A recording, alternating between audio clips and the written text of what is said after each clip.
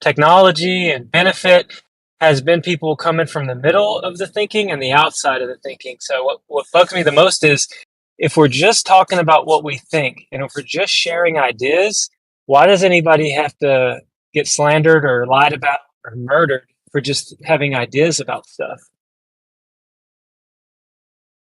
Vent it out, JT. The way he treated you was crappy, bro. Yeah, it's all good, dude.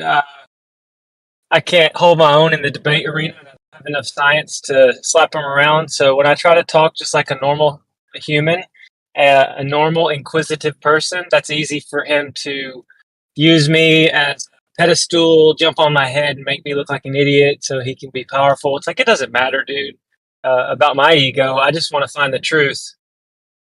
Holy shit, man. Freaking I was listening to the convo. He needs some freaking what do you call the that hormone? Oh my god, to become a freaking alpha. Holy shit, because he's like a beta, crying about people with boats. Testosterone. Yes. All he did was bitch. He's going to his boats. Blah blah blah blah blah. Yeah, I think we should be able to have this conversation without like getting so personal. And it just seems like a lot of times everything gets taken personal, and it's just ideas being thrown around. Like let's just enjoy the topics. Let's move forward with information, and I think that's the important part. Yeah, 100%. And for me personally, if we're just talking about light, I like to say something like, "Hey guys, let's pretend like we were way back, just primitive man, enjoying sunrises. That's just about the only light source we had other than lightning. Not knowing about infrared and not knowing about the range and the spectrum of light that we can't see. Like if I wanted to tee up a thought and go and like pretend to go back before we knew stuff, just to kind of re-examine it, they act like that's a sin or not allowed. And they stamp it down, and I'm like, bro, so I can't talk or I can't think. That's what it is. I can't think. All Discord conversations turn to this song. I want to know what light is, and I want you to show me. That's hilarious. I mean, honestly, if I said this, hey guys, I think that there's a spiritual world out there that is more real and see and touch. Like what we're living in isn't even what is really going on, because like the inversions with identity or gender, just like these inversions and twistings of truth and politics and everything just getting all wadded up in a ball, that's not a natural occurring phenomenon. That's intentionally, there's twisting and there's deception. So if I was to say, yeah, the reality that we're around in, it's cool and all, and it is physical, but there's even more that's not physical, they would have my head.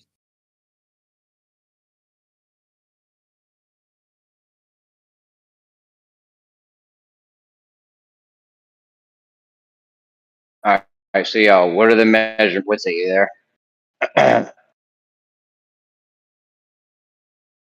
Yeah, what's up? What's the measurements? That you go up in altitude and they say this shouldn't happen on a globe, but it is happening. Yeah. So it's interferometry measurements, the quote unquote speed of light. It's faster in the direction that the sky moves, and as you get higher up, it gets even faster in that direction. So you're saying they're measuring the speed of light. They're measuring the speed of light not being constant? Yes.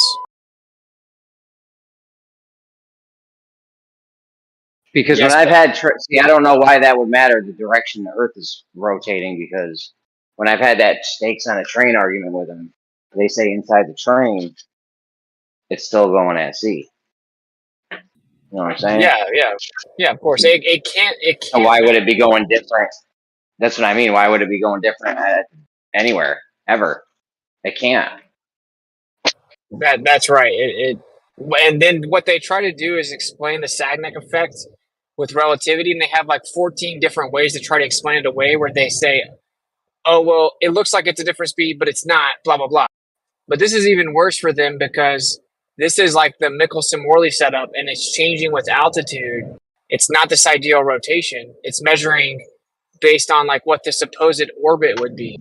So it should measure literally zero change, yet it does change. The light hits the receiver faster on the ground in one direction than the other, and then as you get higher, it gets there even faster.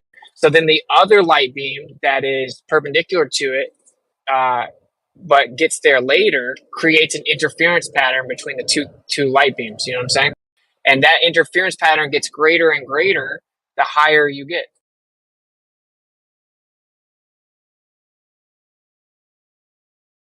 So that just completely destroys the globe, right? I mean, and it's been done like hundreds and hundreds of thousands of times. So what if they came with an argument that says because it's further from the radius, it's like a further, like a larger. Yeah, they're not trying to say that. No, because their model claims that there should be zero fringe shift. So it can't change at all because it can't change from zero. According to them, inside this reference frame of the Earth while it's orbiting, you won't see any fringe shift based on the orbit, right? So the fringe shift should be zero. So the fact that we get any fringe shift debunks their model. They claim it's just instrumental error, and then they put it in a basement, and they say, look, it's pretty close to zero, so I promise it's actually zero. Right? It should be zero. But then as you go higher, it gets even greater. And there is no rebuttal for that. You can't claim it's instrumental error unless you want to say, like, oh, well, the instrumental error changes based on pressure, right? But that gets debunked when you are sending it in a specific direction. Why is the instrument giving us an error reading coincidentally in one direction, coincidentally at higher altitudes, and coincidentally changing throughout the year as the sun moves through the seasons? So right. So good. Sorry, go ahead. No, that's pretty much it. Like they need it to be zero, but it's not zero. So they claim it's instrumental error, but that doesn't work. Right, so it's sort of like they have to throw it all out because it obviously doesn't show the Earth moving and the Earth moving around the sun. So it's almost like they have to throw it all out in a way. And then the fact that, like you're saying, there's these actual nuance, there's these actual particular differences that, like you said, if they just try to throw it all out and they try to say it's all instrumental error, but there actually are, detailed, repeatable, nuanced measurements, then it makes it even more difficult for them to try to throw it all out and to try to claim that the instrumental error is consistent, because that's where you get to a point where it's not instrumental error. Like when you start to actually get consistent results, at repeated results, because instrumental error is usually something that is intermittent, like it does this here, it does that there.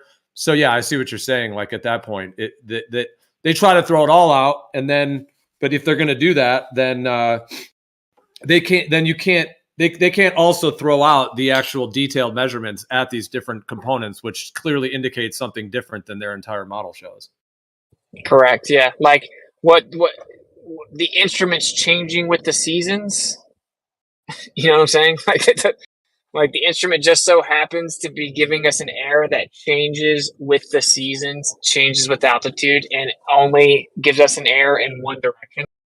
So it's like, yeah, that's rough. Hey, with it, I'll say that Oakley, when he was trying to nail me,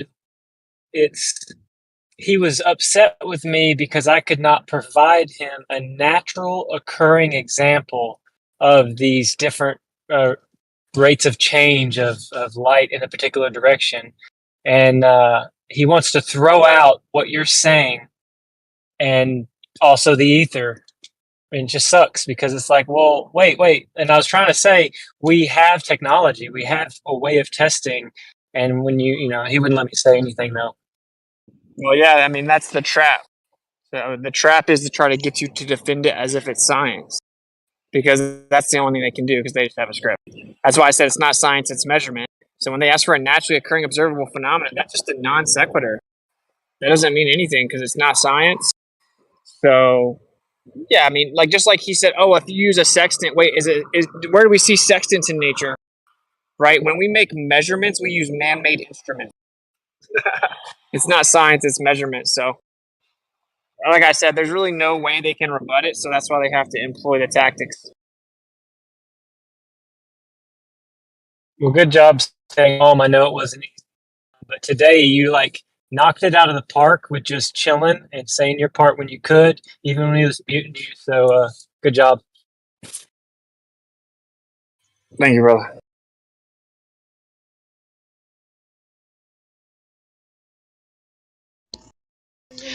This may be a dumb question, but have Globers tried to use Coriolis effect for explaining any type of light argument that you were talking about earlier? And sorry if it was already brought up. Nah. Okay. Nah, because light doesn't change in air, even if the air is moving. Like how fast the air propagates doesn't change if the air moves. So they can't really say that anyway here. No, what they do is they claim the Sagnac effect from Michelson-Gell-Pearson. They claim that it's detecting the Earth's rotation.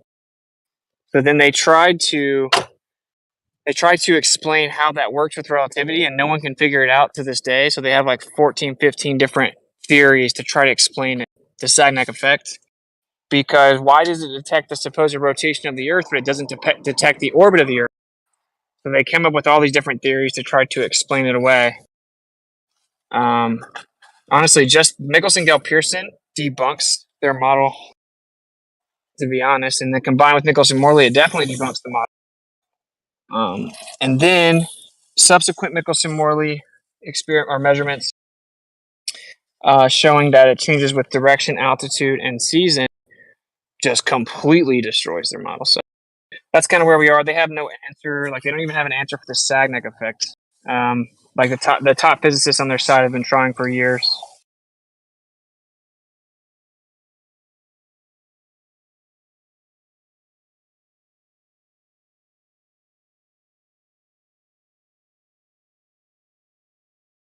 Like that's why I can't believe like a flat earther would be like, no, you're not allowed to talk about these objective, repeatable measurements that debunk the globe.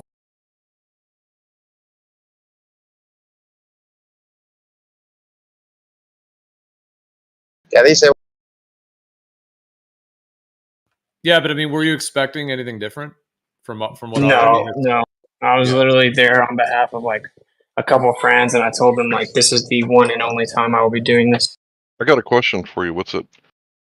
So, And, you know, we've kind of had a conversation like this before, but no true Scotsman, right? How do you know if someone really is a flat earther or not? Like, or can someone be a flat earther and not be a truther? Or could there be like controlled opposition where they're calling themselves a flat earther?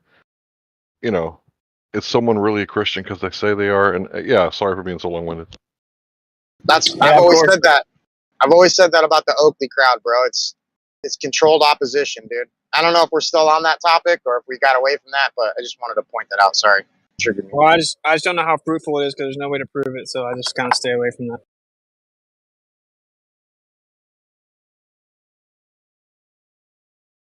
So, I think that sometimes people may underestimate pride and ego, because like if you say like the ego is way stronger when you're like public, right? So like when you're like a public figure or whatever, it's going to be way more difficult to kind of swallow your pride than say Oakley didn't do online stuff. He made that claim one time at a party, and then the next party I was like, hey, check this out. Actually, you know, it would be way different than like being a YouTube personality, you know. So I just leave that open that it could just be pride. That's true. That is a good possibility. I could have been overlooking.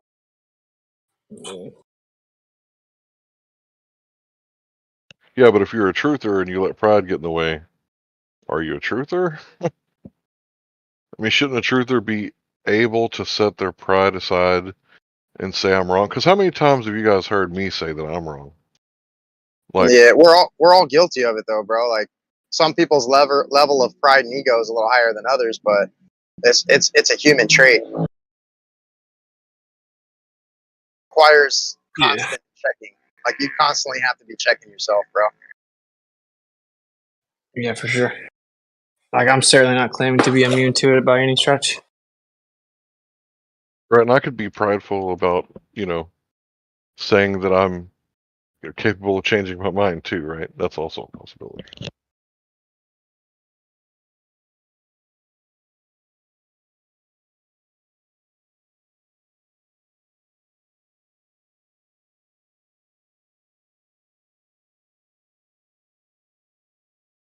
I take pride in my work, and they do believe that it's their job. So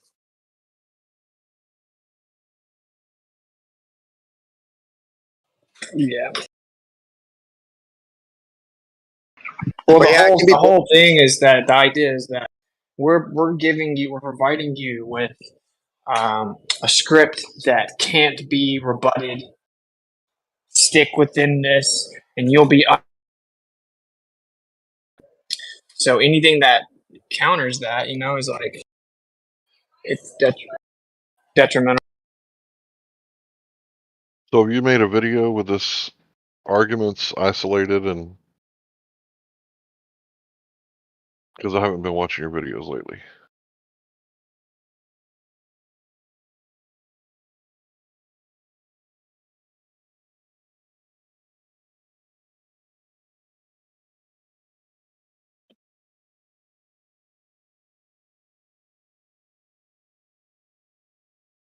All right, here response. Witsit, do you have a video with all these arguments isolated in one video?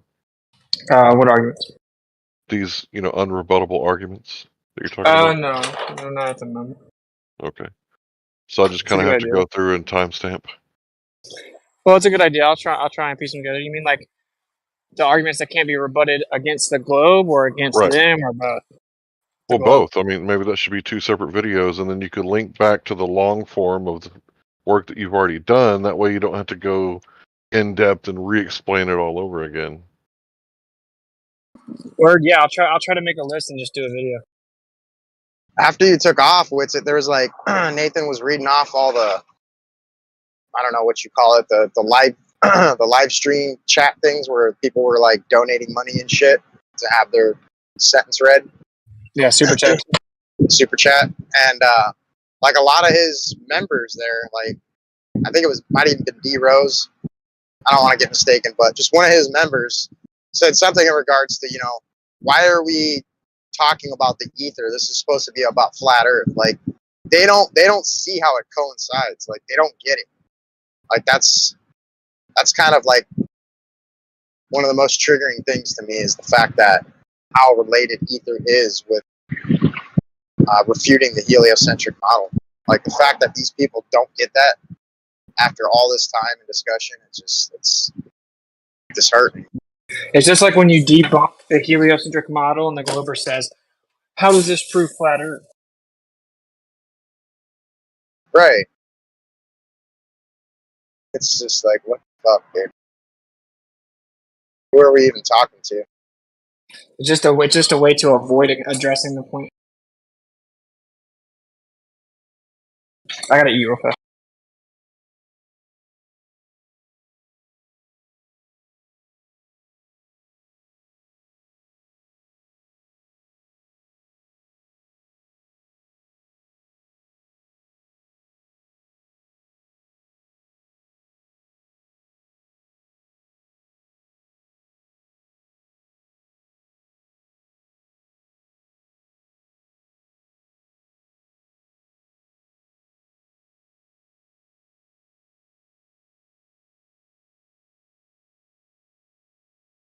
Yeah, I mean, they have their story in the heliocentric story in terms of how they want to try to claim that ether is removed, the medium, etc. And then it's like the vacuum thing, the outer space, the nothingness, everything that they try to go with in terms of that.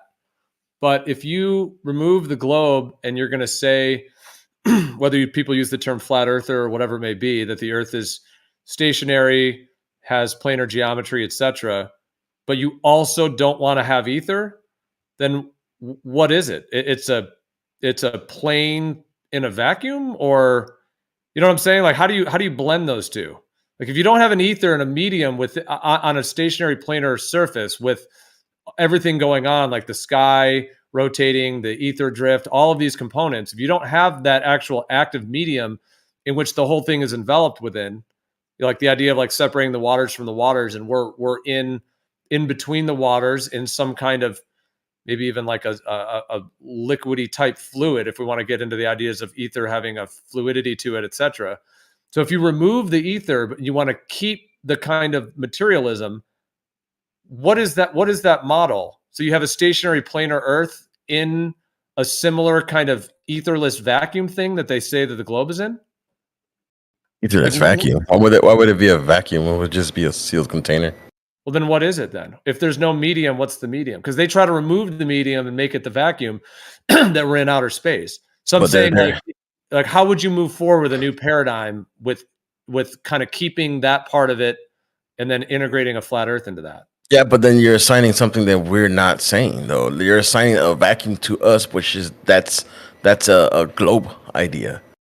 There is no vacuum. There's just the medium we live in and a sealed container, and then water's above. Yeah, but if space is fake, I think that's just where Geo is going. If space is fake, that's the claim, right? What is that out there? Can you not speculate, or I can speculate all you want, but I mean, this is the thing. What I got to with Dice Roll the other day. What is ether? What's the principles of ether? I mean, I know y'all have a lot of attributes to it. What's the principles of it? Because that's what space time is. It's attributes, attribute to it, and but nothing. Illumination is an attribute of light. The principle is the light. Well, here's the difference. Space-time is based off of nothing material. Right, no principle. Right.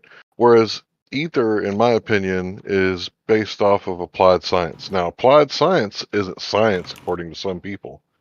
But if I can take an oscillating magnetic field and somehow harness energy out of that, you might say, well, that's the magnetic field. That's not ether. Well, isn't a magnetic field like modality of the ether? It's certainly not modality of space-time. Because what is space-time? There's nothing there. Like what Dicelo has said, we have to define a bunch of stuff that needs to be defined in order to actually come into an actual definition of what is the principle of it. And you know what's so funny? I don't know what the name is again, but you just said waters above, right? You know what we definitely know? That we have waters below the waters. That's a proven fact. We have waters, we have ponds in the oceans that are underwater ponds. So as we know, as we find it most of the time in reality, there's always an opposite to everything, right? Like magnets, plus and minus, or electricity, or the human brain, left and right, and so forth. So if we have waters below the waters, then we can be sure to 100% that there's waters above the waters, which would be above the oceans. There would be another ocean. I mean, and they just, if I don't know if you ever heard that TED talk about they were talking about if it's dark energy or dark matter. When they're looking at a star, they describe it as when they put a penny inside of a tub. They don't know what's there. There's something there moving. You can see the ripples and whatever, yada yada yada. But there's something there, and they just don't know what it is. I mean, it sounds like this is water above. But just to address what you said, although, yeah, we need to definitely redefine terms or actually define terms that have never been defined in order to obtain the principles of the ether, such as a field, energy, magnetism, things of this nature.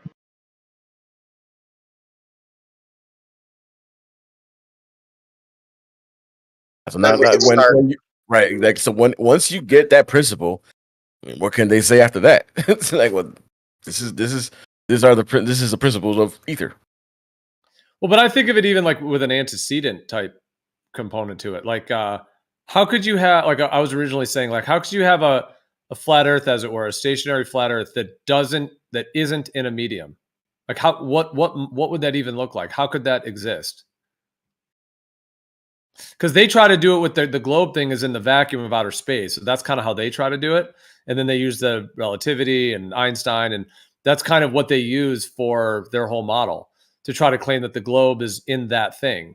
Therefore, it's not moving through a medium because, we have the atmosphere, but that's kind of their replacement of the antecedent is that what they try to go with, which is a whole like evacuation of the medium and trying to put it into this whole other thing. Of course, that medium out there, we can't test it. We can't validate it. We have to depend on NASA and space agencies to tell us how it is.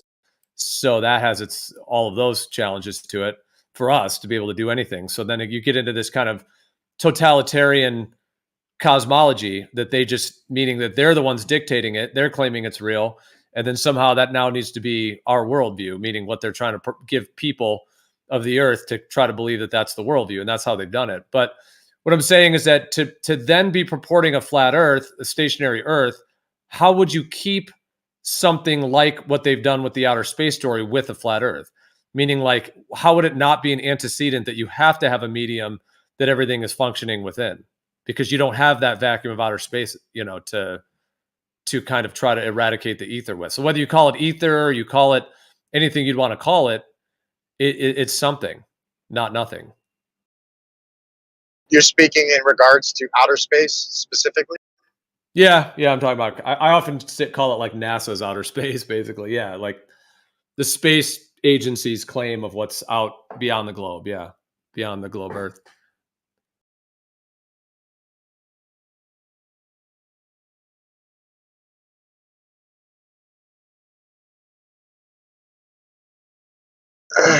Yeah. I guess I'm just ultimately saying, how do you be a flat earther and try to have no ether? Whether you call it ether or you could call it anything you want. It's like having a fish that has no water. Like, what is a fish without any water? How could you have, like a fish goes with water? Yeah, good point. Yeah, and if you say space is fake, what does that mean exactly? What does that mean it's fake? The claim of that, like, I'll just say NASA's outer space, the claim that thing out there isn't actually part of the physical world, that doesn't exist. That's, Yeah, like the vacuum, I imagine they mean. It's a mirage. Right, exactly. Basically, all the celestial observations you're seeing is a mirage, essentially. No, not at all. I don't think that. Yeah. When they say space is fake, what is meant by it's like the definition of what space is fake. I mean, because there's space from here to my computer. There's all type, but what's between me and my computer? There's air. I mean, there's definitely a medium in between me. That's space. Now, the vacuum of space, that's what's fake. In other words, that there's nothing in between us and whatever is out there.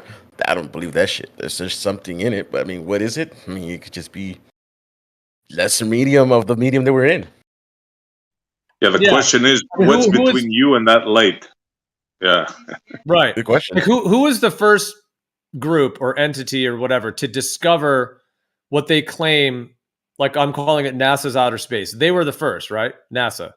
Like, let's say Copernicus was right, the Earth was a globe, and they discovered it. Oh my God, Copernican revolution. But they never got to space until 1960, whatever, when they started, the Sputnik and all of that. So if we even go by their story, they were the first. NASA, literally NASA, and Werner von Braun, the Nazi war criminals, were the first ones to officially, finally discover, oh wow, it really is a globe, and there really is an outer space, and now we're going out there and we're going to float around. So that's why I call it NASA's outer space. Like, they claim to be the discoverers of it. They're the first ones out there, the first ones that claim they, floating around out there and falling around a globe and all that. So, like, hey Gio, in they're my the ones that staked their flag on it and said it's real. That's a good question. Like when did the I'm sorry, you did go ahead next. Go ahead. I was just going to say, in researching how NASA started, I did see where there were fictional writers, a lot of fictional writers writing what space may be like, and NASA came along and just so happened to match what the fictional writers, before they even started, they matched very closely what they were just like writing in fictional books. Well, same thing could be said about The Simpsons, right? Predictive programming. Right. Pushing the globe, claiming that thing's out there. Then all of a sudden, oh, we finally got there. Here it is. We confirmed it. Yeah. Yeah, and keep in mind that's just the current story now, right? Don't just think. Of course, everybody does not think this. This is the NASA story and the Copernicus story. It's a couple of 100 years old. Don't forget, there's been stories before that. Every civilization had their story of what up there is. Yeah. Right.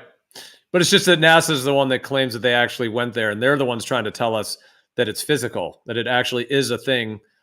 Well, they try to use it sort of not physical as the vacuum, but that if you go out there, what I'm saying is it's like that there's terra firma in the sky, in that way. Like you could go to the moon and then you're up in the sky, but it's physical. So they're the ones claiming that they discovered that. And that's what goes with, that like relativity and the speed of light and all this goes with that medium that surrounds the globe. That's kind of the basis for their whole thing, but it's been discovered by a government space agency. And then it's being purported as being like the foundation of physics, even to the point where people will say, oh, well, a flat earth would violate physics. It's like, well, what is it violating? Like we're on the earth testing things and doing things just as it is. The physics that they're claiming it violates are the physics that they attribute to the outer space medium that they claim astrophysicists and are utilizing, backed by some of these theories and some of these ideas of that they've kind of contorted into that concept, to where people now think that that's physics. They think that the outer space thing is the foundation of physics, and the globe is like a subset within that. So that's why I originally was just saying, like, anyone who's purporting a planar, stationary, flat Earth, etc., who wants to stick with that materialism type of system, like, what would that paradigm even look like? Like, who could champion that paradigm, and what would that look like? Like, is that really going to take us to the next level? That's a good point. The thing is that, and this should not be overlooked, right? And as I was saying, all the civilizations that had their story, but the truth of the matter is, this is the only one in the past 50 years that has claimed to have gone to that place in the sky. Think about that. And all of humanity, right? There's only one group, well, a few group of people now that say they've been up there in the heavens. So, yeah. Hey, SC and Geo, if I was to ask a side question, just because I am newer to the game, do you think that the globe deception and NASA and all of the scripts and all of it is included in a bigger agenda from the Jesuits, where what we're doing, figure out this truth?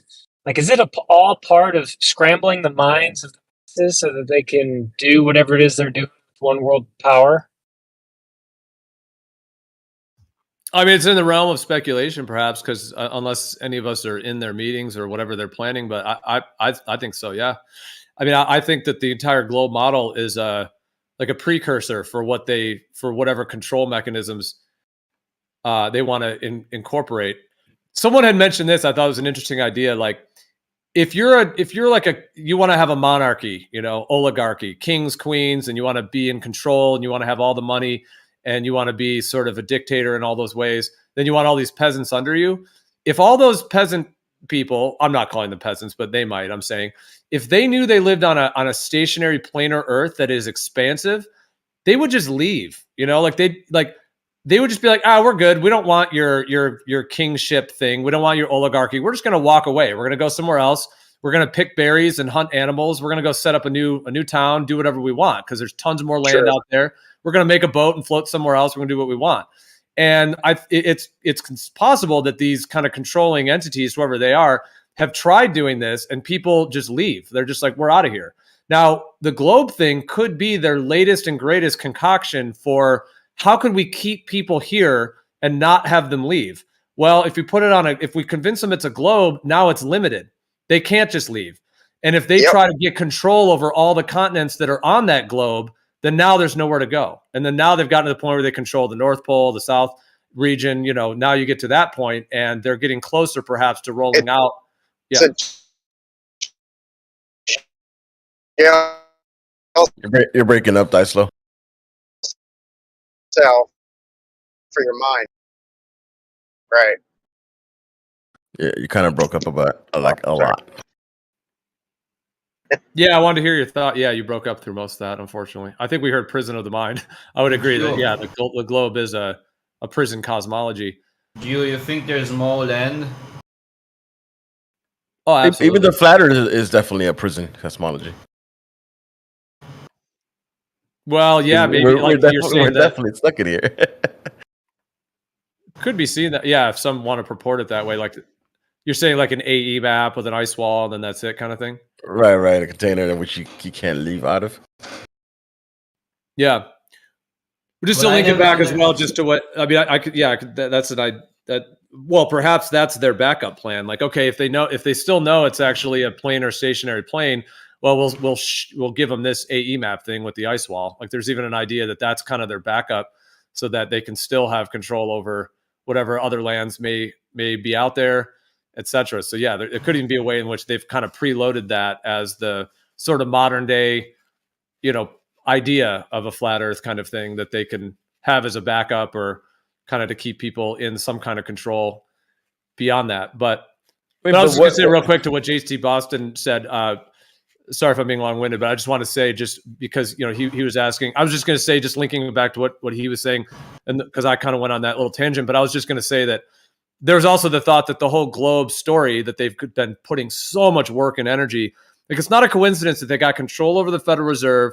They rolled out World War I, and then right after World War I brought in Einstein to try to start really recontorting all of science and cosmology and worldview stuff with Einstein in the 1920s, and then the Great Depression, and then World War II, and then NASA and everything that's come after that. So like this has been like a very, very, hardcore kind of takeover thing. And like, because you were just saying like the Jesuits and whoever they are, like, is it leading towards some kind of larger world control thing? And there's definitely, I mean, it would be in the realm of speculation, but it does seem conceivable that this worldview thing is not just kind of to deceive people, that's not the only thing, that it may be to deceive and to set up some kind of a framework for them to roll out, whether it would be a fake alien invasion, because now we're just this globe, this tiny blue marble. So there could be God knows what other aliens out there, like whether that's the route they're going to take, or some other way to get, more and more control, to get everyone under some unified system. And whatever their ultimate goal is a whole other question, whether they're trying to harvest human minds or whatever it may be. But yeah, it's conceivable that the worldview thing and the globe is actually much like part of a larger agenda, and they've just been building up to it for all these, decades. Yeah, that's some good feedback. I asked my friend when I first started doing this and getting on Discord, like, honestly, I was nervous. I was like, are they listening to me, or am I going to be targeted for seeking these truths out?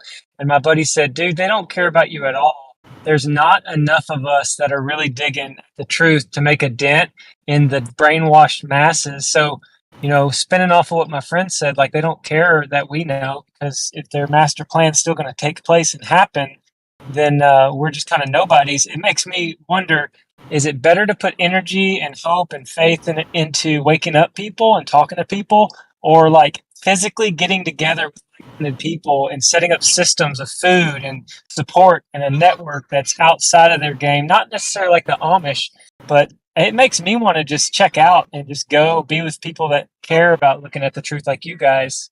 Anyway. No, I hear what you're saying with all that, but I mean, I would say though, the thing about like evil in general, or like, dark sort of forces, there's also a thing, like, it's in movies as well, where the dark forces kind of like they lack foresight in a way. Like, they might have very, very evil plans, and they might be very, very clever of how they carry them out, and they might get a lot of domination.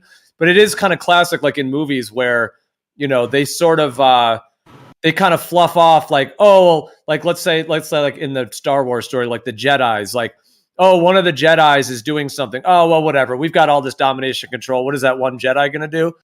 But in the end, the one Jedi, you know, he gets in and he sneaks into their system and he disarms the whole thing or whatever. So I'm just saying, like, they may be, I like, evil always works this way. Like, they don't have all their bases covered. They try to, and they have enough bases covered that they get a lot of distance out of what they're doing. There's no doubt. They get a lot of control and everything. But, you know, I hear what you're saying. They might not be thinking that individuals coming to, you know, being aware of what they're doing. They might not, you know, think that those individuals are as much of a threat as they actually are, you know? So, and there's sort of like, there's nothing they can do about it, in my opinion, because I just think that evil kind of always has to miss something. Listen, if they're going to do it right, they're going to care about us. I mean, it's that simple. And it's the fact that we're waking up to the fact, yeah, Gio, you're so right, that I mean, they stumble as smart and connected as they are and such. There's still times where I'm just like, no shit, you fucking idiots. Well, You that's ever like made the a moon mistake? footage. You poor babies. But that's the thing, you know, people want to follow regardless. So as long as they got power, how could they be wrong? Yeah, and it's like the moon footage when they presented that and produced it and put it out on TV. It was unbelievable, and very, very.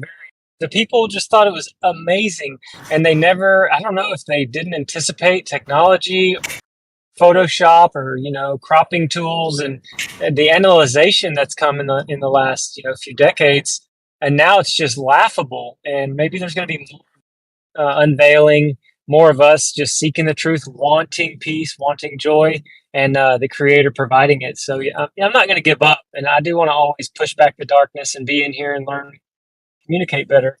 Yeah, man. But yeah, Listen, it's about connecting with the truth and then spreading that truth to as many people as possible with love in your heart and genuine intention. There's something else, but of course I forgot. Continue. What kind of makes me think of the classic story, like, of like a dragon who lives up in the top of the mountain in a cave, and the dragon comes out every day and it flies over the town and just, breathes fire and just kills tons of people. And like that in this analogy is sort of like, the idea of some sort of like evil that's kind of just ripping over the people and killing all the people. And then like in that kind of classic idea that like somebody has to go slay the dragon to save the people kind of thing. And it's like the idea that like maybe the dragon, maybe every day there's people climbing up the mountain to come after the dragon, but the dragon just burns him with fire every day. And every morning he flies out. Oh yeah, any of those coming up to my mountain, we'll just roast those. And I'm kind of using this analogy to say there might be a time in which like the dragon's roasting all those, but there's one guy that's slipping through, that he didn't get killed by the fire. Maybe he hid behind a tree, and the dragon's like, don't worry about it. I got this. I got this. And doesn't really care about that one person, but that one person happens to be the guy with the golden sword who sneaks into the cave at the top of the mountain in the middle of the night or whatever, and then slays the dragon and saves all the people. So I'm just kind of using that sort of whole analogy in that kind of way. And so that's the thing. I think that like evil always kind of lacks that level of foresight, and there's always some way that it trips up and falls, because it kind of has to, because otherwise like they would have ultimate control. And that leaves for the good to actually win. Yeah, so like with the Hobbit story, right? Homeboy goes after the dragon, and it's like, holy shit, how am I going to beat this? Oh wait, what's that little spot there? Ooh, is that a weak spot? Oh no shit. So I take from that, every evil has a weak spot. You just got to find it. hey, my input too is, in Matrix when Neo put his hand up for the first time and stopped all the bullets and they fell to the ground. That's what my faith is residing in. I believe that there's only a set time for this evil to be even here. And there'll be a time when it's like, all right, time's up, game's over. And it just gets stopped and obliterated. But, that's just my faith.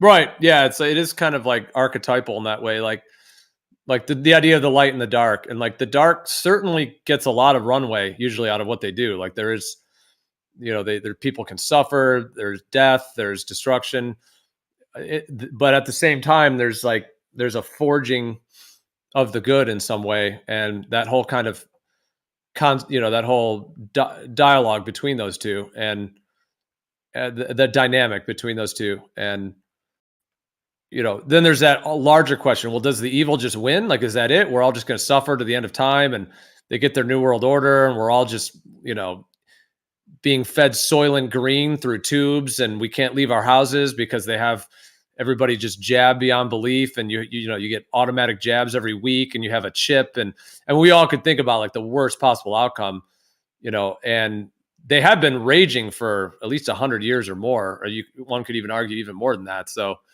it is intense, like how much the darkness does seem to get a foothold.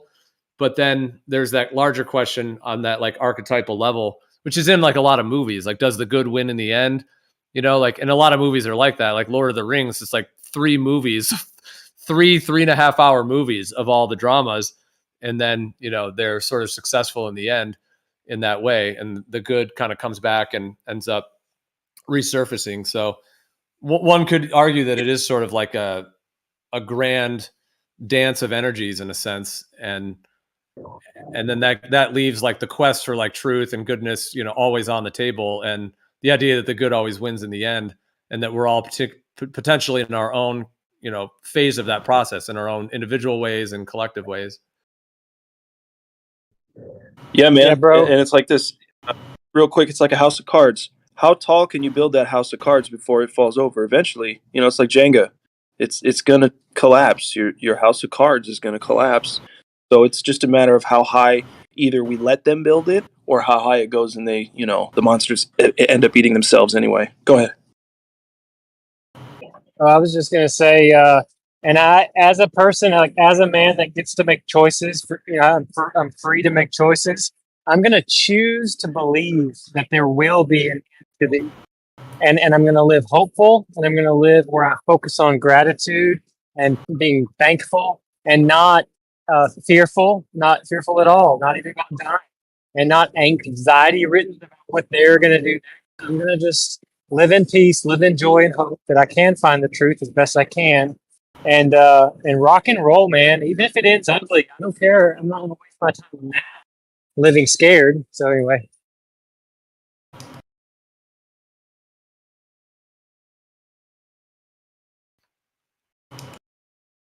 Yeah, I mean, imagine like even like the idea that before we were born, like we kind of chose this life. I know not everyone may see it that way and so on, but I'm just saying, even if you view it as like a movie script, that like you're like, okay, I'm going to incarnate into this body, and then if you were like, well, okay, if like your spirit guides told you like, again, we could just view it as like a movie script, but it's like, all right, well, there's a couple life paths you could take. You could take the one of being like on the side of the truth amongst this huge drama that's going on in terms of sort of the evil that's going on, and all the different avenues of the macrocosm and the microcosm, like the large deceptions of the macrocosm of what the earth is, and that part, the microcosm of our health and the GMO foods and all of those components. So you could either take that life path, or you could be on that side of truth, and whether that's getting the word out or playing a role in it, or just being strong in your own mind against it all and continuing the path and making connections and doing that. Or you could pick the opposite path. Like you could be on the side of supporting that darker side, either because you're sort of deluded or because you're just believing it. You could pick that side and kind of reinforce that. Or you could be sort of in the neutral. You could sort of just be the masses that don't have an opinion on it. So like I said, even if you just view that as a movie script, it's kind of interesting to see it that way. Like, okay, well, what task do you want to, almost like in a video game where you pick your character, what's your character's path, and what lies ahead of you for that, and what are all the challenges and all of the components, considering what we're up against.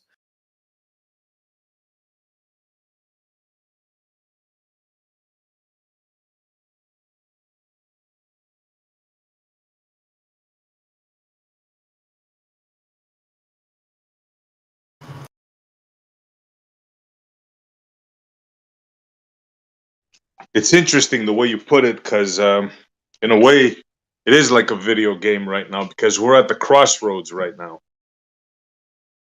In other words, the West has been in charge for so long, and we look at it from a first world perspective, but There's billions of people that are on the other side.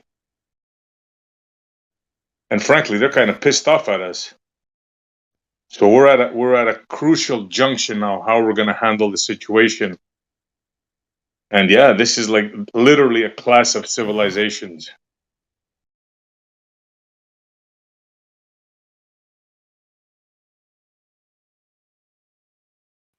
Yeah, I mean, could it even be boiled down to like there's those who want things to stay the same or keep going in this direction, and then there's those that want some change, some kind of change towards something more healthy, something more integrated with nature, psychologically, physically, that's more integrated with something, in that sense. Like, could it almost be split into that? Like people that like the way things are and want it to keep going and want that reinforced versus those that want to either improve things or venture in some way that would change things in a positive way.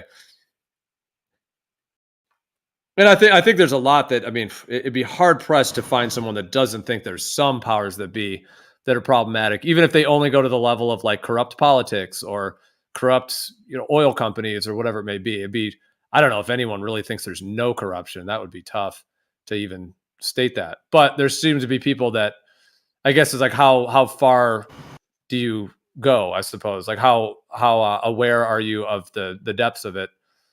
Like if it's just politics, like, okay, we just need to get these corrupt politicians out. If it's just oil, okay, we just need to get these corrupt oil barons, figured out. But to what depth is actually going on, and what really is at the root of it?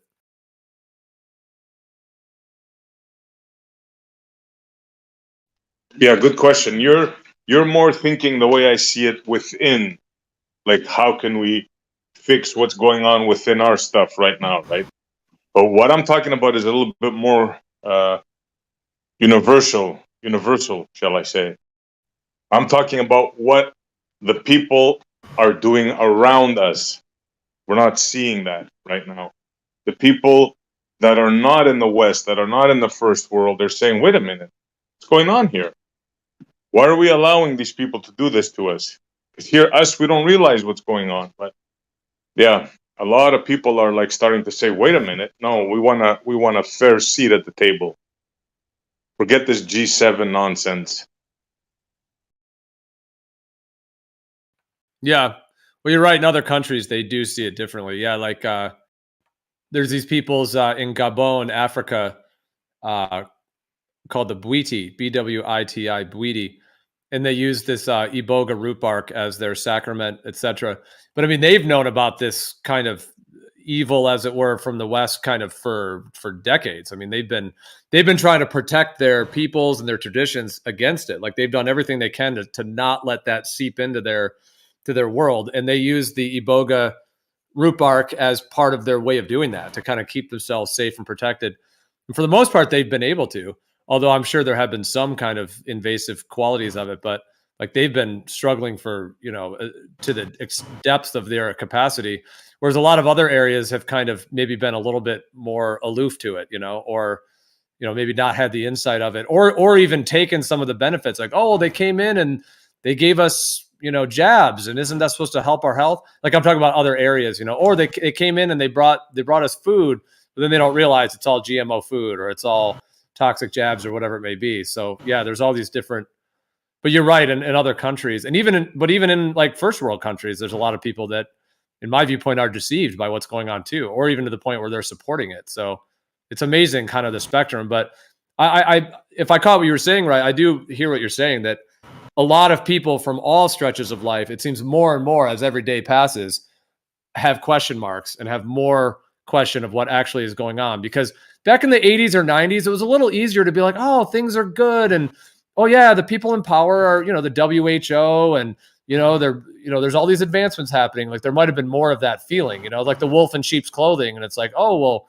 everything seems okay, but perhaps as time goes on and they reveal more of their cards, people are more and more seeing what's going on. And that's the big question. Will enough people see what's going on, sort of in time, if you will, to bring about change and to bring some level of resistance? I don't really mean violent resistance, but something that, we can have more awareness of what's actually going on. Because I do think there's immense criminal dark forces at foot that maybe back in the 80s or 90s or 70s people didn't really think as deeply about, perhaps. Yo, Geo, in the playbook, they could also be thinking in hundreds of years where, we're middle-aged, younger, or middle-aged, and no matter what we do or think, they may think, well, we've got the upper hand because all these people that are truthers and flat earthers and all that, they're going to die off eventually. And then they can write the books however they want about how good, the world order. I mean, this is crazy thinking about it long term. I actually kind of disagree with you there. Because look at all the people that totally buy into the narratives. The gay people, I mean, they're adopting children. They're not having children. And then look, a lot of the truthers, they want families. They have families. Right? So I think there's kind of a weird thing happening where lots of these people aren't having children. And then a lot of the truthers are having children. So I don't think there's enough truthers to, make a huge difference. But I just wanted to bring it up. No, I'm glad you did. And I don't think they're going to be successful. My whole point was they may be thinking in that way. They may be thinking we're nothing. But really, every single one of us that wake up every day and we're pursuing goodness and we're homesteading or thinking about better nutrition for our families and for ourselves and getting closer to the Creator, praying, being a light, higher vibration. Like, we're making a bigger difference than you think. I just meant they may be foolish to think that they can get one over on us just by thinking that the small group of people like us are going to die off. Yeah, man, I agree with both of you guys. Listen, they're always going to underestimate their enemy. Always. That's the biggest sloppy thing they always do because they're filled with hubris. They're on drugs all the fucking time. They're crazy, right? They're nuts. So they think a certain way. It doesn't matter what is possible. If they really took a solid look at how serious we're all becoming and the true numbers of us waking up, we can't even probably get accurate representations of that given how, we get information in the West in the first place. But regardless of that, man, they're always going to underestimate our ability to pull the curtain back and see the tiny little piece of shit pathetic man pulling the levers, right? We're always going to get up into that room and we're always going to be able to pull that curtain back every time. Amen, bro. Right, absolutely. I also think the difference is too, like these people that actually know what they're doing, they know it's a worship battle, basically, right? And so they're worshiping the biggest deceiver of all, who I don't even know what Satan, whatever you want to call him, the adversary, thinks, but he continues with his plan, thinking that he could possibly be, the Most High, Elohim. He wants control, right? And so they believe in his lies. So I genuinely think these people are deceived because of their flesh, their greed, whatever, their lust, all the sins. So yeah, the Father will win in the end, right? I mean, definitely, we know that the good will always win, and I believe that. I wish history would agree with you, but it's not always the case.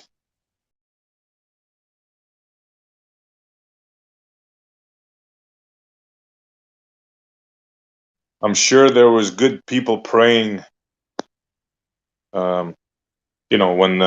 when the Muslims were conquering, they were praying to their God. The Christians were praying to their God. And it's always good for one side and bad for the other side. It's just that we're so used to being on the side that wins that I think we've forgotten what it's like to lose.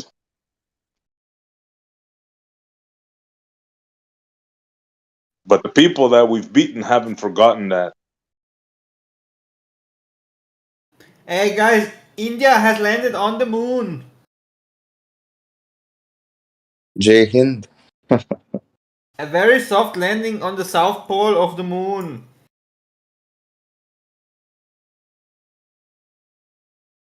Come on, man. Give my people their fake moon landing. Don't take that away from us. Oh, you're Indian? Yeah. That's funny. That's cool, man. Yeah, aren't you proud of your country? Yeah, all the other ones were fake, but this one is real, okay? Yeah, definitely. Haven't you? What is the last seal? Haven't you seen the great CGI footage they presented?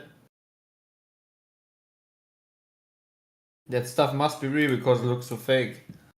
I'm just now that they have a rover there, I'm hoping for nice smooth images and video when it gets back. I'm waiting. None of this choppy 1995 video game footage that they show us. Well, it's just because that's because it is so real. That's true, bro. I posted my India moon landing in the main chat. Hey, I expect a lot of Bollywood. This better be good. Yeah. You should do Bollywood style moon footage. Now that's racist right there. But let's ban Dicelo.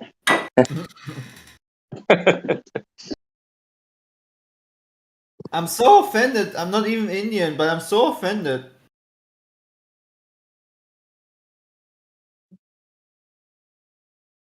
So it appears India now joined the big boys club. So we should be seeing them in the G8 soon. Only one of 4 countries. So that means they're gaining clout. Well, they should. They got like what, 1/8 of the world population. So So in another Discord, an Indian guy told me that basically almost everybody in India are scammers. Like, I'm not making this up. That's what an Indian guy told me. People will try to scam you all the time. I don't know if Arul would agree, but That's obviously not true, but there are a lot of scammers, I'll say that. That being said, some of these people deserve to be scammed. The natural selection as the real natural selection. that sounds like a scammer. No, check it out. There's a quote out there. I'm going to butcher it, but it's "Let he who would be deceived be deceived." Right? I mean, If really, someone's going to be out there, you know, just eating up everything they're fed and told, and they can't have one genuine thought of their own that doesn't have 10 other thoughts put in there from childhood to then. You know, like you couldn't ask them to write an original sentence. It would take them a while. Those people, Hey, they're begging to be deceived. The people who sit at the dinner table and they're like, yeah, you just can't trust the news. Well, on CNN the other day they were saying, and it's like, no shit. Those people might just be better off being deceived. We're better off without them. Anyway. I tell you what, though, Sensei, it freaks me out when they get so angry at me for having questions, just like simple. I want to observe. I want to look at it from different angles, and they get so angry at me for having that mindset. They just want me to be like them.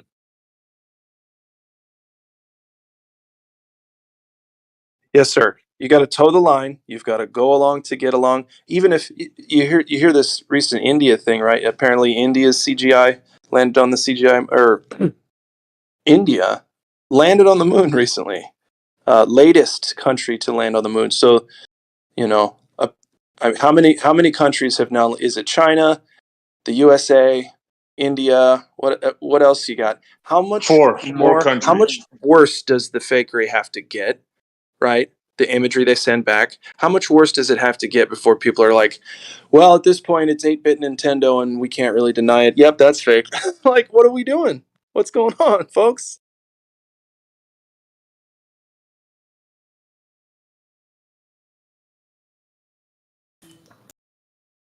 Well, as long as the people can be fooled, they will be fooled, and I don't see any any relent on that.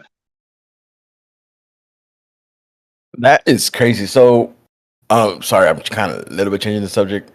Well, a lot. I'm hearing the Nathan Oakley show when Witsa was there, and when he brought up the photon, holy shit, they totally jumped and they didn't want to speak about it. They want to say they prefaced it with something. Then Adam Egan said, "It's my birthday today." And then they said, "Well, you wanted us to sing happy birthday?" They went to a whole different other thing. Like they totally wanted to not speak about it whatsoever. It's crazy. The good old photon, huh? Yeah.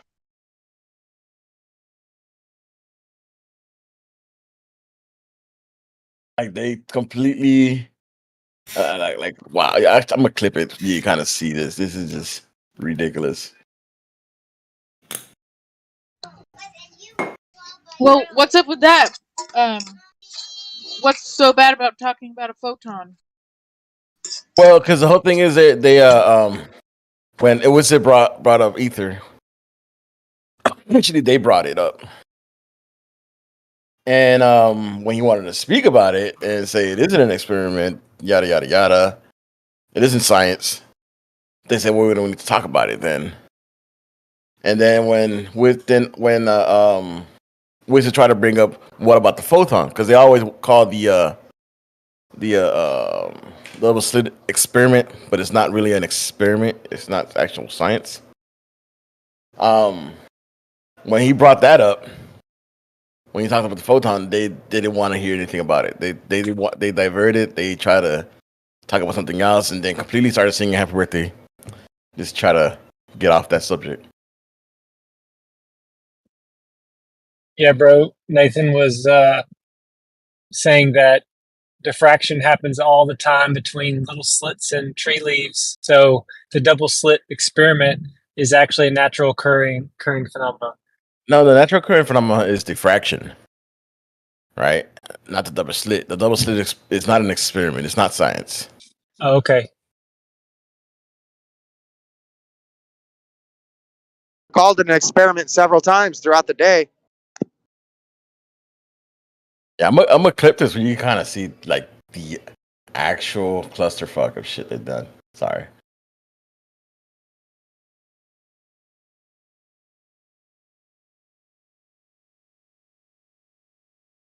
So you can randomly just walk upon somewhere and you'll see an arrangement of mirrors aligned together with a laser beam going through them. Yeah, I saw that last week, as a matter of fact, when I was driving by the highway.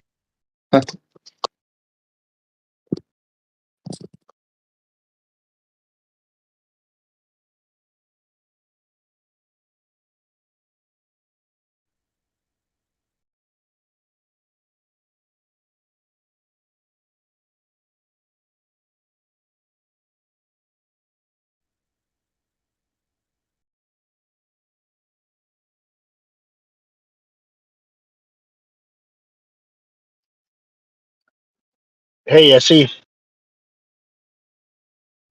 Yo, have you gotten some really fucked up weather this summer on your end? yeah, it's almost like no summer. Fuck, man, we've had like 3 tornadoes, flooding this year in Ottawa. It's been a really wild summer. Yeah, it doesn't rain anymore. It freaking pours, right? Yeah. It's just like anytime it rains, it's like a friggin' deluge. Yeah, yeah, man. What the hell's going on? Yeah. Literally, I watered the lawn 2 times this year. That's unheard of, right? Like I used to water every other day. Literally, I only watered 2 times, and if you see my grass, it's the greenest it's ever been, ever. That's how much water. I've had to cut the grass twice a week all summer, except for the beginning when Yeah. everything was dry. But it's like I've never cut the grass twice a week. Yeah, it's insane. And then like tornadoes, I think we in Ottawa we've had like maybe 4 tornadoes in the last 20 years, and we've gotten 3 this year alone. Well, this year I did good on my tomatoes. I was lucky. I got like a couple of hundred tomatoes, but I did some fancy gardening, shall I say. I put some tarps down to avoid the weeds and so on and so forth, and I mixed up the soil good. I put some clay potting mix. Anyways, I don't want to get too, and yeah, it worked out good this year. And I think it's because of the water. Like I didn't have to water. I think I watered my tomatoes like 2-3 times this year. That's it. So yeah, the weather is like way out of whack. Yeah. Hopefully the winter is nice and calm. Yeah. I don't know where you are in Montreal, but fucking winter's stuck in Montreal. Yeah, winter sucks, yeah, for sure.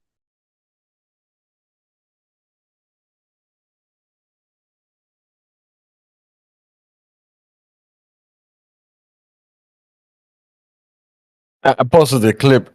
It's really disgusting. It's like the disgustingest, most behavior I've seen from Nathan and his panel. Holy shit.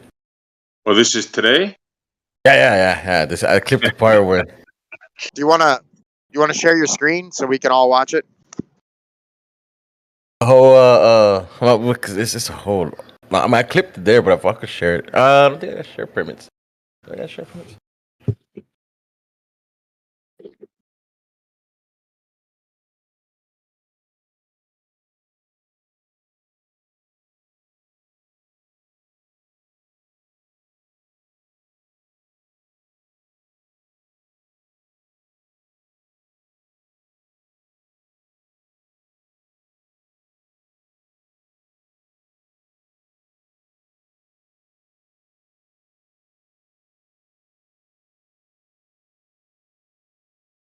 Volume's a little low. If you could turn it up.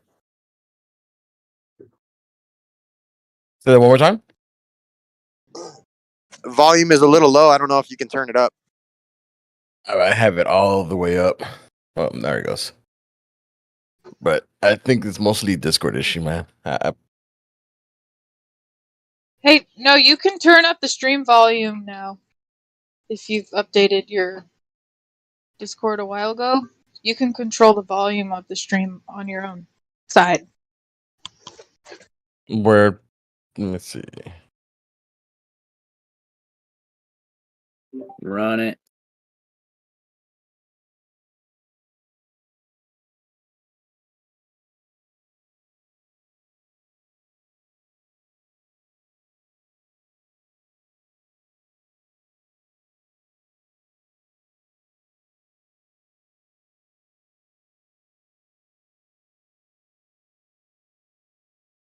Can y'all hear it? Yeah, Can it y'all hear sounds it? like the same. Yeah, I can barely hear it. I mean, Turn him up on your Yeah, end. it's all No, the way up. whenever, Let me update hey, my Discord real on quick. my iPhone, whenever I go to the screen channel, I can pull up the little bar from the bottom, and it says stream volume, and I can crank it, and it's loud. Thank you. That's oh, what I was okay. trying to explain. Yeah, on your I got own it. end. Thank you. Yeah, I got it.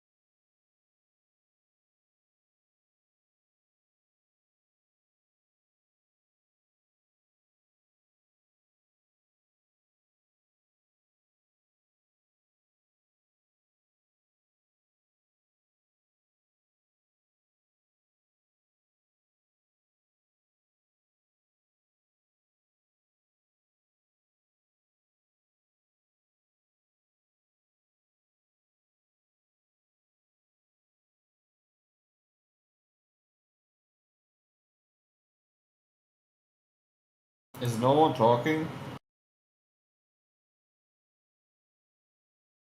You are. Okay, just wanted to make sure.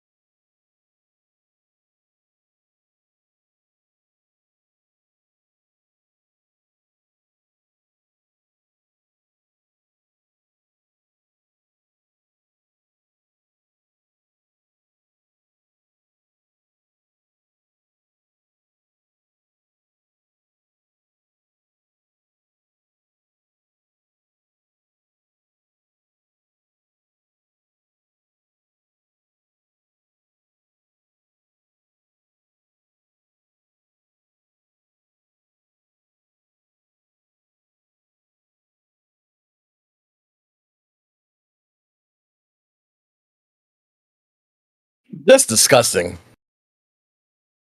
I want to continue. I mean, we could definitely go back. That's just disgusting, though. Yeah, I'm listening. It's horrendous, but you know it needs to be witnessed.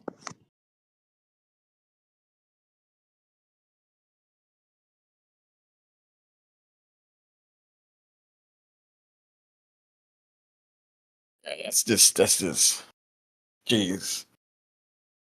I mean, like he did not let him address the photon. He don't give a shit about it because it's. But yeah, they could talk about photons and double slit quote unquote experiment. But when it comes to like, he wasn't even trying to talk about the ether. He was trying to address the photon.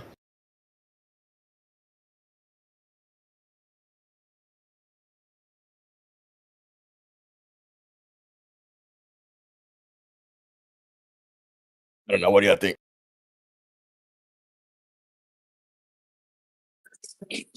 Dude, I was there live for it. It was real rough.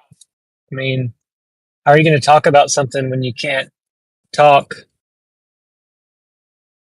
And then the other guy, they'd say, "Oh, it was my birthday." If they start singing "Happy Birthday," used to trying to obfuscate from the actual conversation, and then they come back and talk about, "Yeah, I'm glad that somebody, an etherite," he said etherite, in the hell, has said that yeah, it's no science and blah blah blah. But wow, like that's just it's amazing.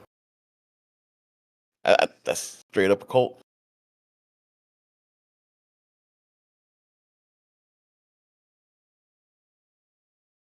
That's a definition of an echo chamber. Holy fuck.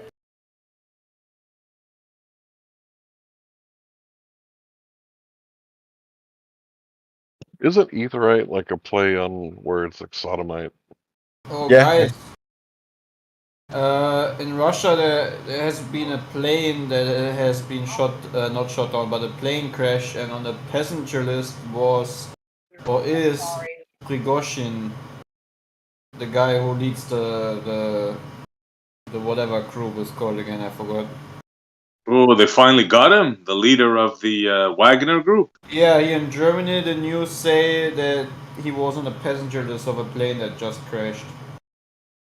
Makes sense. I was waiting for that to happen. I mean, it sounds really sad, but I know how they operate. Yeah. Or he put himself on the manifest of that plane and wasn't actually on that plane because he doesn't want to deal with it anymore. Yeah.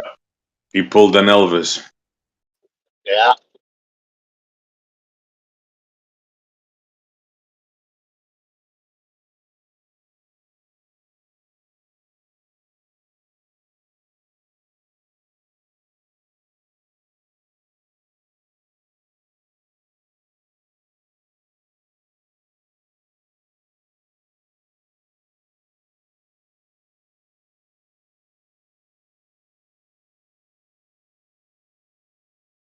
That's pretty big news if that's true.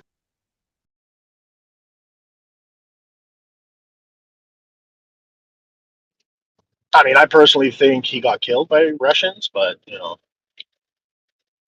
I would say I would believe either side.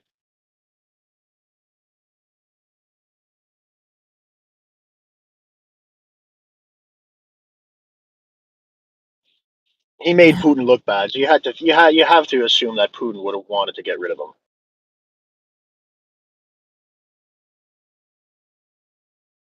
See, the thing is that is so again so weird about it. Why are they now pointing out already, even though it's not even confirmed? Oh, this guy is on the list, and oh, this plane, has probably been shut down. Normally when they get rid of someone, they try to keep us as natural and uninteresting as possible. Not unless you want to make a point. Yeah. In this case, oh, look at Putin. He's the only one who would shoot down the plane. Or in this case, you decided to try to make a coup and try to basically, create a civil war. Yeah, you're going to get killed. I mean, it's not beyond the realm of possibility to think Putin could do that. But why didn't he do it? I mean, why did he pedal back? That's my question. I mean, he had the best. Who, the Wagner guy? Yeah. I don't know. Truthfully, I don't know. He wanted more money. He got it. I don't know.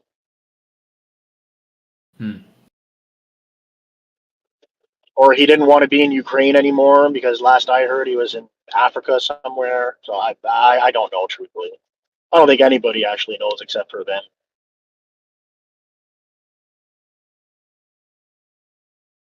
Yeah.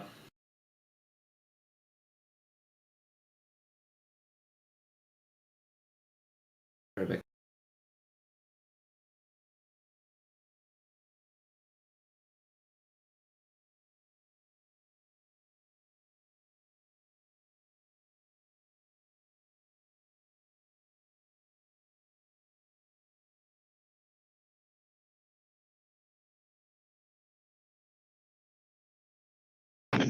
Seems like you got two people standing firm on two different things.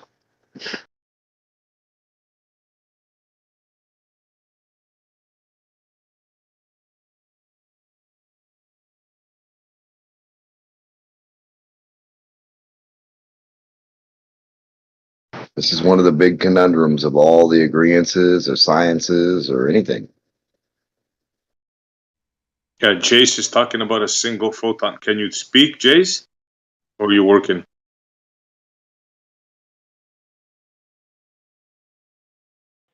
I think his dog's walking him right now.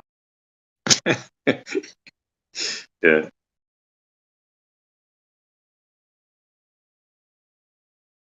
Well, we know he's healthy, but I get tired just listening to him when he talks like that. It's like I'm sitting in the chair and like, why am I feeling tired? Well, because Jace is talking and pace walking.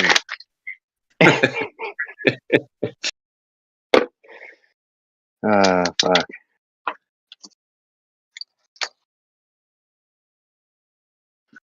Shouts out to Jay.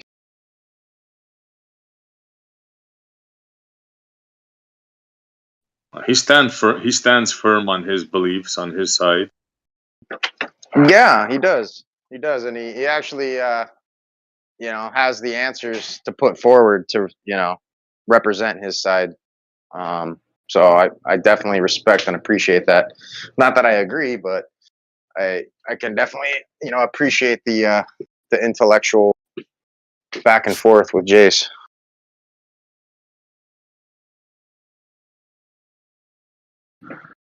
At least he has something to, instead of just saying it's, I don't understand it. It's really mystical, like the Nathan Oakley guys. Can you take a picture of a photon for us? Jace? Or are you going to start mathematically describing it as a charge, then maybe a force, then maybe a field, then maybe a point particle?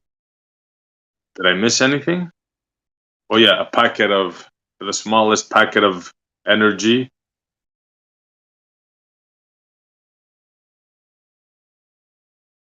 Nathan calls it a discrete quanta of information. A discrete quanta.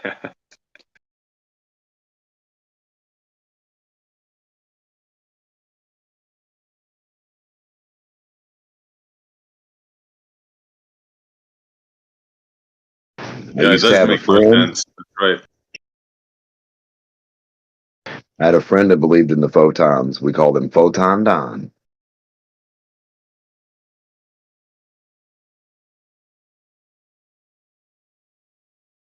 So it's spectra, the effect spectra. So light is the effect the effect of itself, spectraing. Light from where? Which light?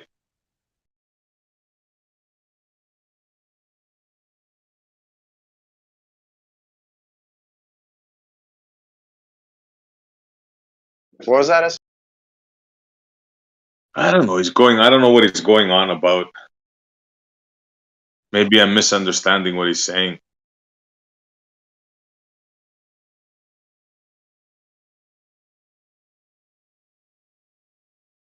Oh, did you guys restart it or something?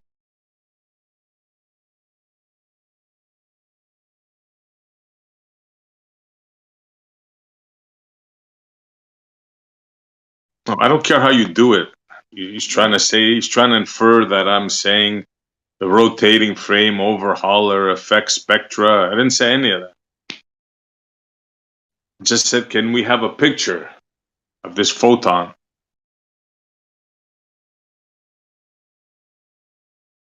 You've never seen the picture of it? No, but Jay says he works with it all the time. So I want to see one from him. I've seen. Oh. I've seen what they cut. Okay, okay. Yeah, you know the little gray dots that they have on the like thing, and they say, okay, that's, yeah. Mm-hmm.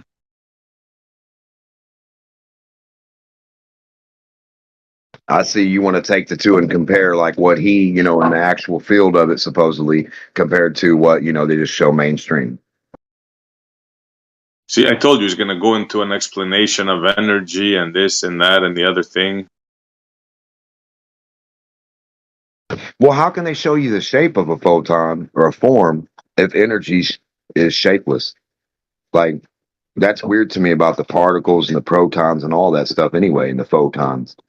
If energy or mass is energy with no shape, why are they addressing a shape to everything, which is a circle? But that's beside the point, I guess.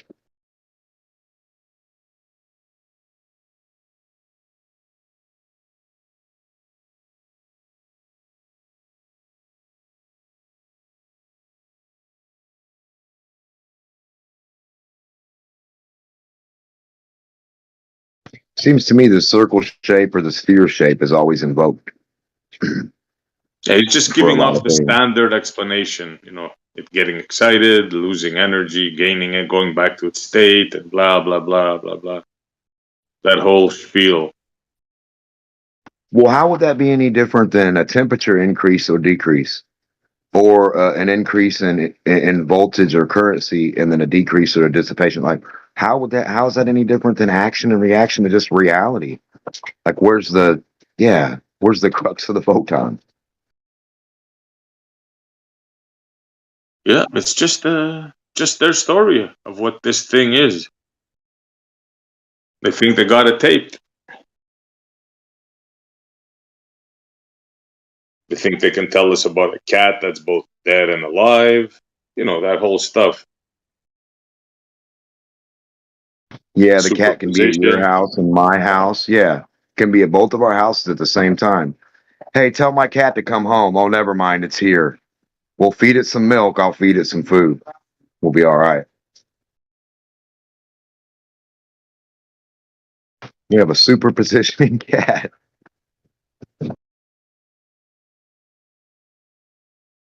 Yeah, well, they think they have it figured out. It's their profession. It's their thing. So, they think they have it figured out. Wouldn't it make more sense instead of saying superpositioning? that would it say that there is a medium everywhere, and a reaction from one part will reverberate through the other part. You know what I mean? And instead of saying, okay, it's everywhere at once, or it's over there and over here at the same time, it's over here and it can be over there. You know what I mean? But not at the same time.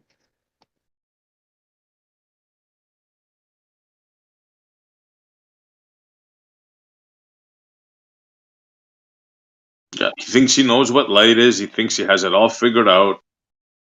Thinks we never heard of the explanation before.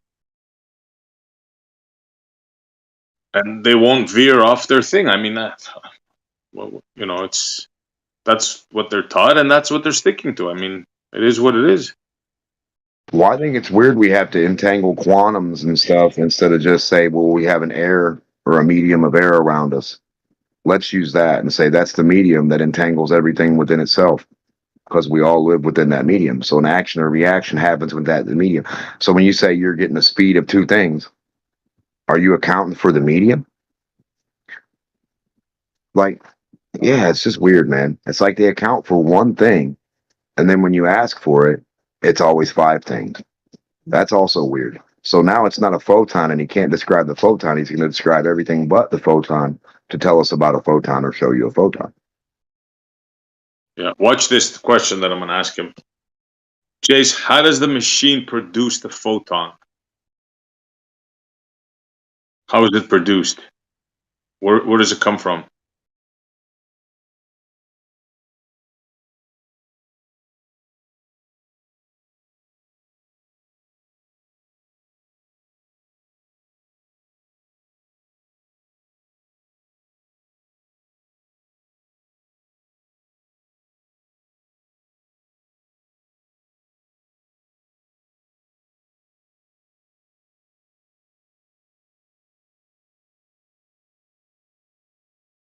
Now we're talking about a machine that they claim they have a machine that can produce the smallest amount of energy humanly possible and register it.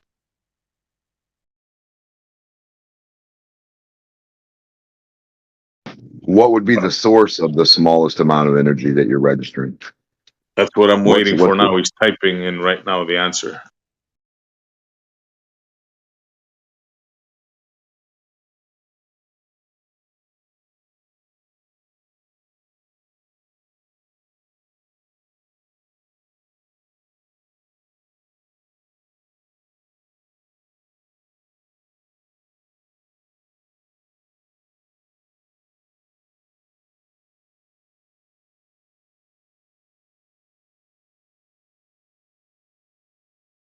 They're going to detect the smallest amount of energy? Is that the smallest amount of what? This is what he says for those that can't read the chat. He says it has an emitter for certain spectra. Other types of experiments use radio waves, which contain photons, by the way, to excite a nuclei with a specific energy, which then emit. Yeah, we know this, bro. Funny how demonstrable. You can even use a film plate. Yeah, but that's what we're trying to tell you. We understand the explanation. I'm telling you, the machine, what mechanism in the machine produces the photon? What is it? Is it a heating element? Does it hit a plate? Does it excite phosphorus? How does it work? Your certain machine. How can it be the smallest amount? That machine that's producing it has to run off a big amount, right? Then you have offset. The way they explain it, bro, the way it's I want to know this particular machine he's talking about. Well, they had to have a certain amount, from the plug, how many volts or amps, right? From the breaker that they have to plug into, like your washer or dryer. You have to have a 220 for your. So like certain machines are going to take so much power itself. How can you differentiate? Yeah, yeah. Maybe we'll wait when you can speak, Jace, because what you're saying here doesn't make any sense. I mean, it's an explanation, but it's not. I'm talking about what creates the photon. Doesn't a flashlight create it, SE, in a smaller experiment? I don't know, bro. I don't know. We're talking about Well, that's what I want the to know. I want smallest to know. packet here now. Yeah. Yeah. We're not talking flashlight here.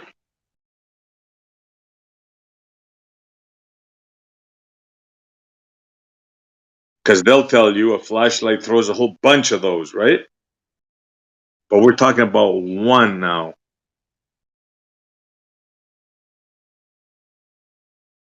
It's like, think of it like one molecule of water coming out of the hose or something like that. That's what they're trying to say they're doing.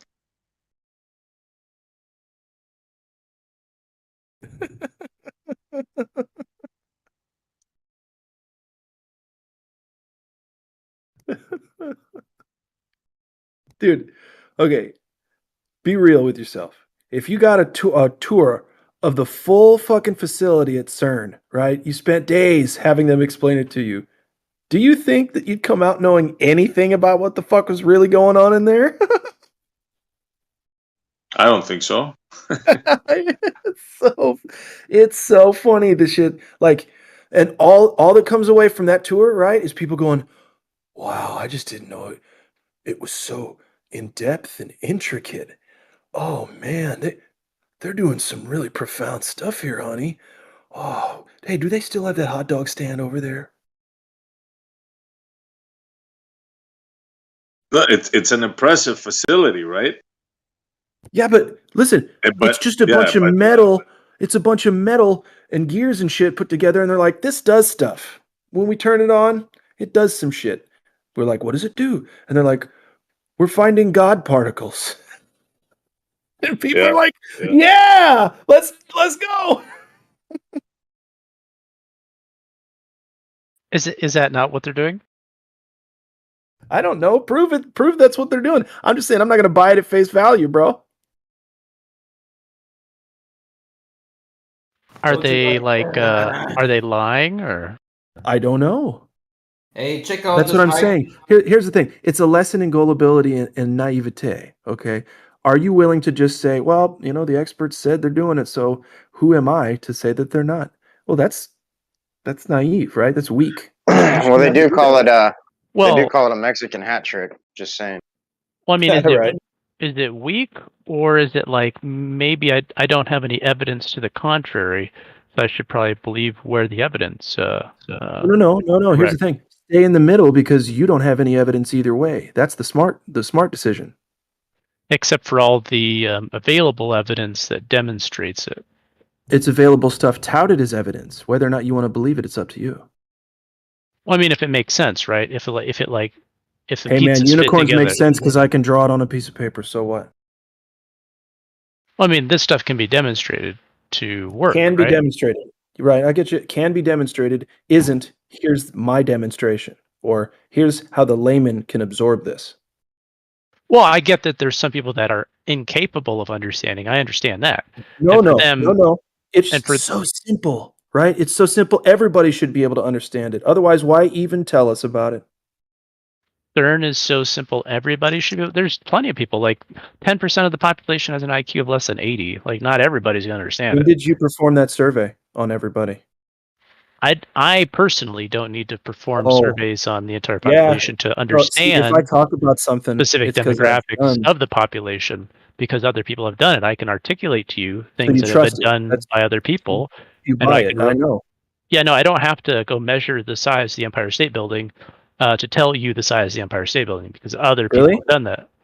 So, you can you admit you are just believing what they're saying about it?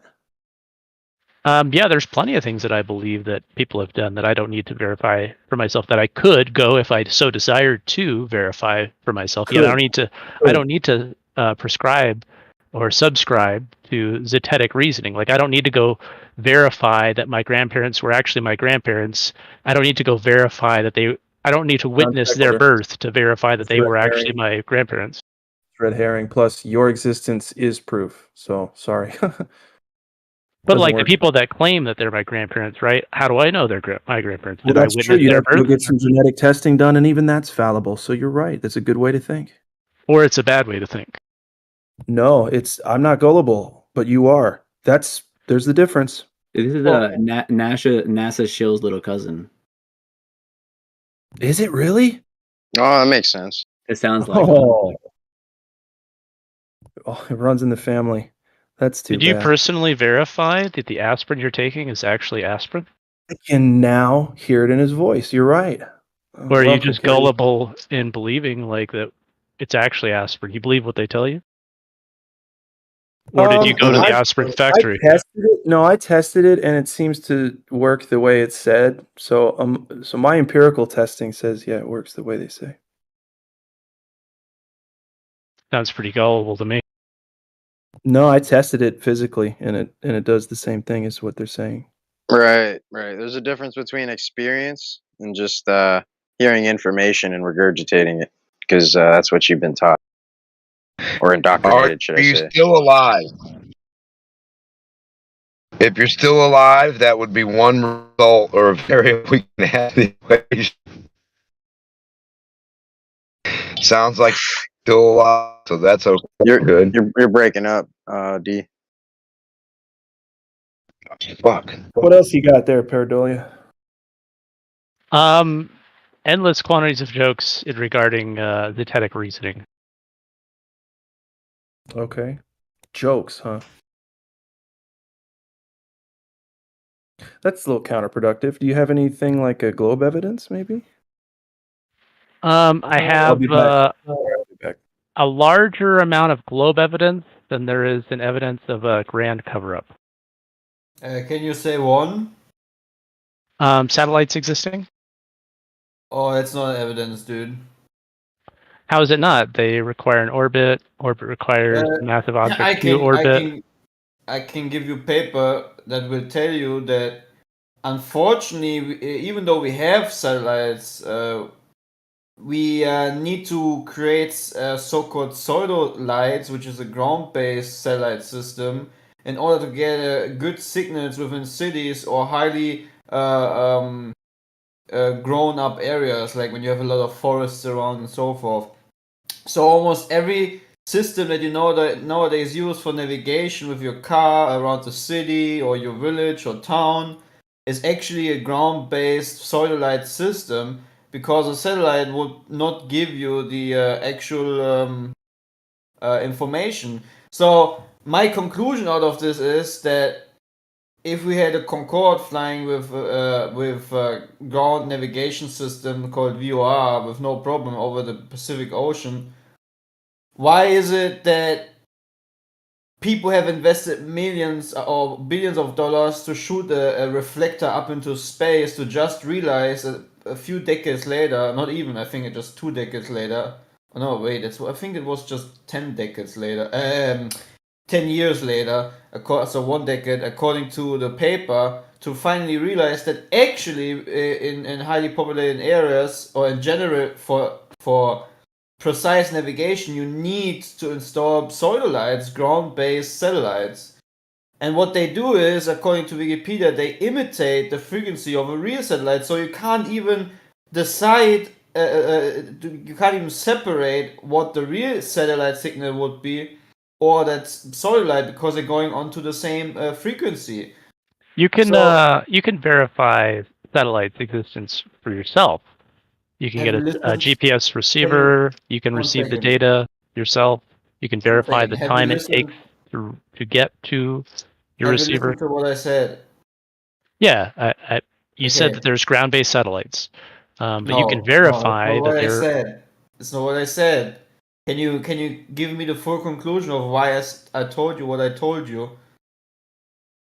To tell you that when you say Earth must be a ball because satellites, and I've just told you why I have papers that clearly mark that we have came to the conclusion, unfortunately, these pieces of reflectors in so-called space revolving around the ball are not capable of giving us precise navigation, or precise data, we need to go back to ground-based systems.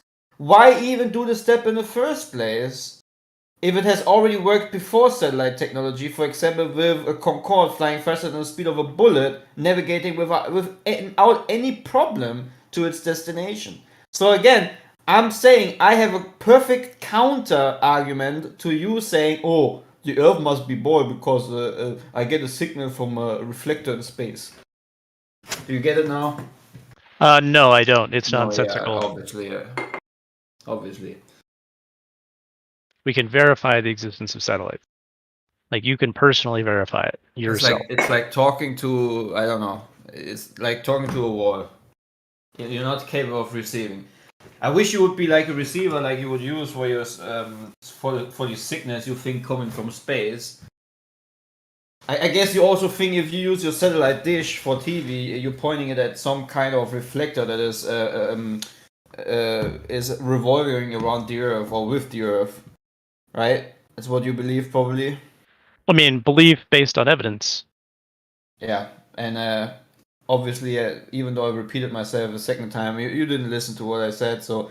No, I did. can't help you. You said you have papers, you have evidence of ground-based satellites, I guess, which apparently somehow disproves the existence of other satellites. I don't understand how that. Listen to this. We came to the conclusion, I think on the paper, it's around 2006 or 2008, realizing, according to official papers, I think it's by the US military, I need to go back to them, to finally realize, just after, I think the first real satellite navigation, according to the official official statement, was like around 1996 or something, when it was commercially used. I'm not 100% about that number, but again, I'm telling you, nowadays we're back at the very understanding that everything needs to be on the ground in order to give us anything usable. So again, my question is, if there has already been marvelous pieces of tech like the wonderful Concorde that has been flying faster than the speed of a bullet, being able to navigate purely based on a ground-based system, which is called VUR, which is just frequency being beamed towards the aircraft from the ground. Why was there ever an antecedent for these satellites in the first place? Why were satellites necessary?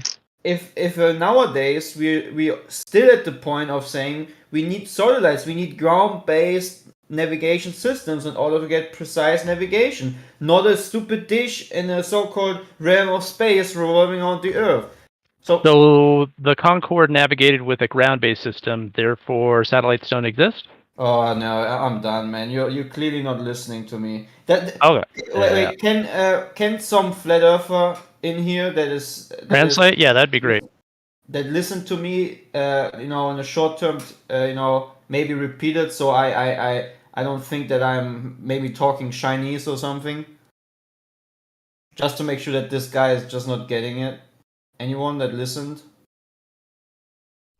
Yeah, you said that the global satellites, the communication way that they have to work, isn't efficient or sufficient for the speeds and the variances they need to be able to keep up with what the ball supposedly is doing. So the information would be inaccurate, right? So before they tried to go to that, they had regular ground-based, which worked fine. So if you're trying to go to a global ones that don't work versus the ones that worked before those, is what he's trying to say. Why would you need to go to any non-existent, non-working right globe one when we have working right close ones that aren't out anywhere in Magic Land? Thank you. They're up. Thank you very much, man. Thank you for understanding what I said. So, see, he got it. It was pretty simple. And how does this disprove the existence of satellites?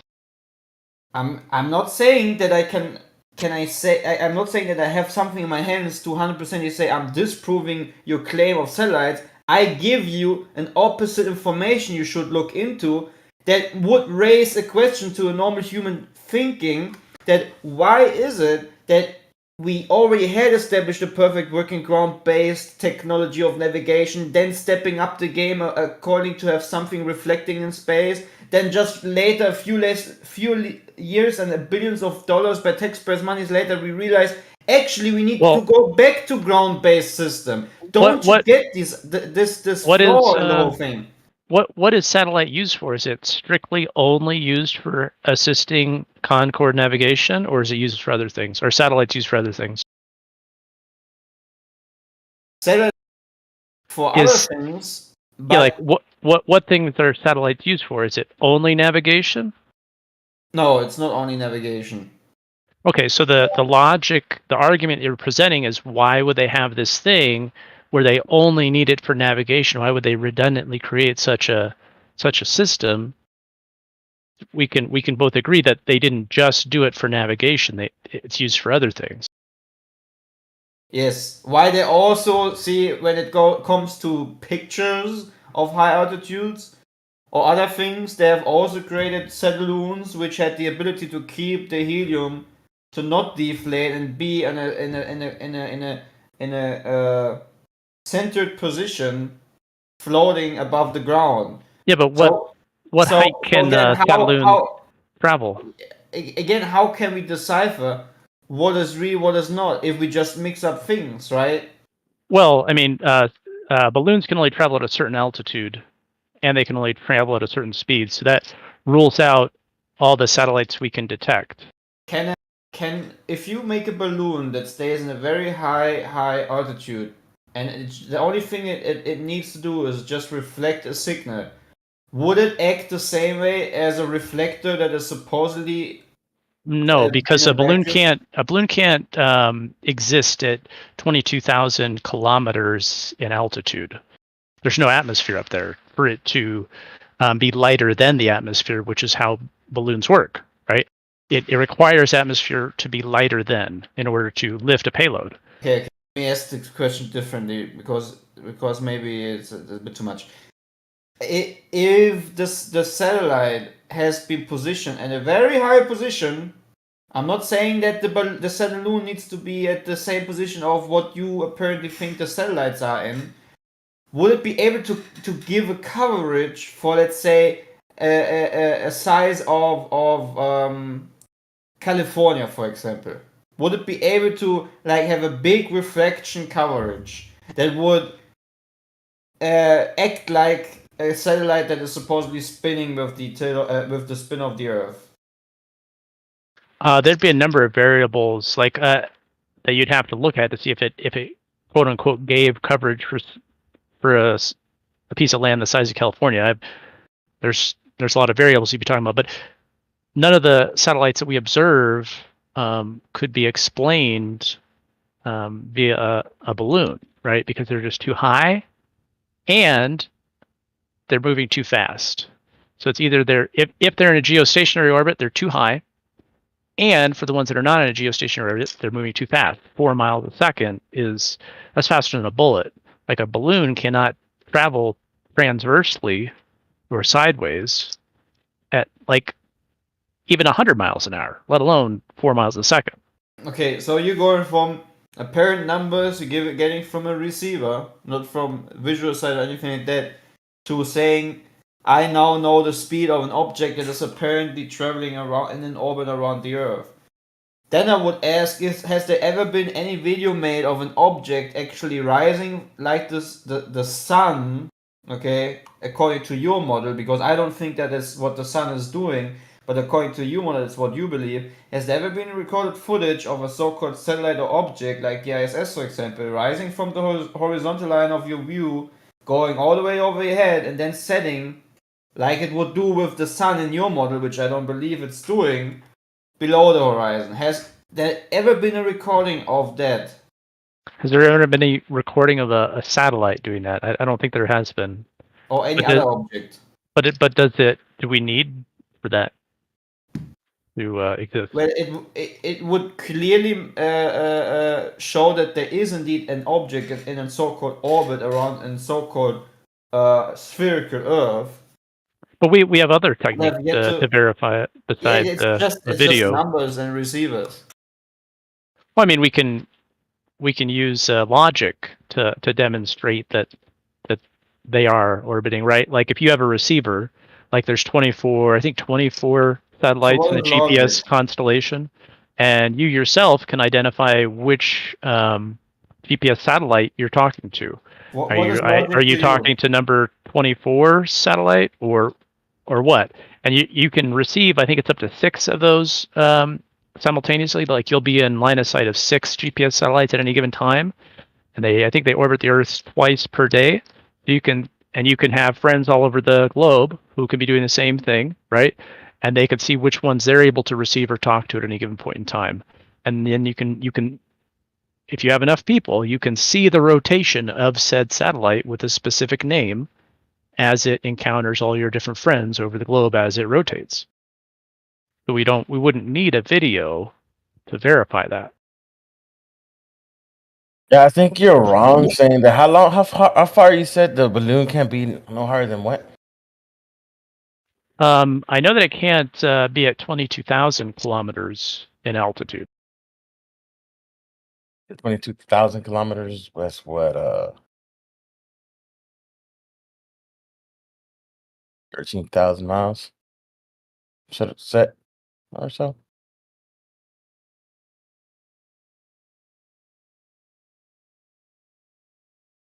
Yeah, the height and the speed are both issues with the satellite theory. Yeah, How what can can you the validate? satellites do? How can you Can the validate satellite this film 13,000 anything? miles?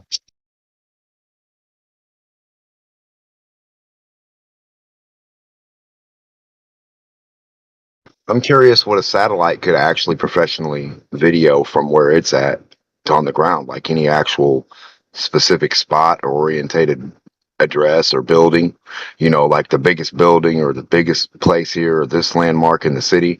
Like, can the ISS zoom in from where they're at and show us that live? If they can't even do that and they've passed by you so fast, like how are they pinpointing anything really? They can. It's like Google uses, I think it's Boeing Max Air technologies for their newest iteration of satellite image. No. I meant like a guy like me and you being on there and taking out a camera and zooming in and trying to find our house or the St. Louis Arc or the certain the Eiffel Tower or Miss America or not Miss America, Statue of Liberty, man. Yo, what up? Yeah, that's a good question. I'm not sure how far we'd be able to, like, I guess it'd depend on the camera and what we could like wield with our hands or what type of cameras and resolution they use for like static recording. Well, it's 250 miles, right? So we could, I mean, like, and we got telescopes that supposedly see light years into space. So it should be doable that we could look down to see one of these great monumental things from 250 miles, right? Looking straight down, nothing to block your vision. Well, you said like a handheld camera, like a guy up there, like in space. What could he do? And I just don't know. I don't know if they've built anything, for humans to hold. My understanding is that it's all being operated, like by a machine satellite, like stationary, like being held precisely still. I just don't know if any of these cameras are designed for humans to wield, I guess. I just want to see the camera that can actually see the 250 miles back down to Earth and prove that it can do so and actually clearly make out an image. So, like, yeah, that's what I meant. Not like a regular camera. Any camera you prefer, the best one you could ever use. I mean, hell, the biggest one you could possibly take up there for your money. I mean, we all pay for it anyway, Yeah, I haven't researched the exact camera model that they use on the ISS or on some of these satellites. That'd be interesting. I'd like to see what they use.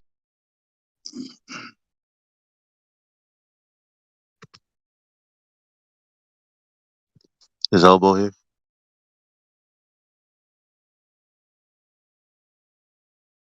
Yo, what's up, man? Yellow, yellow. Yo, what the hell happened over there, man? I was just listening to most of that stuff. Which day? Today. Huh? Today. Oh, what happened this morning? Yeah, I was like, it was crazy how like they were just like they wanted to get away from the whole photon and the thing not called the when they wanted to get from the whole photon and start singing happy birthday. I can see how it seems that way.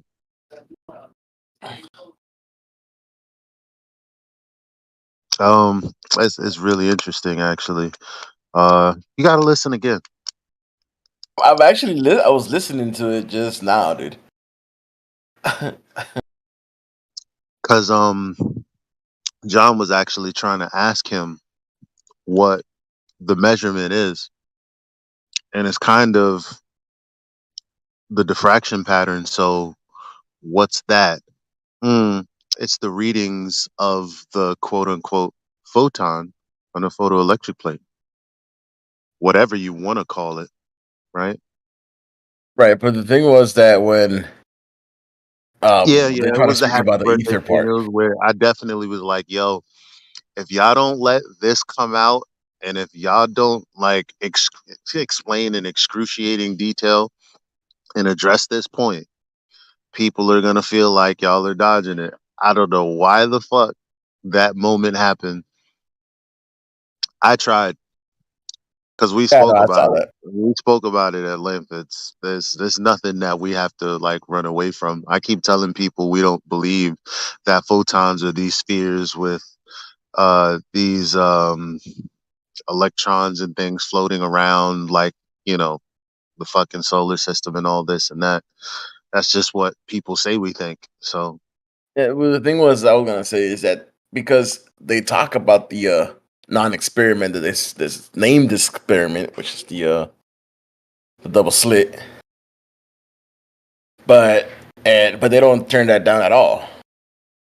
Like, well, because usually when they talk about ether or anything like that, be like, well, we're not gonna talk about it because it isn't science. yeah, but the double slit, it's a diffraction pattern. That's the natural phenomena. With ether, what's the natural phenomena? And that's where he was gonna bring out the measurement of the um what is it called? I guess the ether drift. I don't know. I mean, but I mean, Yeah, not I've been saying forever. Yeah, like yo, the difference is y'all keep bringing up photons. The fucking natural phenomena is diffraction. Like it's not. Whoa, I've whoa, been whoa! saying that for months. John brought up the photon to get away from what Witsit was saying about the one way, uh, the preferred direction of the light based on specific measurements. Like everybody ran from that and then tried to bring up a photon distraction, red herring, to get away from it. I mean, if the conversation was actually about photons, sure, but that was just a distraction from what was actually being talked about. But if that's how you feel, I I mean, mean, this I this is he can listened come to back. it. He can come back tomorrow, I guess. That's how I, everybody. I mean, we were streaming it on here, listening to it, and that everybody thought the exact same thing. People that are on both sides of the debate, they're like, "Oh, yep, that's a red herring away from it for sure." I mean, there's a lot of things that went on in the conversation, but in that particular point in the conversation, I mean, yeah, I wanted photons to be fleshed out completely. I mean, I'm the one that told them to go to the show for Sure. God's sake. So Yeah, yeah, that would be hilarious because let's stick strictly to the science. How has it been scientifically proven photons IVDV? What's the well, experiment? you don't IVDV photons, right? Just like you That's don't IVDV measurements, and Nathan was trying to do that, like to Witsit, like, oh, what's the dependent variable? He's like, I'm talking about a measurement, bro. yeah. He's like, well, what's the dependent? He fell back on that. Yeah, no, He because he conceded realized that. he fucked up, and he couldn't go down that route, and you can't go down that route with I mean, photons you either. can call it You fucked can't up, but scientifically prove it. he continued to question him on the mark. But as far as photons are concerned, again, the The diffraction pattern is the phenomena. You're just trying to recreate that. And then, this is where the knowledge of the witch path came about. I don't really know too has much nothing to about do all with, of that. which is just But an effect. It has nothing to do with the photon itself or what you want to try to call a photon. I think first, if people are going to have a discussion about what a photon is, it needs to be properly defined. And if somebody wants to talk about the ESSA I'll or tell the you what a essence photon of a is. photon, they need to actually specify it, right? I'll tell you what a photon is. What is it? A distinct? It's a piece of laser light hitting the photoelectric plate. I mean, how many times we gotta say it? A piece of What else? laser What light. else Well, is it? then it doesn't answer the question of what is light. If you just say light is light, photon is a Well, that's the photon same is thing you light. can say about water, right? But No, water you does can't say things that about like water. boil. Why not? I mean, what? I guess you could say water is hydrogen and oxygen. I guess I don't really know about that, but Yeah, I would actually say water is elemental. I'm just saying, water is water. A tree is a tree. Light is light. I don't know how far you can get into it. Heat is heat. What is heat? Cool. Then we'll just stick with ether is ether. Sounds good to me. That's Well, how we're playing see, this game, I can right? feel Ether is heat. ether, bro. I can feel heat. I don't I need to show you. can. I'm just saying. I can feel heat. I can feel water. Can't do that with ether. So Can you feel light? there is a difference. Yeah. That's even better. I can be burned by light. No, that's heat. That's radiation. The light You emits can. radiation, though. I mean, It does, right? That is an effect of light, but it's not and light itself. you could call it elemental as well. Then What, heat? light.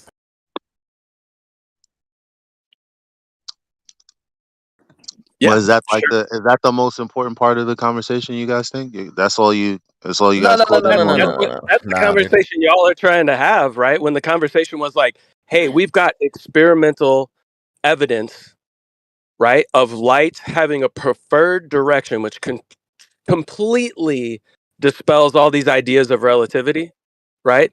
Completely takes relativity, crumples that shit up, and throws it in the trash. Boom, Globers no longer have relativity, right? Because they don't have a constant speed of light that they try to use with all of their framework. But instead of actually having a conversation about that, somehow now we want to go on to photons.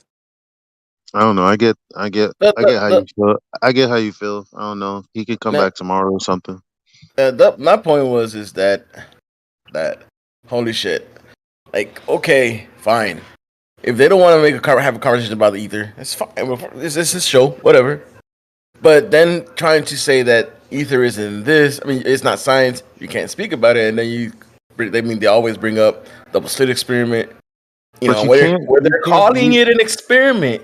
When you say don't have to not. Hold on. When they say Nicholson, when anybody say Nicholson whatever experiment, it's not an experiment. They get on their ass. But it's the same thing with the double slit. It's not an experiment. Why did they attach the word it's experiment not. to it? I don't get why y'all keep. No, it's not. It's obviously very different because one has a phenomenon, a naturally observed phenomenon, and one doesn't. Like, I don't get it. It's not an experiment though. They're not actually. Oh my God! One has. Hold up. Well, let's Hold up, my guy. You're using the same shit, bro. Mickelson Morley is using the I'm Sagnac. just asking a question. One has a naturally observed phenomenon, and one doesn't.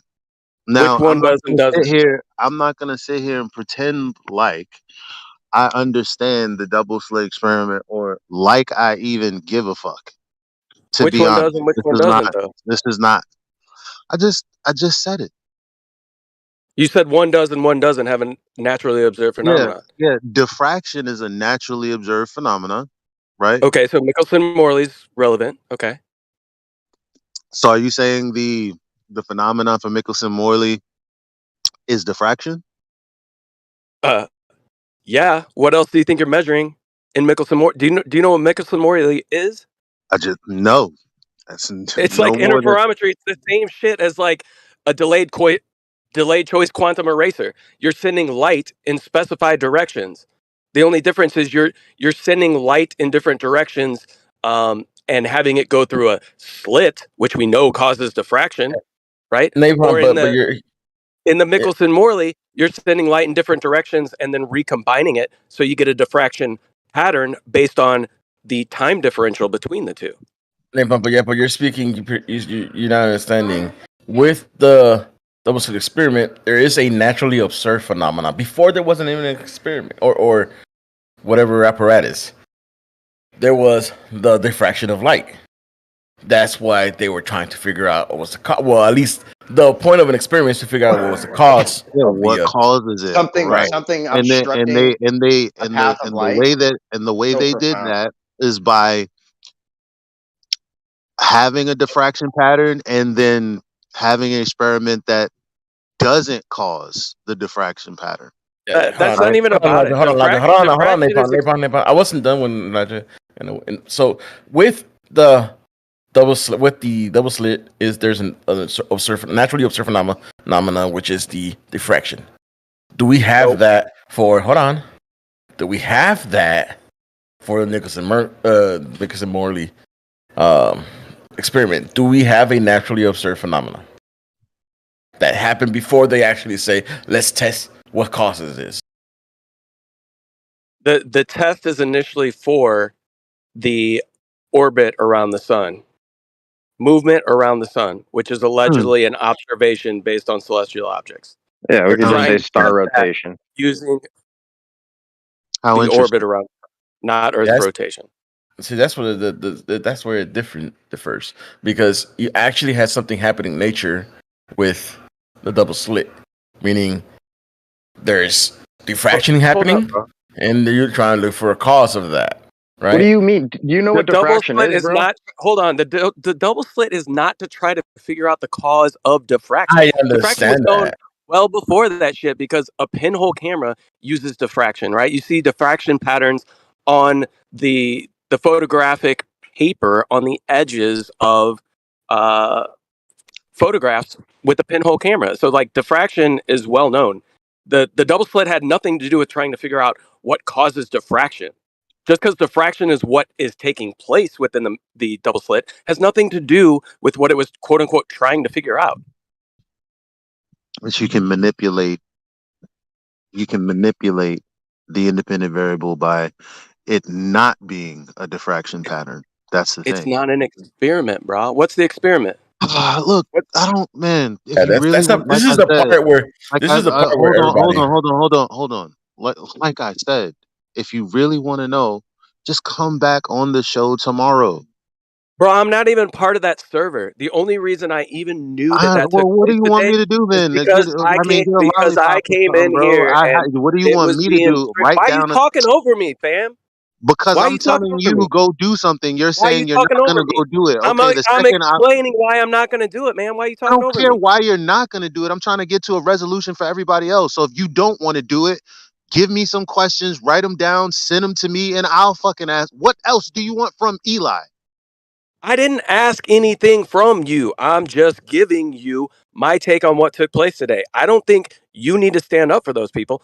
And I was actually gonna open my mic and be I'm like, not maybe we standing up shouldn't for even talk anybody. about I it. just want to get a resolution for something y'all feel wasn't addressed. Is that what's wrong with that? Yeah, okay, cool. Then you can take it to the panel and be like, hey, why don't we actually discuss what it was actually talking about with the what seems to be the preferred direction of light, and not go off onto this, what is light? Is it a photon? Blah blah blah, and all that bullshit, right?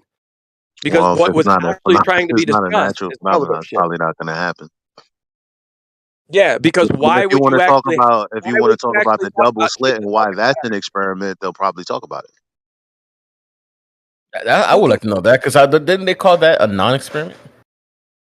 Measured it, Well, bro. according to Like Kiwi, if there's somebody, a whole bunch of them, so you have to be very careful because a lot of them aren't the what's result the of an scientific experiment, and what's some the of them are. scientific So. experiment that proves flat Earth?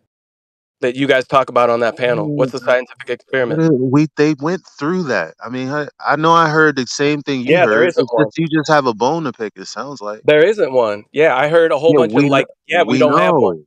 We know. So then why are you saying we're only talking about experiments and not measurements when the only thing you can do to prove that the earth is flat or curved is through measurement, not through fucking Well, experimentation? well, I know that Nathan addressed him on that point as well, and Nathan said, "Okay, fine, fair enough. Let's talk about measurement then. When I'm talking about elevation angles, oh, because funny enough, Yeah. And you then know what? John came in to talk about photons Look, to distract away from it. listen. I don't care about that. I understand what happened, okay? But we're trying to move forward, right? But I don't care I about guess. John distracting because We tried. what I'm about to say actually did still happen in the conversation. So Nathan spoke about measurement. He said, okay, elevation angles in celestial navigation. We know there's an angular measurement with reference to the ground position of the star, and the body of the star above. So there's an actual tangible relationship there, something you're doing that has to do with actually moving on the earth. Now, he asked Witsit, what was the measurement as far as what he was talking about? Anybody Yep. remember that part? Yeah, he was trying to get the numbers from him, right? And he was going to go into it talking about what Wang and what Dayton Miller and all these dudes were doing with interferometry, right? But then we had to talk about what is light and can we even use interferometry as a measure when it's like, bro, that's what's being measured with a lot of different things is Right. light and interferometry. Like that's what's in a ring laser gyroscope. You And know, that's the one when that people Witsit. always bring up, like Bob proved that the Earth is rotating because of a ring laser gyro. And if we figured out that this effect that light has within this Sagnac effect can actually prove the exact opposite of what people try to use it against flat Earth, why wouldn't we just stick to that topic so that we can move on, move forward, progress the conversation? There's a difference between arguments that okay, what is it practically used for? Let's start there. I mean, maybe you can educate me so I Airplanes? can bring that to the panel. I don't know. Yeah, I mean, it's practically used for flying an airplane. I mean, I think you can fly an airplane without You can do it without it, interferometry. but that's what every single commercial airliner you step on is utilizing is ring laser gyroscopes. Okay, probably for like what, GPS or whatever? No, dude, so it's Or three-dimensional, right? So positioning. yeah, so it will tell you any movement in specified directions. Okay. All right. Similar to like what an accelerometer would do, right? Like it'll tell you if you're moving up, down, left, right? Any type of movement it will detect. So instead of having an old school gyroscope that's going to give you like they have backup old school gyros and all that stuff in the planes, but most of their instrumentation is like your false horizon and all that shit nowadays is digital and it's all being run off ring laser interferometry. Okay. So there's practical uses to this stuff, right? So the effect is a very real effect.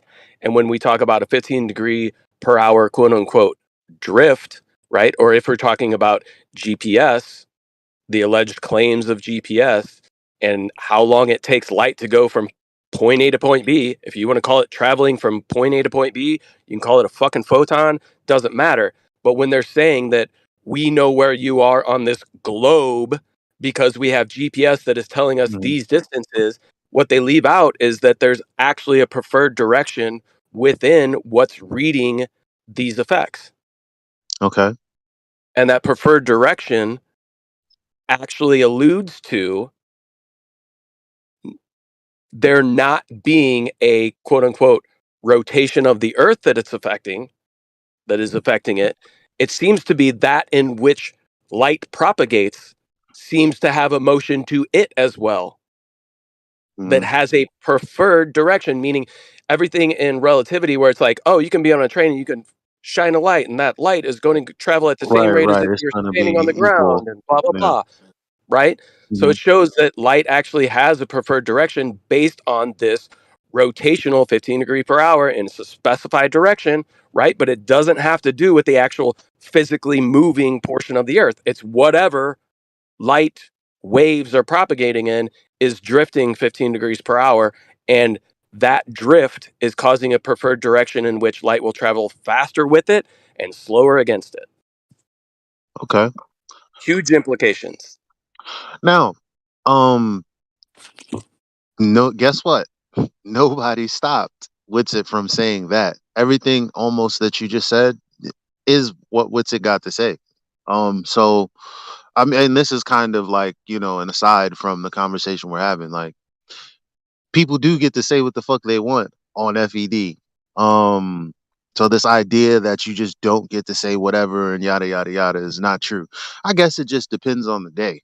Because here's the thing.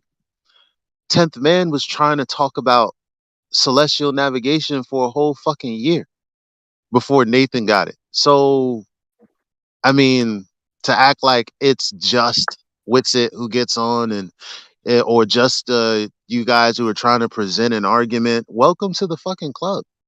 No, I'm not complaining about any of that, man. I'm just trying to talk about the subject at hand. Yeah, I for don't care sure. about the And I'm saying, if you got a topic, come on the show. If you don't want them to understand what you're talking about, don't come on the show. It is what it is. I'm just letting you know that there's a I lot don't of care for them to arguments. understand. I know, I've been on but the there's a show and lot of gotten muted and called a fundy So you fucking didn't hear what I just said, dumpy bro? dipshit, blah blah blah. Like I don't So care you didn't about hear that what shit. I I just don't said, care to bro? know on the Come show. on the show Yeah, or don't come on the show. Like, yeah. but I talking just about it told you. here is as good as it's gonna get. Talk about it other places. You got other platforms. Nobody's stopping you. Nobody's telling you not to I'm talk not saying about they what are. you want to talk about. So Not saying they are. all I'm saying is, though, that there are many arguments that were argued for long before they were brought to quote unquote the main stage of FED. That's Cool. just what it Nobody is. Nobody cares about FED. But anyways, bro. Well, Like so. You know what? I need a what's the cheap I need a shot? What's retraction. the cheap I need shot of no? I need What's a the cheap shot of retraction from nobody cares? Nathan. Hold I on. need a retraction from Nathan, Eli. What's the cheap shot of nobody cares? Hold on, I need a retraction from Nathan because he said that Wiz is speaking to your fundy idiots or some shit. That's kind of fucked up. So when? Oh, he said that. I could probably look up the time, but he said that nobody cares about ether or something like that in those lines where you can you're not gonna preach it to my audience. You can preach it to your the idiots, your fundy idiots or something like that, or something like something in those lines. Yeah, that's how he feels. When I understand, Brian wants to talk but I about, need you to tell Nathan. Can I respond to Obadiqua? Like, cause I can tell him whatever the fuck I want. It's his show. Is he gonna listen? Maybe, maybe not. Here's the thing: when Brian wants to talk about structural support, he's like, "So what? Suck my dick. What do you want me to do?" Like that's what it is. Nobody's asking you to do shit, bro. Either you rock with the show, or you don't. Yeah, but either you get on the show and you push forward ideas, or you pick another place to do that. Everybody's not gonna like everything. Got it. Hold on, Ebon. But Elijah, you are his representative, man. So I need you to actually tell him. Why am I his representative? Who the fuck said that? Fucking with you, man. There's some way he was fucking with freaking Witsit, bro. Because if you heard my debate with Witsit before that, I had to tell him a million times that I do not fucking represent Nathan QE or anybody other than FED, which encompasses the scientific method. That's as far as I'll go. I'll stand on the scientific method. Anything outside of that is not my fucking business. There was a part I say that all the time, right? So I don't know if he took it back, but I know there was a part on the show where he said that practically he wasn't going to talk about anything else other than the scientific method because only science proves stuff, which was kind of like saying that there's no other way to prove stuff. I don't know if he took that back because I'm like freaking an hour and No, 2 hours that's in. he So definitely he doesn't he definitely also said that that's not the only way to knowledge. It's just if you're gonna make a claim about look, and that's the whole thing he was saying about Mickelson Morley. He's like, I mean, and Witsit obviously conceded the specific point that when people say it's an experiment, it's like, okay, it proves what then? Because if it's an experiment, then it's obviously science, right? Mm-hmm. Wrong. Then why are you saying it's an experiment? Exactly. That's My literally what it's like. Okay, well, don't go on FED talking about double. Listen, you guys got to understand that before the whole beef with Witsit, you know how many trolls were in the server, commenting and saying dumb shit that Witsit doesn't agree with. that we had this basically just endure. So like it's you got to understand there's a lot of shit that goes on, not just what you see. Because when I say what you see is it actually happens in front of everybody, but people have selective remembrance. So it's like people don't remember Lemon Bird coming through and being annoying or Die Slow coming through and being annoying, not really necessarily representing uh what Witsit might, represent. It's I don't remember because I don't pay attention to the show. But let me just move forward with the actual substantive matter. So what I was just speaking on, right, with the possibility of light having a preferred direction, Yeah. that has huge implications, right? And if everybody wants to go down the road of, well, let's try to figure out what light is first, and if we're going to call it a photon, okay, cool. If that's what you want to roll with, then how are we going to talk about the propagation of light having a preferred direction, which has been tested a bunch of times and it The has same way you spoke about it what just now. What do you mean? appears to be what appears to be the case, right? If that is the case, what is the explanation in the model of a photon on how that could be possible?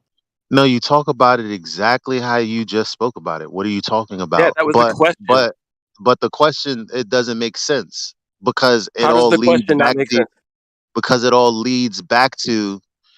I and like What is somebody light? send me a paper or something. I don't know, but it doesn't come back to what is light. It comes back to the phenomena. The phenomena being a diffraction pattern or a pattern of sorts, a pattern made up of the thing you're saying we should know what it is, which is what we call a photon. No, it's just something that you see. We're counting the same Do you, things. We're counting do the you same think a thing, right? cool? Do you think a diffraction pattern can only happen in something like a what you think a particle is? Do you think that that only takes place in that scenario? What do you mean? A diffraction pattern takes place every like I'm I'm It takes I'm place in looking through a water. tree line So right now. it takes What are you place in talking water. about? So Okay, so the answer is no. what is So the the answer to your explanation question of is a no. Okay, so what is the explanation for a diffraction pattern taking place within water? How is that relevant to the first question you asked?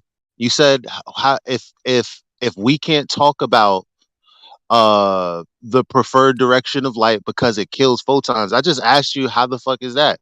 When what we're Because we're looking talking at about a wave pattern. We're talking about a wave pattern. What the fuck is waving?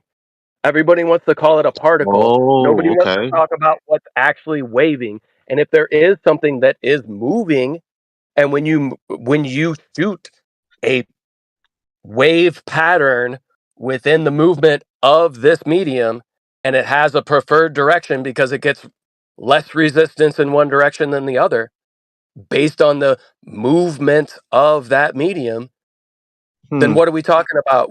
How does that fit into the model that would be properly described with photons?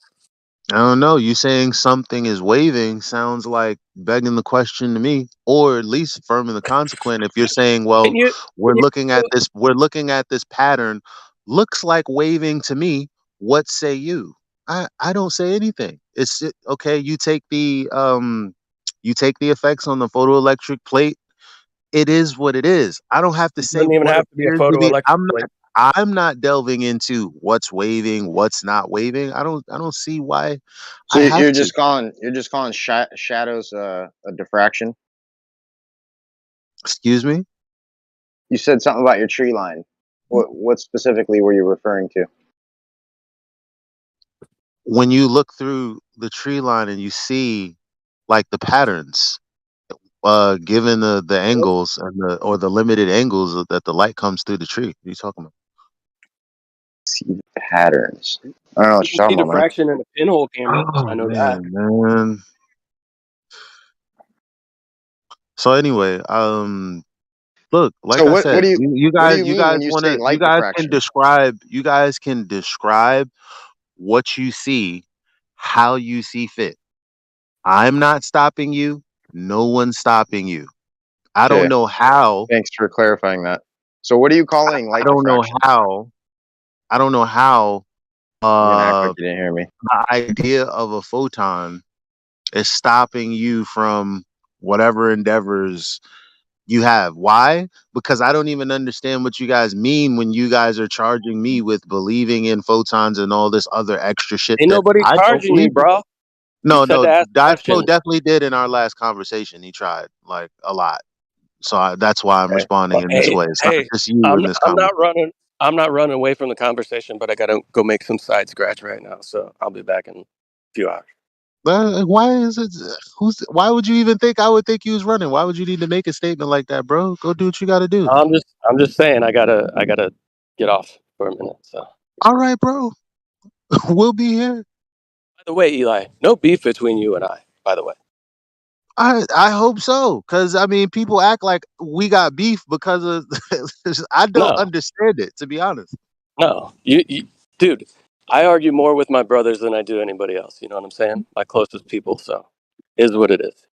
Yeah. But I gotta run. All right. All right, man. Be safe. He ran away. Listen, we got beef. Yeah, Fuck yo, all that noise. Jeremy is. Yo, fuck all that noise. All right. What's wrong with your peoples, bro? I brought him my Coriolis arguments. Witsid's trying to bring him this arguments. It's like they ain't listening, dude. Y'all play too much now. Y'all play too much. Why ain't they hearing? Why ain't they hearing us, bro? I don't know, fam. 10th man was talking about celestial navigation for a whole year when all they talked about was the black swan. Like, so again, don't take it personally. It is what it is. It's not like it's not like FED panel gets preferential treatment. Like, is that how y'all feel? Bro, they've been talking about the same three arguments for years now. What? How about some new arguments? I mean, That's a complete. Did you hear what I said, Jeremy? I heard you. Before People they were been talking talking about about arguments for a while they before were they get put talking on. about celestial navigation, before you heard anything about celestial navigation, we had to hear 10th man trying to get it in on the main stage for a year. A year. You came in one time and Nathan was like, "What's that? Fuck that," and you just left and you think that's that. No, if listen, you gotta care as much as 10th man cares or anybody else on FED panel cares to actually ram a good conversation in. But if you don't care, that's also fine. That just means your argument won't get carried over there because you're not there to pioneer it, which is No, fine. it's all good. It's all good. That's whatever.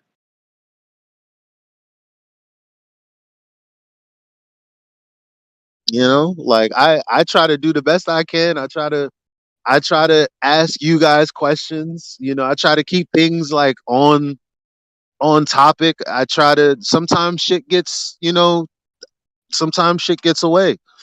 Like, you think I didn't want to talk about photons specifically because whatever you guys think FED thinks about photons is untrue. I already know that because I hear what you guys throw on me, and I already hear what we all think about photons. Now, John or QE, I don't know. I don't know. He knows way more about what he thinks or knows than I do. I don't know what the man knows, and I don't know much about photons other than isn't it some light that hits something somewhere? That's as far as I know. I don't know. I mean, I'm a very simple man. Yeah, but So it's light, bro. It's light. I don't know why we even have to get into it like that. Like, can't we just no, make that's this what I'm light saying. argument? What is photon? It's light. That's what the fuck we're saying. No, Who dude, keeps who trying to get cares? into So it? we can't do Other anything. people. Okay, so you're saying we can't do anything with light unless we know what a photon is? We're gonna toss out the black swan. No, that's what. Anything No, involving light, we're tossing that shit now. no. Unless you That's know what a what. photon is. If you heard, if Napalm just now, he just told me that, and I'm like, no, fam. It's just light, dog. That's the same thing Witsit tried to tell me. Well, I'm like, what do you mean? I need to know the deeper constituent parts of heat, nigga. I can boil water. I know what heat is. I don't have to know what heat is beyond knowing what does. What do you mean? What is heat really? Before I answer your question, I can't make hot dogs. Like, what are we talking about? Now you're Okay, so asking why me the did we same get? thing. I'm not telling you All right, that you so can't talk about stuff because you. What are you talking about? I don't know. I thought we couldn't talk about this argument before because it didn't involve. We had Nobody to know what can't a not talk photon was about because it would involve anything. I light. thought y'all would have figured that Eli, out by relax, bro. listening to the show. Eli, Well, Eli, stop, dude. I tried to speak up just Hold about on, like Jeremy what. was trying to speak. Oh yeah. Because Jeremy is trying to Yeah. speak and get in this idea that he can't speak about things. And I thought we learned that you can speak about whatever you want. Well, here you can, not other Okay. places, but Well, here whatever. you can. You just need to be clear. You need to force it through. I don't know what you want me to. I just told you that. Pretty much, you gotta go with brute force, man. That's pretty much what Elijah's saying. And even though the other, because I mean, who was it? I forgot who it was that was shutting you down, Jeremy. And QE tried to help you out. And I tried to help him out too. Like, get the fuck out of here, Jeremy. Come on. Like, it's not just one show where one person. Well, it gets crazy over there because there's so many different people that are gonna pull it this way, pull it. That's how it is. You just get on the next day and you be like, "This is what I was saying." Yes, we're talking about it again. What else do you want me to say? I don't know. I feel like my argument got pushed to the side. Witch's thing's getting pushed to the side. Like, whatever. We'll talk about it here. It's fine. Yeah, this is an open thing. We could do it all day up. I mean, Yeah, why it's not? fine. That's the thing. Nobody's getting censored anywhere. Not at Nathan's. Not at 24/7. Not here. Like this idea that people are Well, I getting. don't know what you were listening to. I don't know what you were listening to earlier. Witzy was getting the hell censored out of him. No, he was getting. You know what Oakley does? He let you say one word and then he was getting snot box Oakley will let you say one word. Bro, Oakley will let you say one word, unmute your mic, then he'll let you say one word and he'll instantly mute you and just start talking. Like that was all you had to say. Yeah, he was getting his snot box rocked, to be honest. Let's keep it real. Let's keep it a bean. So now you might not like his what he does when he is muting, but to be fair, he only cared about one particular thing. Just like when you're a dog with a bone, you care about one particular thing. Witsit's on the show. He doesn't give a fuck about talking about what y'all want to talk about. He wants to clear his name. He did that. That was a justifiable portion, like 90% of the conversation. That's all he gave a fuck about. Then he's like, Witsit, do what you want to do now. Talk about what you want to talk about. Like, let's not act like what happened. Didn't happen. Jaren was calling him a scammer unjustifiably. He wanted to clear that up. Why does what's it feel like people are stopping people from talking about Mickelson Morley? He cleared that up. What else? Dude, I don't know. what happened in there? Dave Weiss was thrown in there for. I don't like that part, but again, it is what it is. It's not. It's not my show, so. But everything he said I'm was just saying justified. It just sounded like in there, Nathan Oakley was bitching like a bitch. That's pretty much. like, that's what a victim is called. Come on, like that because when he get like I was like, okay, I like this tactic. Because to be fair, he's a fucking victim, bro. To be fair, he is a fucking victim, and he justified that. He wasn't just saying that. He wasn't just saying that. It was true. I mean, we all as boys, yeah, we can be right sometimes. There was times that I was right in 24/7, and niggas was like, yeah, but you still being a bitch. It's like whatever. Like, you know what I'm saying? Like, call him a bitch if you want, but he's not wrong. Oh, I didn't say he was wrong. like you know, but beyond, like, I just feel like now that we got all that messy shit out of the way, there is room to talk about this stuff. That's why yo, either come on the show or give me questions and I'll ask. Like, everybody knows that I'll do that. I've done that every time I said that I will.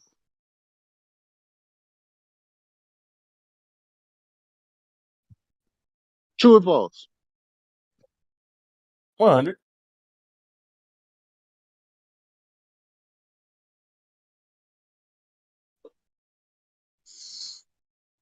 Yeah.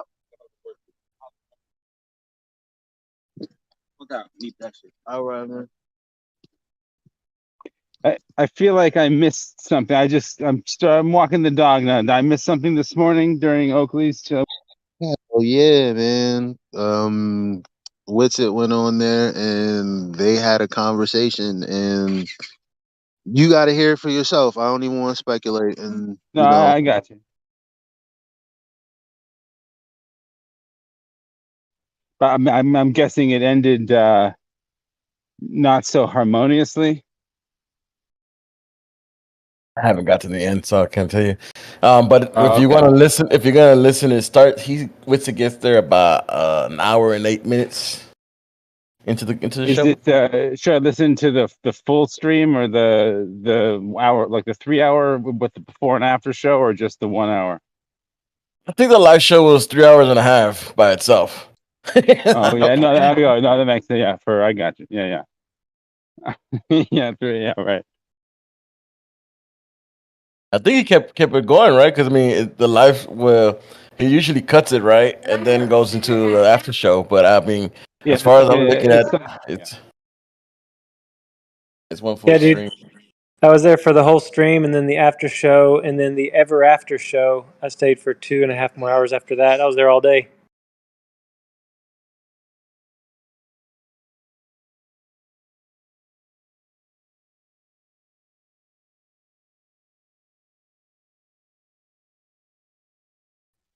Is that ever even recorded, or is that just Discord? Yeah, the only thing that was recorded is the main show and a little blip of after show, and then he closed it out, and then it just went to straight Discord. Yeah. Ever after show is like them talking. He's not there. He usually leaves.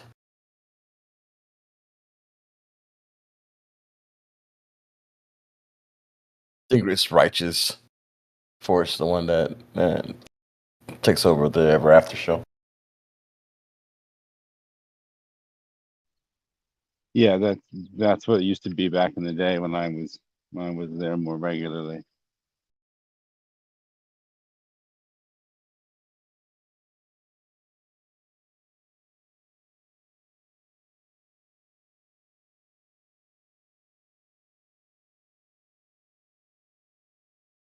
It would have been more, that time would have been more beneficial spent if Witsit had debated a Glober about his thing instead of going on there with it.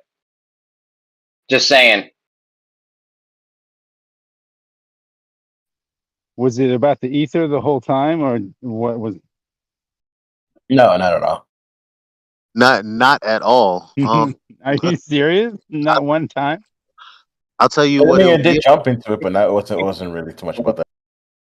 The main thing was everything that Nathan cleared his name. Now we're not talking about QE. We're not talking about Nathan cleared his own name of all the things that anyone anywhere may have said about him, justifiably, in my opinion.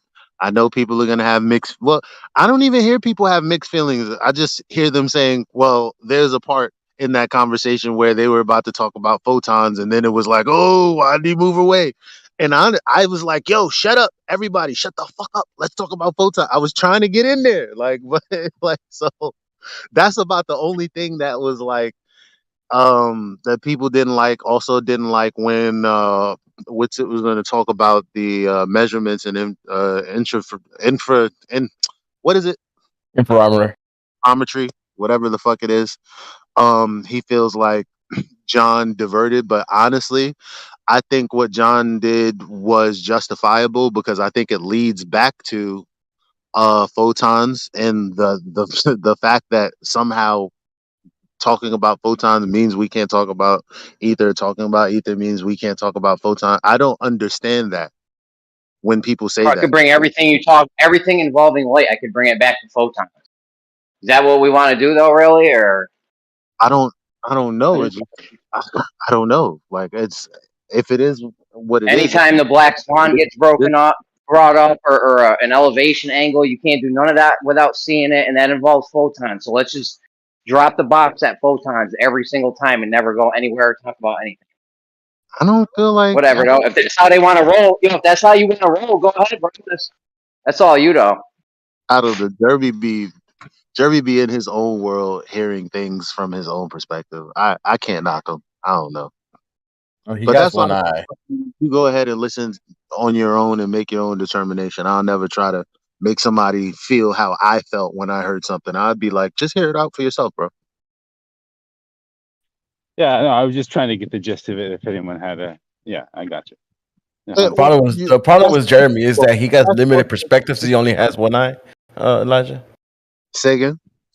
You can't talk about an eye without talking about the photon. No eyeballs, no seeing anything. We're all using Braille. So I told you how I felt about it. Everything you could think of that anyone is running around saying Nathan is guilty of this and that. I think he was very much so vindicated. He vindicated himself today.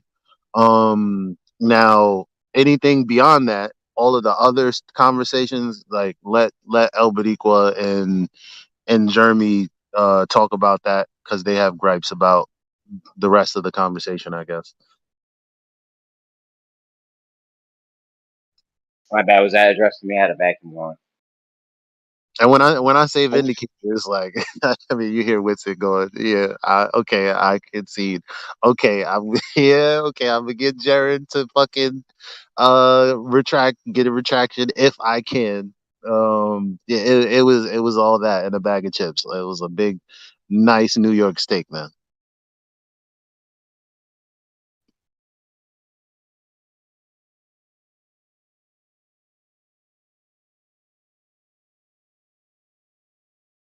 Yeah, 100% on that. Yeah, he definitely inadvertently pretty much put Jerry in a bad place because he said yeah, he doesn't agree with everything Jerry says. And he was like, Yeah. "You mean all the shit that I tried to explain to him?" I was like, "Damn."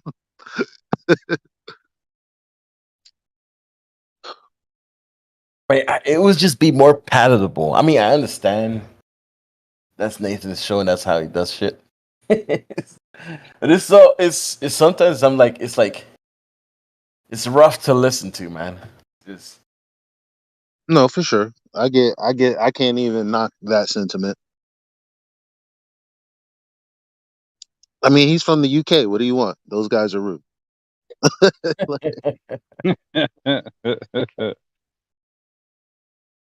or at least I do like the directness to it, and if someone's gonna hold your feet to the fire, make it be a British person. It's not like there is a politeness in the way they can hold your feet to the fire without being, or I don't know. I ain't gonna lie, my daughter grew up watching Pepe Pig, and she's too blunt, man. I get mad. You got a British accent. She'd be asking you for a glass of water. Man. I'm like, I should have let you watch that show. But see, there's a weird inherent sort of authority from a British accent somehow. I don't Easy on the like, British racism now, you know. guys. Come on. Well, no, like there's a reason why ABC News, when they were lying about that Syrian attack in Syria or whatever, they say, and now we're, and from the front line we cut to correspondent whatever in the front, whatever the fuck, and it's a British guy, and it just sort of, when you hear the news, quote unquote, coming from a British guy, it just somehow seems more authentic.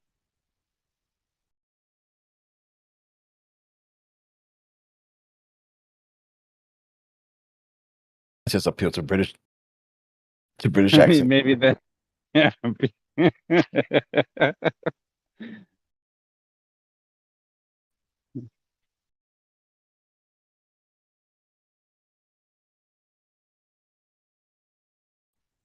It's not just British accent. It's an appeal to any accent fallacy. Appeal to accent fallacy.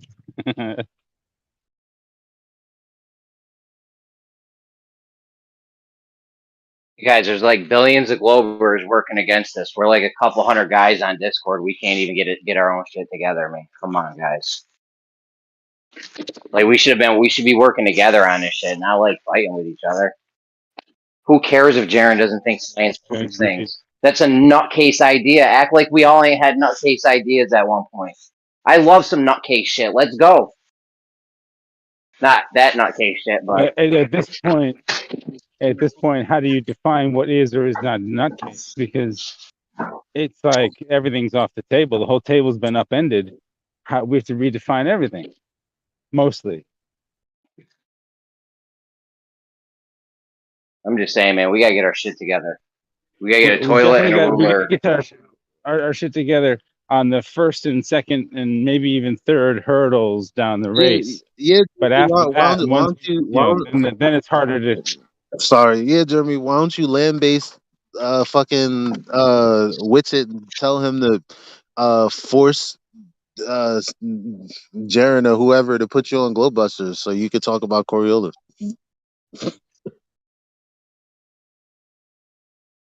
Right? I mean, it is a flat Earth show, like, right? Isn't it? Or am I mistaken? Because I fucking don't. I've never learned anything from over there. But okay, I guess that was a cheap. Well, it's true. Honestly, somebody tell me what fundamentals they're teaching over there. Oh, I love Jaren's video about what is it? NASA going nowhere since 19 whatever the fuck 69, whatever it was. Yeah, it casts reasonable doubt. A 45-minute document. No, I know, but that's the kind of thing that, like, that's a great video to show someone who still thinks NASA is legit. I know, but like when it comes to, yeah, you're right, and I don't think that. See, this is the thing. Like, I can take this cheap shot, and I'm calling it what it is, a cheap shot, because actually, what he provides is what he provides. People don't have to provide more than what they provide. They just have to provide what they provide in their own right. That's always good enough. The best you can be, the you that you are, should be good enough. Right? But, when people say, okay, well, Nathan needs to take on this flat earth argument, it's like, well, fam, look around. Who else is giving you a platform? Let's keep it real. I know it's a show and everything, but I think this whole morning would have been a totally different vibe if they just went 30 seconds back and forth as they were trying to quote unquote communicate. Because to me, Nathan was just doing an act, egomaniac, mute, and saying all this stuff. And it's like Whitsitt stayed pretty dang calm for the amount of stuff that he was forced to listen to. It didn't seem like a good conversation to me. I mean, he did give him his chance, though, to actually say his piece. I mean, after listening for a while. He just had to clear his name, and Whitsitt was trying to go here and go there. He was like, nah, I'm not fucking with that. We're going to stick to this until we figure this shit out. And then after that, he was like, now you can say whatever you want. Like, let's not act like that didn't happen. No, I hear you, and that part's great.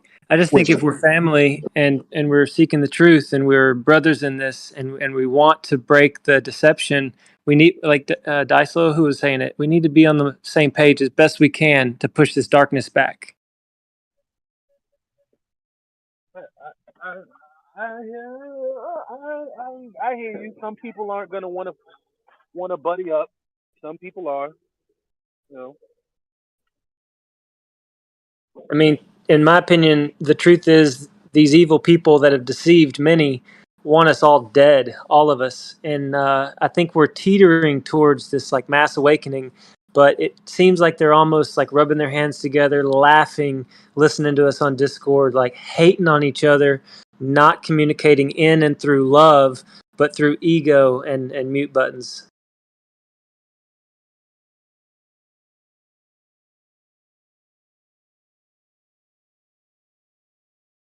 I'm really not You're trying right. to be. I'm not trying to be No, judgmental or anything like right. that. No.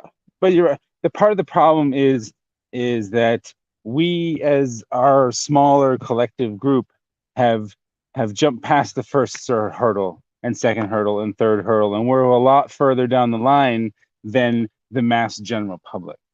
So if we're trying to talk about what the mass general public wants to talk about, or how it's going to awaken them, or how earlier down the stage of this race they are versus where we are, we're arguing things that are well beyond the first steps that we got us here years ago.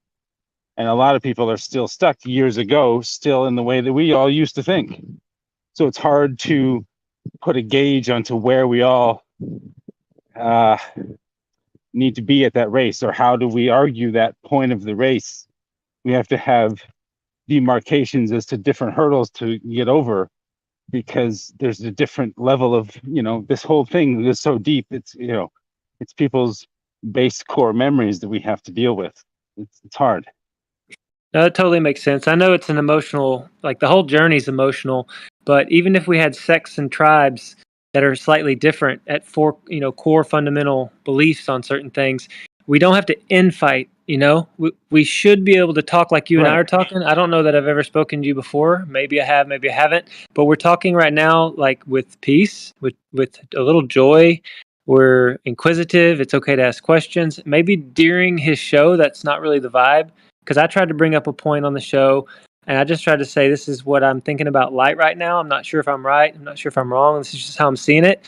And then I got attacked. I feel like I did. Just made fun of and overtalked. And it was like I got pushed away quick. And it was my first time to say anything. Oh, I see. I get. Okay, now I remember you being on. Okay, you're justified in how you feel. That was kind of harsh. I was like, oh, he's new. He's like, I don't give a fuck if you're new, if you know what you're talking about or not. Piss off.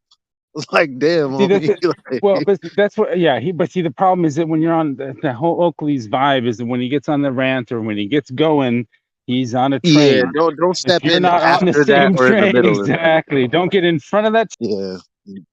Don't lag too far behind that train, and don't try to divert that train, or unless you're gonna, I don't know. Yeah. He's, that's what it's the Yeah, show though. you could get on. You could get on. on the show tomorrow, like when nothing is going on, and it'd be a totally different conversation. Like, but don't try to step in at that time. Like, it's not even good for us, bro. Like, what? No, it's all good. I'm not shying away or my tail's not tucked or nothing. I'm just, I said before, like, I'm not a debater. I don't know enough about science. I'm new to this, but I want to find the truth. And he was cool with that. But I was trying to explain how I saw light and maybe how it's different than what I used to think. And he just got like sideways with me. But you know what? I'm going to show up tomorrow or another day and just act like it never happened, because we all make mistakes. And I don't know. I think it was a mistake to treat me that way, but I don't need an apology. I'm just going to show up and be like, hey, what's up?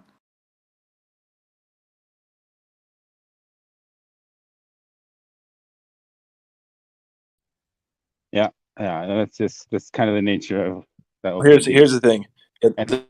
Oakley's shtick is not going to change, no matter how much humanity. Exactly. No matter how much humanity you bring to the table, he sees the humanity. But that doesn't sell tickets, and that doesn't help with whatever else he's trying to do. Because now he's just completely sus, in my opinion. But that's again just my opinion. I always thought like, what? Why are they such dickheads? It makes us look bad, and that was sus. But anyway, I was like, you know what, whatever. Because I grew up. Hold on. All right. My current knowledge base grew a lot with what they were saying, but it doesn't matter how much truth you got. You can be wrong about some things, and that's all right. So anyway. Okay, look. Is Jaren sus? Yeah. I don't know. Okay, then I'm not even going to critique you then. I don't know. If you're asking me, No, but listen, if you're asking me, listen, because look, I'm just saying, if is I he was sus in the same way that in the same way that, like, I'm trying to figure out what the barometer is or what the measuring, like what's the metric here for sus? Yeah, how are we defining sus? I would love to know. to me, this is Glatflow, just Glatflow. I'm not speaking for anybody else. I try not to anyway, but I really don't want to this time. To me, Nathan's attitude is counterproductive to helping spread true information, for the most part. But like I said, I my knowledge base kind of grew up with a lot of the stuff he was teaching, and I will say teaching, whether or not it's tough love or however he does it. I learned a hell of a lot about reality that way. So I'm never going to discount the work.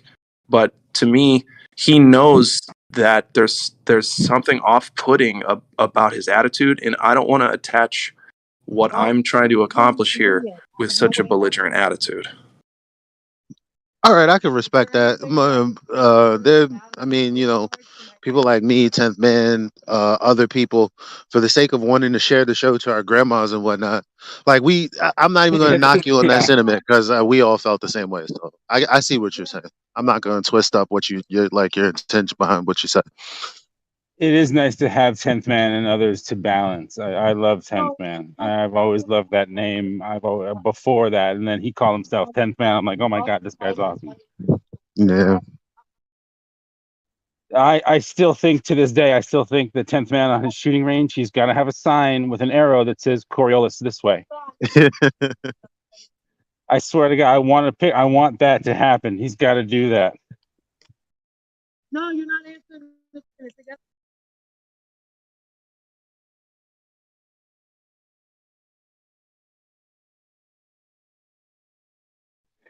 You could even have a sign that has all the little formulas to calculate for your shots.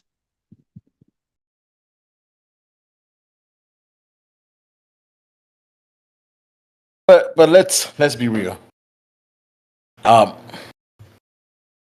Appreciating Nathan and what QE has done, meaning they have made Globe retract, double talk, all kinds of shit because of the way he is, or they are. We gotta give that to them. I mean, it's almost nice to have an avenue like that for someone to go down. If someone's coming in looking for a fight and wants to just wrestle, then it's like, hey, you know what? Go talk to these guys over here.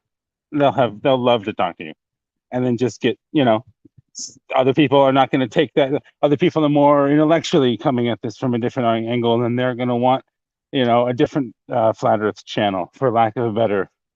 Everyone's going to come at this from different angles, and it's nice to have different avenues to choose from.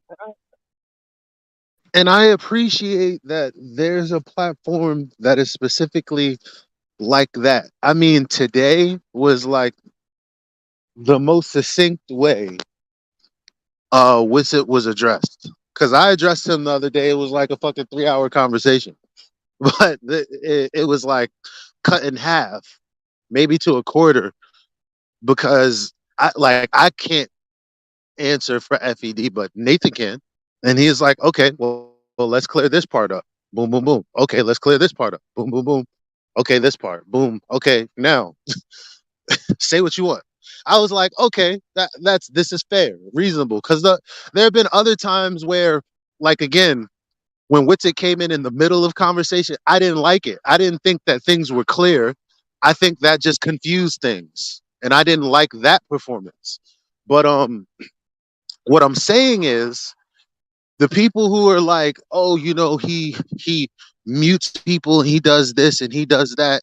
No, dog. Like, what happens is people get either what he's saying fucked up, tries to strawman him, or tries to get some lie in there that'll take 5 fucking minutes to walk back if you don't stop it at the beginning. Everybody knows that that's what it's always been. Yeah.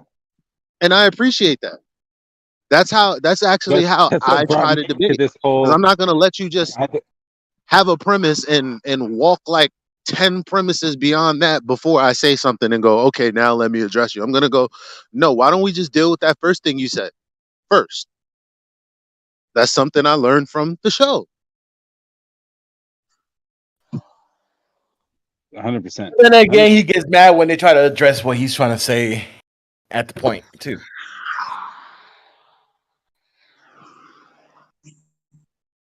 That's why I love if It is a it's show. a great idea to establish at the beginning of any kind of actual topic of this. It'd be like, hey, by the way, so just to let you know, I'm gonna, anytime you're gonna use a logical fallacy, I'm gonna call that specific part of it out, just to let you know. Don't think, only because I know, address that at the beginning and then say go for it.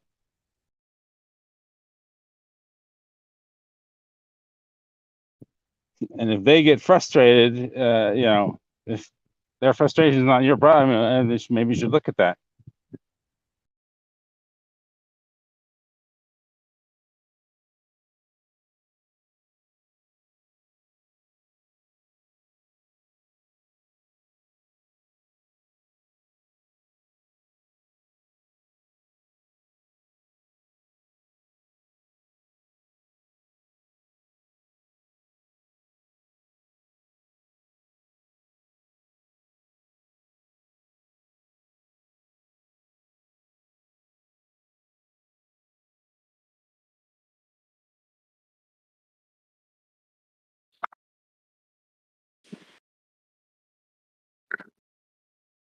Yeah, was anybody talking?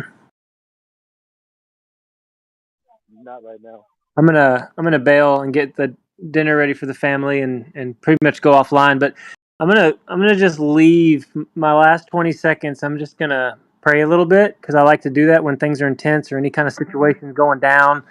And I'm just going to say, Father in heaven, please watch over these men, all of us listening now, Dave Weiss, Whitsitt, Jaron, Huey, Nathan Oakley, just all of us. We're seeking the truth. We are. We want to know what's real, what's reality. And I just ask for guidance to guide all of us, to help us to communicate well, love each other well. We are a family. We do need to watch each other's back. And thank you for the help. Pray this in Jesus' holy name. Amen. Yeah, I'll see y'all later. Thanks. Would you just say grace? All right, Yeah, bro. I just said a prayer. I mean, if it's real, if it does anything, if it's fake, I just do it because I hit rock bottom 14 years ago, and prayer's been a big part of my life to get off addiction, and it's helped me with my family and being a dad. And so I just do it, and I do it publicly sometimes. People think it's weird, but yeah, thanks for letting me do it. No doubt, no doubt. Peace, bros. He's out. All right. Listen, I ain't with all the glamour and glitz. All right, I ain't trying to go on Glowbusters and Oakleys and shit. I do my thing right here. It's fine. We're in the trenches here. This is where I like it. Yo, FED just got body bagged and baptized.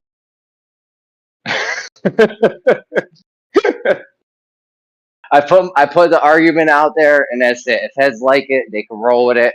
If not, whatever, it's fine. Whitsitt pitched it on Glowbusters. I pitched it to Oakley and QE. Heads heard it, bro. It's on them now.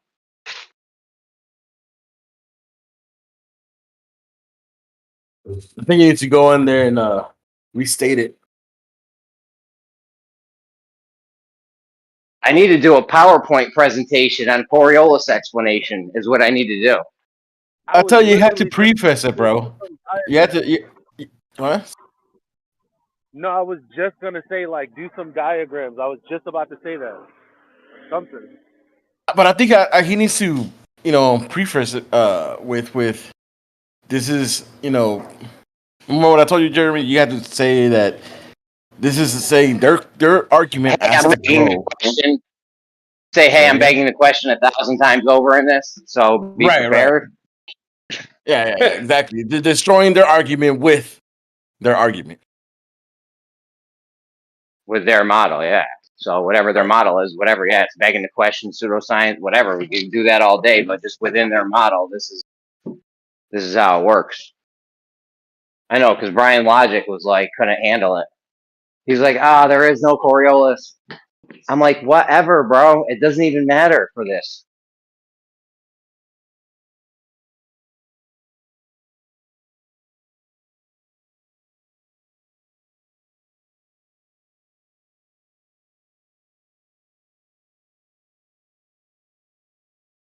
I still haven't heard Witzett's argument with this interferometry shit. You know, is it dope or what? On a scale of 1 to 10, how dope is it? Does anyone even know? I mean, I've heard part of it is about reading the change in the light speed, I guess, something like that with the interferometer. That it travels as the way the sky travels. It's faster the way the sky travels rather than it doesn't disperse evenly. In other words. But I mean, but why would it do that? You're only supposed to. Yeah, we gotta get Witsit in here. I tried to go over with him earlier. It was all. I was vacuuming and shit, keeping it clean.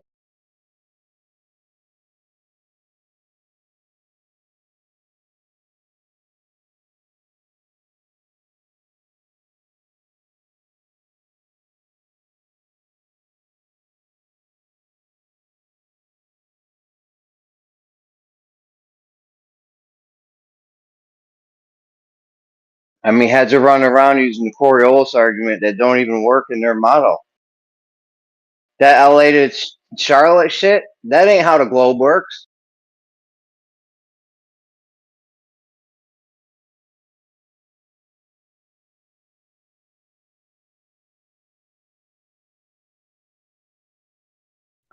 Like, if there was some fire Coriolis argument out there and heads were pushing my shit to the back burner, I'd be like, all right, that's fair. But there ain't even nothing like that. Yeah. Witzer is gonna do his damnest to convince me that Nathan is crazy. I already know that. So what? Let it go, bro. Move on. Do you? I don't know why he's so like. Let it go. Hey, Elsa. He's telling you to let it go. Just saying. What's up with it? Let it go, bro. Wait, You think it's like crazy? You think people are gonna see the show and realize that it's over? Then you can think that. Stop trying to convince me that I didn't see what I saw or feel how I felt. It is what it is, bro. Eli, buddy, I don't care what you're talking about. I know, that's what I'm saying. Don't text me. Just feel how you feel. If you don't care, leave me alone about it. Between you it's and a new day.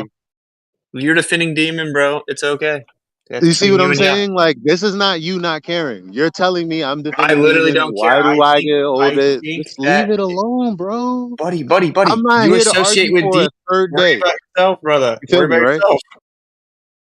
Just worry about yourself, Eli. I was just commenting to you, like, wow, I know for a fact that he's literally clinically insane. Don't tell me that you know for a fact what I know. Don't do that. Yo, I know for a fact he's insane.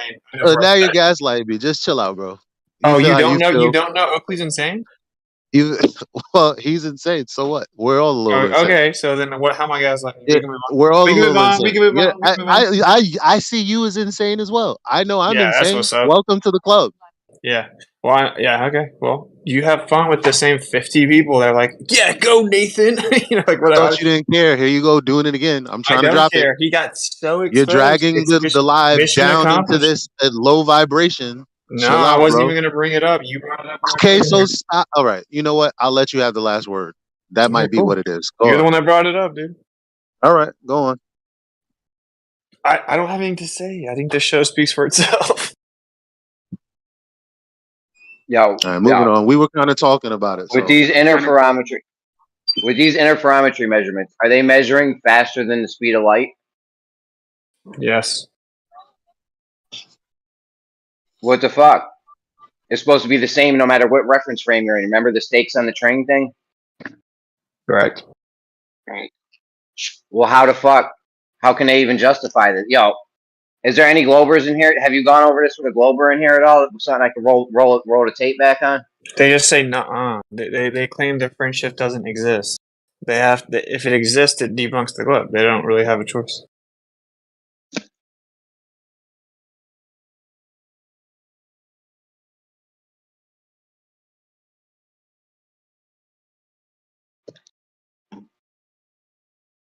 They said they've narrowed it down since Michelson and Hurley. Like there was a big friendship, and then the equipment got better, and now there's a smaller friendship. Yeah, that's what they say. Yeah, but it's what within the they error do bar. is what they actually did was start doing the test in like a basement. You know, so like Dayton Miller was like he proved like, look, when you get to higher altitude, you get more of an effect. So it's like, okay, let's go underground. How big is this interferometer thing? Is this like computer sized or like like the size of your dresser? Like how big is this fucking thing? The original Michelson Morley was probably 5 feet in diameter. Oh, damn it. Yeah.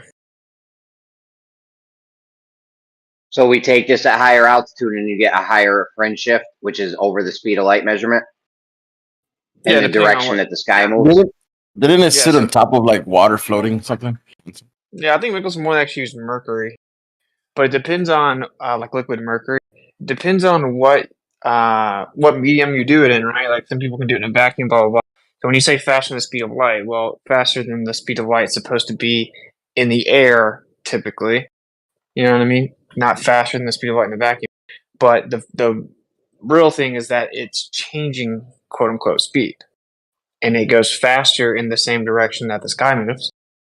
And it changes throughout the year and it increases with altitude. See, now they were saying for the stakes on the, yeah, if they're trying to attribute that to Earth rotating, remember the stakes on the train thing, no matter which frame you were in, you were measuring C, the speed of light. So that shouldn't even, it shouldn't change.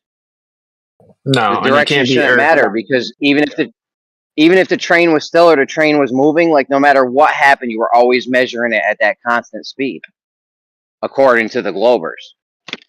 Yeah, and it can't be Earth rotating.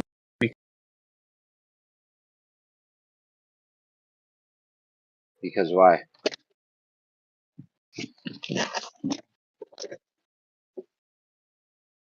Hello?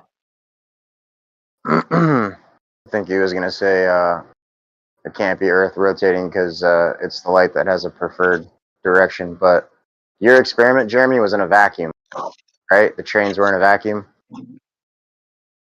Yeah. Right.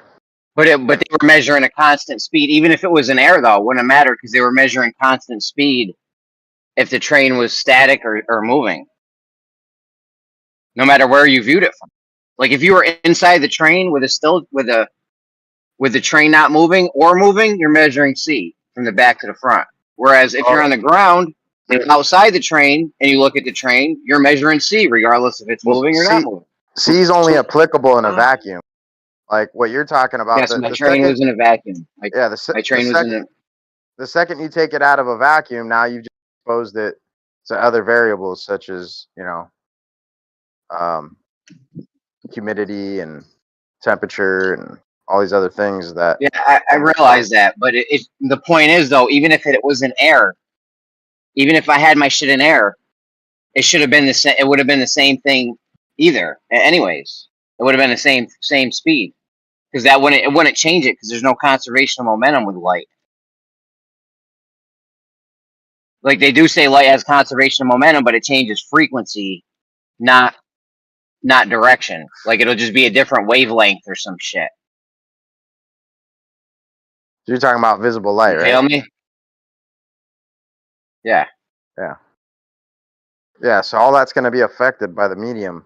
So I get what you're saying, but it's no different than how sound propagates, which, the speeds are all affected by the conditions. I would tackle you right now if you were next to me. Dude, it doesn't matter about this. It doesn't matter about the fucking the medium. It should be the same in both directions, any which way. If it's still moving, whatever, it doesn't matter. You know what I'm saying? That's slow. Are you talking about their bullshit or the actual facts? And their bullshit. And their bullshit. It doesn't change regardless of the train could be moving. The train could be still. I could be inside the train or outside the train. Regardless, I'm going to be measuring the same speed with the light because it doesn't have directionality, conservation of momentum. It only changes wavelength when it conserves momentum, according to these guys. So it'd be the same regardless if the train's moving, if it's still, if you're inside, outside, doesn't matter.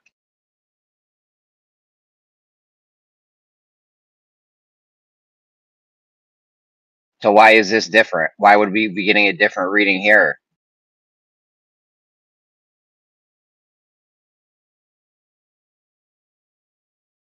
I don't know. I'd like to hear the Globers' excuse for this. Is there any Globers in here, or do we have the actual measurements, or what's it? What's it left? He ran away. He ran away with Nathan.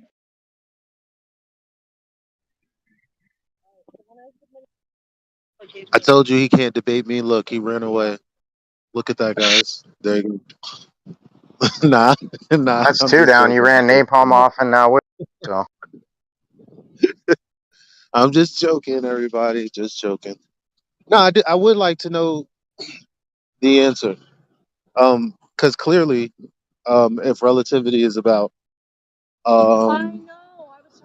excuse me, sorry, but anyway, I want to see the damn response. I'm not gatekeeping here. I want to hear what they have to say.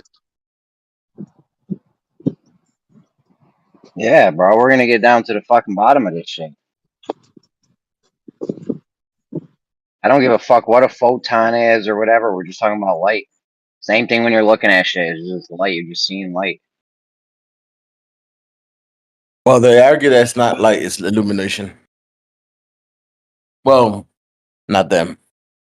Slow and napalm, which is true. You're seeing something Well, the illuminated. illuminated light. that's what I Then was I trying mean, to if say. That's luminal velocity versus the rate of C. what luminal velocity versus the rate of C, what's the difference? Well, like I just told you, dude, C would be the measure of light in a mediumless environment, and luminal velocity would be that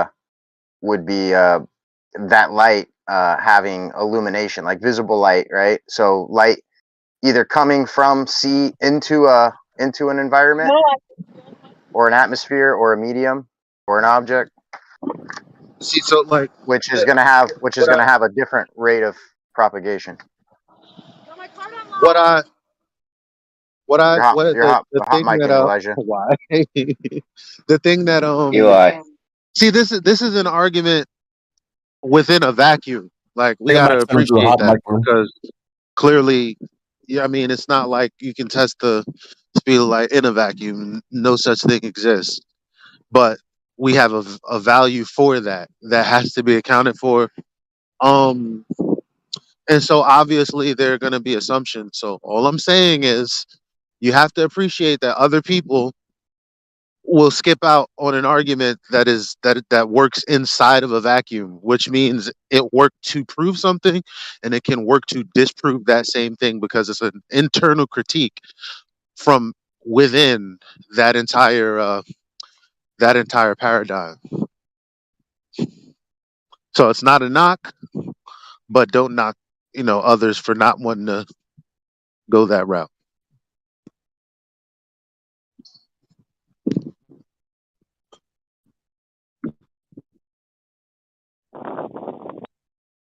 Like me personally, I don't like arguments that are only meant for within the thing that is talk supposedly real.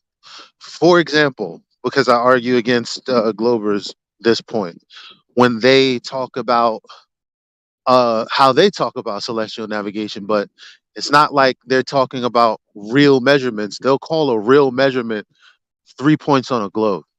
And it's like, no, your argument is already within a reification. Like See, it's it's sometimes nice to specifically know. tailored to Yeah, that. you're right. No, but you're right. But it's sometimes nice to know how to dismantle that from within to help them Yeah, understand it, or to like sort of yeah, beg within the I appreciate question. that. But yeah, but you're right. I completely agree with you. But it is nice because even what's great about it is because even within begging the question, even within its own fallacy, it doesn't work.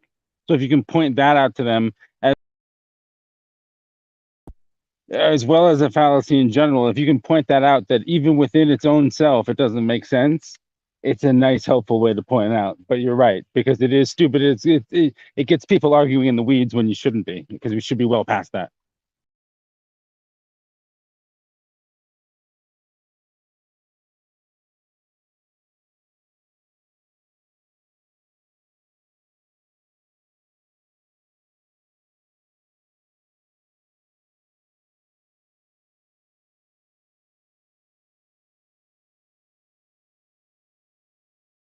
I think I know the Glover's response to this. They'll just say the fringe, it's not there. The fringe shift isn't there. It's within the error bar. I'm pretty sure, but we'll have to figure it out when Zanuck or Kosho or one of you guys gets in.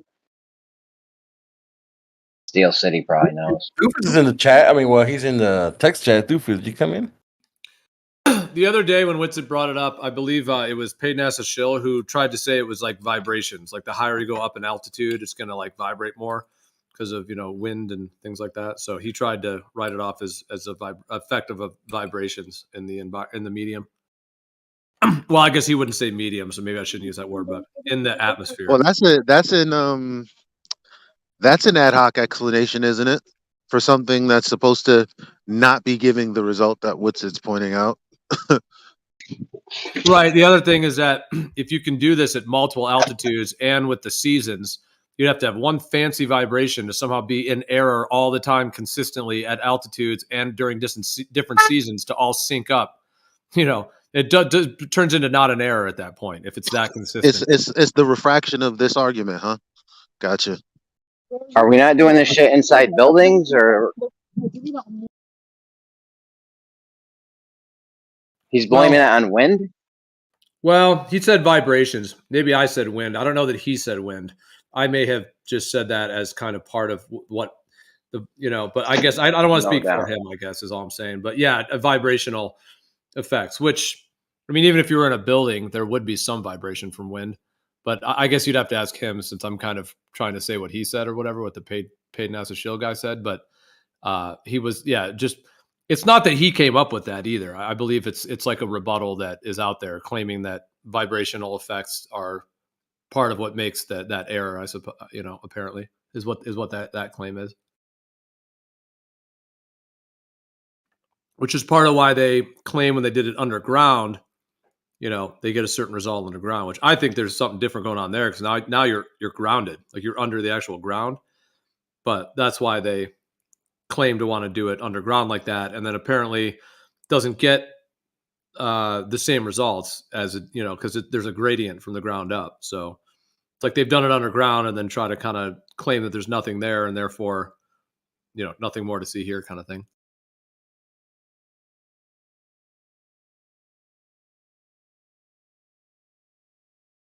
Be interesting to, I don't know if Foucault's pendulum does the same thing underground. Has anyone ever done that? Tried that? What if Foucault's pendulum doesn't precess if it's underground? Wow, would that be Or if it presets differently? Yeah. Well, it should precess. I think it should precess differently though with altitude of a Foucault pendulum. No. How would you determine what ground level is? It'd have to be below sea level, probably, right? Yeah, well, there's those two variations too. Yeah, depending on, yeah, exactly, just underground or just under sea level. It's a good question though. What Foucault's does at different altitudes.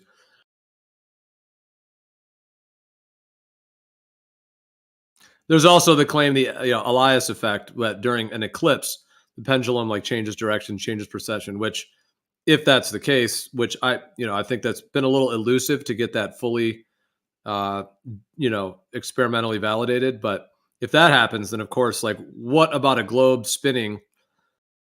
Would an eclipse really have? Just because there's some rock out there 250,000 miles away, and then this 93 million mile sun. Just because those are lining up, why would it change the pendulum in their model? If they're trying to say the pendulum is drifting because the Earth is rotating on its axes, then obviously that shouldn't be a thing. But if it is, then that even shows more that there's a relation to the sky.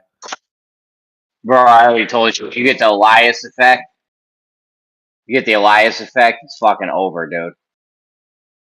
That's a wrap. There's no talking. There's no way they could talk their way out of that shit.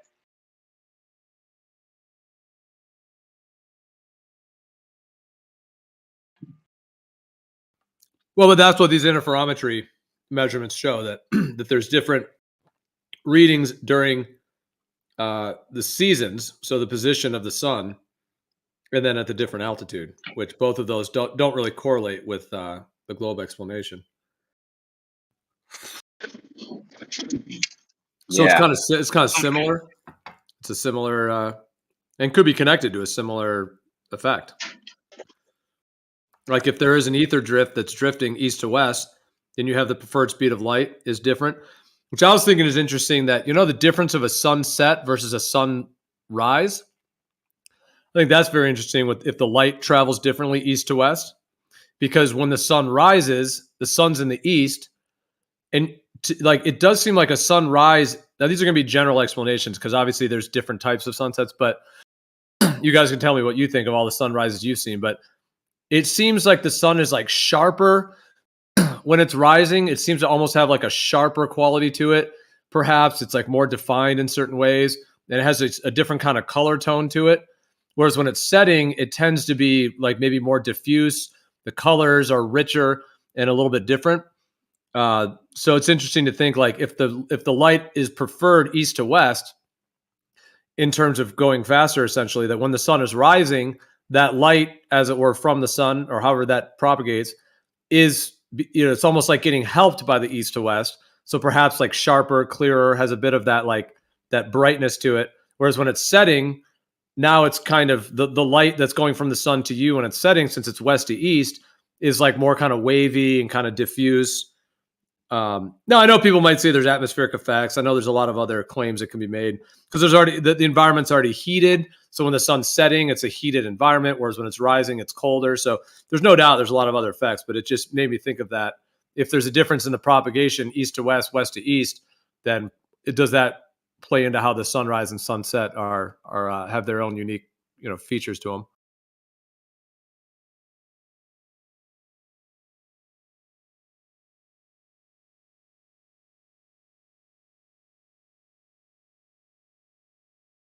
So with this interferometry thing, you set up an interferometer and just wait and just run it once a day, and over the course of the season, as the seasons progress, you're going to get different readings.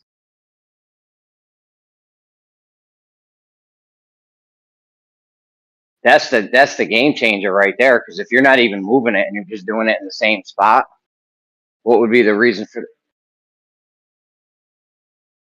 Yeah, it correlates to where the sun is on the analemma, and then also to altitude. Yeah. But yeah, so in that case, yeah, go ahead. Well, you can't claim it's instrumental error. Like, oh, the instruments are conspiring to match the seasons.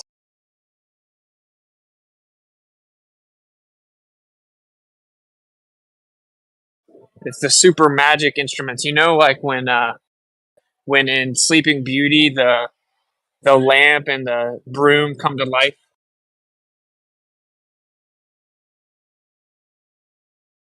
Yeah, they tried to say Dayton Miller's experiments were the cause of the variance was temperature fluctuations. But then what? The temperature fluctuations just magically match up with the equinoxes. So you'd have to think, like, how does the sun move in the sky in relation to where you are?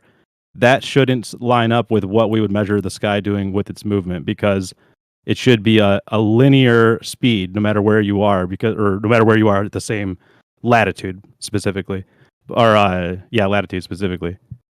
But it fluctuates with the equinoxes, which implies that it's a movement of the sky with around, relative to the sun. Yeah, like so wait, yeah, like what's the what's the temperature doing that it changes the fringe shift as you get higher? So wait, is it getting hotter when you get higher? Because they actually claim that the temperature, like the radiant heat, like that the heat itself, the ambient heat, was actually expanding the instrument, causing the air. So is it getting hotter when you get higher? So thanks for playing again. Like it's just a made up like low IQ desperate excuse. That's why Einstein didn't even try. Einstein couldn't even come up with anything specifically after the temperature. He was just like, there must be some type of fundamental error that I can't think of, because if there's not, then relativity's wrong.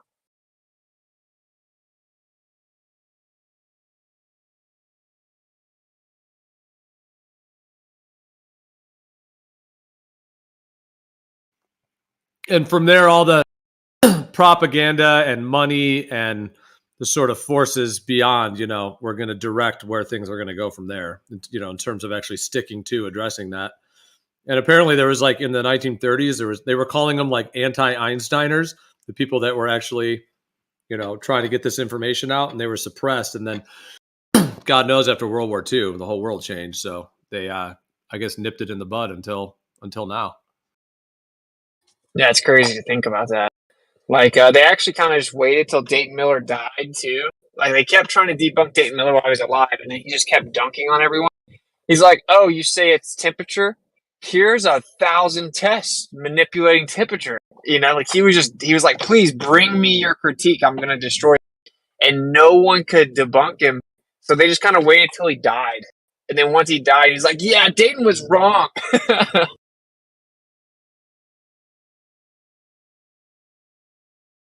So temperature wouldn't be a variable. He's already checked for that as a variable. You're saying?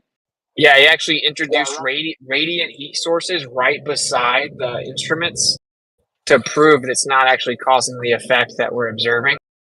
And then it doesn't even make sense. It doesn't make sense anyway, because they're claiming that the ambient temperature is causing an expansion of the device because of heat. But then why would the effect get greater as you get higher? It would get less because it's getting colder. Correct. If anything, yeah. But I mean, that's assuming you're doing no controls. Yeah.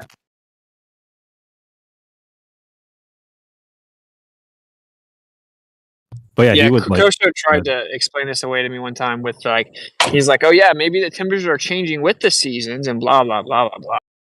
And then we went through it, and he just tapped out. He went back to, "Oh no, his test must be wrong. Elias was misunderstanding. There's no actual evidence that this test shows that." Blah blah.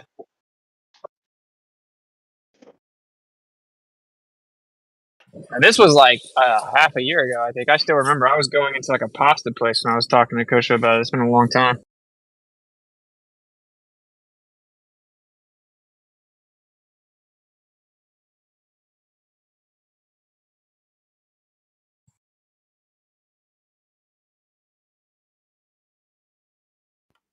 People say, "Where were you on 9/11?" Which it's like, where was I when Kosho tried to debunk this?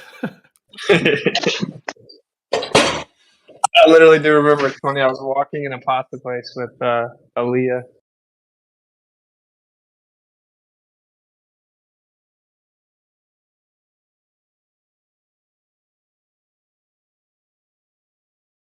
So what would it take to replicate it? Like a temperature controlled room in a huge tall building, or multiple buildings at different altitudes? What would it take to really replicate it in a way that would be? It sounds like one interferometer, and just leave it there at this temperature controlled room in the same room, and let the seasons pass. Check it once a day or something.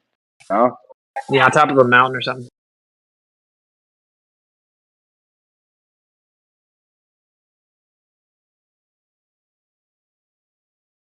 And then when it's put underground, they don't get they get a very minimal friend shift, or they get none when it's underground.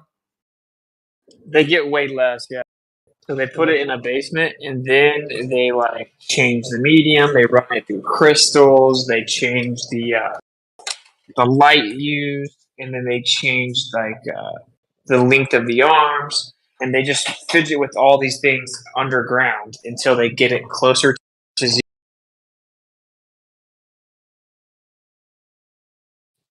Sorry, I got a call. Until they get it closer to zero, like haha. Now, is that just underground, even though it's above sea level? Do you know, or under sea level? Like, is there a difference if it's below sea level, below ground, or just below ground? You know, because you could be up on a mountain and you could still be 30 feet underground, but you're not under sea level. Yeah, good question. I don't know. I don't know. I mean, I would say when it comes to like the idea of the ether drift, just being underground in general is going to affect it because you're in like matter. You're in, you're underneath like material obstruction. But I don't know the specifics of. There's so many different test data or info that I have to go back and read through them. And the electrical ground as well. The fact that the ground is the ground, ground of the electrical circuit as well, makes me consider that as, why it would be different for that too. But yeah, the physical matter. Although, I mean, if it was in a building or at a mountaintop, with a lot of rock, as it were, if you were like inside the mountain.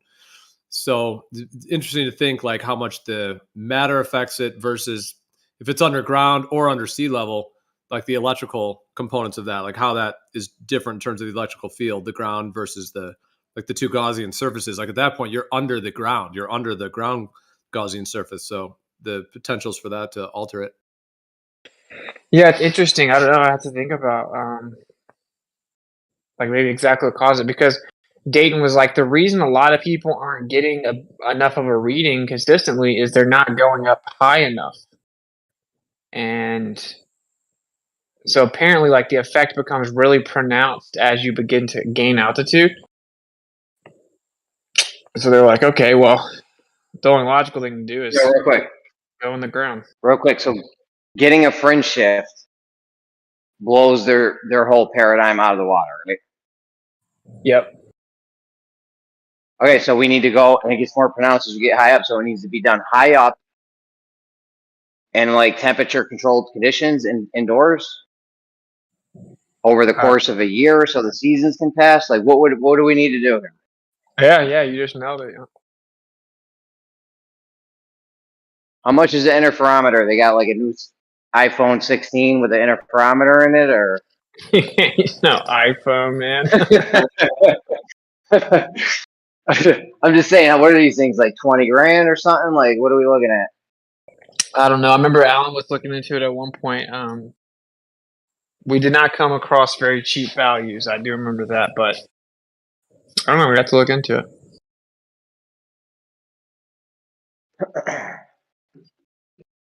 Remember, when you talked about the possible idea, because you were talking about, I believe it was Dayton Miller you were relating to, and when this was first starting to come out, it was quite a while ago, when you were coming across this and when it was all starting to come to the surface.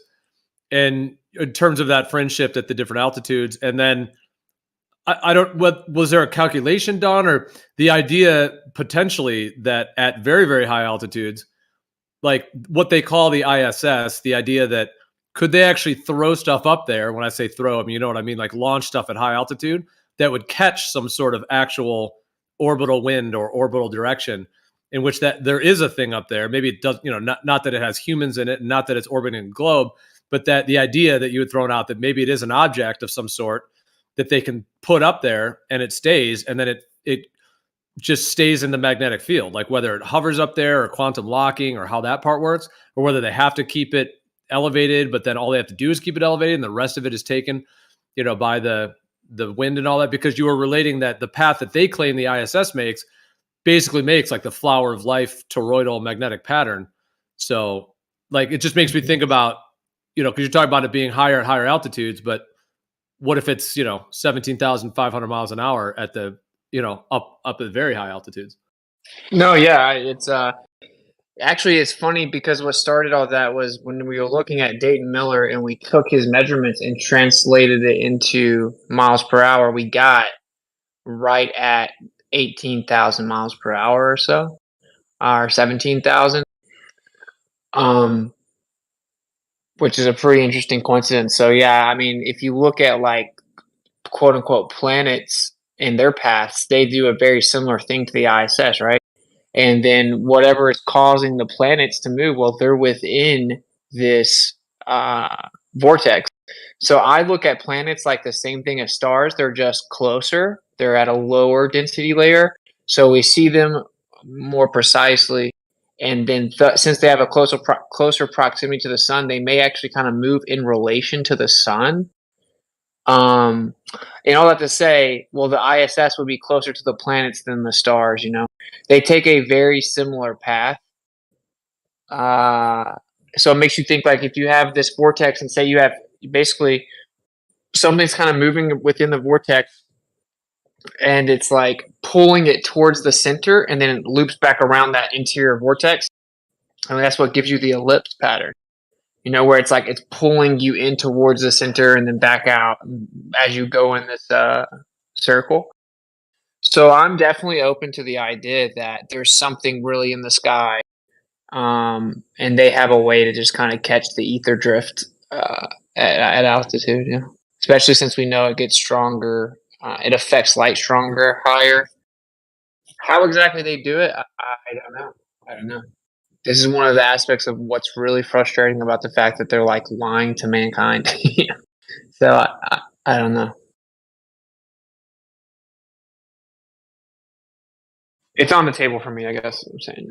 If they lie about the shape of the earth, would they lie about technology that would deceive many people, like has been written in Revelation, that the adversary will make false signs and wonders happen? Like people believing that there is man-made vehicles that penetrate the heavens and go in a so-called place as space, and then there is something flying up there where humans can be like as if they're on the throne of the Most High. Well, I know when I looked into it, if you look at like the patents for electrostatic tethering, all like through the 90s and the late 90s, they had like incremental tests going out and public patents filed on things that could probably do what you're saying it could do. And then all of a sudden they stopped and the ISS launched, but had no footage of it being, you know, actually up there. And they were like, look, it's ta-da, there it is. So I think it's a pretty good case. How would you not have footage of the ISS being put into orbit? I mean, if you would make a machine that would make you float, would you like make it public so everyone can have a home where we just floating in? Because yeah, hell yeah, I would. I mean, I know you would make it public. Hey, Jeremy, I posted a link with the prices of infrarometers. The low as what is it, $1,200? High as 75,000. Well, that's yeah. I mean, depends on exactly what kind it is and how big it is, I guess. And have a mini Michael. I wonder how much the one. I wonder how much the one would cost that can actually detect Earth's orbital velocity. Yeah, that's priceless. Right? Yeah, that's a good joke.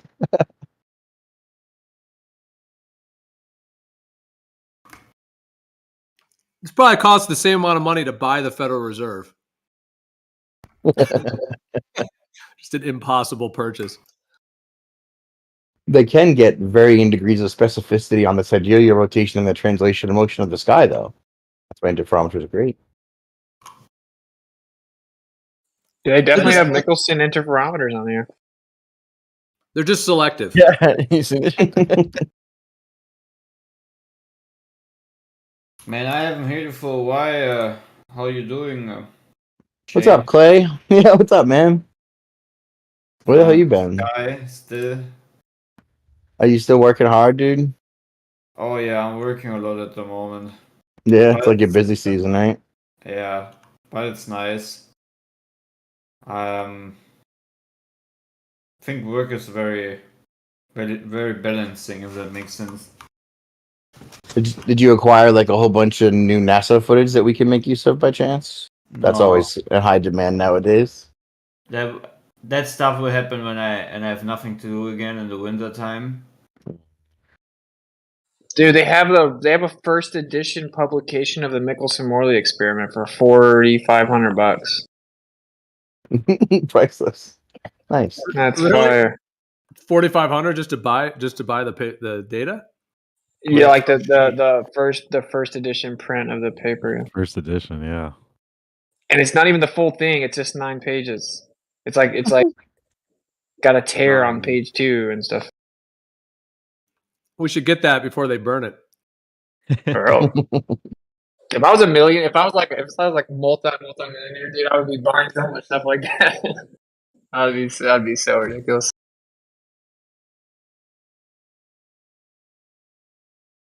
But yeah, they say they have Michelson-Morley interferometers for sure, ranging from like 1,200 to 5,500. We have to be very specific. We're going to invest in it, right? So you want to look through the guy who replicated it with radio waves. You'd want to with millimeter precision. Like, well, how much would it cost to set that up? I mean, I guess what's so crazy is it's actually been done by other physicists. You know, Quietly ignored. yeah. But if the flat earthers do it with no credentials, it'll definitely not be ignored. Hey, Woodson, have you actually seen the Level airline? The what? There's an airline called Level, and I just wanna know what you think about the choice of logo. Send it on over. Rover, Red Rover. No, I post a picture.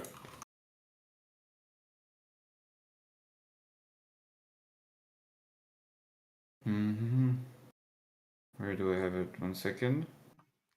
I was still thinking about that 17,500, that whole speed.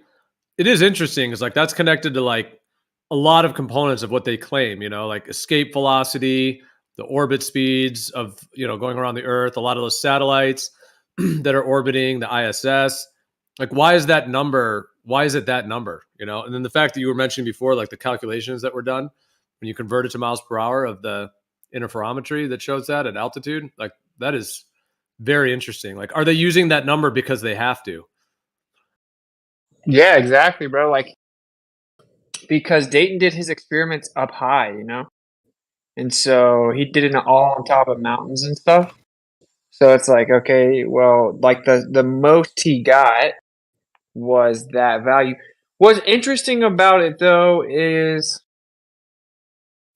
would it change throughout the year? Like, well, if it's the ether drift? But actually, it probably wouldn't, because we're not talking about light. We're talking about some type of material. So what changes is the light, because obviously light has way less impedance than like material. You know what I'm saying? Like, light doesn't actually travel, but the idea is that it does, right? Because it induces in such a way that it appears to travel. And well, light is light, I mean, it's like bang, boom, there it is. That's not the same as like material drifting. And so it wouldn't be quite the same as light. So it would make sense that even though you got higher and higher, it would be around the same value that Dayton got on the ground, even though at high elevation, because he's using light. The ISS would be using like would be material. So I wouldn't be able to fully capture the maximum movement of the drift like the light would, because it's matter. And then it wouldn't be as altered by the seasonal change either, maybe. I don't know. I would love to know what's really going on if that's the case. It would be very fascinating. Think about how awesome our world could be. People just like knew there was like a freaking celestial milk whirlpool that you can throw stuff in the sky and it just like surfs it. Or whatever. Have you seen the images with it? Yeah, it's basically got land and water, like with a horizontal line. Yeah. Do you think the guy who came up with the whole thingy knows what's up? I don't know. I mean, it's pretty like I don't know. I think it's very obvious. Why would you call an airline that is basically flying?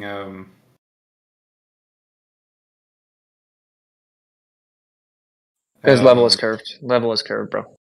Right. Yeah. So is part of the idea with that, is it part of the idea with what you're saying before, like that is like maybe the impedance rate is what's changing rather than the light itself, but like it's being impeded differently during different seasons, perhaps connected to the position of the sun. Could that be possible? I haven't ever really thought about like the mechanism that the sun is that's causing the sun to change it, right? I don't.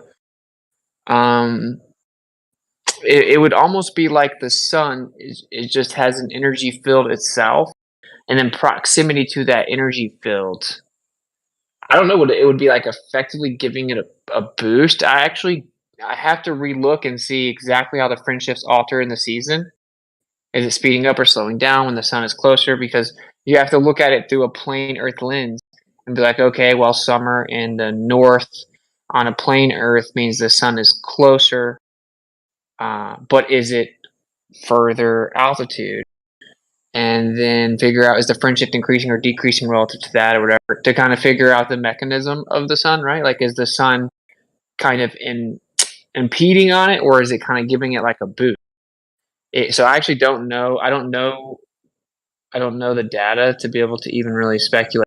I guess more so what I was saying is that if there's an ether drift, the light's going to be significantly more effective at propagating with that drift than like material would be.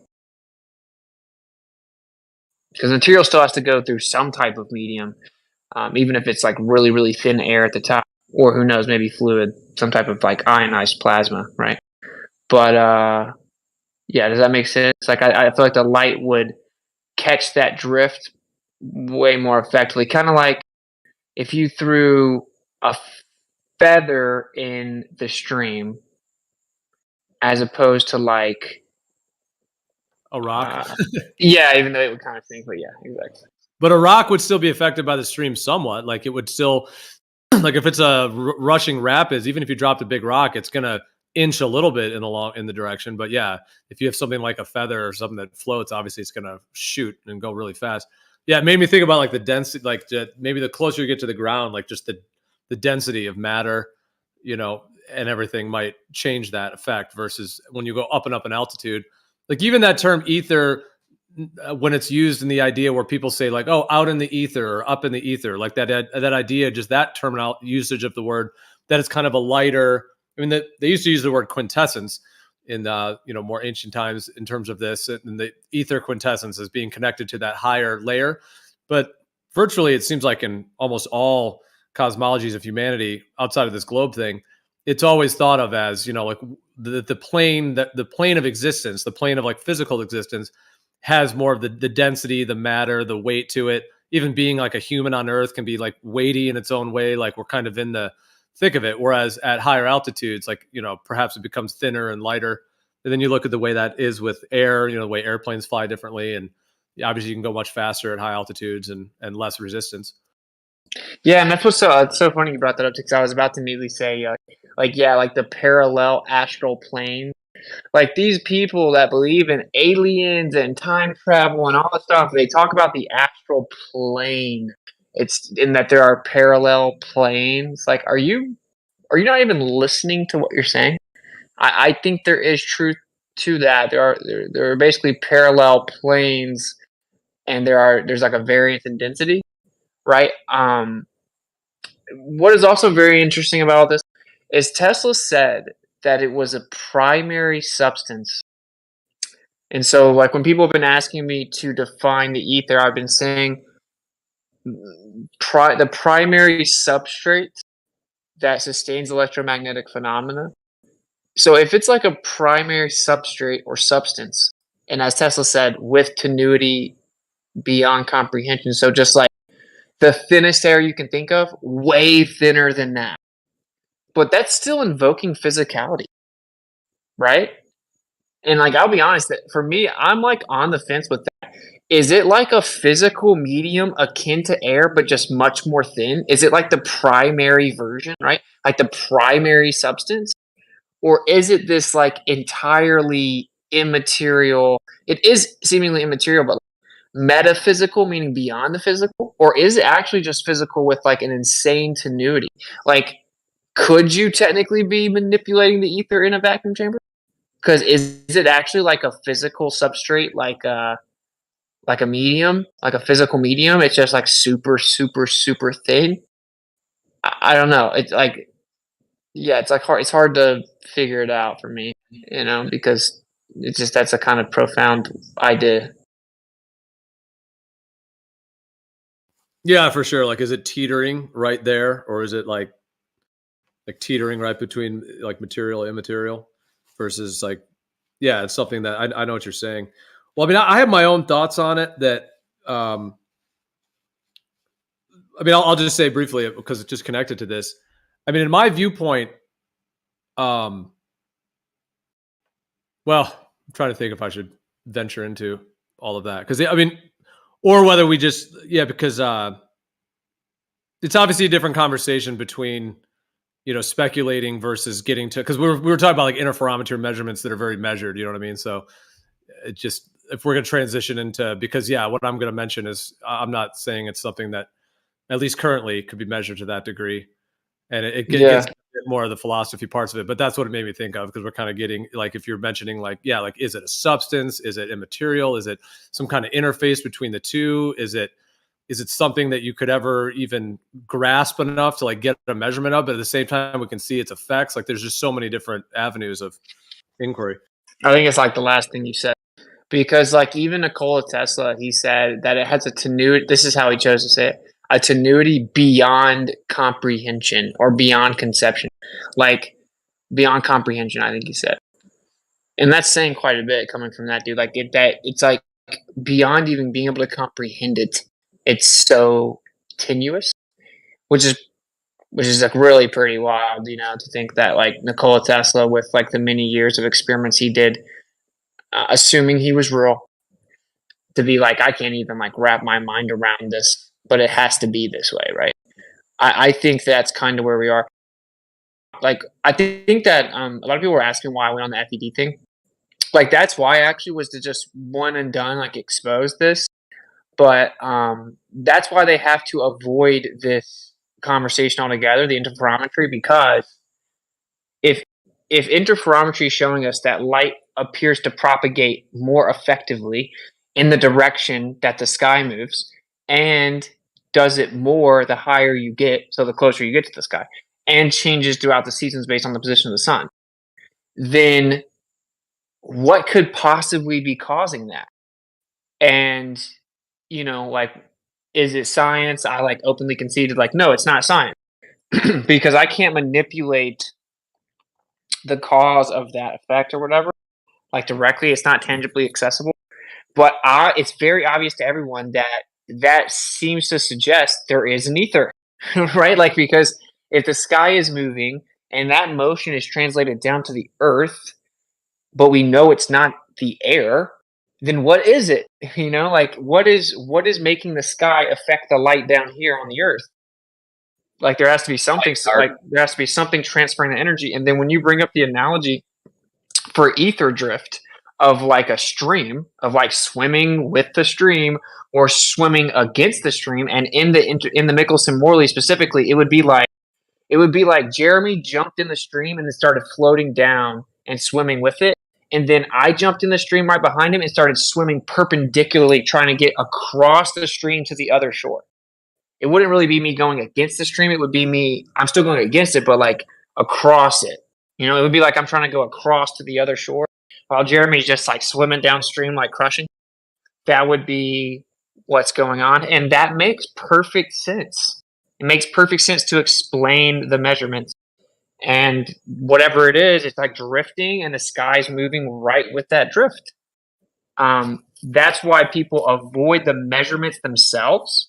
Because I'm like, yo, don't even speculate. I get it. It's not science. It's an interpretive framework. You got to speculate whatever you don't want to. Your own prerogative. Perfectly fine. I get it. Like, don't speculate. Let's just talk about the measurements. They won't do it. because once you do it, anyone that's being honest immediately is like, looks like an ether drift. Like looks like there's something connected to the sky that's drifting. So, I think that mission was accomplished. There's 2023. We got flat earthers not even knowing what Michelson Morley is. But anyway, I'm not trying to bring all that up. I'm just saying, like, to me, that's why this experiment has to be swept under the rug, because how else could you explain it?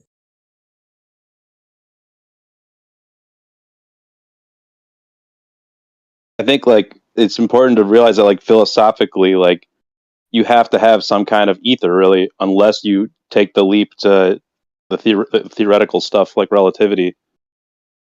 Like there's a reason it was like always some version of that philosophy This is before. theoretical, though.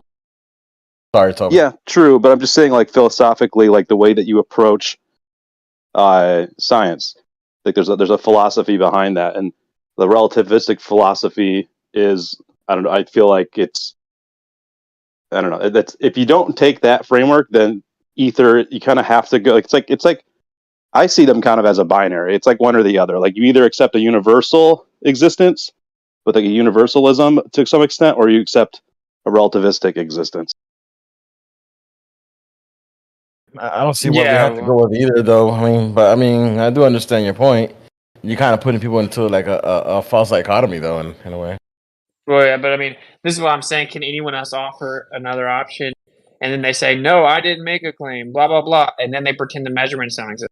And that's what I'm saying. Like, it's not very truther of us to have objective measurements that refute the globe, that are literally the most precise measurements in existence.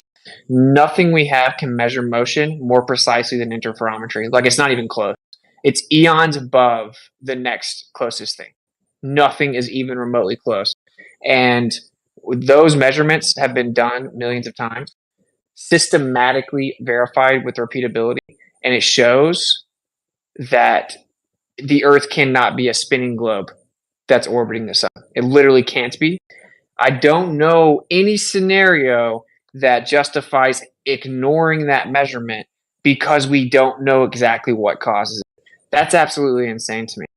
And just like, people are like, oh, elevation measurements and, proves the Earth's flat. It's like, oh, you're measuring to the stars, though. Do you know what the stars are? Well, unless you know what the stars are, you can't make measurements. It doesn't compute to me. And then when I offered people the point in my presentation, I'm like, there's been two primary frameworks throughout all of mankind that have been offered. You have atomism, which basically stems from materialism, which is the philosophy that nothing exists outside of matter or what is derived from matter. And then you have ether. And these are really the only two that have ever been proposed. And like, could you say it's a false dichotomy? Sure. I'm not claiming it's literally the only two that could ever exist. Just offer a third option. If not, you're just not, at that point, you're not really even partaking in the conversation. So now we're left over here where, well, we're not going to ignore the measurements. So we can't really work together because one group of people are literally ignoring the measurements. And I don't even understand that. Like, we don't have to know what causes the measurements to at least in the first step acknowledge they exist, right?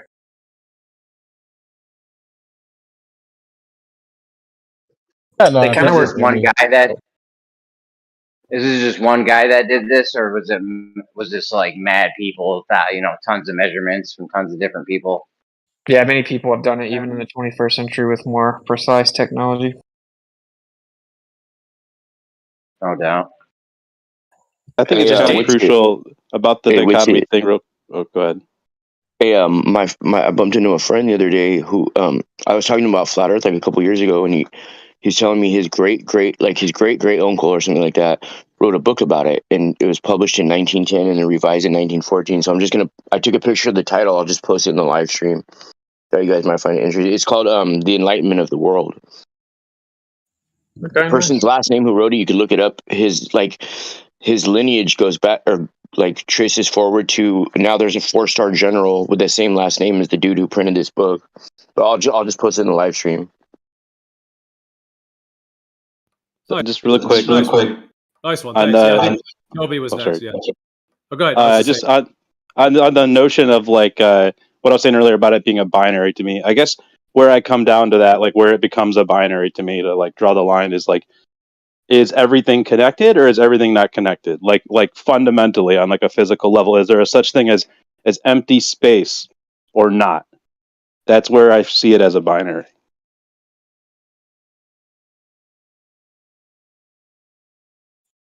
Yeah, so then you're making that link that if it's interconnected, then a medium, a substrate has to be there.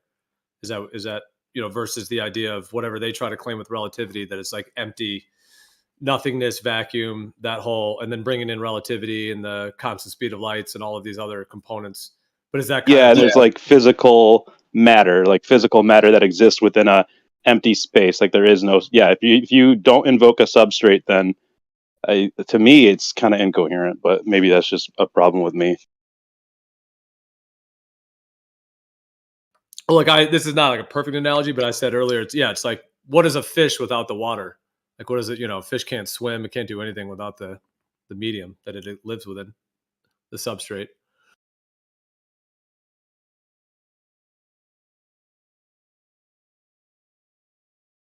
I'm trying to think of some alternative answer to this. Light's traveling faster in a different direction. I just can't. I don't know. I just don't know. What other answer could there be? Yeah, no, that's literally why I went to FED, was just to like knock all the pieces off their stupid little cult echo chamber board and then leave. It just took me like 3 hours to finally be able to do it. Well, wait a minute. That don't mean to say there isn't an answer, but which is not saying that. Yeah, I'm just pointing out that like Flat Earth has gone way too long being told not to address this. This is super important. I don't know. I'm not claiming to know exactly what causes it. I'm literally not claiming that. Like, I'm not invoking it as scientific proof of the ether, nothing like that. Like, for me, I have no hesitation to be like, okay, well, this perfectly matches my current understanding. As of now, the ether is the only one that can explain everything that I've learned, just that framework in general. And everyone's, entitled to their own opinion. I did a whole presentation about it. I'm like, okay, let's compare atomism versus ether. Atomism says that there's a little thing called the atom that's 99.9999% empty space. Okay, well, ether says that it's actually spherical wave manifestation of energy. It's not actual material objects. Well, that's what we see. While atomism says the electron is only there when you're not looking at it and you can never truly find it, and it's 100 million times smaller than the atom. It's a physical material particle. It's a charge carrying particle of matter with no size or shape. Whereas this other one's saying, no, actually, it's just a gap in the electric field. So, like, the other one makes way more sense. And I didn't really ever get a rebuttal to that. What I kind of got was that, it's a false dichotomy to say it's ether or atomism. And I'm like, well, if you have a third option, I'll check it out. But as of now, the ether is just like checking all the boxes, and so it just makes the most sense to me. I think we kind of have, as like truthers or just anyone trying to figure out the world, or any philosophy at all, you kind of have to start with an interpretive framework. Whether that be, there must be objective truth, but the fallibility of man prevents us from necessarily knowing for 100% sure that we've reached that objective truth of all things. Like, we can pursue it. That's an interpretive framework, that there is objective truth. Like, you have to make that decision before you go looking for the truth. Like, we have to make like a philosophy as a prerequisite to science or anything. So that's the actual argument. I think it's a pretty sound argument, if I do say so myself.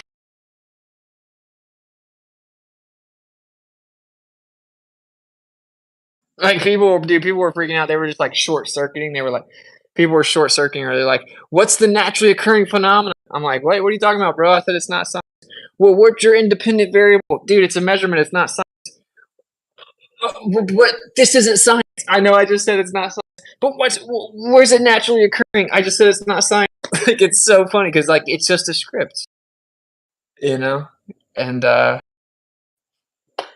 whatever, bro. Teach their own. Yeah, I was streaming it in here. We were listening to it in here. I mean, you said that since the get go, though. I mean, I don't understand why they don't get that. I know remember it's when you frustrating. first came up with that, but Yeah. Well, and like I actually kind of do. I guess it's like, you remember Lemon Bird? Which has anyone talked to him? I hope he's okay. I haven't talked to him in a long time. not. Yeah, man. Yeah. But he was like really big on talking about the ether with very hyper specific claims, and he presented them as if he knew them to be definitively factual, and then he would call them science, and he would go all the way out. And like I love Lemon Bird, bro, because I think that he was on point with a lot of stuff he says. But it just his presentation maybe wasn't the most like tactical. And so what happened probably like even before I was here, like in the online like flat earth community type thing, people like really built up resentment towards what they consider flat earthers, like running around making up speculations but claiming it's science when they thought that that's what they were fighting at the same time, blah blah blah. So there's like this history of it, right? So that's like their ingrained script or rebuttal against ether is like, it's not science. It's not science. I'm like, cool. Yeah, I agree. I don't know. Whatever. I remember talking to Lemon Bird about that, and he's the only guy that would say, yeah, there was, and he would give a number. I think he would say 3% or something like that. Yeah, I hope Lemon Bird's okay too. Shout out to Lemon Bird.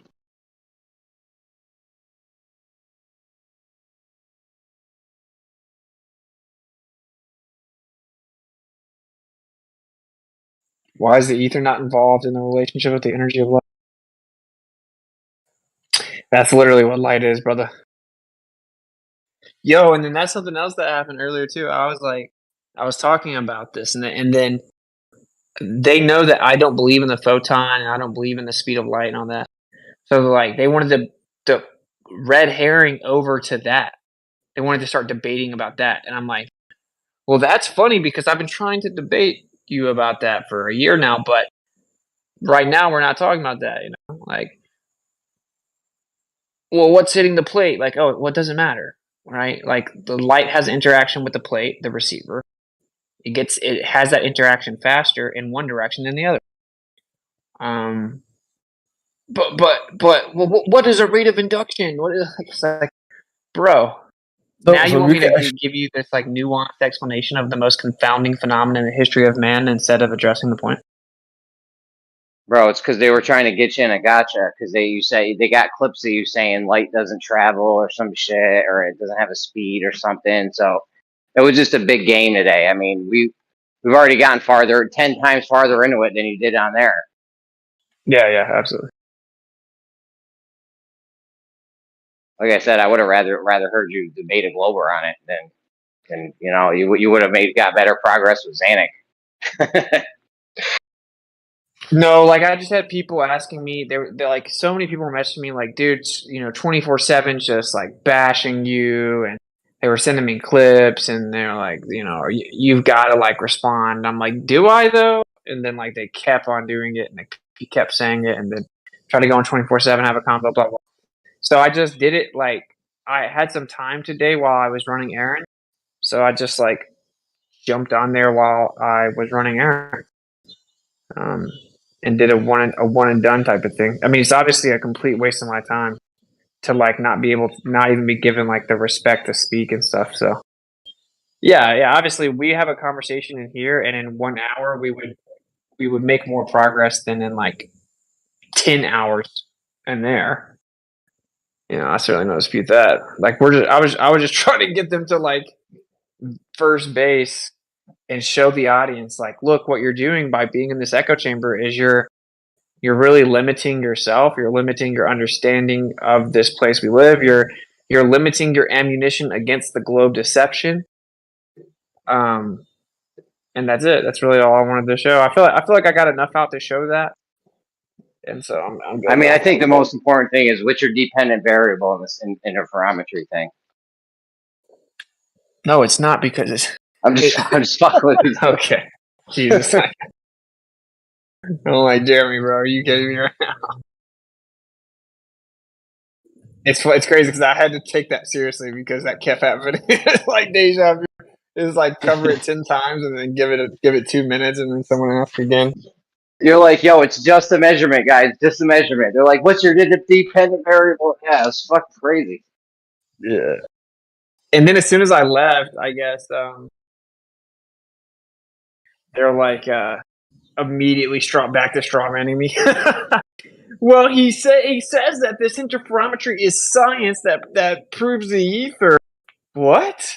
Like I just said that's not what I'm saying like 100 times. Like the second I left, they went right back into strawmanning me because they have a script against me, and like it's very similar to certain Globers. Yeah, it's a measurement and an effect that doesn't. It's incompatible with the rotating global Earth. Correct. Yeah, exactly. So like that's why I think it's so funny. Like, okay, can how did we debunk the globe? Like, how do we verify the Earth is a plane or that the Earth is flat? Measurement. Is measurement science? No, it's measurement. So we have, I call them empirical. They got triggered about that. We have repeatable empirical measurements of the Earth that falsify the Earth being a globe. So why would we be saying we're not allowed to talk about empirical objective measurements that refute the globe? Like it's so stupid. What measurements are those, Whitsit? Please refresh my mind. I've been asking for 2 years. Yeah. Oh, Yeah, it's all good. There's replications of Michelson Morley, man. You can listen back to the stream. Michelson Morley has nothing to do with the flat Earth. What's it? I think we should like ask for consent if anyone wants to debate Peyton Estashill. You can't just come in. Hold on, you're interrupting me already. Hold on. Let me just say what I'm going to say. Don't interrupt. All right. What I'm saying is that we're having a certain type of conversation, and in terms of just in terms of hosting, it's a different vibe what you want to bring in, and it's we'll moderate it so it doesn't go off the rails. But I'm just saying, I think like if you want to come in and change it all to just some kind of debate thing. We need to check with anyone that wants to actually debate you, perhaps, or actually like have it be somewhat sanctioned for it, because otherwise somebody can just come in and just start talking shit and just throw the room into a totally different vibe. So I'm just trying to respect everyone listening and the room to at least allow for that. But I apologize then, but I just heard Whitsit say there are, what was it, irrefutable, used a couple other words, measurements for the flat Earth. And I've been asking for 2 years for these measurements, and this is news to me. Okay, well, it's up to yeah, I was gonna say it's up to Whitsit if you want to. I mean, if you want to debate, though, we can have it be as civil and non-interrupting and all that as possible. I'm sorry, it's not really a debate. It's just I asked Whitsit a simple question. All right. Well, I respectfully decline. Thank you, brother. Of course, because you don't have these measurements. Yeah. See, then you can't do that. Yeah, you can't start taunting and harassing. If no one's going to debate you, then maybe some. It's not going to work. It's not going to work. Listing these measurements. Maybe some other time. You can, first of all, you can rewind the last hour of the stream. We've gone through them in detail, and you can continue listening. And if somebody wants to debate you at some point, we could set that up. You could do an event, whatever. That's fine. But right now, you can't just come in here and kick all the pieces off the board. One of the things I found interesting about the interferometry is what I asked them. I said, because man is fallible, they believe this measurement at this point is fallible. So I just felt like any measurement apparatus ever invented then at that point, you could use that argument against, couldn't you? Yeah, but when Oakley brought that up, dude, I immediately destroyed it. I'm like, oh, the instruments and the human error are like conspiring without our knowledge to match the direction, altitude, and seasons. And then he didn't say anything. Yeah, that's exactly what I was like, it just so happened to correlate with the movement of the sun, and we're just gonna ignore it. Yeah. So what would it be then? Because we have a couple of issues here. We have directionality and we have speed change, but we also have a third thing. We have a time, a season. So how would you explain those things? The sun is basically has an energy field, and it's within this vortex. And as it moves in and out, it affects the energy translated down to the sky. So the direction is just because the vortex is turning that way, like swimming in a stream or swimming against. The altitude is because you're getting closer to that sky with less like vibrational material impedance of air and stuff like that. And then the sun, which I was just telling Gio that I need to like try to formulate and really think about more of a precise speculative answer, but it's just that the energy from the sun is directly affecting the measurements based on its proximity, which would kind of explain the Elias effect as well, right? So, yeah, that's a vague answer. But I will say the difference between real quick though, I was going to say the difference between what it is and how it is incompatible with a globe, I think is an important distinction. Like if it's incompatible with the globe model, then that's like done and done. The next question is what are all the nuances and what is going on is like a deeper question. But I just want to mention that because there are certain physics that have to occur with a spinning sphere. And these are, now if somebody wants to try to account for them or come up with some way to test or measure or have it work on a globe, that's one thing. But they'd have a huge never-ending uphill battle, I think, to ever do that, which is why they already bailed on that and just tried to suppress it and bring in Einstein and just obfuscate, do everything they've done in the 1940s, 50s, and onward, to try to eradicate it that way. Because if they could have actually debunked it or had an explanation like they can for Foucault's pendulum or all these other things, they would have just come out with that instead. But clearly there's something much more to it. Well, dude, that's the part that is so funny. So it's like, oh wait, we have flat earthers, quote unquote, saying we can't talk about like objective measurements that refute the globe. But even more than that, once you start pressing them on it, their response is, oh, well, maybe it's just error. That's literally what Einstein said, bro. Like Einstein couldn't come up with anything else, so that's what he said. He said it must be error because if it's not, then relativity's wrong. The orbital claim of the Earth is wrong. By proxy. Or what his handlers told him to say, because it's interesting that he has some contradictory quotes. Some of those he's like, well, if this is the case, relativity is a problem. But then at the same time, like whether he did have handlers or what finances or, those kind of forces may have been behind it. Just made me think of that, like, what he was told to say as the official response, as it were, versus some of the other actual responses that he has given, indicating that it could be very problematic. But then all of a sudden, well, could be really, really problematic, but it's all just instrumental error. So we're good. Carry on. Yeah. And like, what's funny is, he's like, first they were saying it was temperature and then that got debunked. So they're like, well, there's probably another fundamental error somewhere. I promise. They're like, just trust me, and then like 4 years later, he has another quote saying, yeah, if there has to be a fundamental error somewhere, but because if there's not, then I'm wrong. But so like over the course of 4 or 5 years, he couldn't come up with anything.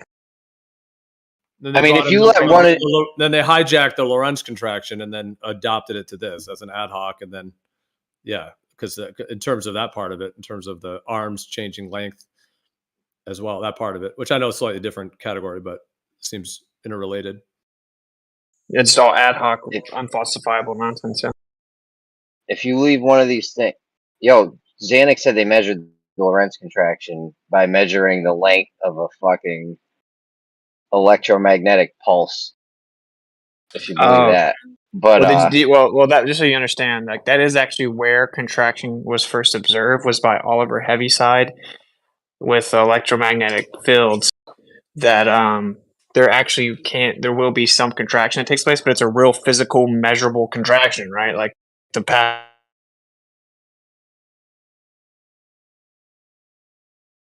You cut out. Yeah, sorry, I keep getting calls, but yeah, like the path actually gets shorter with the electricity. It's a real physical effect. Like you can actually measure that it gets shorter, as opposed to relativistic Lorentz contraction, which is like, oh, you'll never be able to see it, but it's there, I promise. Yeah, you can't measure the Lorentz contraction. Right, you can measure the electric one from Heaviside, though. Right, that's what I was saying originally. Like they like co-opted it and then they co-opted it, hijacked it, and then ad hoc'd it, and then propagandized it to finish it off. Yeah. For this interferometer thing, all you got to do is have this thing set up in a temperature control room and just fucking wait and just let a couple seasons roll by, a year roll by, and just do shit every day or whatever, however they do it, and then see the results. Because if it's error from the machine, it wouldn't just happen to coincide with the seasons changing, or Correct. I was going to mention too. You guys were talking about like in terms of the actual effect, because what you just said there is spot on. But I was just going to say too, is this is from before in my mind, but like it's interesting that the sun is. Could anyone argue that it's the prime source of light in this entire realm? Like I don't think anyone really could ever argue that. I mean, whatever the biggest light we could make on Earth or a million LEDs is still not the sun, even though I know they claim like when China tried to make a fake sun or whatever. But my point is just that the sun is like, in terms of light or what we call light, visible light, and this whole realm, like the sun is sweeping around this Earth in a way that is like clearly like one of the, the main character of the show, if you will, the sun. So it just makes me think about, since this interferometer is working with light, whatever, just very general term using light, there could be subtleties to what wavelength and frequency, all that's occurring on. But I was just saying, like, the fact that the sun is like that prime source of said light and all the other things that go along with it, the proximity of the sun to this interferometer, of course, that also indicates that the sun is close as well. I mean, 93 million mile away, they say that it's 3 million miles closer in the winter or whatever. So there's that 3 million mile kind of change. But first of all, if interferometer doesn't pick that up, then that already deletes the kind of 93 million mile sun. And then the interferometer having a difference in the seasons, if that's correlated to the distance of the sun, it indicates a close and local sun source, and then perhaps indicates some kind of relationship between the sky, the medium, etc., and the way light is functioning. And it just makes me think about how that sun is like that prime source of at least visible light, but also infrared and electromagnetic, all these other frequencies as well, UV and X-rays and everything. So there's so many ways in which one could even start to think about how the distance of the sun and thus the seasons could affect it.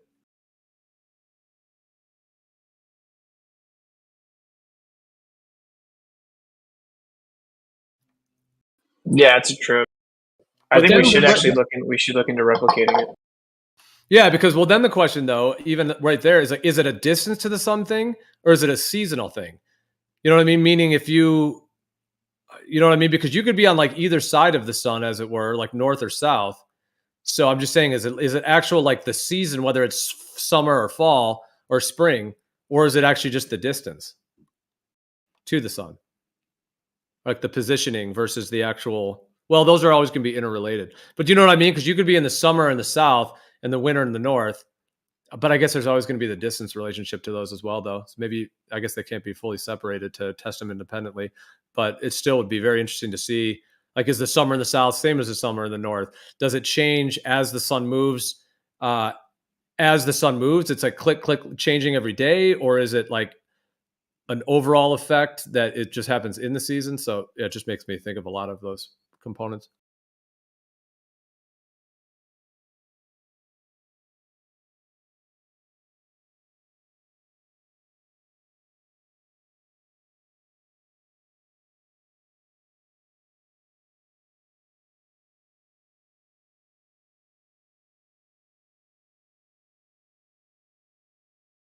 By the way, speaking of the sun today, it's my birthday today. All the best, man. Thanks. I'm not bringing it up. Returns of the day, Gio. Happy birthday, Gio. Thanks, guys. Yeah, happy birthday. Cheers, thanks. It might sound like I was fishing for happy birthdays, so I'm laughing at myself. I wasn't really, but I figured, no, you guys probably wouldn't know otherwise. But so yeah, and I was talking about the sun and the sun being connected to the day of birth, the position. Feliz Navidad. Yeah, you asked for it now, buddy. Prospero año y Navidad. Well, like on your birthday, you're getting a sun conjunct sun transit. So the sun is in the same position it was when you were born, same position in the sky. So the sun in the sky is conjoining the position of where it was when you were born. So it's like a sun conjunct sun that everybody gets on their birthday. I'm gonna sing it again because Virgo, then? Sorry, I'm talking over someone. Are you Virgo Yeah, then, Jim? I'm gonna sing it again because it's your birthday and I'm fucking annoying and you're gonna smile. Feliz Navidad. Here we go. Feliz Navidad, prospero año y felicidad. Gonna wish you a Merry Christmas. Oh, Huh? wait. Yeah.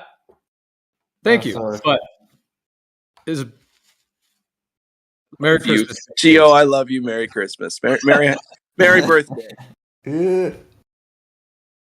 Thanks, guys. I appreciate it. So are you Virgo then, Gio? Is the question I asked. In the tropical zodiac, I am a Virgo, but in the sidereal, I'm a Leo. Oh, that's interesting. So I'm right on in tropical, I'm right on the cusp of just the first few degrees of Virgo there, 2 degrees. Whereas, yeah, on the sidereal is Leo. Nice. It's good that you're here, man. How old are you now, if I may ask? 42. Oh, wow. I thought you were younger, man, from the voice. You sound younger than you are. Interesting. I would have said Nah, you're about, you sound way too wise to be young. No, from Here's the what it is. voice tone, not from what he's saying. Yeah, we can hear it in his voice. He's kept healthy, but yeah, he's Gio. You're sharper than anybody younger than you. That's for sure.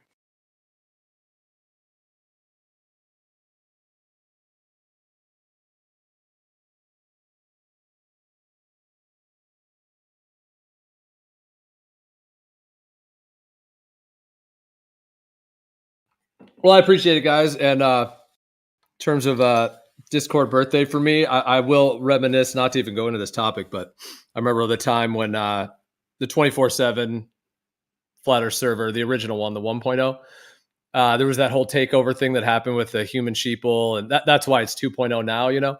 I just remember it was like right on my birthday when like all of that shit was hitting the fan, and there was so much drama. It was like this 36 hours in the admin mod chat with all the mods and admins going through all this deliberation. And anyways, I just remember it was like one of those days was like right on my birthday, and it was like all this stuff happening. And yeah, I was like, I dropped the bomb. I was like, oh, it's my birthday today too. So yeah, and then they all started singing me happy birthday, even amongst all of the dramas that were going on at the time. So just drama reminds me of that.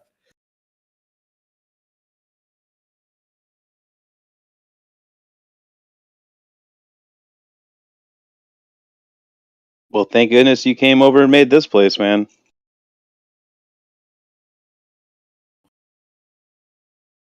Yeah, I had actually been planning and working on this for quite some time. Like I had even told a lot of people in there for years, even before this was launched. Yeah, that I was working on it and everything. So, but yeah, it was. I kind of exited that community, as it were, and then this was launched. It was quite a bit, maybe a year later, something, or a year and a half after. But just because, yeah, I had just been working on it. And it was just gonna happen when it happened. So.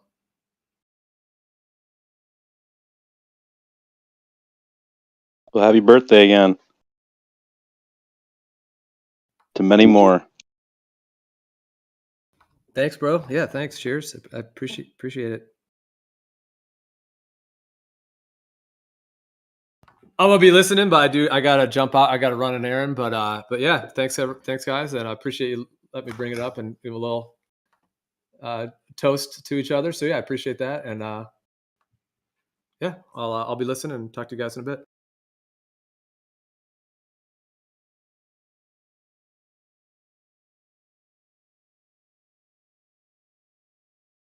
Yeah, how do we get an interferometer?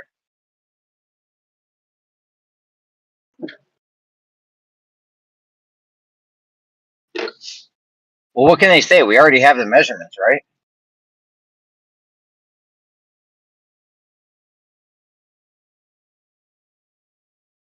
I wanted to hear Peta. What's it? I'm not gonna lie.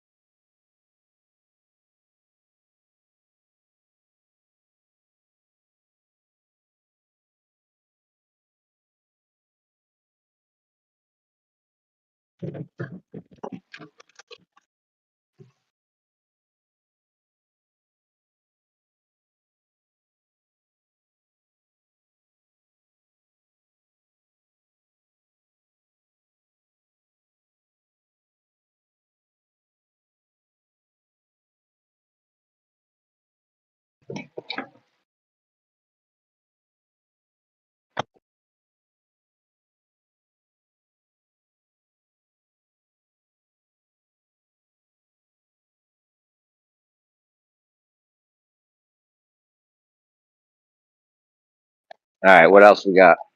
I'm I mean, all we could excited kick off. about the Indians. Woohoo! Where's that moon Dude, did picture? you see the picture of that? It looked like Galaga. It looked like fucking Galaga. I'm like, yo, no way. Unbelievable.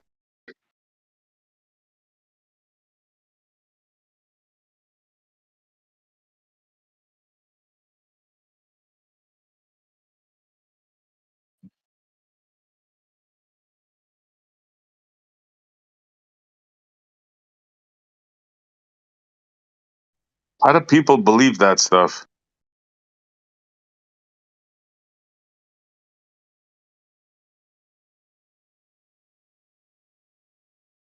I, I don't know if you remember last time they tried to land something a couple of years ago, maybe. That shit looked like. I don't even think there was any actual video. It was just fucking animations. I think my Atari system was better than that, like 30 years ago.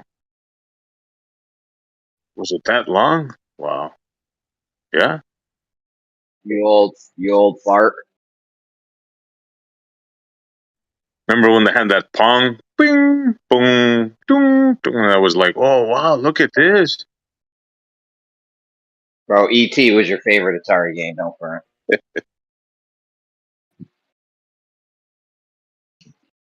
No, Pong was awesome. Yeah, it had its own paddles and shit. You had to get the circle paddles with the button. That's what I mean. What a good time to be growing up. Video games were just coming out, bro. What? Good times, bro. Love the 80s. Big fan of the 80s.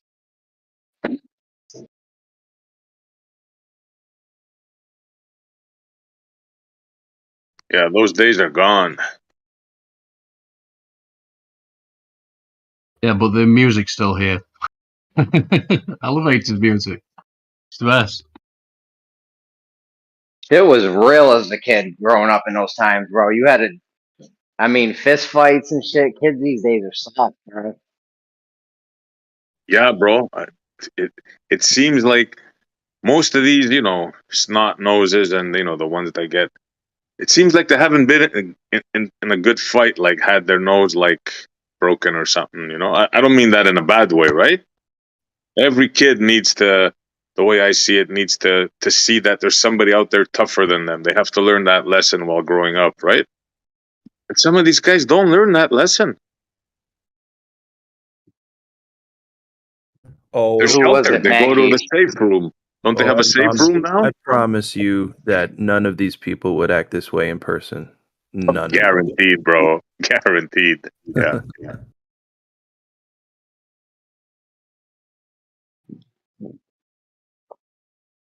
It's a real snake pit in the chat tonight. Yeah, man. The chat is lively. I got it hidden. I'm just looking at some crazy, weird photos on the internet and listening to you guys.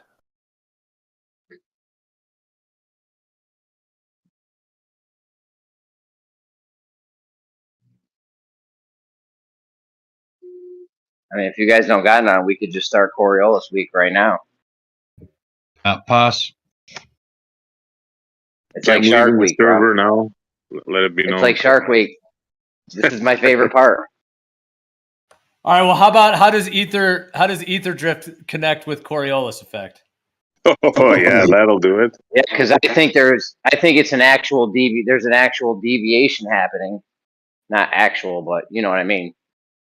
And I think it's an actual thing and not just an apparent thing. Because if it was an actual thing, that's a different story than this apparent thing they say is happening. Well, what if that's the cause of this whirlpool that these ancient sailors, you know, there's so many stories about this whirlpool in the middle of the ocean, so you know, in the north. Can you imagine if that was the reason? I mean, I don't know if the effect is there or isn't there, but if it is there, ether could maybe explain it. Yeah. Look, No, this light thing, if this light thing is real, if we have directionality and speed change, that's like two things that shouldn't be. That's a big thing. Forget Yeah, we about gotta get shape of this. the earth or anything like that. Just that alone. That's a big thing if it's true. Yeah, we gotta get to the bottom of this interferometry thing. I feel you. The iPhone 17 is gonna have an interferometer in it. Don't worry.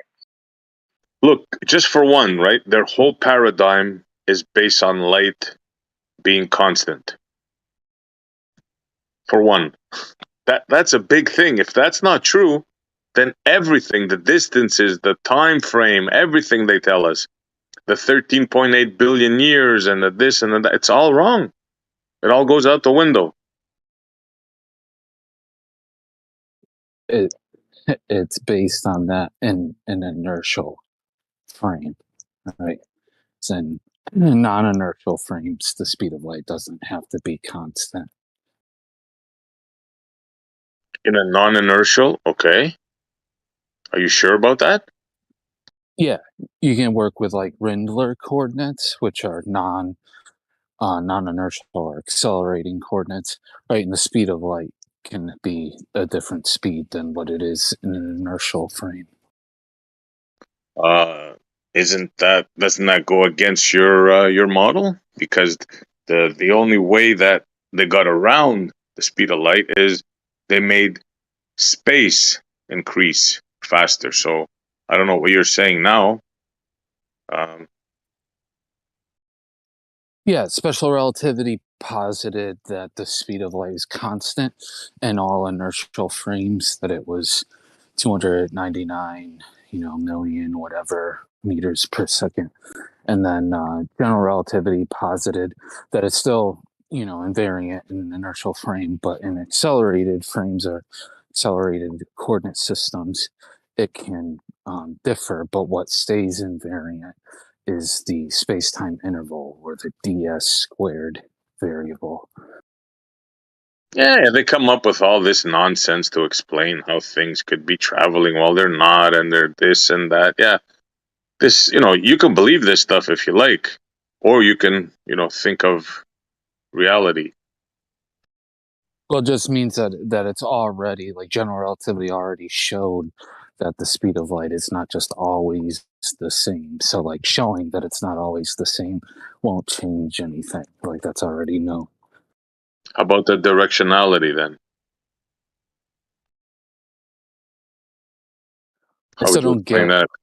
I don't get what is meant by that, right? Like, you could shine a laser in any direction, 360 degrees. That's the point. I don't get it either. Exactly the point. Yeah. If you can quote me something, please do. The direction. Yeah, the direction changes the speed. I'm not saying, I'm saying I started off by saying if. Remember this, right? Like, I haven't looked into this. I'm just saying we have two issues here, the speed of light and directionality. So if that's true, why would a direction change the speed of light? Yeah, that would be a good question, right? If you're in an inertial frame using inertial coordinates, then yeah, there shouldn't be any, doesn't matter Even a which way you non-inertial. shine the laser. Even No, a because like I non-inertial. just said, general relativity has tons of non-inertial accelerated coordinate systems where the speed of light is different. A non-inertial accelerating coordinate system. Yeah, it's two ways to say the same thing. A non-inertial frame is just a accelerated coordinate system. Okay. So it still doesn't make sense because in your paradigm, the only way to violate the speed of light, which you can't, that's a standard. That's a non-negotiable issue, right? The only way that you can get around that is if you accelerate the speed at the space around that, which is like even It's more violated dumb all the than dumb. time. Like there's dumb and then there's that, right? It's like, wow, really? Well, like I said, it's violated all the time in general relativity. That's one of the major, I guess, revelations, postulates of general relativity is that you could have a varying speed of light in non-inertial frames or accelerated coordinate systems.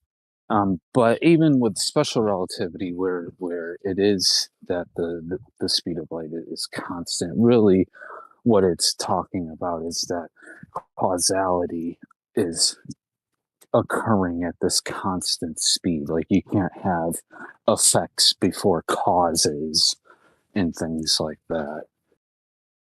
Yeah, of course, because they're going to get all messed up. Yeah. So they have to rein in the the acceleration and it's look. If you wanna try to make sense of this stuff, right? I mean, fine, I understand that, but there's really it's like complete illogical. Like they say, for example, they say when an object accelerates, it shrinks in the direction of travel. But then they say that if an object travels and travels fast, it expands. So like that's a contradiction right there. Who says that? Sorry? Who says that? What's Lorentz contraction?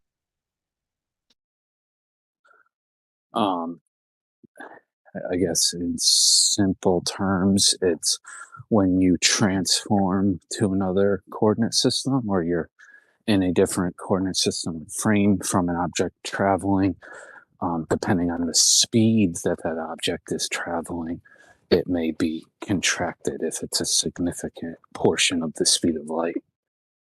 Mm-hmm. Exactly. And what's the other thing that says if an object travels near the speed of light and then expands exponentially? You know that one? Well, there's like Terrell rotations and stuff, but both are like coordinate or frame dependent, right? Like if you're in the frame with the thing traveling, you're moving with it. It's not contracted or expanded or anything. It's only if you're in a different frame, right? It's the covariance principle. If you're in a different frame watching it happen, then you'll see it contracted. Yeah, call it whatever you want. What I said is correct, right? And that in the model, in the same model that says things contract, that same model says when they travel near the speed of light, they expand, correct?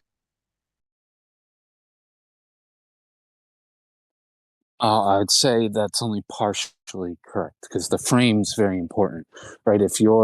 And that's the other part of it. If you're in the frame, if you're traveling with the thing, right, it's not contracted, it's not expanded, it's not anything. It's only if you're in, say, like an inertial frame, you're just standing on the ground, stationary, and you see something go by at a significant portion of the speed of light, that's when you'll see it and measure it as contracted. So that's an important part of the aspect. So it's not actually contracting, you're saying?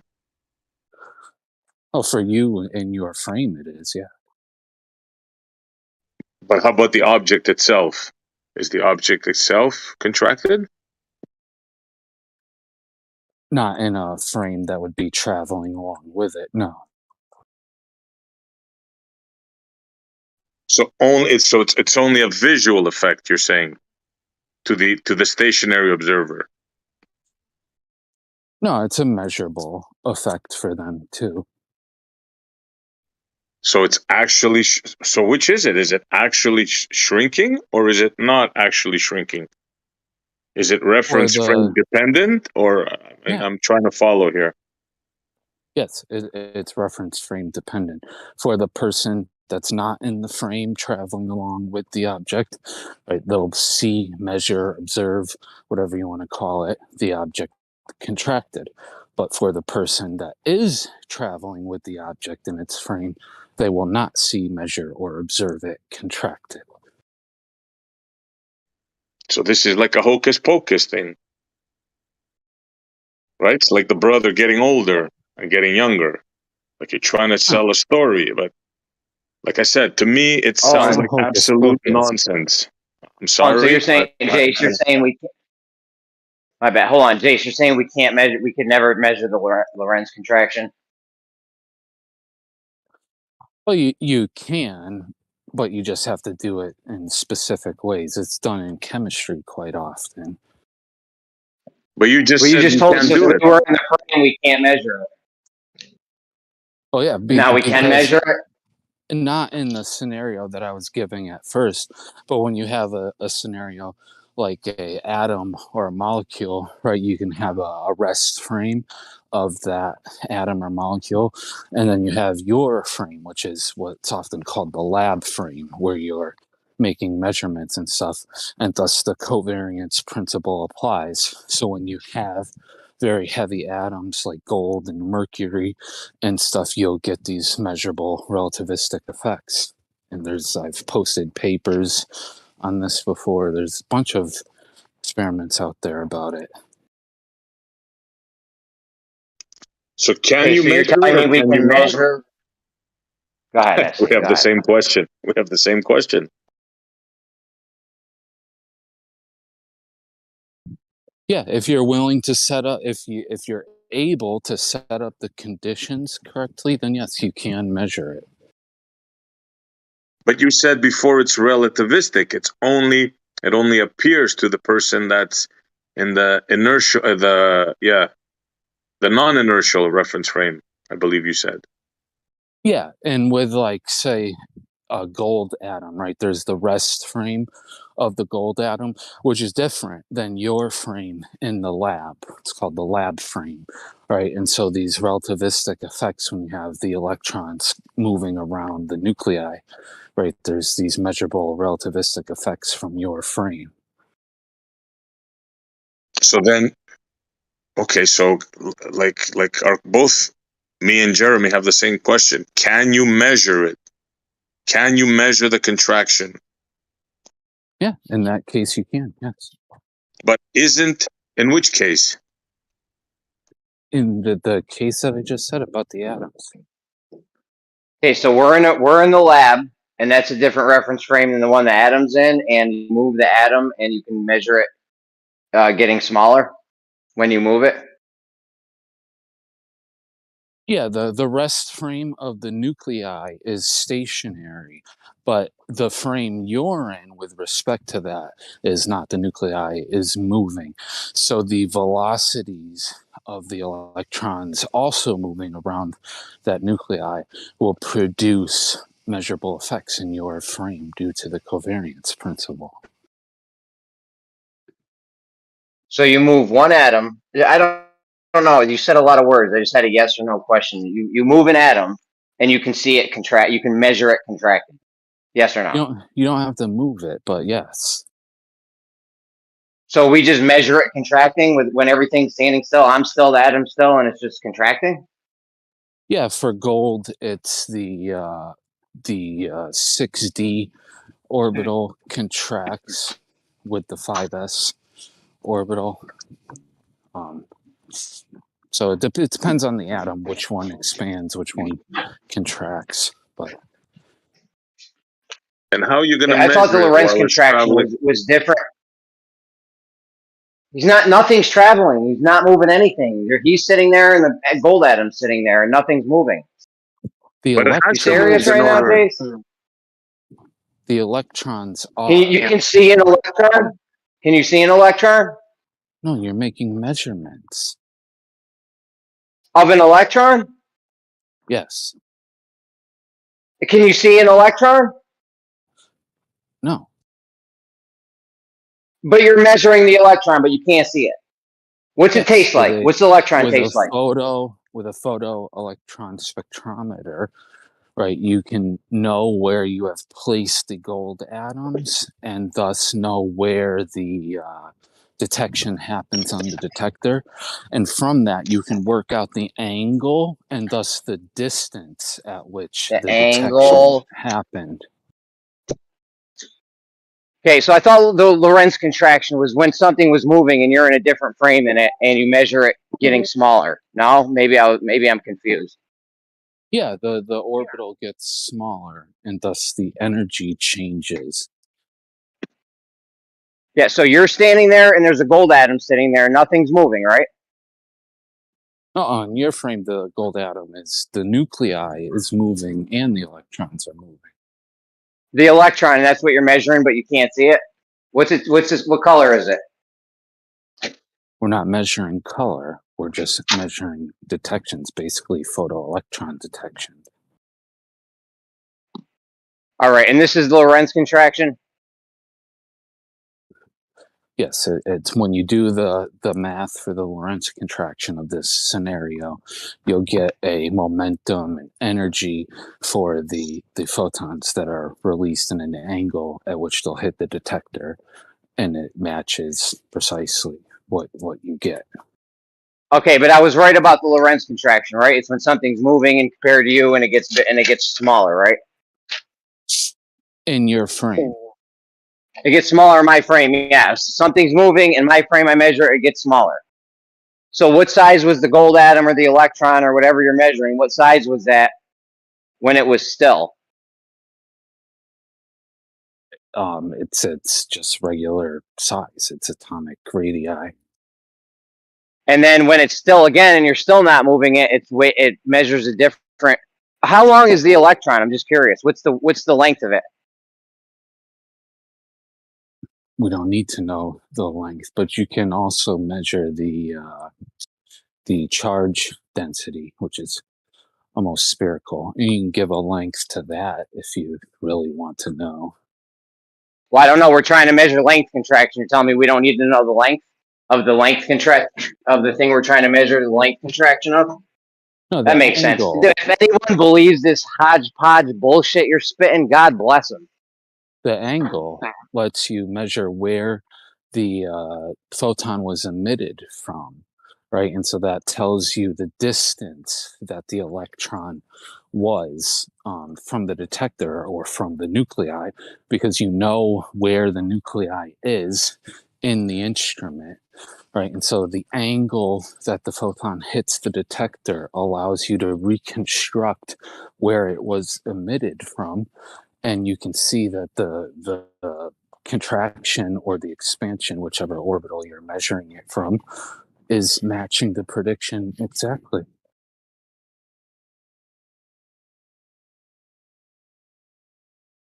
Yeah, Do you have the length of something getting smaller when it moves or no? Yeah, so what that shows is in like a hydrogen atom, the orbital distance is further, right? If you're measuring a contracted orbital, it's further than in the gold, the heavy relativistic gold atom, which means the orbital contracted or the distance shortened. Bro, what's the length before it was moving and what's the length after it was moving? I don't know the numbers off the top of my head, but they're on the order of angstroms. And just to be clear, nothing's moving. You don't change anything. You just look at the thing and it's what, changing, just sitting there. There's the lab frame I realize there's two frames. We're looking at the thing. It's one size. We do something and then it changes size. No, there's the lab frame where the nuclei is moving and the electrons are moving relative to you, and then there's the rest frame of the atom, of the nucleus, where it's stationary and the electrons are moving around it. Okay, so you take a measurement of this electron cloud. Is that what we're measuring? An electron cloud or orbit? You called it an orbit. I don't think that's the current model of electrons, but we could go with it. It's an orbital. Electrons reside in orbitals, not orbits. Okay, the orbital electron cloud, that's what we're measuring the length of? Yes. Okay, so we're sitting there, we're looking at this electron cloud. It has a length. Nothing, no one's moving, you're not moving, the atom's not moving, everything's just sitting there, and there's this electron cloud, and we get a length. Okay, now when does it change? We start moving it? No, it changes, right? The velocity of the electrons change as the atom gets bigger. So when you take something like hydrogen, you can be looking at the emissions from the same orbital in hydrogen, which is a very light atom. It only has one shell. But when you look at an atom like gold, right, it has six shells. Can you talk normal, please? I'm just going to have to bail out if you can't just talk normal to me. It's it has 6 shells. It's a very heavy atom, and thus the electron, there's more protons in the nucleus, a stronger electrostatic force is occurring, so the electrons have to move at a much faster pace, which makes the relativistic effects become apparent. And you see that the distance at which the emission originates from is contracted in the gold atom compared to a hydrogen. So you're not even measuring anything contract. You're measuring two different things. This isn't fucking length contraction. What kind of... Dude. Of course it length is. contraction. You're something moves. Something moves and then it contracts because you're in a different frame in it. You're not even measuring that. You're measuring a gold electron cloud and then a hydrogen electron cloud. You need to be measuring a gold electron cloud and then measuring it being smaller from the contraction. That's not what you're doing. You just said a whole spiel about measuring an electron cloud from a gold molecule and then one from a hydrogen molecule. So let's run it back. Yeah, we're in the lab. We're in the lab. I measure. Hold on, Jason. We're in the lab. I'm measuring an electron cloud from a gold atom. I get a length. Now what? Now what? You're in the lab. You've measured the electron cloud from the gold atom. Now what? Yeah, now we need to see it, measure it contracting. What's next? No, you already did. I must have missed it. We're in the lab. We measure the length of an electron cloud on a gold atom. Now, where do we measure it contracting? When you measure the hydrogen, you're measuring the same electron cloud in the hydrogen atom, but it's at a different distance, a larger distance than what it is in gold. Because of relativity, right, you're in a different frame than the rest frame of the lab atom, and thus those contractions are predicted to be apparent to you that you can measure, and that's what you've done. You don't measure things from these relativistic effects from that frame. It's due to the covariance principle. You have to be in a different frame. That's what the lab frame is for.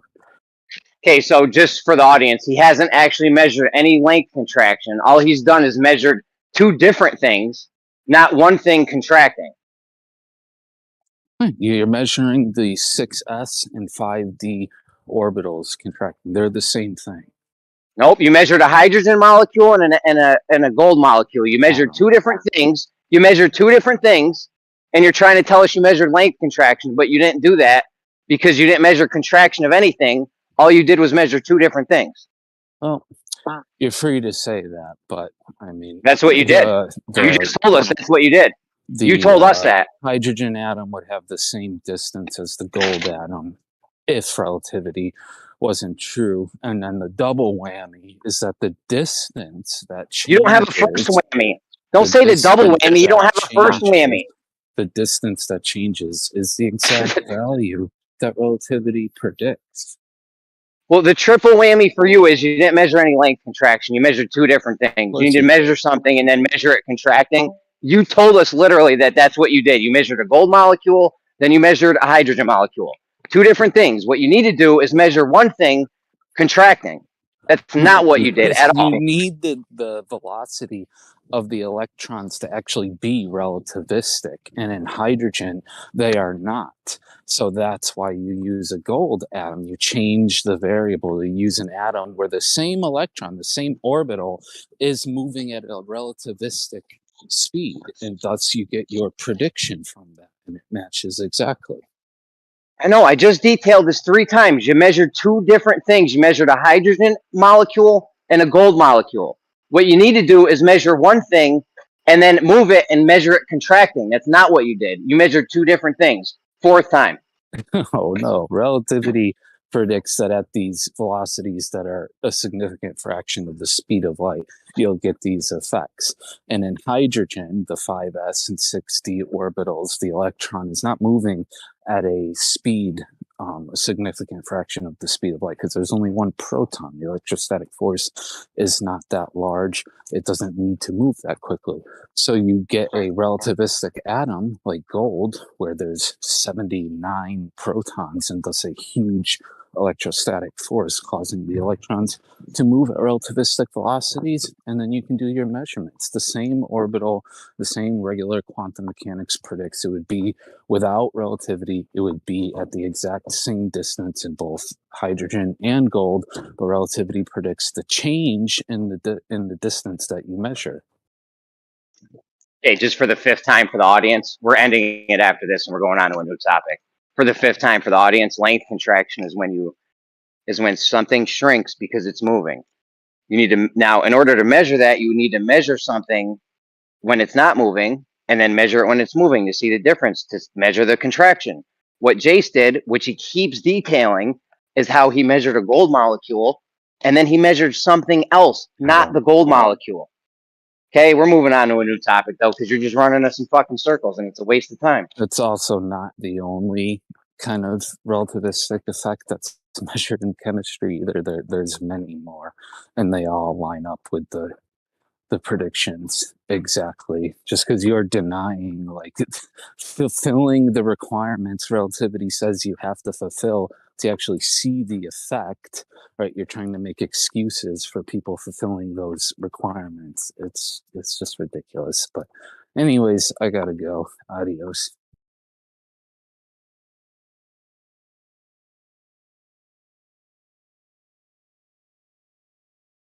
Run, Forrest, run.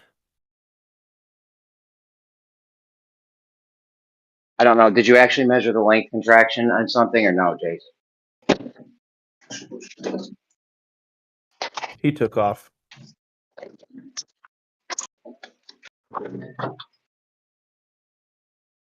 Fucking wasting time, man.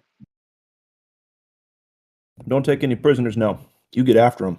You're doing fucking great. Thanks.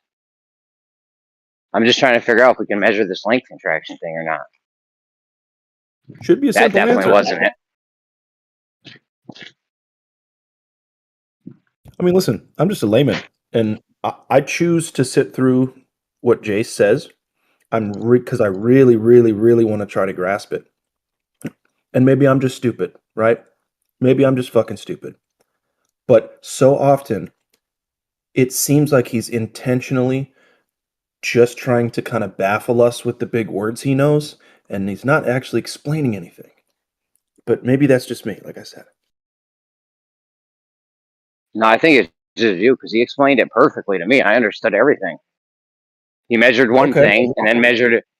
Yeah, he measured one thing and then measured a different thing and told me he measured length contraction. That's what happened. Okay, so you understood it. He just wouldn't answer a question? What question? You said you want to know about the length contraction thing. So you asked him about it. He didn't respond. He responded. He told me he measured a gold molecule and then he measured a hydrogen molecule and said he measured length contraction. When he measured 2 different things, you're supposed to be measuring the same thing, but in one instance, it's one size, then you move it, and now it's a different size. That's not what he did at all. I mean, Jeremy, I hear what you're saying. I was listening to that. The thing is that from the way what he was describing, I mean, I don't know why you're saying it's like a waste of time or whatever, unless that's how you feel in terms of the discussion. But he is like basically going through, you know, that particular like realm of sort of, if you want, we want to call it the mainstream science world when it comes to relativity and how that links to the field of chemistry. And I hear what you're saying in terms of it not actually measuring contraction. That's a good point. However, I think there's a bit more nuance to it because he wasn't really claiming that part of it. I think essentially he's claiming two different observations and then linking them to a model and a particular explanation of how that fits into a particular subset based on that how they're modeling, you know, those concepts and how that interrelationship they think is going to indicate towards, you know, the theory of of relativity, which is basically the foundation or one of the core axioms to the model in the first place. So yeah, I just think you were potentially oversimplifying it a little bit, and I'm not saying that everything I said is unraveling all of it, but I think those are some of the components.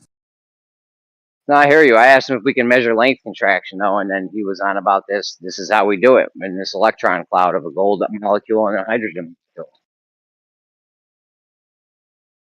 That was supposed to be his Lorentz contraction measurement. But that's not what that is, though. Is that what he was asserting? That it's a Lorentz contraction thing, or was he just talking about is he just talking about the relativistic models? Because like the relativistic math and models are one thing, but yeah, like they're never actually measuring a contraction, especially in a reference frame that's moving at thousands of miles an hour or hundreds of thousands of miles an hour as well. Yeah, no, this was I definitely clarified it multiple times throughout that. That was supposed to be a measurement of length contraction. I went through it like 4 or 5 times about how he's not measuring length contraction. He's measuring two different things. And he kept trying to say that he was. So. Yeah, I might have missed the first part of it. So, yeah. Yeah. I guess I didn't hear the part where he was, the initial claim maybe, that he was, I was just maybe listening to that part. Where he was. Yeah, he claimed this was a measurement of length contraction, then proceeded to tell me about how he measured two different things. I'm like, bro, what the fuck?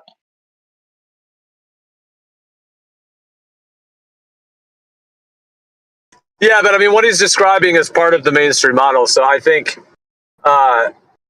there's still value in hearing him or someone else lay out how they've been convinced of those models. And it needs to be unraveled on a larger scale too, like in terms of sort of these paradigms that are being operated under and what parts of it are legit and what parts of it are not. So, but I hear what you're saying. I just don't know if, I don't know. I guess it needs to be unpacked a bit more. I hear the point you were making, but it's like you were getting frustrated at him while, in my viewpoint, kind of somewhat simplifying it. And there may be more to it is all I'm saying. Although what you're saying was not an invalid point. So I hear you on that. Yeah, bro, I just want to know if we can measure the Lorentz contraction or not. He's talking about measuring electron clouds of friggin' gold and hydrogen molecules. Like that would have been valid if he took a gold molecule, measured it, and then friggin' moved it and measured it contracting. But he was just measuring the gold molecule and then measuring a hydrogen molecule. Like boom, length contraction. Like what? Well, I don't know, bro.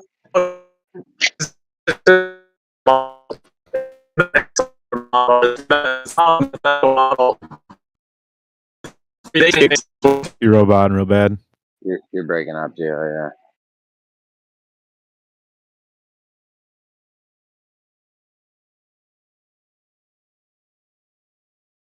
I mean, as far as I'm concerned, yeah, I'm driving. Yeah, I might be. Go ahead. We hear you now. I'm driving, so I might be in and out. No, I was just saying that, like, it's the model. It's like the mathematical model and how that fits into the explanation of the phenomenon.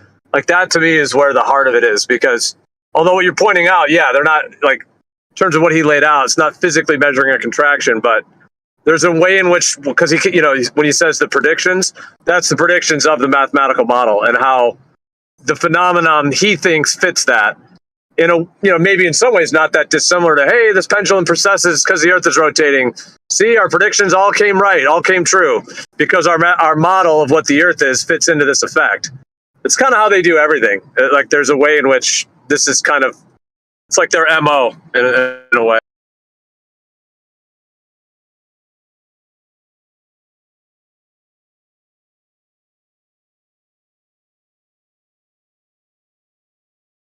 I mean, yeah, if you're going to show me a measurement of length contraction, you better show me something not moving, and then show me something moving, and have it be a different measurement, smaller than when it's moving. You know what I'm saying? Like you can't show me two different. I hear you about their models and shit, and I could have got into neutrons and photons and protons and shit with them, whatever, but it wasn't even necessary at that point because it's not. You know what I'm saying? Like, dude, I don't know.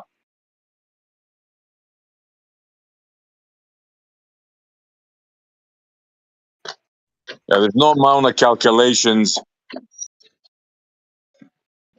that's gonna explain something shrinking. I don't care how you say it, how you slice it, how you dice it. There's no amount of calculations that. I mean, yeah, let them say it for the audience and that, but yeah, let's just be clear. When you say something contracts, that means that an object physically has to shrink, and there's no amount of calculations that can explain that.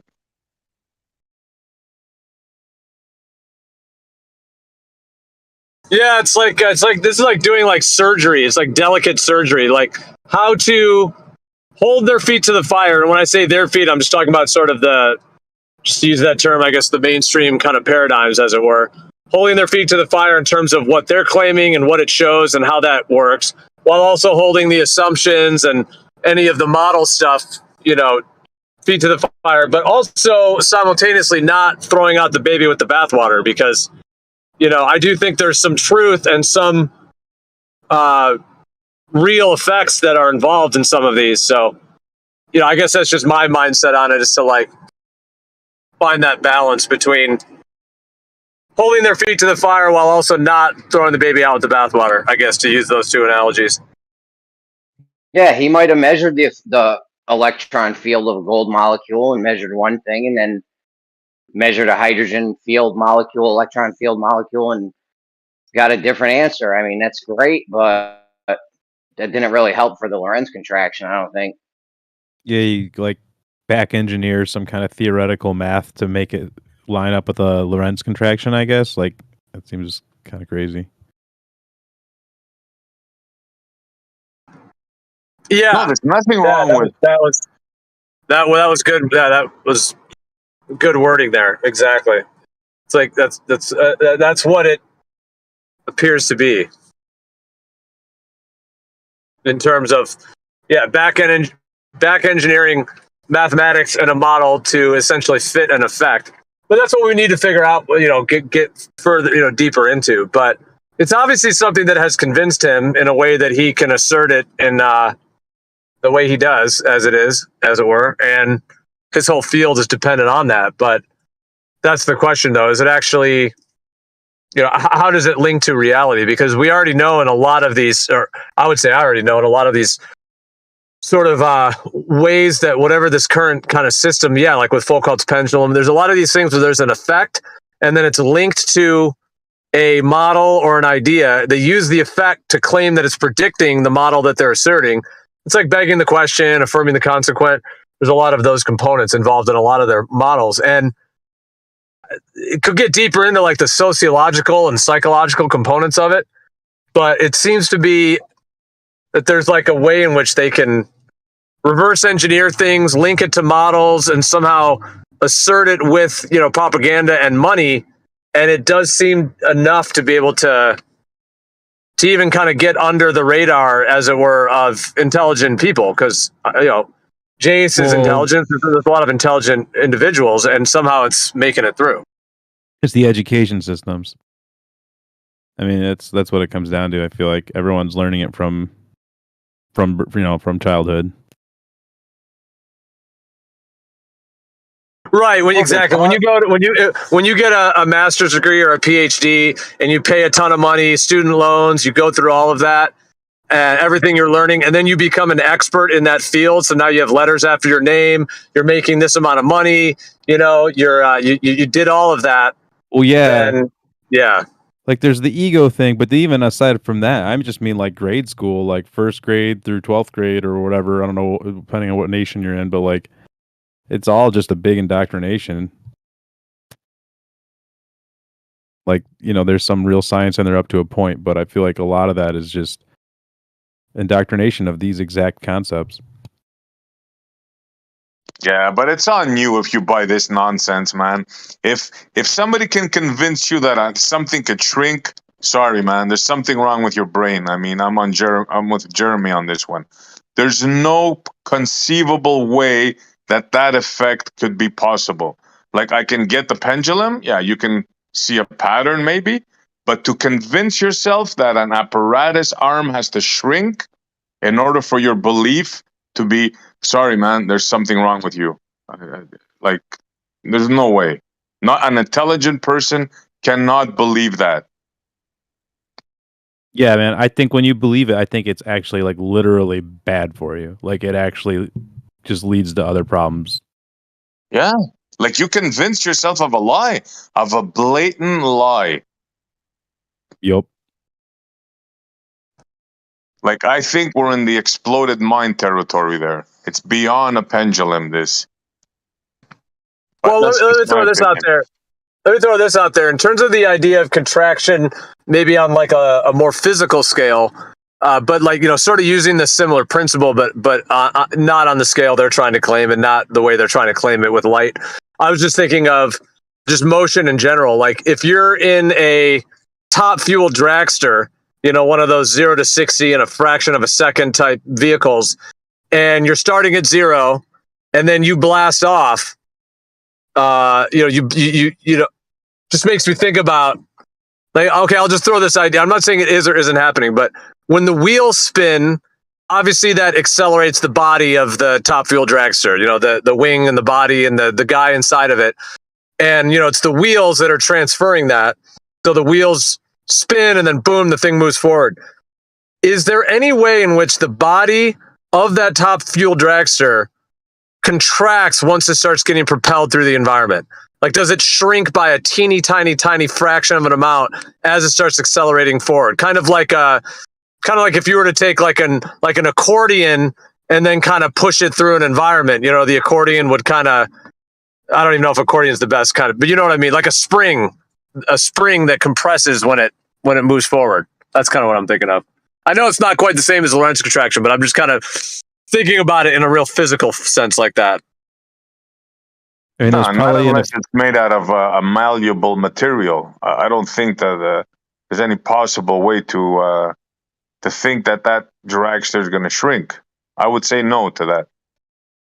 Yeah, I mean, maybe like a tiny bit depending on the material, but then like relevant would be that it would be nothing like what we perceive from, like, you know, our ability. Like it's like not, it doesn't match up with the speed of light claim. Yeah, exactly. See, Gio is thinking of an actual, because of the air and because that's what you're probably thinking, right, Gio? Like an actual thing, right? Due to pressure or... Yeah. I was talking about like a physical object being accelerated to term. Exactly. Yeah, that's what I was linking it to. That could be understood somehow, right? But no, this is not that. This is a whole different thing. This is the whole space around is shrinking. It's not just the object. It's everything around is shrinking. It's like a non-possibility in reality, is what it is. In my reality, anyways, let me just say, like, in my reality, that doesn't work. Isn't it convenient that you have to like screw your own mind up even to just like accept their science? Yeah, bro, you gotta explode your mind. You gotta accept unacceptable things. Yep. Yeah, that's a must. That's a must.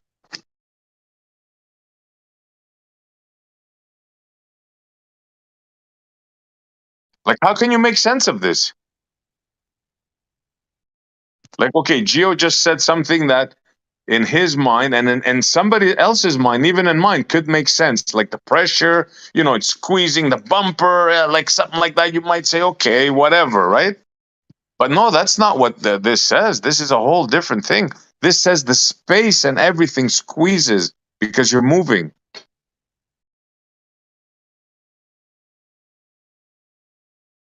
It's a whole different animal.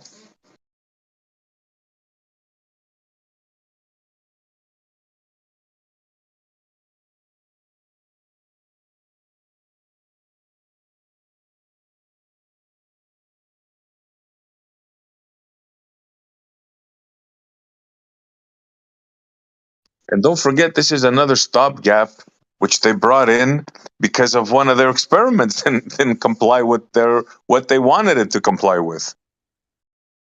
So it's like it's a patch. It's a mistake. It's a patchwork.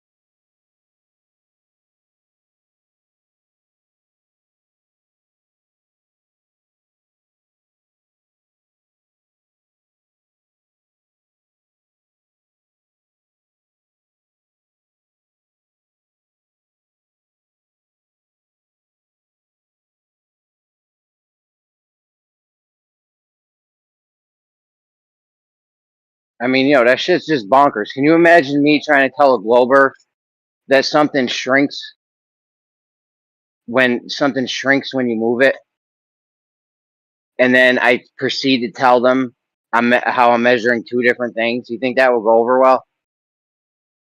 That shit's mad frustrating, bro. I don't know.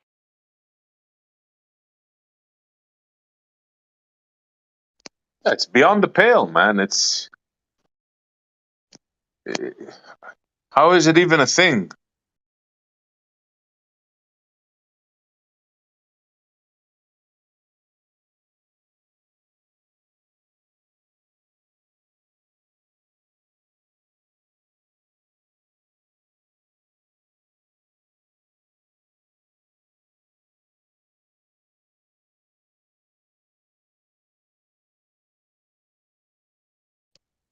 Some people just they have to believe it.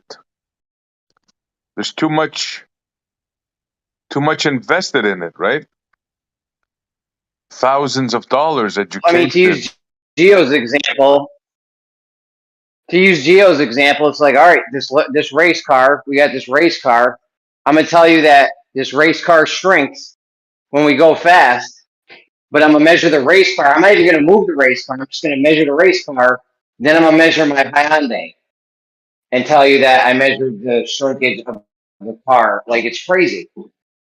Yeah, that's right. Measuring two different objects and somehow, I mean, yeah. Look, if they can convince I can't see themselves how of they this, might have tried to. go on, bro. I can see what who was that? Toby or something was saying. Who was that? About how they reverse engineered it from all their models of atoms and shit. I can see that. Yeah, but reverse engineer But what? that's just mathematical models. No, this was a cover up for a mistake, bro. That's what this was. No, I was saying for the thing Jace was trying to do. I understand. Yeah, I understand. This was a cover up. They measured Earth not orbiting. Yeah, they measured Earth not orbiting the sun, and then invented Lorentz contraction. So you better come with something real, and not just another model, another.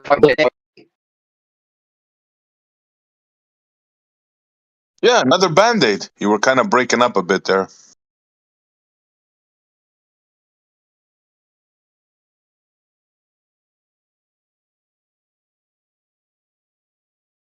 Yeah, it's literally a Band-Aid to heal the last wound, which was Band-Aided, and it bled, and then another Band-Aid, and then we're running out of spaces here. We got no more tire. Like, we can't patch anymore. It is funny though how they double speak though, but it's like the penny gets smaller while it's falling through the air, but then it falls through the air and has more energy because mass times acceleration, and then it hits you in your face. So it shrunk, but then it had the potential of a big penny. Their model. Yeah,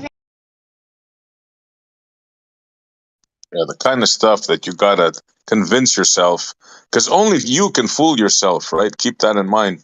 You're the only one that can fool yourself. So the stuff that you gotta fool yourself on is like, for me, I can't do it. I just can't do it.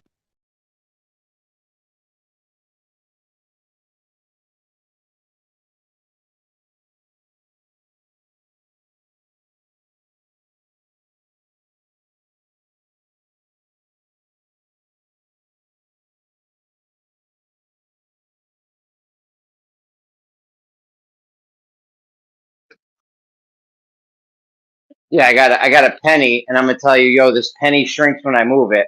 I'm gonna measure the length of because of length contraction. That's what length contraction is. You move something, it shrinks.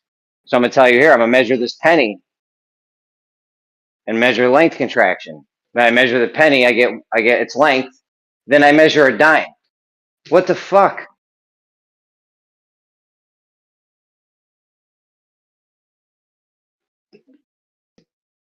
I mean, that it's probably. I don't know. I don't know, dude. That'd be like a good comedy show. Instead of Chef Ramsay, have Science Ramsay. I don't think that's going to fit.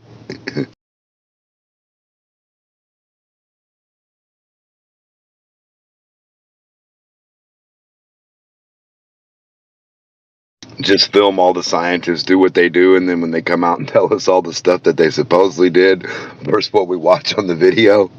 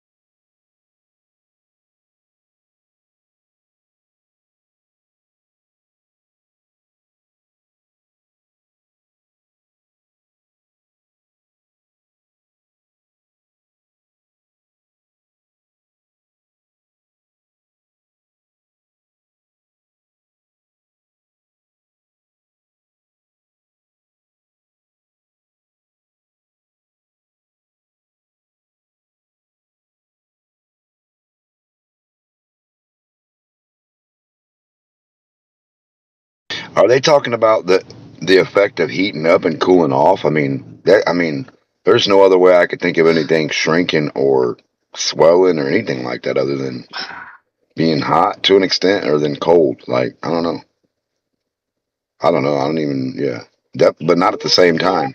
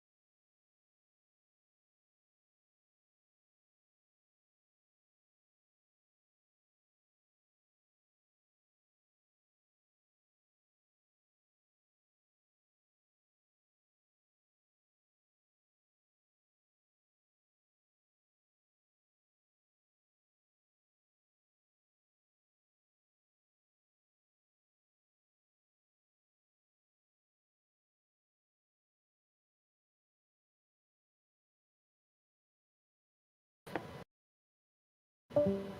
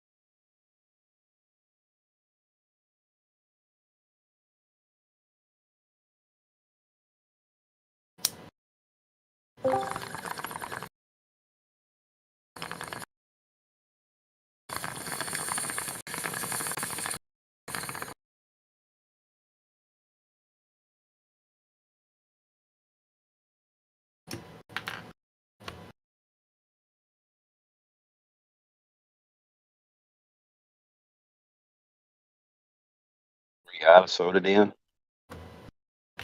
Yeah, soda. That's what it's all.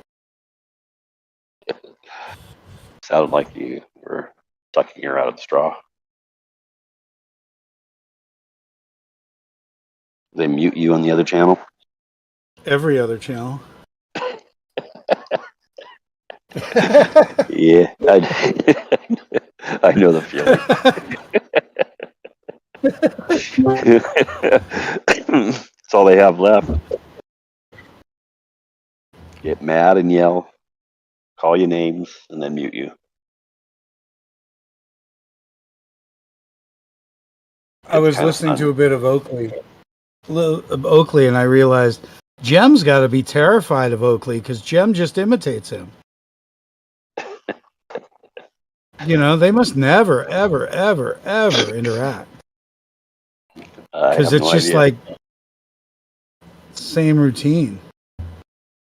Yeah, Oakley's kind of that way too. I listen to him though. You know, I listen to everybody.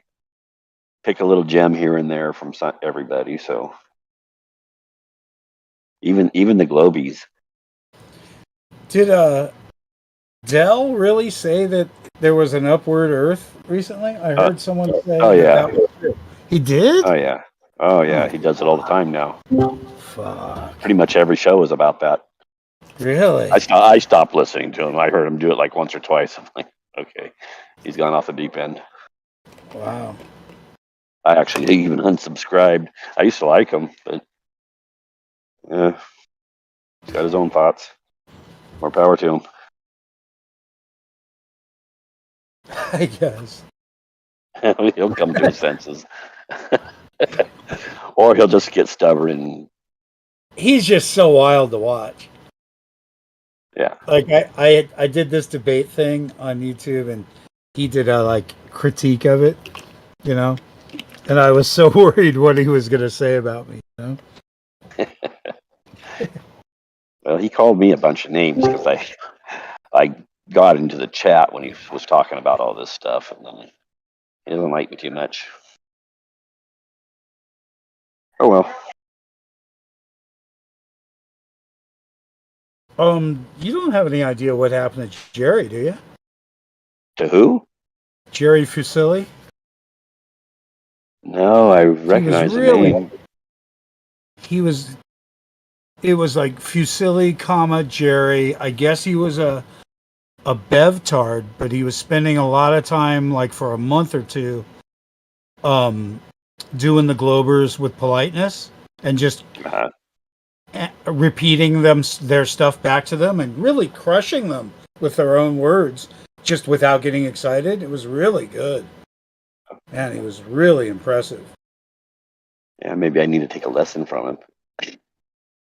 Yeah, I get too excited too. As a matter of fact, if I didn't get excited, they'd be done. I'd crush the fuck out of them. I think I've started to calm down somewhat. I just let them get angry. Because I used to be a lot worse, but I'm kind of gradually just saying my stuff and let them say whatever they want.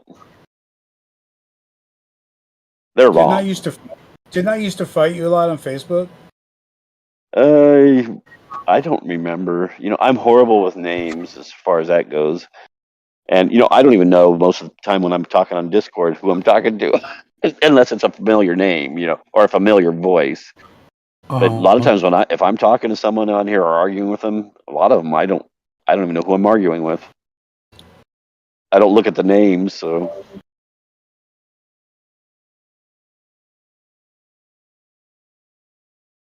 Anyhow, it gets kind of fun once in a while. Gets a little frustrating once in a while. It's fun sometimes. You're right. Sometimes it's a lot of fun, especially when they blow it. When they contradict themselves. It's like, well, that's what we're here saying. Yeah. And when you can get a subject going and watch them start to attack themselves with their own misunderstandings, that's when it's fun. And it's good stuff. Remember Jose, JG? Yeah. Yeah, I got Bob and Blue Marble contradicting each other on the same show.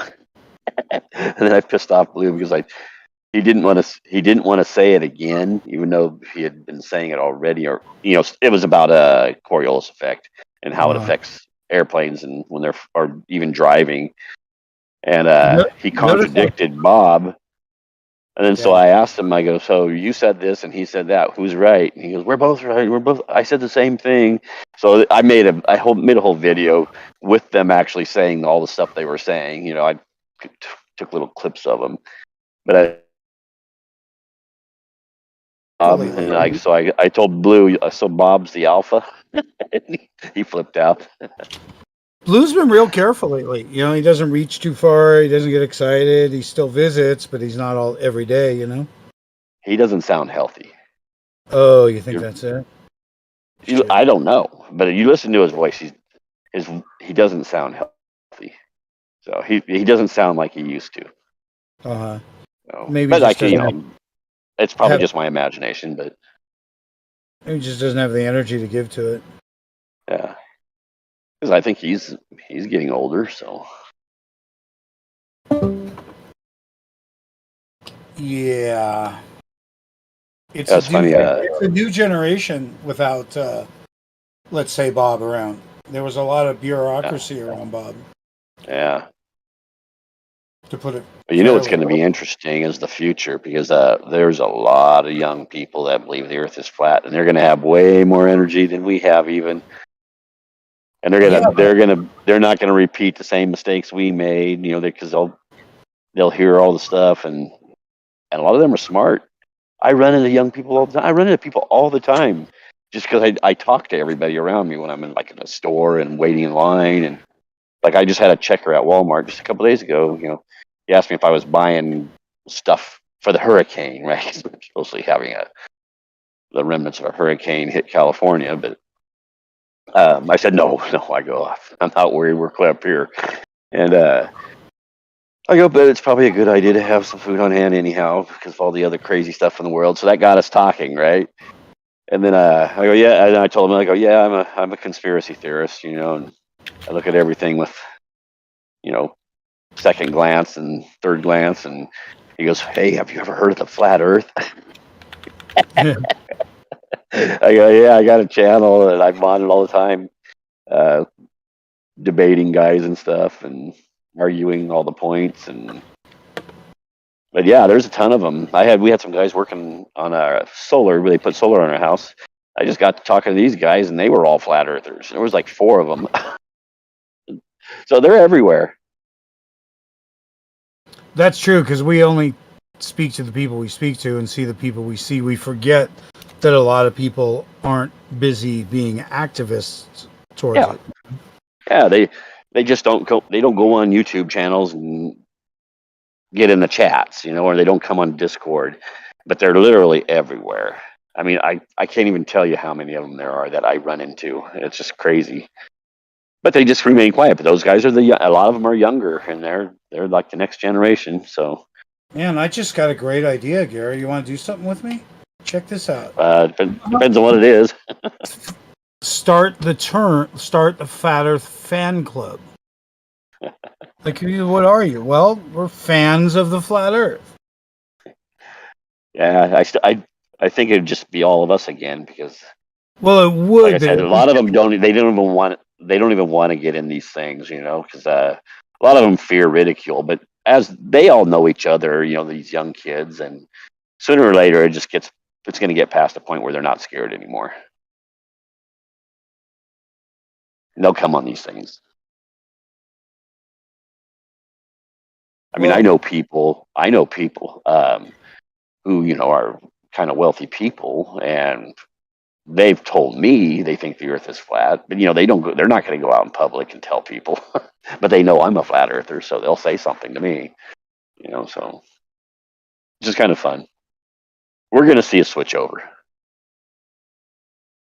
I just hope they're not all kooks, and I wish we'd clean up our proofs and stop saying shit that isn't true. Yeah, I think what happens though is there's a lot of people that come new into it, and so they don't know. They haven't figured it all out yet, and I think that's always going to happen. I don't think we can get around that until there's way more. So, I mean, we all like with all this feud with Oakley and Jaron and stuff like that, and Witsit. It's like I listen to them all. I like Jaron. I like Witsit. I don't agree with everything they say, and I like Oakley, but I wish he would sometimes tone it down a touch. But the general stuff, it's like we're all trying to figure this out. So it's like everybody's going to have a little different idea, and we can take and pick what's good and spit out the rest. So gradually, more and more people will see, and we'll all finally eventually come to a basic understanding. It's just going to take time. But yeah, these Glovers, when they say, "Oh, it's dying," they have no clue. I guarantee you, most of them don't talk to the average Joe, on the street, and they don't talk about how they fight the flat Earth. I mean, we talk about a flat Earth, but isn't it even sillier to tell people you're fighting the flat Earth? It's like, what do you mean you're fighting the flat Earth? It's like, it's so silly. It's like they're the knights of the spinning pair. They're tilting their what was that? Don Quixote, right? Tilting their spears to the windmills because they thought the windmill was the enemy. It's like these Globies. They think we're an enemy of some kind. I like the word rivalry as opposed to enemy. Rivals. These long-term ballers, they're either flat or they're here for the game, for the tournament, whatever. Yeah, maybe some of them I would say that, but I think a lot of the big ones literally are basically like an enemy now. They hate us. They're all flip-floppers. I think they're flat. Yeah. I think they wouldn't bother if they weren't flat. I think they'd walk away. Unless they're making a lot of money, like a McToon or a FTFE. They're all raking in the dough. Look at all their super chats during a show. It's crazy. Yeah, it's a weird gig. It is. And, when you start making a ton of money, I don't mind if they make money, but it's like when you start making a lot of money, it's probably going to affect what you do or don't say.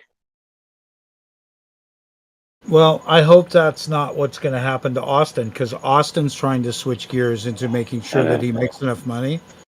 Yeah, And I see in the that. meantime, he's kind of privatizing and echo chambering and make right now. Yeah, once you turn it into a business, you got to be careful what you say. But So even if you have a thought, like we solved the problem that we haven't quite understood or something yet, it's like you're going to be afraid to say it, right? Because you don't want to lose your income. So, because let's face it, I have to speculate once in a while, right? I get an idea of how something works that I haven't figured out, or I haven't heard a good explanation from us. I know their explanation isn't right, but sometimes it's hard to figure out exactly what's going on sometimes, and I mean, I guess we can make up some kind of bullcrap like they do, and then an imaginary force to cause it, and then figure a math to fit that, it's like, I don't want to be like them. So,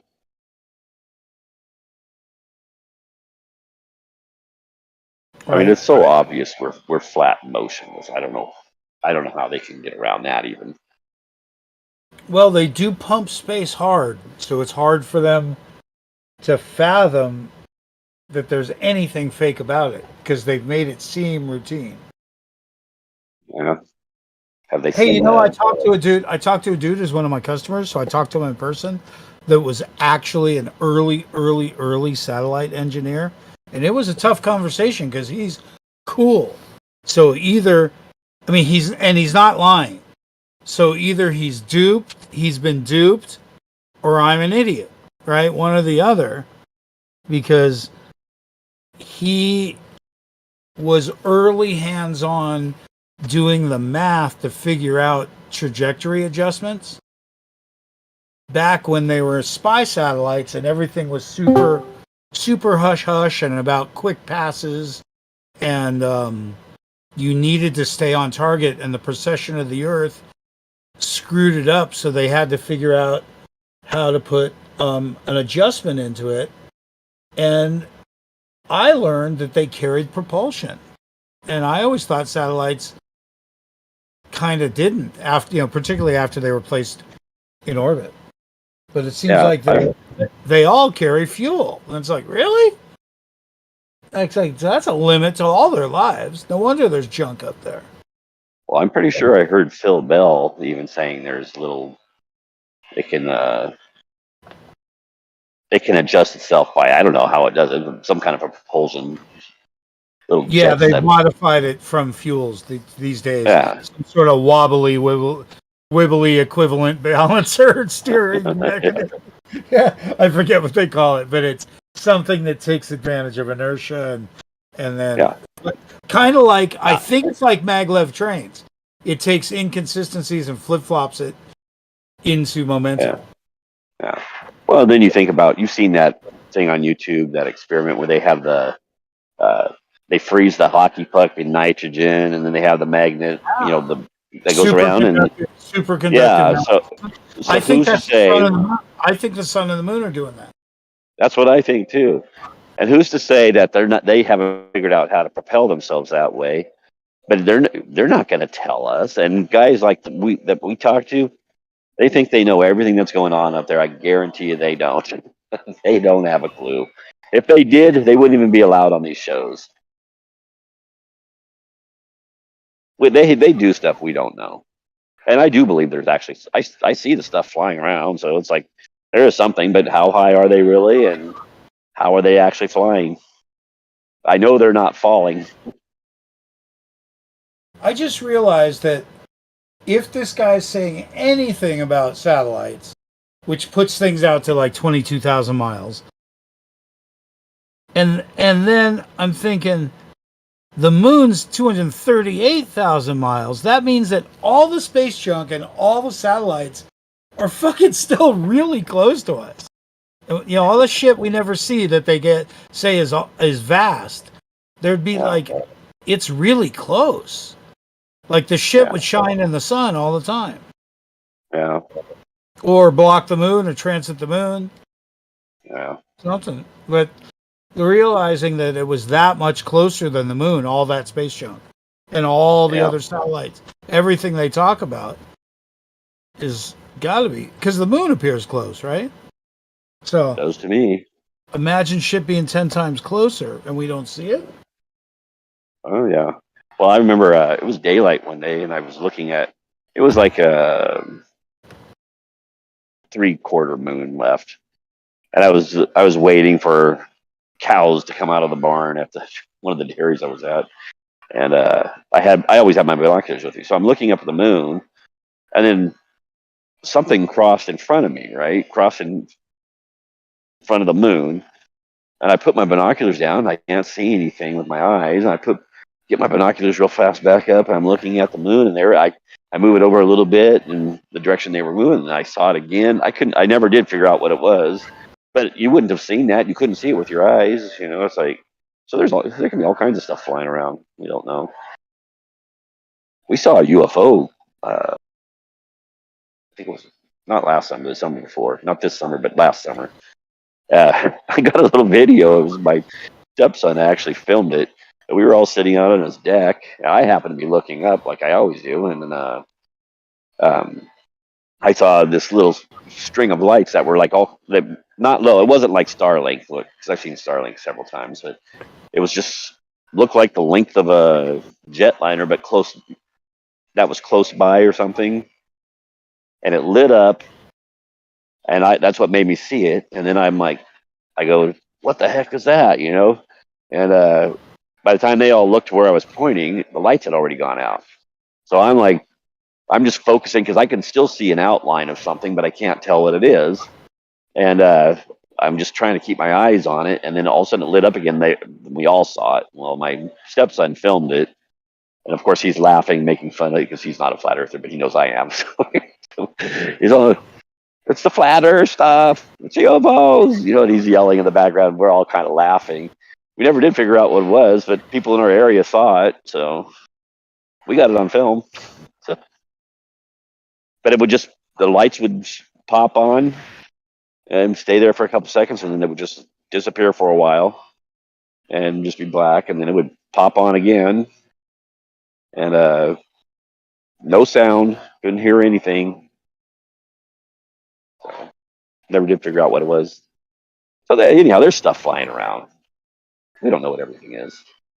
I just don't think that they don't tell us how they propel things, and they don't tell guys like Phil B and Bill and Dr. Bob, Blue Marble, McToon. They think they know everything that's going on, which is just nonsense. Hey, did you watch the lunar landing today? No, the Indians. What a joke! It's so funny. It's like you can't not laugh when you watch it. It's so ridiculous. It's on my screen now. Let's see. These look like all simulations. Oh yeah, absolutely. Well, they had what's the astronaut? Oh, that one that walked on the moon that's still alive. Or supposedly walked on the moon. Buzz. Yeah, he was on a talk show recently. Now he wasn't saying they didn't land on the moon, but what he was saying, because one guy was saying, "I remember watching you guys walk, step out and walk on the moon." He goes, "No, you didn't." He goes, "No, you didn't," because that was all animation. He just said the part that they were seeing on TV was the animation, not that they weren't actually there. But it's like, how many years have we heard these guys saying we saw them? We could see them walking on the moon. He said it 4 times now. Buzz has said it 4 times. Yeah, yeah. But you tell these guys, and they say they think we're nuts. We hear him saying it. He's kind of pretty clear. But that was pretty clear. He said, what you thought you saw was just an animation. So yeah, he said there was no cameraman. He was clear with Chloe when he said, "That's my question. Why we didn't go." Yeah, it sounded like he was drunk. Yeah, so what? I mean, yeah, But I mean, the way he kind of said it, it was kind of like the way a drunk person would talk. So, but I don't know. Yeah, well, that's when you would accidentally say something like that when you were Yeah, drunk. yeah. But it just kind of comes out a little weird, But it's like, yeah. And then that other question was it frightening? Were you scared? And he goes, well, I would have been if we really went.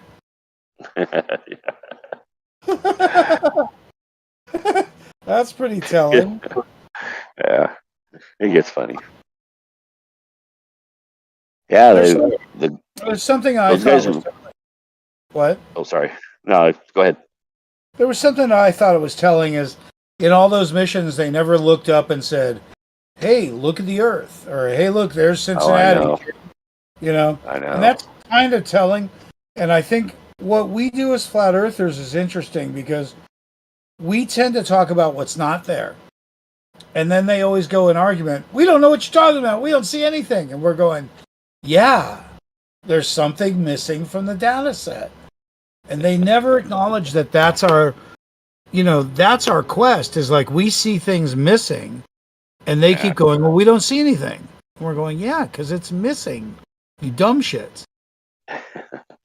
To us, we see the chart. We see the missing data, Yeah. So it's not it's not just what's true and what's not. It's what we still need to figure out. Like our history, for instance. Yeah. I mean, we don't know shit about it. Yeah, just imagine what 40 years, if you were still alive 40 years from now, what the history books would read like, It would be all screwed up. So I guarantee, I was just that's funny because I was just looking up, are there any known descendants of George Washington? Direct descendants. There's none. Abraham Lincoln. There's none. It's like, really? So, yeah. Really? That's weird. That's totally weird. And it's like, so there's no direct descendants. Washington, according to the thing, when he married Martha, she was widowed, but she had two children, and so those were his children, but those aren't direct descendants. He never had any of his own, except for they said maybe one illegitimate one, and that's all. But then it said there's no known, So Sally Hemings. Yeah. But then with Lincoln, so those are like major characters, but who knows what the real history is? I was just talking with my brother today, and he was telling me some stuff from our family history. Neither one of us knew, but he just recently found out, and I had some cousins that just went to the Netherlands, and their tour guide, they had arranged it ahead of time, and we were from like a certain part of the Netherlands called Friesland, and that guy, I mean, his daughter knew all these names and the history of everything, and she gave him like a family tree. They didn't charge him anything; she just made it for him, right? So now I know ancestors back to like the 1600s. It's like it's so weird, but it's all forgotten history, right? So it's like we don't know what actually happened during all those times, other than what they tell us. Who knows how much is missing? I don't know. When you see the Sphinx, with the watermarks on it, you're just like, that's overwhelming to contemplate. Yeah. And, forests turning to deserts and deserts turning to forests. It's all pretty wild. I have a theory that if the zodiac is a 26,000 year cycle, first of all, who the hell figured that out? And second of all, you don't think so? No. I don't think the Earth is that, because we know it is that old myself, but I won't argue that point. I figured if there was a 26,000 year cycle and there was a north and the south, that halfway through it we might have a pole shift. So I type in 13,000 years ago, just like that, 13,000 years ago. And sure enough, there's an event called Younger Dryas. that was 12,900 years ago, which might be the flood, as it was written. Yeah, You I know, and it's don't. I'm like, not going to argue with you about all that. So well, no, it's just I just I was don't know. wondering. That's interesting, but I don't. I Yeah, don't know. if there's a 26,000 year cycle, there could easily be a halfway point where shit goes down. Yeah, I don't. I come from Magnetic. the biblical version. I don't see it as being that old. So Well, that's cool. You have to put that aside instead of coming first with that, huh? yeah. Well, I don't normally bring it up, but I mean, I'm just talking to you right now. So Uh-huh. I'm I think just saying Austin I did lean a to good that, job. but I'm willing to listen and to what you guys say or what you think, or you might change my mind. I don't know. Who knows? I just don't know enough about it.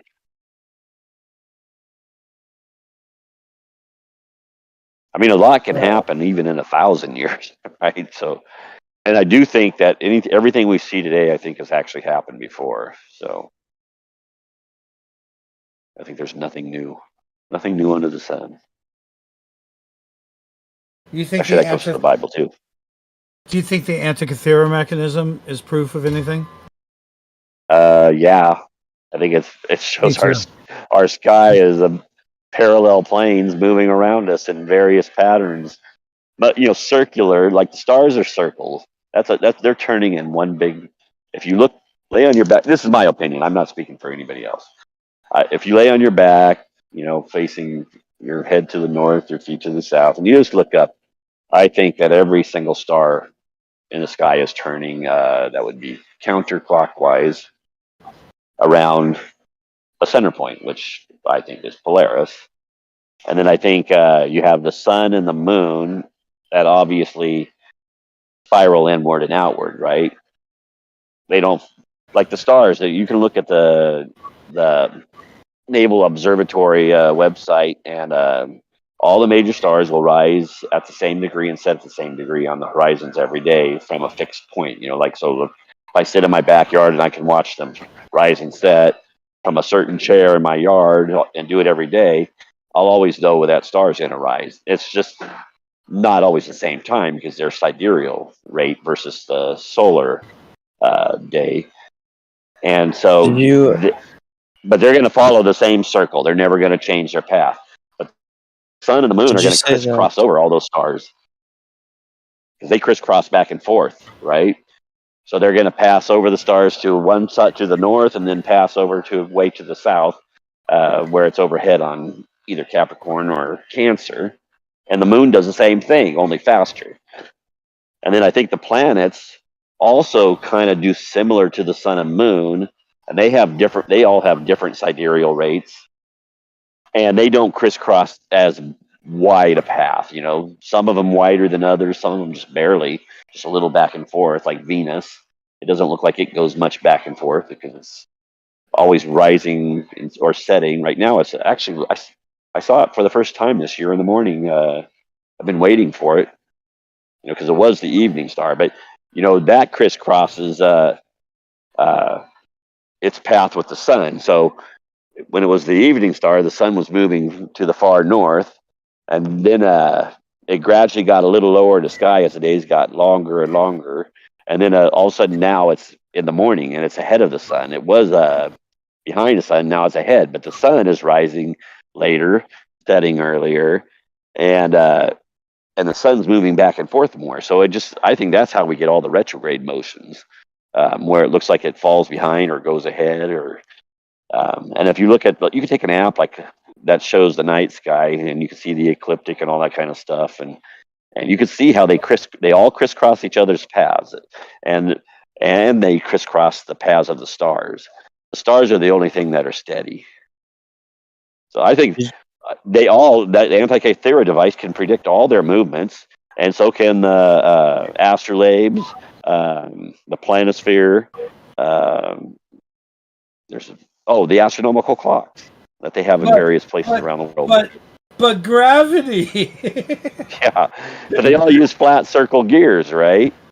They're like little clocks with gears, and that's how I view the sky. It's the sky clock, right? We got some imaginary gears. But they can imitate it Why aren't you with gears. floating away then? Why don't you float away? Oh, I know. It's so ridiculous. Do you believe that Polaris is like the actual like center, or if it's near the center? It's near the center. It just does a little. I mean, you're not even going to notice with your naked eye, but if you do the time lapse, you're going to see a tiny little circle. Yeah, I've met a Very couple small, very people small. that don't believe Polaris moves. No, it moves just a slight bit, but it's basically the center. Yeah.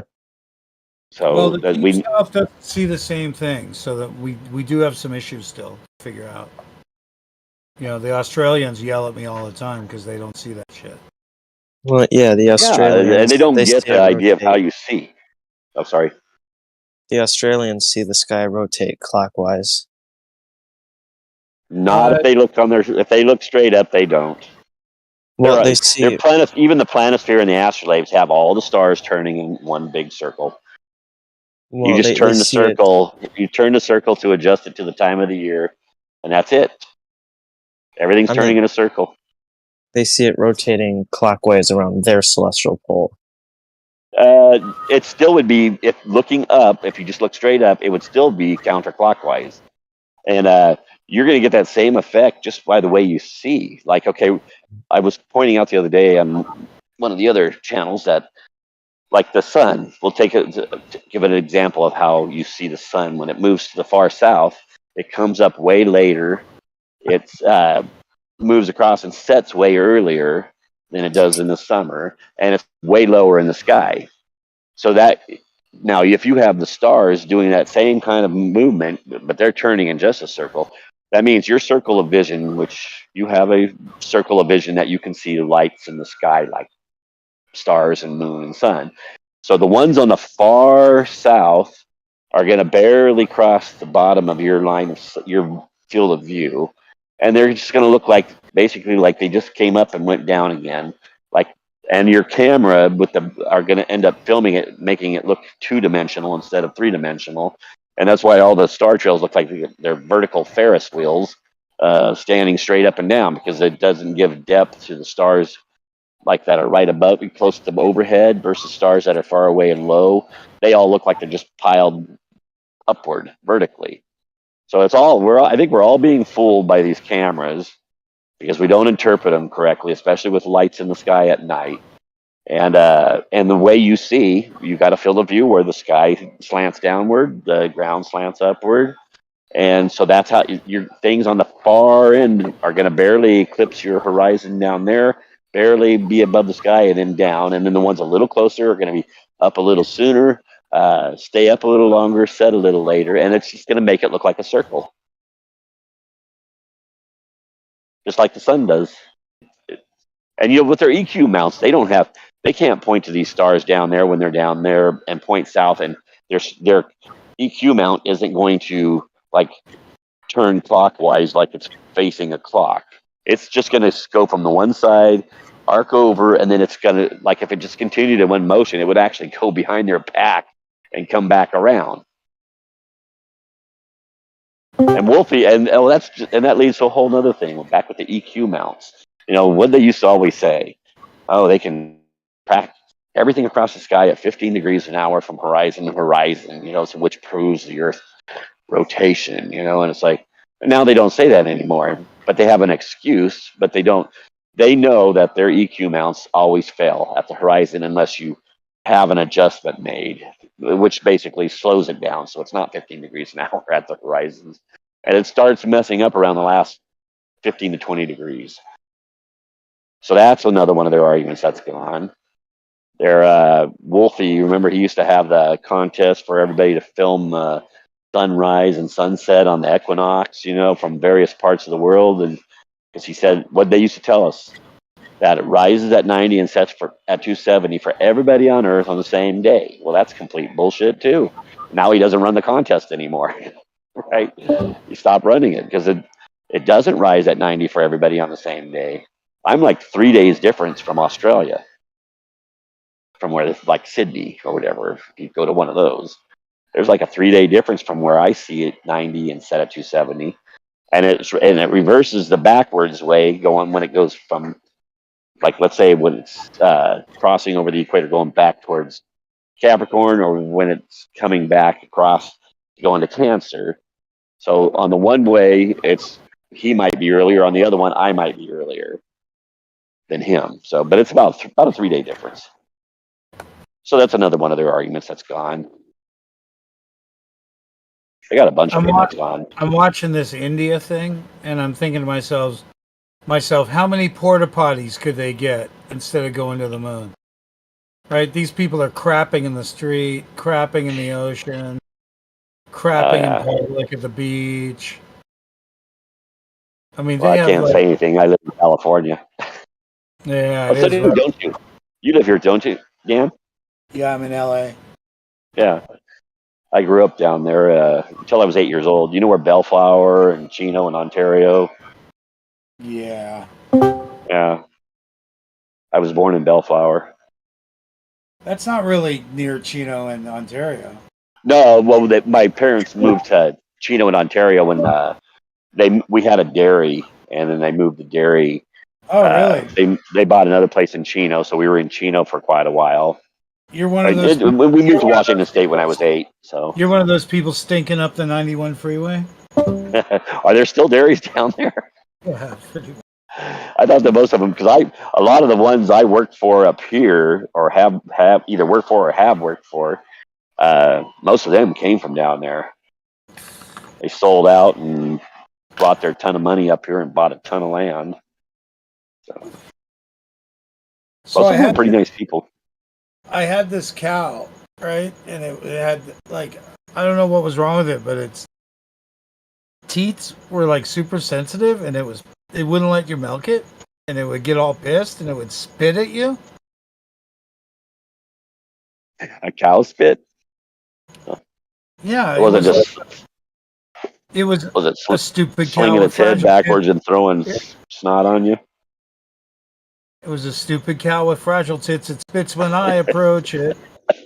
Okay, you got me. That was good. Stupid cow with fragile tits. It spits when I approach it. I was thinking, I've never seen a cow spit. But I have seen cows that were mad, swinging their head back and forth and throwing slobber. So. Man, they're affectionate, those things, huh? They're pretty smart. Cows? Yeah. Oh, heck yeah, they are. I work with I'm always behind it. I do artificial insemination and stuff like that, and I sell bull semen to these dairymen, and so I'm like an AI tech salesman. But they have lockups, big rows of stanchions in the barns after they milk, but cows, they learn how to put their ears and flick open the stanchions, right? And there's so you'll get like 4 or 5 different cows in every corral that have figured it out. And I kind of get to know them after a while, and I'll start to realize which cows do that, you know. So it's so I have little zip ties I always keep in my pocket, and I get one of those in a stanchion, and I zip tie it so they can't unlock it. But you'll see them; they're like cocking their head back with their ear, trying to flick it open. Cows are very smart. I grew up all around cows all my life, so. How close are like cows to bison, to buffalo, to oxen? Are they all the same shit? I mean, they basically are, yeah. I mean, they do all the same stuff. You know, they milk. They're like you can milk water buffalo and stuff. But I mean, like a bison, she's gonna feed her calf. Her calf's gonna suckle off her, and like elk and deer and all those kind of things, they kind of do the same thing. So breeding's a trip, huh? Like dairy breeding is like dog breeding. You know, breeding is an intense thing over the years. Oh, it's a lot of labor, you know. So it's actually pretty heavy work because you're manhandling huge cows, you know. So some of these cows can weigh close to a ton. But I mean, you know, selective breeding. Yeah, that's a whole big science. It's like it's like, dairy cows are probably dairy cows, you know. Yeah, But I mean, you have a variety of different kinds of dairy cows. You got Jerseys. I would say Jerseys and Holsteins are the main throughout the United States, but you have other varieties too. You have Ayrshires and Guernseys and Shorthorns, and there's numerous other ones. I don't ever have to deal with those because I never even see them. So all I see is Holsteins and Jerseys. And nowadays they've learned how to sort semen when they collect it at wherever they collect it at. So they run it through sorters, so now you get sex semen. So it's skewed about 90%. So about 90% of every cow that gets impregnated by it produces a heifer calf. So they go from that they use that to get their replacements they need for the dairy. And then everything else, and they only use that on their best ones, right? And then on everything else, now they use they cross it with the beef to get a higher price for their excess, their bull calves and stuff like that. So it's like it's completely different than when I was a kid. And now they're doing embryo transfer. I learned how to do it recently. I don't have any dairymen that do that yet. So I'm hoping they don't, because that is hard. That's like a whole big science behind it. It's very intensive. Now they're talking about cloning. For they cloned a couple in the past, but now they're talking about using it as a technology to transfer the genes and basically get an identical copy of your best cattle. I don't know anybody doing it yet. I just read about it in one of the magazines, the dairy magazines, but it's getting crazy. So they fixed the feed industry. They're not feeding chickens to chickens and cows to cows. No. In fact, these guys, they pay a lot of money for nutritionists to make sure everything's balanced. They're getting all their vitamins and minerals from their feeds. Now they do feed stuff other than grass, but it's usually some kind of a vegetation, where it came from. But no, you can't, because back when I was young, you could feed it was like a animal fat that they rendered, melted. You actually had to have a warmer to be able to get it out of the tanks when they put it in. And but they eliminated all that because they were afraid of mad cow disease or whatever. That was that to fatten them up? Was that just to fatten them up? It gave them a lot of energy in their diet. So, and you'd get higher milk production if you fed it, but they quit doing that. But now these guys, to be a nutritionist for the dairy cattle, you got to go through a lot of college. It's very intensive. So those guys make a lot of money. Yeah, I worked on a trade show in Mexico for the feed industry. Oh, did you? Yeah, it was called Afia Alimentos, and it was about micro and macro ingredients. You said in New Mexico? Yeah. Did you guys self-feed the dairies over there? There's a lot of big dairies over there. No, it was a fucking nasty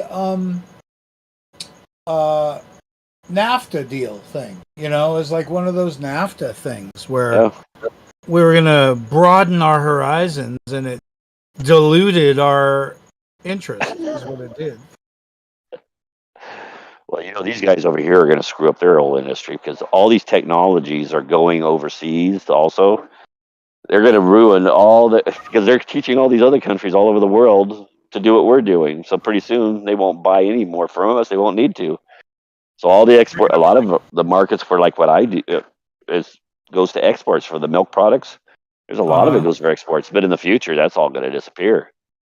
These guys will produce their own. The Chinese are going to be selling bull semen, and they're going. Would you like my? They already do, and they probably build dairies that are way more modern than ours. Even they use all the latest stuff. Saudi Arabia, South America, even in Africa now. It's literally moving all over the world. It's like, well, that market's going to disappear. So. Like we have a lot of almonds over here. There's almond orchards everywhere, right? And now because the prices were really high, right? And they were selling everything, and now it's like, but everybody kept planting trees over the last 2 or 3 years, and I kept telling people, you guys are going to screw up your whole market. There's going to be too many. And now they're people are pulling their orchards out because the price is dumped. It's like they used to get like $5 a pound on the farm, and now it's down to like $1.25, I think. Wow. And these guys spent a lot of money investing in these orchards. It was okay if you already own the land, and then you just and had water, right? but, If you yeah, and had water. Those things are But thirsty these- as cows. Oh Almonds yeah. suck up the water bad. Well, that's why some of these guys, not only were the prices bad, but some of these guys were, they only had wells to water. They didn't have canal water in a lot of areas, and so a lot of those, when they started getting limited on their wells, how much they could pump, they had to make decisions. I'm going to keep this one over here, but I got to pull this one. Because they couldn't water them both to the point where they could bring them to harvest, right? So they had to decide, okay, I'm going to keep these over here. That way I can divert all the water to there, right?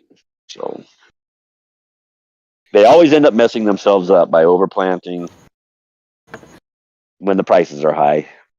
Even like the dairy industry that I'm in, it's like, the prices go up and everybody starts keeping every cow instead of in like their normal, you send cows to beef, right? You cull your herd and keep the high producers. But when the milk prices go up, they all keep all their low producers because they're making money even off them, right?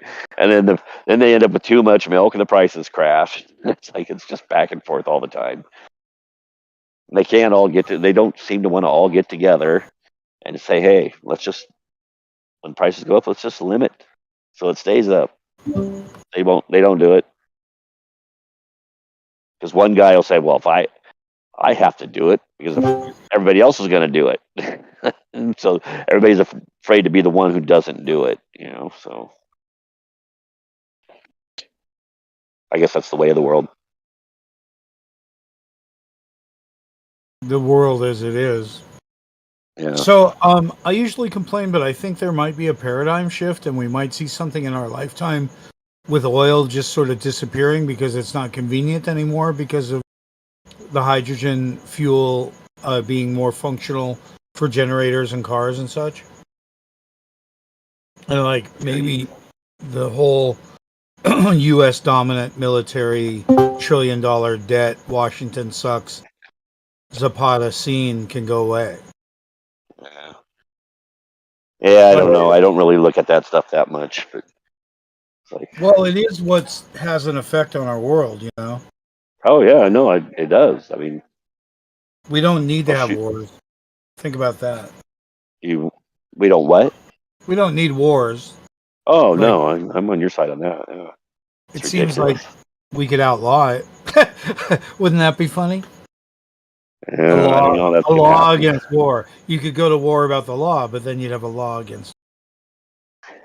I think war should just be restricted to when you're attacked. But then we don't even know if that's true half the time, right? I'm thinking of 9/11. Uh-huh. Who really did it? I don't know. I don't think it's who they said. Oh, no way. No. I think it's pretty obvious. I saw another video on the no planes the other day that was like the first time I actually went, Otherwise, I just went, no planes. Like that's, So it was the first time I kind of went, because there was some decent assumption there. I don't know. It's kind of weird. I mean, were there some planes and then some weren't planes? Like what hit the Pentagon? Yeah, there were. Because it took me like 10 years to realize that the Shanksville plane was supposed to hit Building 7. So imagine their panic when they didn't have a plane to hit Building 7 and they knew they were going to fucking blow it up anyway.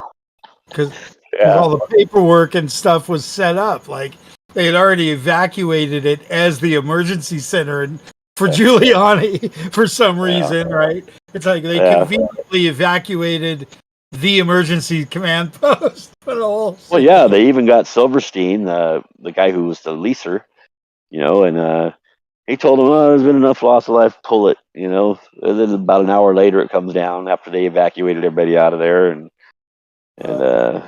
he made a ton of money off that whole deal. While BBC announces it before it happens. Yeah. And then and you said Shanksville, right? Isn't that the one that made a hole in the ground and we never found anything? Yeah, they say it filled back in.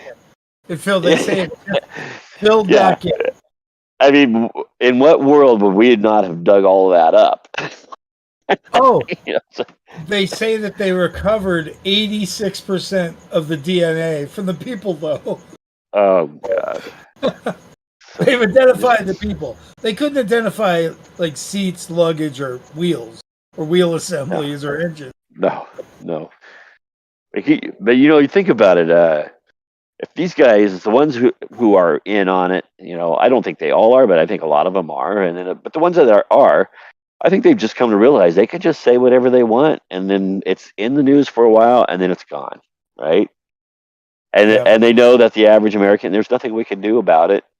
Even if we don't think it's what they told us, what can we really do? We don't have the money to fight them in the courts. They can go for you. Must have been swamp gas. Yeah. Balloons, swamp gas, gravity. We should play a game where we could have these generic answers they've used for everything. Lone nut. There are keywords that they use, there's definitely words, and like the way conspiracy got the word theory attached to it, as if you're not allowed to have conspiracies. They're all conspiracy theories. It's like, no. There are conspiracies. Yeah, everybody in jail is in jail for conspiring to do something.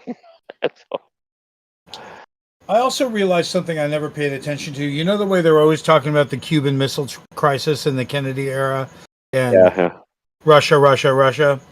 Yeah. I realized that the real issue with Cuba would have been about the mob because there was no Vegas yet. So they were making money hand over fist with a playground for all the United States that was really close, really easy, and I just realized that that's more of an important issue than the nukes. I bet you that was a big deal about what was going on. And we'll never know, will we? I bet it was way more mob related than Russia related. Yeah, probably. I have an uncle. He's dead now. He died a few years ago, but he started a creamery, a milk creamery up in Washington, and he was shipping milk to military bases all the way up in Alaska, right? He was making a crap load of money doing this. But it would be Robert Kennedy personally came and visited my uncle and threatened him and told him, no more milk. You can't ship milk over there. He had one of his buddies that was going to ship milk over there, so my uncle literally got threatened by Robert Kennedy. Wow. Those guys are mafia too. Here we used to have decent milk at the 99-cent store, and it was out of Arizona. Oh, I think I know who it came from. Because the California Milk Advisory Board jacks the price of milk because they're busy making commercials as if people are going to drink more milk, right? It's like, oh yeah, that was a great commercial. Honey, get me some milk. Who are they kidding? Yeah, that milk was coming from a huge dairyman in Arizona. Because I remember it was all in the news here too, and because they were trying to kick him out of here because he was messing up our California markets. And my uncle, who's one of his managers, I have an uncle that's a manager for that guy. We deserve it though. The California Milk was Board. They make everything artificially expensive, for sure. Yeah.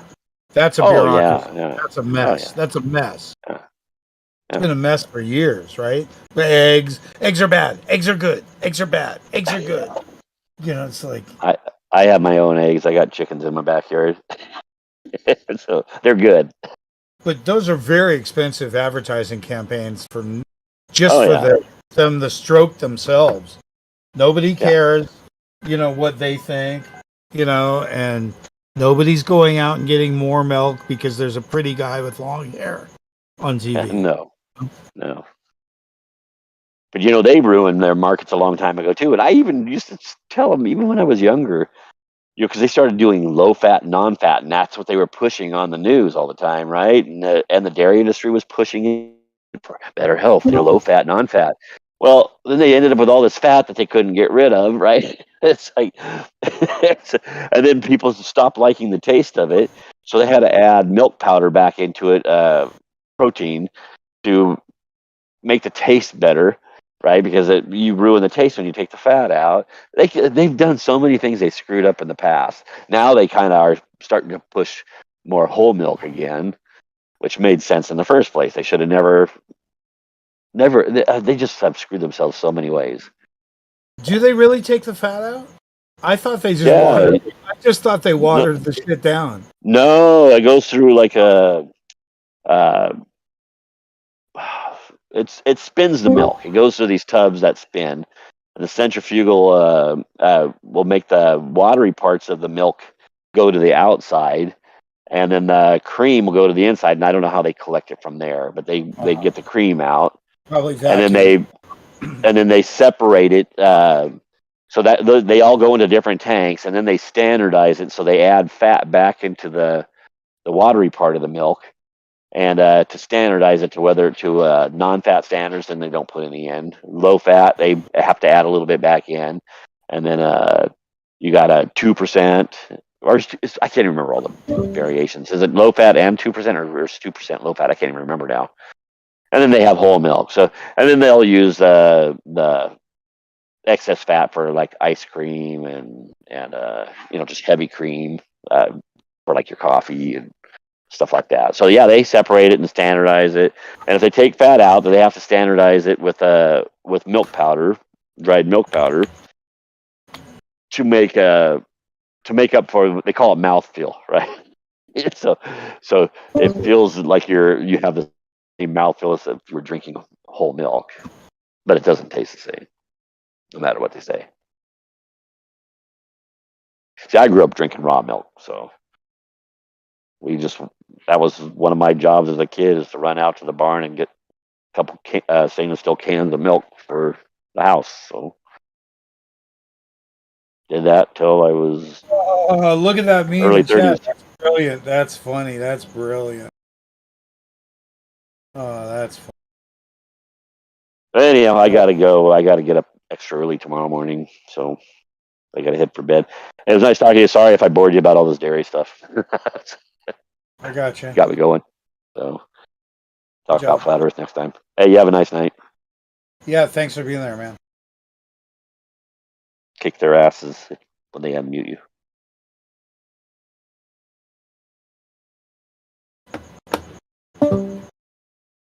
Oh, dude, that is a great meme. That is some shit.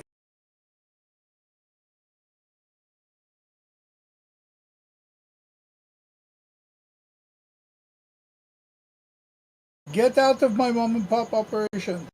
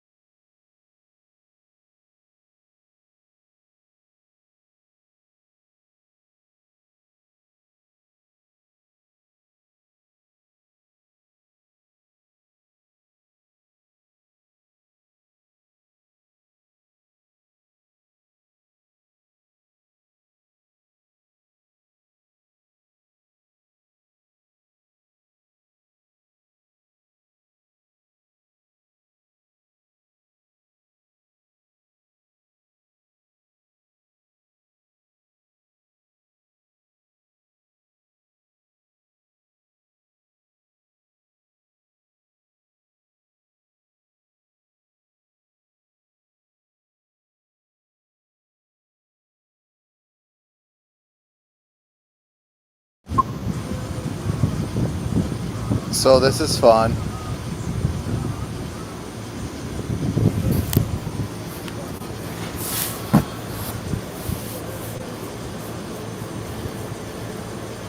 Oh shoot, is there a lot of background noise or something like that? Because I see my avatar kind of lit up green the whole time. I have a fan because I'm outside. Maybe that's it?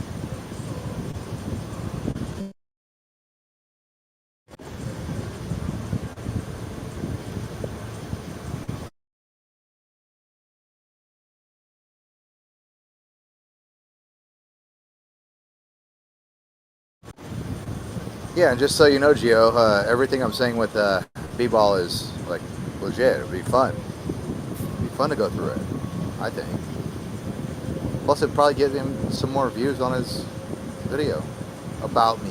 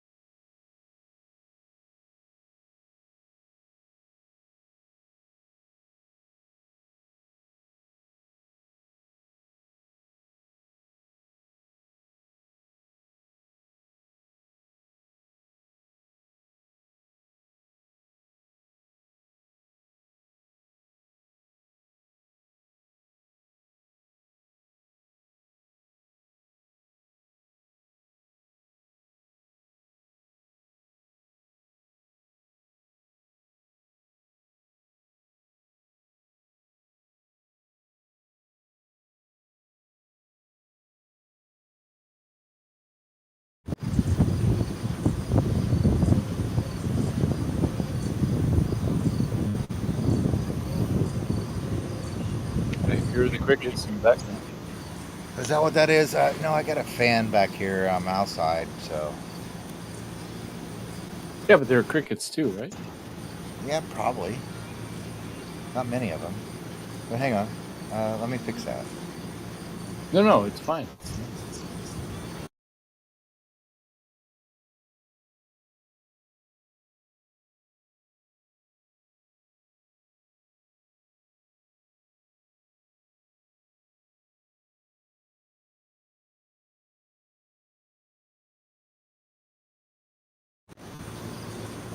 How the heck? I don't know.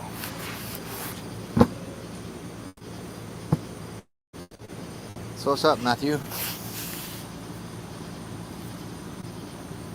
Yeah, How not are ya? much. Just hanging out. That's cool. I feel like I've talked to you before. Maybe. Might have been a while ago. I don't remember what we talked about though. Do you remember? I don't either, but I just recognize your name. Oh, thanks.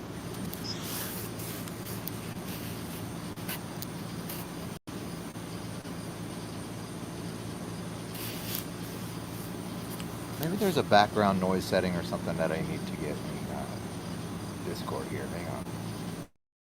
That's fine.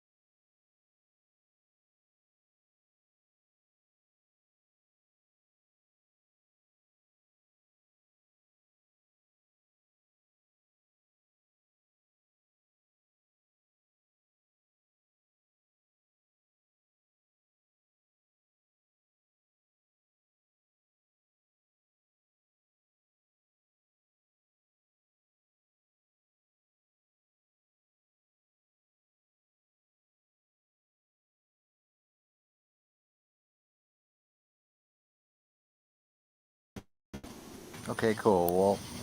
Well, let's try that, I guess. Yeah, I can hear you fine. Okay, cool. So anyway, I was curious if, I don't know, Gio, would it be okay if we went through, I don't know, it might not be appropriate. Say no. I don't have any problems with you saying no. With the video that B-Ball posted in text chat, can we go through that?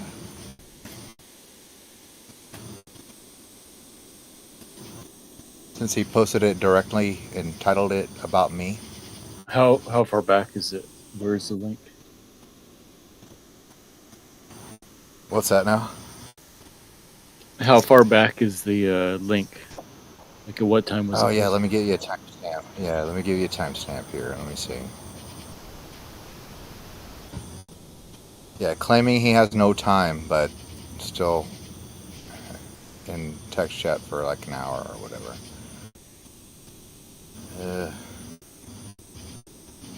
'There we go. Okay.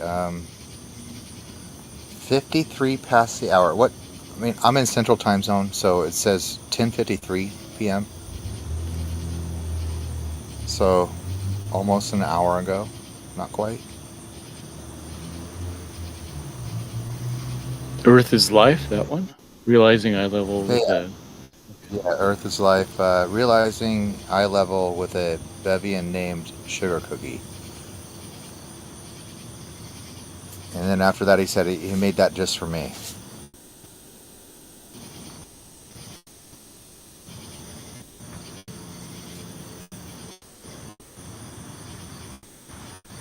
He used my cool logo too on it. That's cool.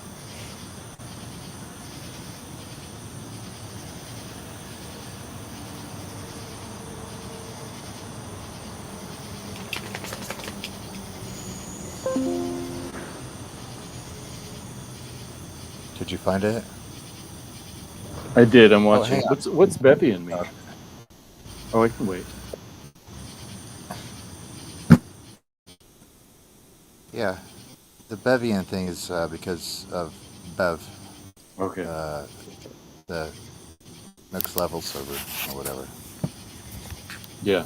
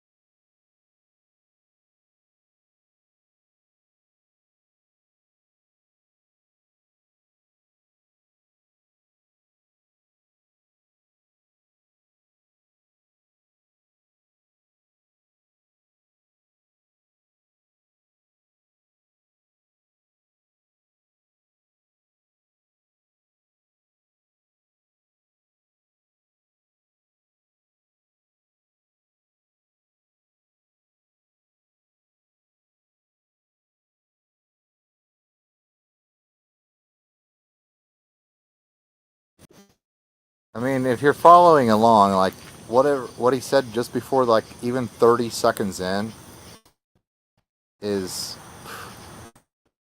what? No, I don't deny Which part? any of those things. So, like 38 seconds in.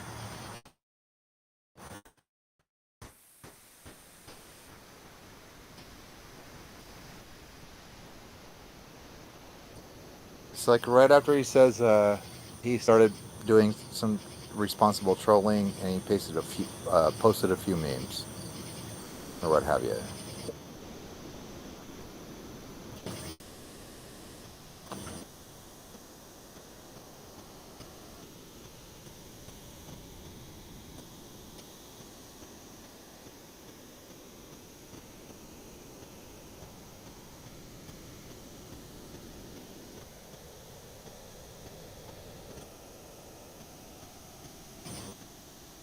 Okay, so he says he quotes you with the turtle thing where you're making fun of the ranty. Is that? Yeah. Okay. Yeah, absolutely. Yeah, that's a ranty thing.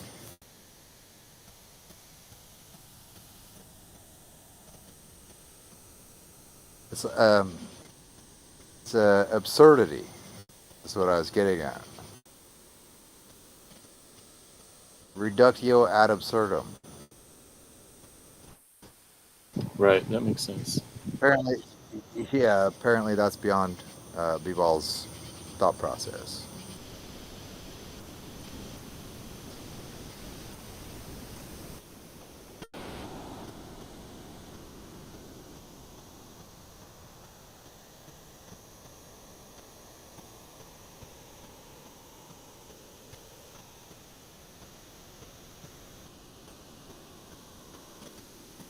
So yeah, eye level is to me it's a ridiculous concept. Well, Honestly. yeah, because if you're looking up or looking down, then the vanishing point will be different depending on which direction you're looking.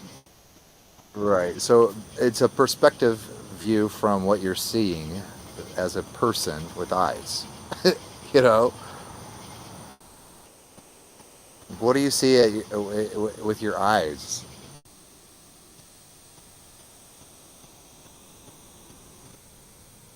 Well, wherever you're looking, that's the vanishing point. So it depends on which direction.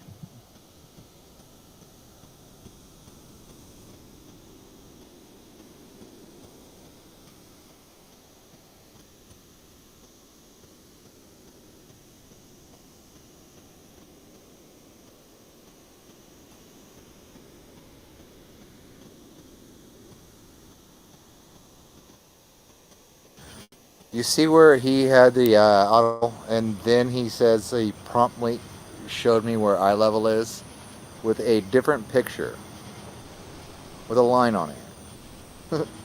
Claiming I'm that's not eye 100% level. sure what he's saying there. Right.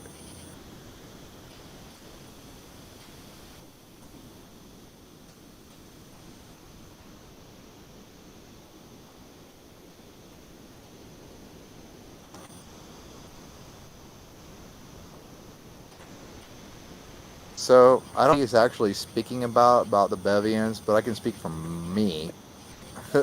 And I'm not a Bevian or whatever.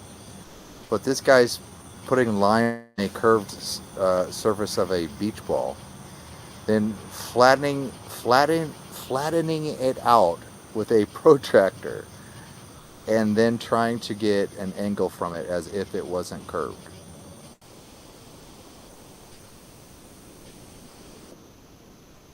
Yeah, so he's talking about the idea that the spherical triangles have internal angles that add up to more than 180, right? Right. Well, the thing is he's not realizing is I'll try to find the picture, but if you have a foam soccer ball, let's say, and you cut it, you're gonna have in the middle of it, you're gonna have three lines: an x-axis and a y-axis, and you're gonna have three dimensions within that. So this idea of a straight line on something that is curved is absolutely ridiculous, because the lines come from inside of the sphere to make the sphere on a spherical triangle, the lines aren't straight lines; they're curved arcs. Right. It radiates from the center, and then those circles that can intersect while you do that are curved lines. Right.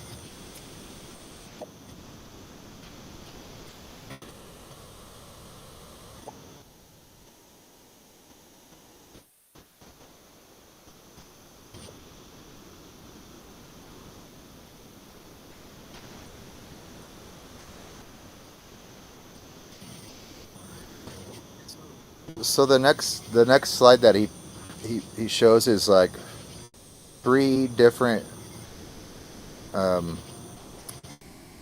I guess zoom ins or zoom outs or whatever of a person with a green line establishing what he considers eye level.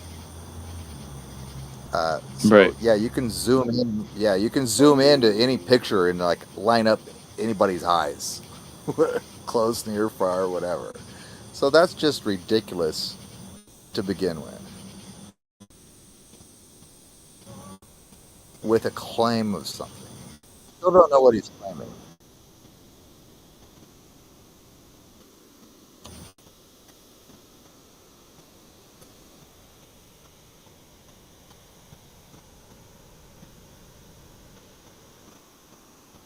Right. So the next diagram that he presents is not the same diagram that he presented as three different pictures, zoomed in or out, magnified or not magnified, like with a person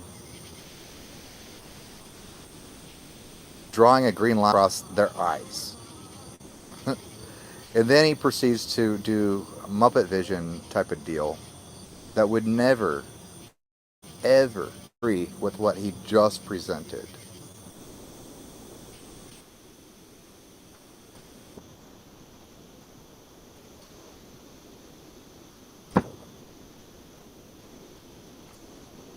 Again, he shows two different photos with a line drawn across both of them, zoomed in or zoomed out, to falsely, in my opinion, show what eye level is. So like this guy with a fucking, pardon my French, this guy using a auto level is now looking at a different guy in a different picture facing you that's above his head. I get what he's trying to illustrate, but I mean, it's not, it's another non sequitur.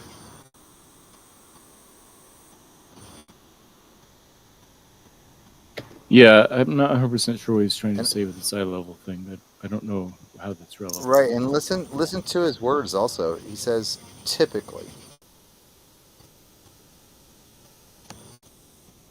I looked at his channel. I just finished watching that video, but I also looked at his channel just now to see what other type of stuff he has. Seems like he has some stuff about light times that don't work. Right, it's just, I like it. I'm glad he made it because it gives people an insight to like, okay, how B-ball's thinking.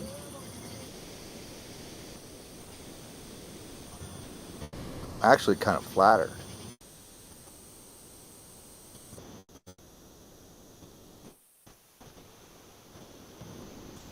So he says that the horizontal is important because it has to do with the line of sight when taking measurements. Now the next thing that he shows, you can't read a measurement on that pole that he has because it's out of focus, which to me means that it's probably out of range. You shouldn't be taking pole measurements if you can't read the numbers on it. Pretty simple, right? Like, you have some goggles basically you're looking through for a specific purpose. There's three things that go with an auto level. One is the auto level itself. The next thing is the tripod. And then the next thing is the measuring rod. And they all work together. They don't work independently. So if you stick a level, or if you stick the measuring rod where it doesn't coincide with those other two pieces, you're just making shit up.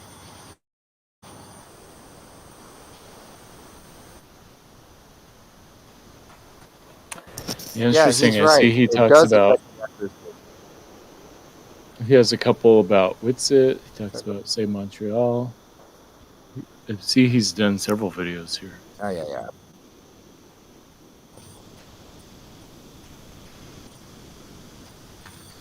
If it's anything like this, it's a non sequitur, and like the thing he's saying before he says something else doesn't jive because there's such a gap, in my opinion. I mean, I can see B-Ball's typing right now, so he's probably still listening in on YouTube or what have you. But like, he could have spent all his time having a conversation about this 5-minute, 6-minute video instead of spending an hour trying to avoid a conversation.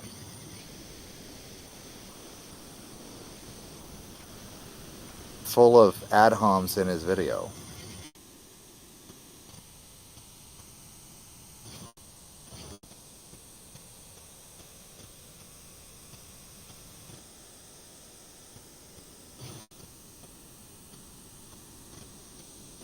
I'm happy to be wrong, but man, this is just ridiculous.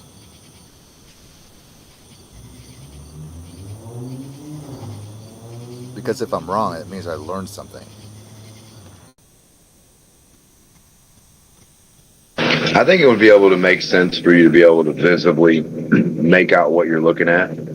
So if I put a word on something and it's so blurry I can't read the word, I don't think that would help you to be able to look out and see that word. Right, exactly. Well, that's my point. Is what he's using a tool that has 3 components of it. One of them is a measuring rod. If you can't see the measuring rod or what it says clearly, then something's wrong. You can't make conclusions from that, no matter what's in the background.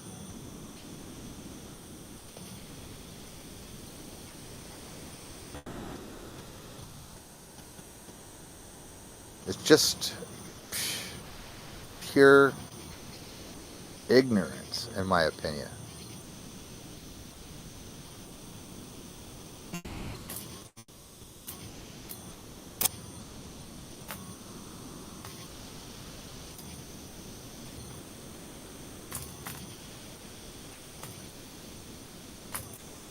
Well, they can make conclusions, right?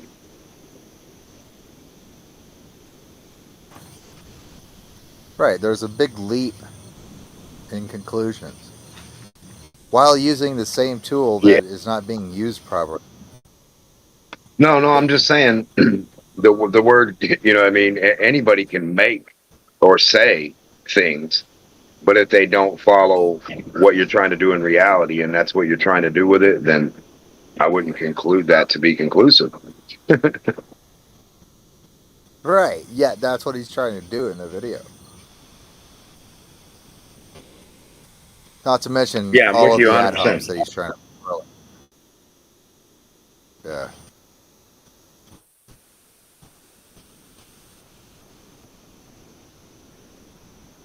Well, I mean, you can't really put something at 32 over here and then 25 over there. And then when you get done with the project, they're like, yeah, that's great, Bob. We're going to be falling off the edge or like rolling or our drinks are going to fall off the table. Like, yeah, you couldn't do that. That wouldn't work out. You got to know what you're looking at. Right. Well, in the context of the B-ball video, he's using a tool to measure those drinks falling off the table, like in your analogy. It's like, but he's not using all the tools that go with it. You know, he's excluding Right. tools. He's not using it correctly to the measurements and stats that's required. Right. He's trying to go beyond that limit and break the boundary of something and tell you his conclusion of not being able to use this tool right is that globe. Right. When the actual conclusion is this tool has a certain depth property best if used by like a born on date. You know, I don't want to eat bad eggs. So I don't want to look too far out of this object because it's going to mess it up. It's going to mess up my vision. Yeah, that's right. All these eggs I bought are rotten, so these eggs all suck. Like, it's faulty logic at best.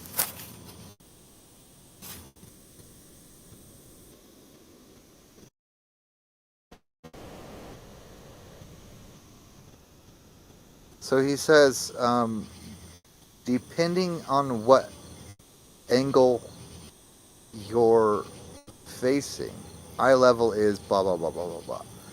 It's like, what? No shit. That's what I'm saying.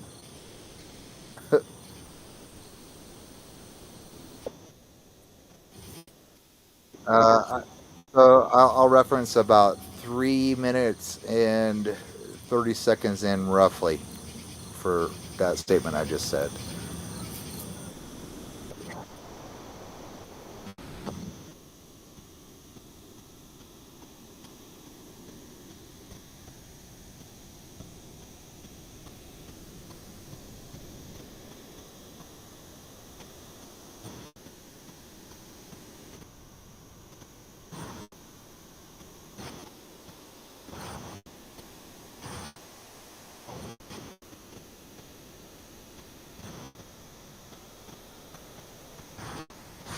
So then he goes into somebody else's representation of eye level as I think a photographer or something like that,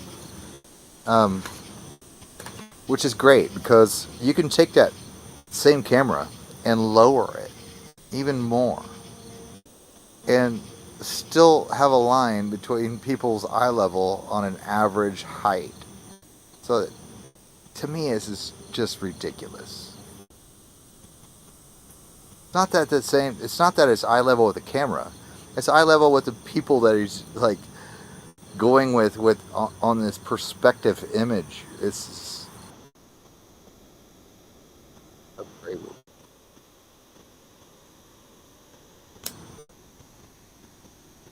It actually contradicts B-Ball's entire point with his reference of this guy.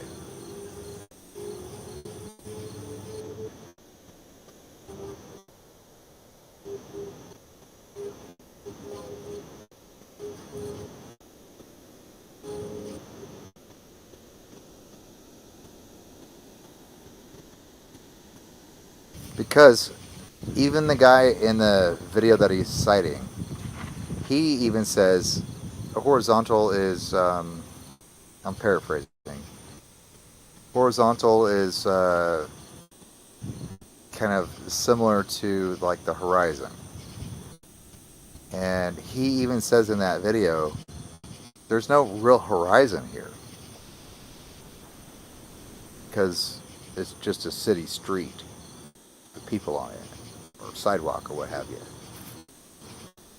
So in order to compensate, you just put in yellow string where people's eyes are. Makes no sense to me.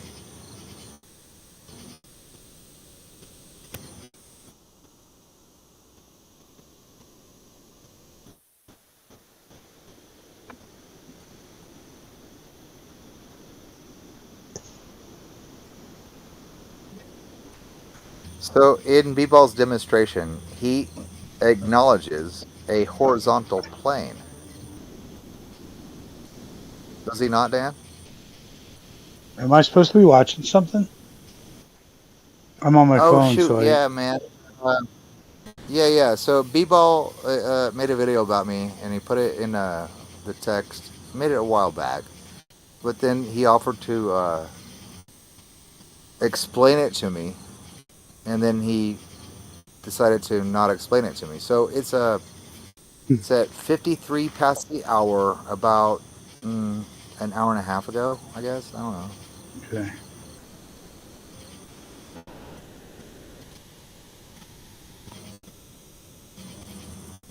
It's lame when you're on Earth your is phone, like, man. Discord's way different. It's lame. You always hear people say it. yeah. It's true.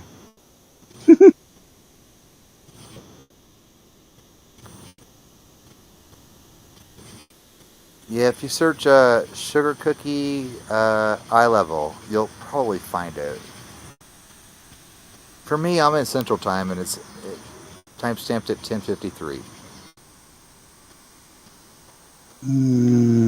Okay, there's a bunch of stuff there. Okay, wow, there's a lot of stuff at 53. Realizing eye level? 10:53. Yeah, B-ball, okay. All right. Yeah, 10:53, about 50 seconds in or so. 27, 50 seconds, something like that. A little bit in, you'll see the. Yeah, so that's what I'm But talking about. So where is right eye now, level?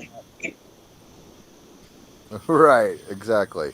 So I'm at discussing this right now at 4 minutes 47 seconds in. Okay, thanks. Okay. Yeah. Yeah, he posted it 10:53. Yeah, the time. But where is that? Like, if you're looking in the woods, like the first like part of that's like green fields and wood trees and all that, right? Like, where's the eye level there? Yeah. Like, what does that even? What I don't even. You talk about the turtle. Well, I'm just saying in general, regardless with the video, without the video, in reality, we're standing there. We look out into the woods. Where's our eye level? Who marks that? Where your eyes are. It even says within the thing, within the video, like, it depends on which angle you're looking at. Yeah, but I'm looking at my whole vision in front of me, everything that exists in front of my face, the whole colossus, everything. There is no eye level like that. That doesn't even make any sense. Right. Well, what he's trying to get at, I think, at about the 4:30 mark ish, he's trying to do a demonstration of horizontal and trying to describe it. Well, I mean, what you do, you go up away from that ball. You get a little square plate that's the same or twice the size as the circumference and radius of that ball from its center out, right? You get a flat plane on the ground. You rise up. You see what it does. Then you rise up from the ball with the same little pin dot camera. You see what it does. You see where the ball stops of its math compared to the flat plane, right? And you see where one stops and one doesn't. And you'll see the view on how one works, and you'll see the view on how the other works. Then you go up in reality and compare it. That's always the best way that I could ever say to demonstrate any of this stuff. Is have the little flat portion that's the same size. You can make it a little bigger, a little, I mean, whatever you want to do that might help you out. I mean, in a little way, but it has to be around the same size. So if you say 24,901, you can do 24,901 in square, and then have your ball go up from one, see what your pin dot camera sees, according to the math of the ball. You have the little ball, you have the little camera, you actually have the little math to back it, and a flat plane, a little flat portion, and you just see what you see. My money's always on the flat section every time.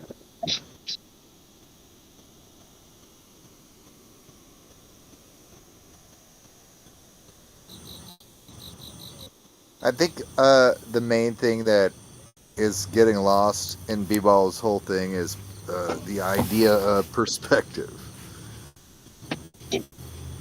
They ignore it. Right. So often they ignore it. Well, they have to be ignoring the perspective of the ball. Yeah, even on his countertop, he has like this, I don't know, card or block with a line on it. And what he's not doing is comparing the close up to the far away. He just moves it back and forth. Well, he doesn't got a side view either, and he doesn't. Where's the ball? Where's the ball's point of view? Right. See, they always want to tell you some magical stuff and say, look, this doesn't do this or this. It's like, okay, we'll demonstrate both views. Please still man your own model while you're going to unstill man ours. Right, exactly. So that block that he has there, roughly 4 minutes and a half in, you can see that there's he brings that block like close to the camera, and you can see that there's a perspective line on the side of like the countertop on the right. There's like a ledge or whatever that has like a, I don't know, like trim, and you can see that that horizontal line in the block is just below the back of the trim in the distance. This is like the key to this, in my opinion, is like that he's missing, because when he brings that block towards the wall and away from the camera, that gets lower to the perspective angle from the trim on the right hand side. He's not addressing that because he doesn't know how. In my opinion.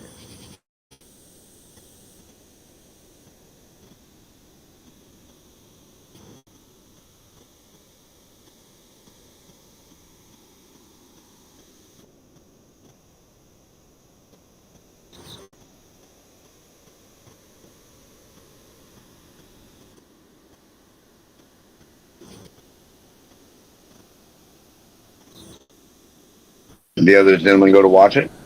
So, well, I mean, yeah. So about 5 minutes in, he goes back to that FUD picture that I put about like the turtle being above the house in the background,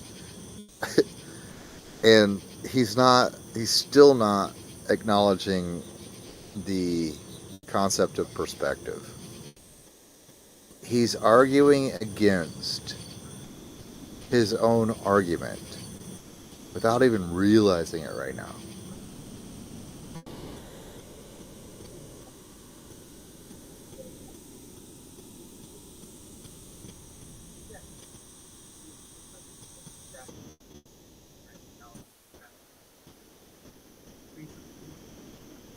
I know that is the weird part. That's the weirdest part, right? They'll demonstrate what you're saying and be like, "Look." Right. Wait a minute. Is a Bevian and a Bevtard different? I don't know, apparently. Anyway, that was cool. At least entertaining me for going through that video with you. That B-ball posted about me. Oh, shoot. Yeah. That means you got him worried.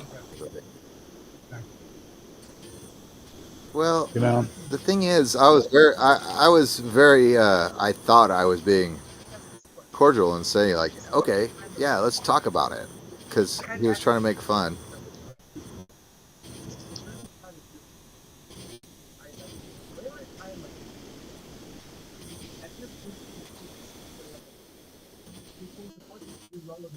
Can I ask a question that might seem really weird in this situation? We say the horizon. Well, Yeah. I don't say, but certain people say the horizon rises to eye level, right? Now check this I out. don't think it. No, I know. Check this out. I got a thought thing for you, since that's what the globe loves. Is All just right. 15 people in a helicopter. One of them is 1 foot tall. One of them's 10 foot tall. They're all different heights. Where's the horizon at? To which eye level? Where? Now, can you give me the equation for the one eye level that will meet somebody's eye somewhere? In that equation where there's 15 different people, 15 different sizes. Go ahead. Well, Yeah, it yeah, no appears shit. Like if you, so it appears at eye level. That's a big difference. It appears to rise to well, eye even if level. you're on the, It's, I'm Dan, sorry. where don't is eye yell. level for Don't the 15 don't. people? It's to each one of them. It's at 15 different levels. What are you talking about? So there's 15 horizons, so they can all draw 15 lines and they'll meet up. You're a mental patient. It's an That's what I'm apparent saying. horizon. It's an apparent horizon, and all we have to do is say Where? apparent. All we have to do is say apparent and appears, and everything's fine. It appears to be at eye Here's level. where, The yeah, here's horizon is where what you're supposed to be able to. yeah. The horizon's. Can I respond to that? I mean, if you're done, Nacho.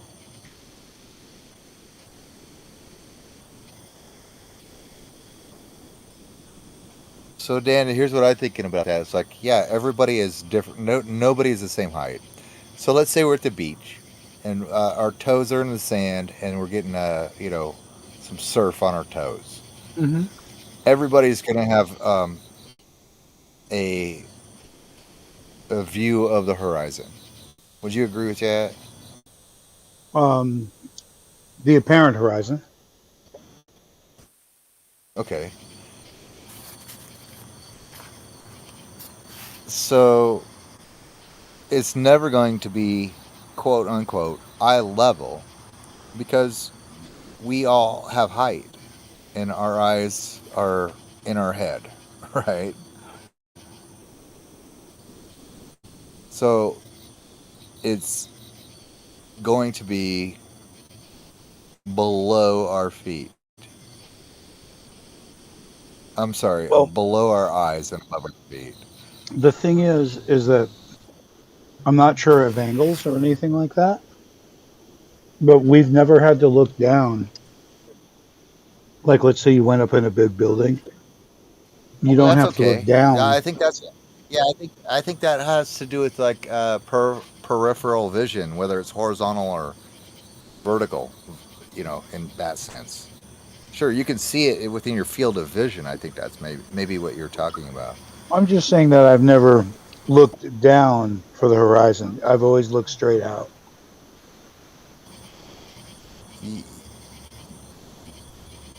Right.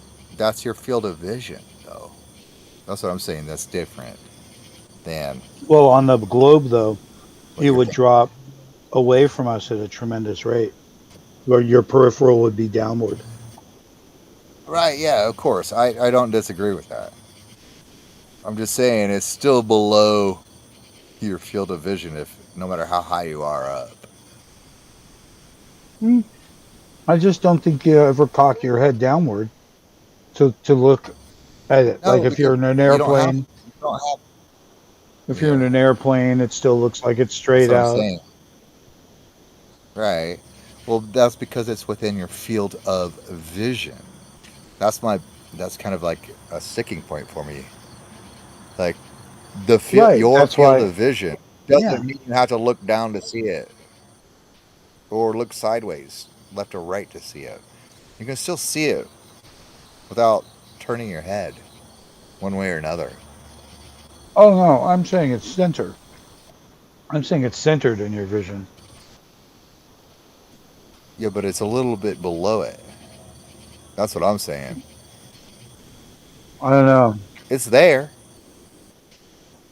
You don't have to point your head downwards necessarily to see it because of, the field of vision. That's all I'm saying. Yeah, no, you don't have to look down. If you actually, you know what? You just proved my point. If you have to look down to see it, then it's below your eye level, Right. right? So Okay. why do flat earthers say that the horizon is always at eye level? If that's not true, what is the Dude, I don't. what what is the problem with that statement? Well, I think it goes to what I just described to you. Why people say stuff, man, I can't tell you. No, but I mean, what's wrong with it again? I As mean, long I as think we say apparent, what's wrong with? Why don't I see that? You're saying it's below you? well, wait a second. Let's back up. What's your question? What's wrong I with just the want to go statement? one thing at a time. What's wrong with the traditional flat earth saying that the horizon's always at eye level? Well, I think it's because of what we just discussed and you agreed to is if you have to look down at it, then it's below your eyes. Right, but we've never done that. We've never looked down for a horizon.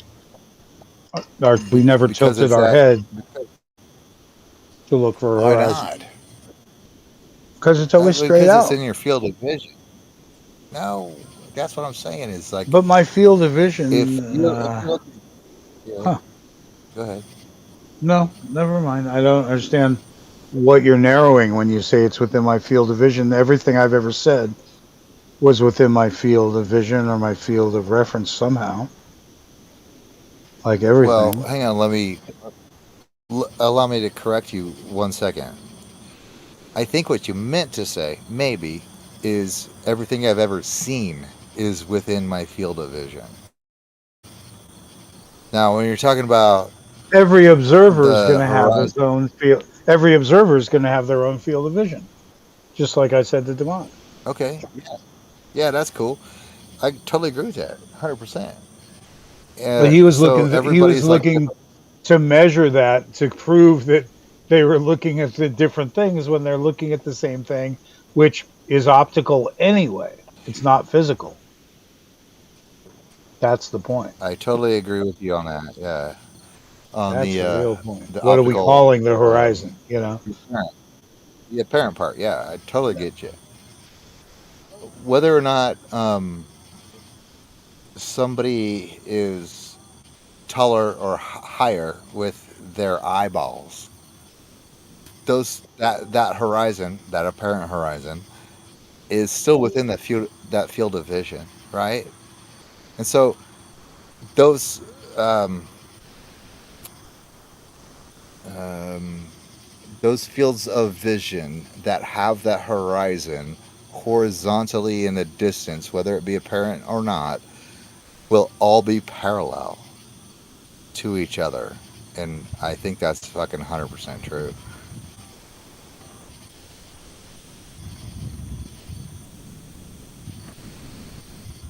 Now, if you want to talk about if it's actually your eye level, it can't be because your feet are lower than your eyeballs, obviously. That, you know what's interesting is two people can't get close enough to see the same thing either. They like whether it's a narrow bit of a degree, like if we Right. cram our heads together, we're still just a little bit different angle. Yeah, that's how it works for people in like a building. If you guys are trying to shoot like a target, you're both at different windows, and you're like, oh, 32 this way. It looks 32 in his window, and he doesn't exactly see your 32. Yeah, that's exactly how it works. It's weird. But your field of view is everything in your view, not just a fucking imaginary line that you draw across something.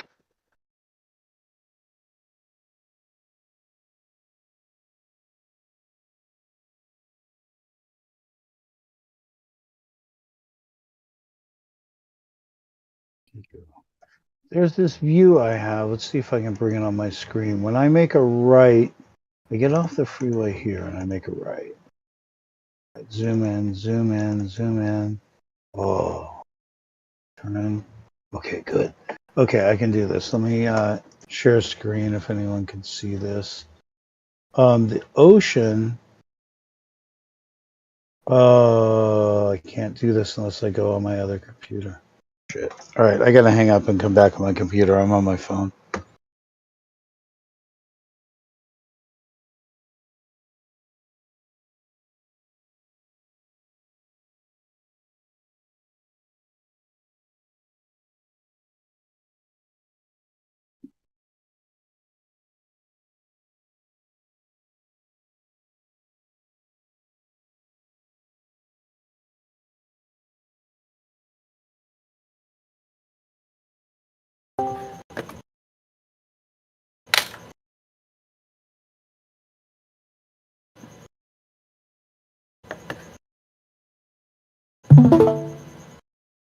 Okay, if anyone could see this on my screen, when I make a right here and head down this street.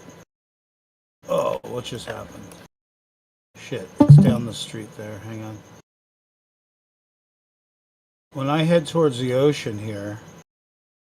Uh-oh. Yeah, the ocean's this way. The ocean will come into view.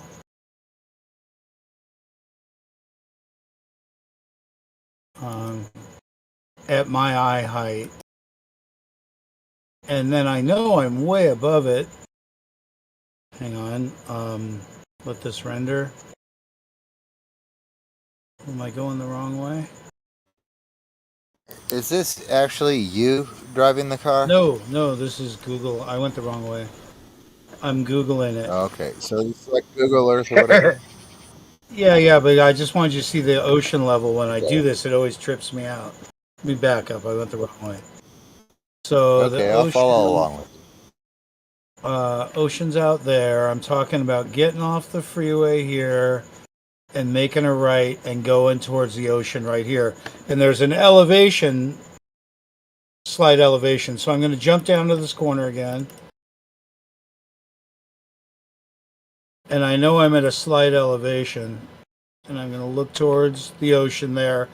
And you'll see in the distance is the ocean right below that street light that we're headed towards down there. So, but the ocean appears, or the horizon line. Oh, this is what I did last time. It appears. I'm trying to get back in the street. It kind of changed view, but I think I'm in the right spot. The ocean should still be. Did I go the wrong way? I don't think I went the wrong way. It just looks different. So we're moving along, and here's where the hill starts. At this street, it's hard to see, but the ocean is still right there. The ocean line, or the horizon line. We go straight. We're going to get a clearer view. God, it keeps changing the view. It's weird. Wow, what's that?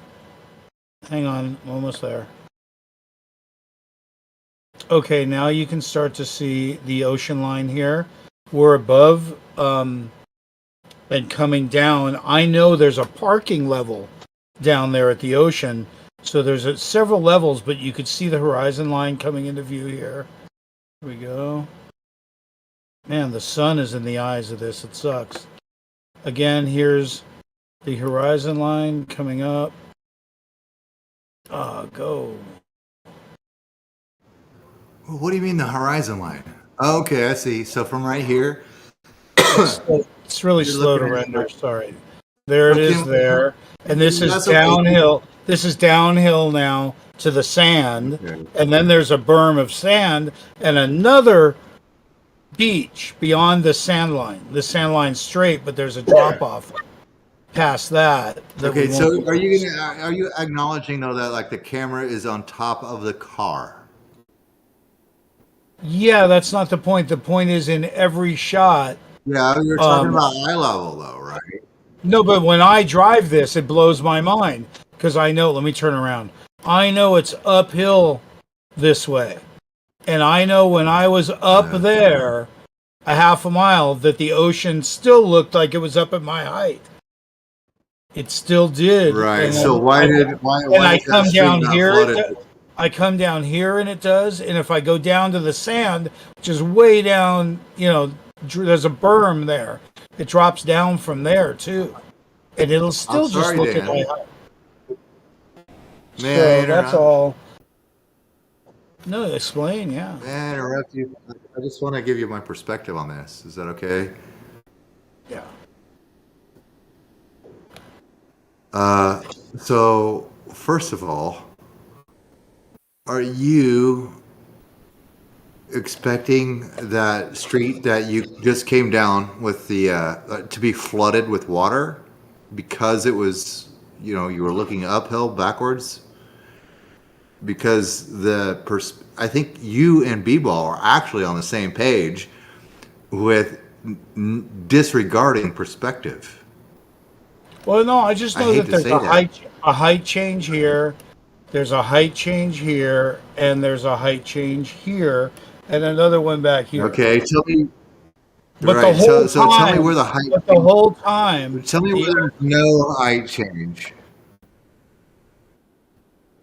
I'm just saying that the whole time the horizon appeared to be in sight to me. Right. So exactly. So your apparent horizon hasn't changed height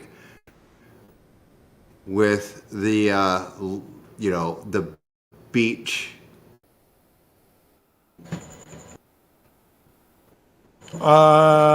Just telling you, the water looked the same as I dropped down the hill, knowing that there was a further hill in front of me, even because I only got to here before I turned. Right. Right. That's my point. Like you and B-Ball are kind of, I hate to say it, and I don't mean it the wrong way, but you're not taking perspective into account during this whole journey. But I'm not that you're making any taking me on. claim. I'm not making any claim. I'm just saying, hey, what's wrong with what they're saying? Because this is what I see. So I'm sorry. You know which way water. You know which. Yeah, no, that's cool. I'm glad we're having this discussion. You know how water flows, right? Uphill to downhill. Downhill. But we're not talking You're the about water guy. Yeah, we're not talking about water flow, but okay. Are we not? Are we not talking about the horizon of water? Yeah, but we're treating it as if it were stationary. Why? So Because it doesn't require any movement for the conversation. Right. The ocean That stationary.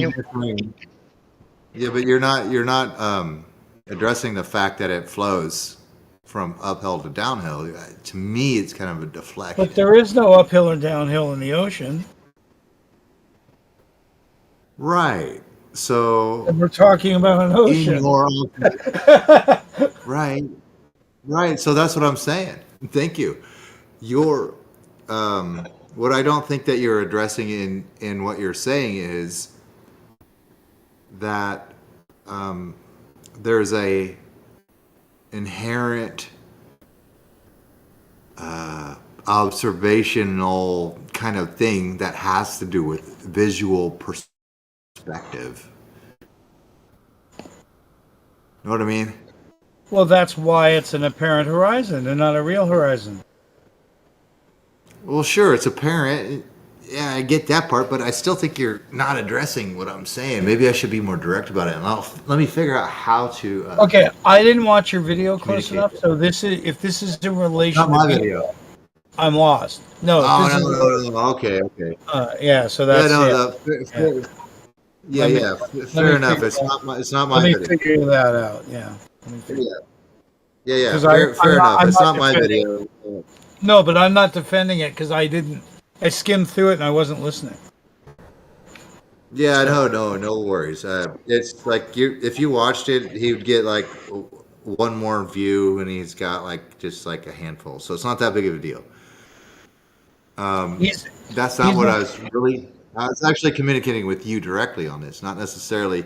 Actually, hang on. Let me back up. Let me take a pause real quick and try to reformulate my words, if that's okay.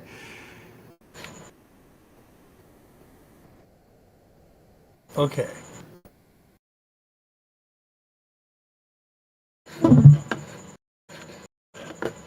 We can do this. Yeah, but I appreciate you giving that example, though.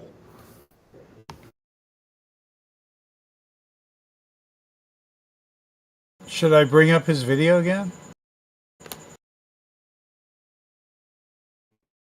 Yeah, go for it.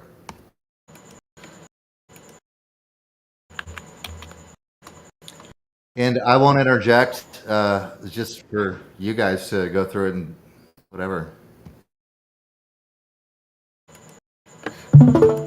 All right, I think we got action here. I don't know what the sound's going to be like. You got to yell at me if it Some of sucks. the things that flat earthers don't understand is astronomical. But my recent encounter in the Bev Try Thinking Discord server. Do we have to listen to him? Why don't you tell me what he's saying? My understanding of Bevians don't understand to an all new high. So I hopped in just to do a little bit of responsible trolling. And yes, I'm guilty of having a morbid fascination with people who deny reality, mathematics, and physics in the face of it's only 5 minutes. Overwhelming evidence. So I started posting a few memes just to shake things up a bit. Then one of the Bevians responded with this. Look, the turtle was higher than the neighbor's roof. It's proof. This is the image that turned me. I looked at it for 201 hours and the only thing I could think of was that the turtle was higher than the neighbor's roof. Then I called my online FE friends and said, I can't do this anymore. The turtle spoke to me. The neighbor's roof proves Earth curve. And now here I am, humbled, a new man, Please forgive me. This was obviously a failed attempt to make fun of the image that brought Ranty Flat Earth back to the globe. At first, I wasn't sure if he was trolling or if he genuinely didn't understand eye level. So then I asked this question. Where is eye level in this diagram? I had to ask the same question several times for him to reply. Wait, I have to contemplate this too. Why isn't the center eye level? So then I tried a different approach. I asked, where is eye level in his own picture? At this point, he begins to spiral out of control, and he posts a bunch of irrelevant pictures that I posted in the past. One of my auto level where he proceeded to ask me where eye level is, which I promptly showed him exactly where eye level is. Yeah, this one really triggers them. And another where I drew a triangle on a sphere and showed that on a sphere, a triangle will always have more than 180 degrees. Yeah, the Bevians don't really believe in spherical geometry. I continued to ask about eye level, but it was clear to me that he truly didn't understand what eye level means. Well, Mr. Sugar Cookie, let's break it down so in the future you won't be so confused. Then you can take this newly found knowledge back to all your buddies over at Bev's server. Hopefully they won't ban you for finally learning something. I'm not sure I should give this guy the time of day. I know Bev runs a tight ship over there, and I wouldn't want to cause any friction between you and your Flurf Daddy. So pay attention, Mr. Sugar Cookie. Oh my god, I can't believe I'm actually saying Sugar Cookie. Eye level simply refers to the height of your eyes above the surface you are standing on when looking horizontally. If your eyes are roughly 5'7" above the ground, that's your eye level. We can also use precise tools to measure the height of eye level. In land surveying, the surveyor's eye level is typically measured as the height of the instrument they're using, such as a theodolite, total station, or an auto level. This measurement is important because it determines the line of sight that the surveyor has when taking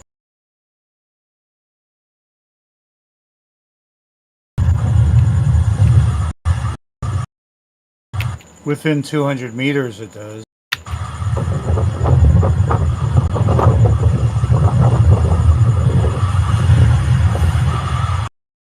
In photography, eye level refers to the height of the camera above the ground. Depending on the angle at which your camera is facing, eye level can also be determined simply by observing... Okay, can you pause it right there? Depending on what angle your camera is facing. He said it right there.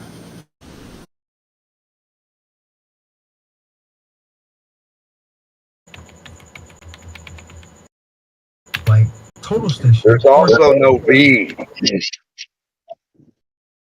The funniest thing is there's no V.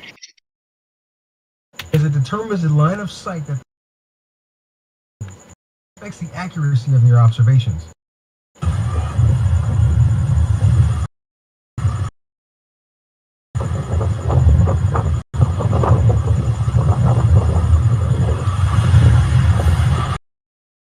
In photography, eye level refers to the height of the camera above the ground. Depending on the angle at which your camera is facing. Because of the focal depth point that the camera has, I'm not sure your eyes are that similar to a camera in this case. Right, and you can go back to that last image that he had. It was like a guy watching a bird on a like a parrot, like right there.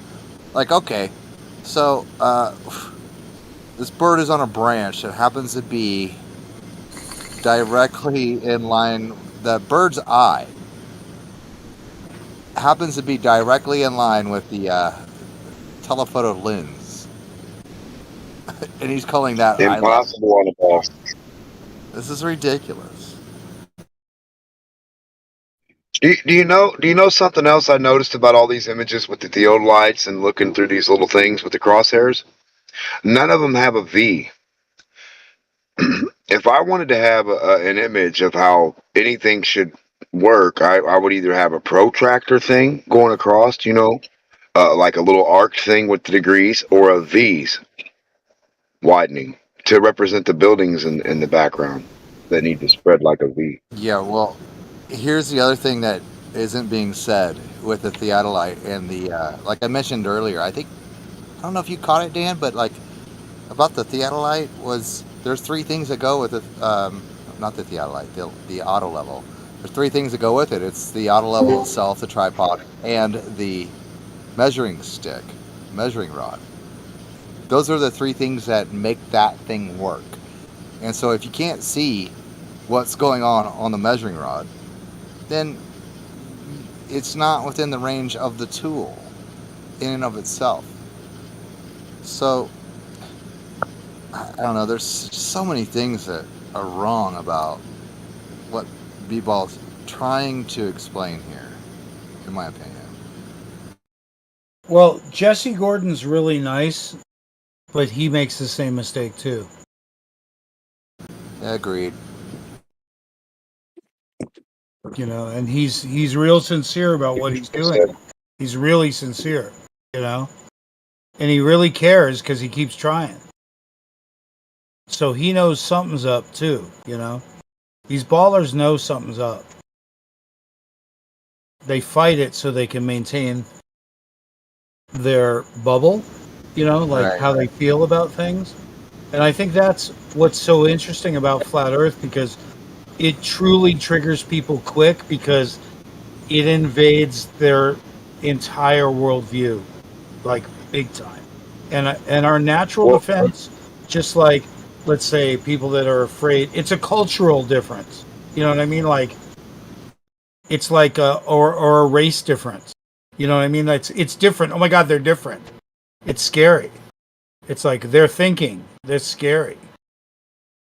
That's the way I see. I see the resistance to Flat Earth being a natural thing because it's just different. It's too different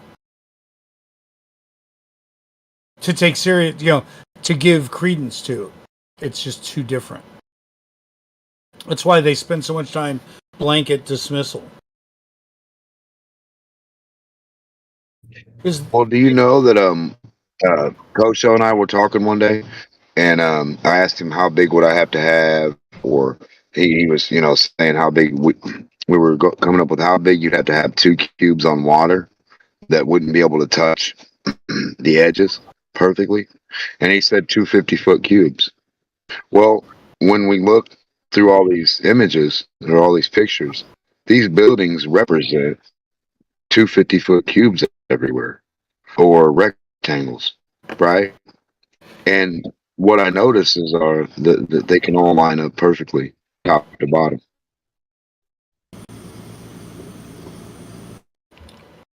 Right. Good point.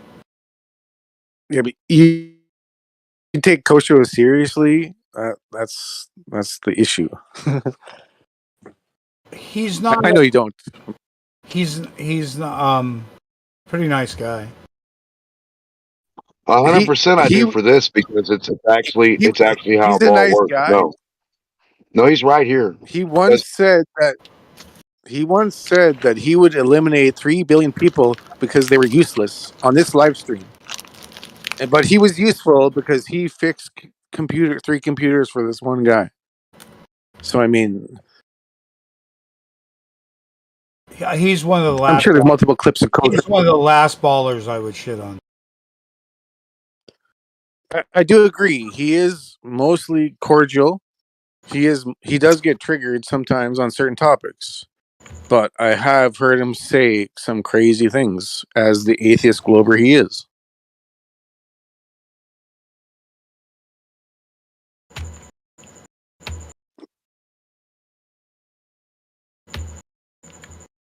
I don't think Coach is an atheist. He believes in a creator. Yeah, he claims that, but he's Jewish, half black, and he claims a creator, but it's not the Abrahamic God; it's some random creator.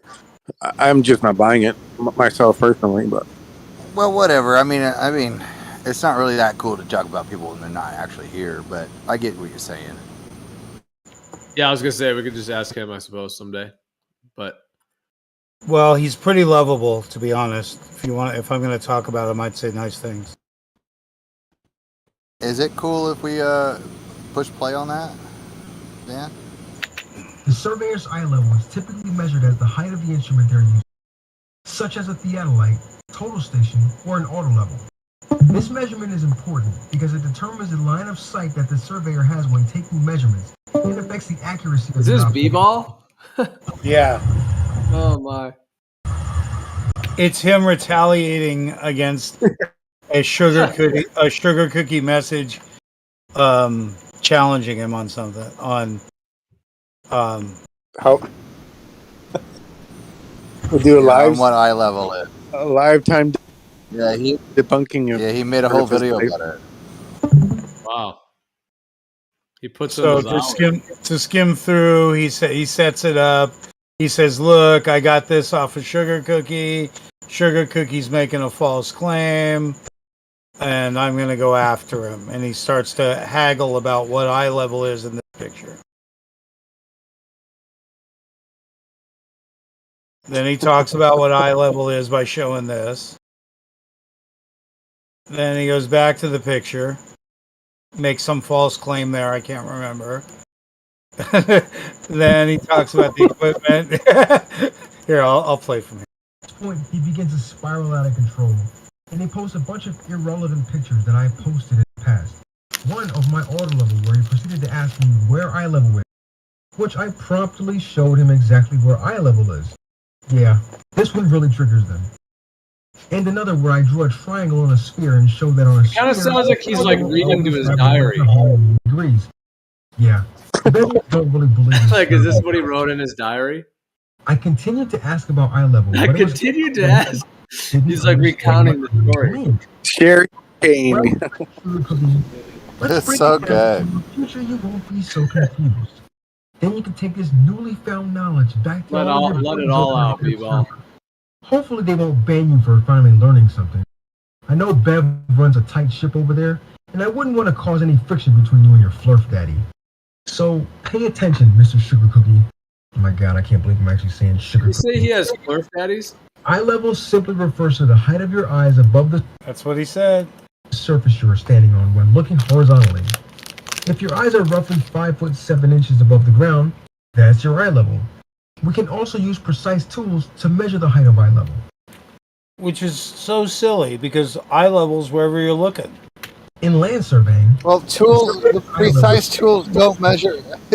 Hang on a second. It's just inherently false because precision tools don't measure eye level. They measure horizontal. Like that's not a thing. Like they don't measure eye level. That's ridiculous. standing on when looking horizontally. But if you need to make a point, it sounds good. I gotta admit, the diagram helps. We can all precise tools to measure the height of eye level. Supported here with this one. Supported with facts. This diagram. Yeah, he even drew on there for us, and then he made reference to something irrelevant here, through an irrelevance. I see it. Right. And by the way, what? Can you pause it? Can you go back in that last little bit of frame? That last picture, that one. Pause it there. Okay. So can you see that there's a canal on the left? Looks like a road. I see vehicles up there. On the left, there's. Oh, is that a road or is it a canal? Okay, yeah, it's probably a road. My bad. I misinterpreted. Like total station or an order level. This measurement is important because it determines the line of sight that the surveyor has when taking measurements and affects the accuracy of your observations. Again, no, it does not determine the line of sight.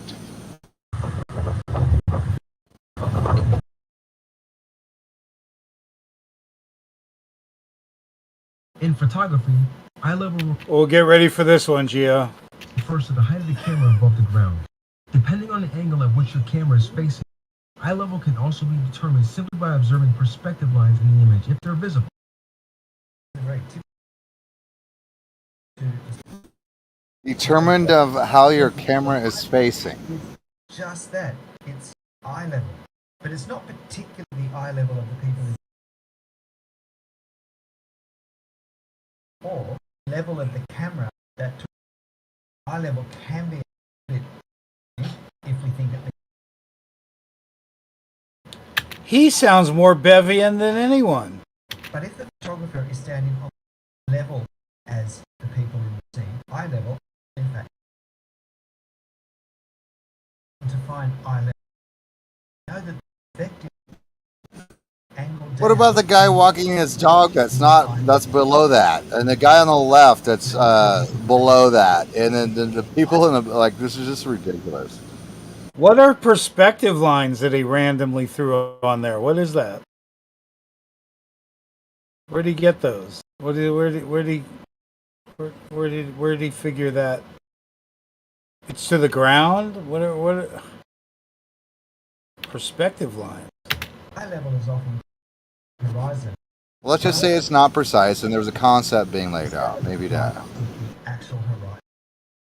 Yeah, that makes more sense. That light at called dioptry. The angle of your camera can be Okay, so now check this out. So Can you pause it? The crosshairs create a horizontal plane that remains the same height above the flat surface as demonstrated here. As I slide the white block away from the camera, the crosshairs remain at a fixed position on the block. Why? Look at the right hand. Look at the right hand perspective of that trim. So I hope that clears things up for you about eye level. Now, getting back to Mr. Sugar Cookie's picture, the reason why the turtle appears to be above the house is because you are lower than the turtle. You, the turtle, and the top of the house are at different heights above the ground. And judging by the position of your camera, your eye level is about right here. This observation should have been Okay, so not Earth curve there. Thank you. Not Earth curve. Horizontal are the same thing. I am not surprised at your level of incompetence. Not Turtle Earth either. Not to be confused with Turtle. Insane. This is so fucking funny. Once again, thanks for watching. Don't forget to like, share, and subscribe if you like this video. And please, check out the rest of my videos if you're interested. And as always, peace. Sounds pleasant. I appreciate you playing that through all the way, Dan. Actually, that's pretty cool. Thank you for that. It is a badge of honor, whether it be big, small, that the anti-flat earther made a video about you, whether you triggered him or for whatever reason, how big or small the badge is. It's like... Yeah, and he made that a while back. It was months ago. I don't know why he just brought that up in the text chat earlier. I've never got him to make a video about me. You should really feel special, Where's guys. my video? I asked him, I where's know. my video? Where's my video? Dan, is there any way you can play my video of how a ball works? You can mute it. No, you just mute it and then play it. Yeah, if you put with a the link racing in, box. if you put a link in here, I could drop it in this open window here. Hey, The Gio, new phone books are here. The new phone books are here. Gio, have you seen this word called geomatics? I've really never studied that word or been aware of that word until a couple days ago. It's like a different word than I've ever bumped into before. Geomatics. Yeah, I think I Go ahead. I'm aware of it, but it's not something I've studied deeply. Could it be a geoism? Studying the study of you and your geomatics. It's all about Earth's surface. Well, I don't know why it's a different word. I can't really tell why it's a different word. I will say, just before we move on to something else, I appreciate the B-Ball's kind of thing or whatever, and he engaged me and put that video in text, even though he came out with that video months and months ago. But he said if I still didn't know what eye level was, he would be happy to talk about it. And then so if you kind of go back in the tech chat history here just tonight, I offered to have him help explain that, and he wouldn't. So for an hour, said he didn't have the time to talk about it in a voice chat, while hour later, still talking with me about it in text chat. So, anyway, fun conversation. I opened the conversation up to anybody about eye level and all that stuff. So, Dan, I want to thank you for that. And yeah, that's great. If anybody believes Earth is Life's video and stays on the globe, I'd be like, good, go for it. Have your Right. globe. Like, if you believe that proved anything, then like there's no like I could decide. I could tell in like 5 minutes, 10 minutes of talking to you, 3 questions whether you're open to truth or whether you're an anti-flat earther. You can tell right away. So I mean, go ahead, believe his bullshit. Whatever. Yeah. The Globers Well, yeah, are bored. I The Globers are dangerous when they bored. When Sorry. they're bored, they start to reach out more. Gio, do you remember when Timmy was a problem? Like Where when they is get he? bored, they start doing stuff. See, fortunately we feed them enough shit ourselves that they don't usually have to start shit because we usually are just blowing it anyway. Well, that's kind of funny because independent thinkers don't necessarily get into groups like conformists do.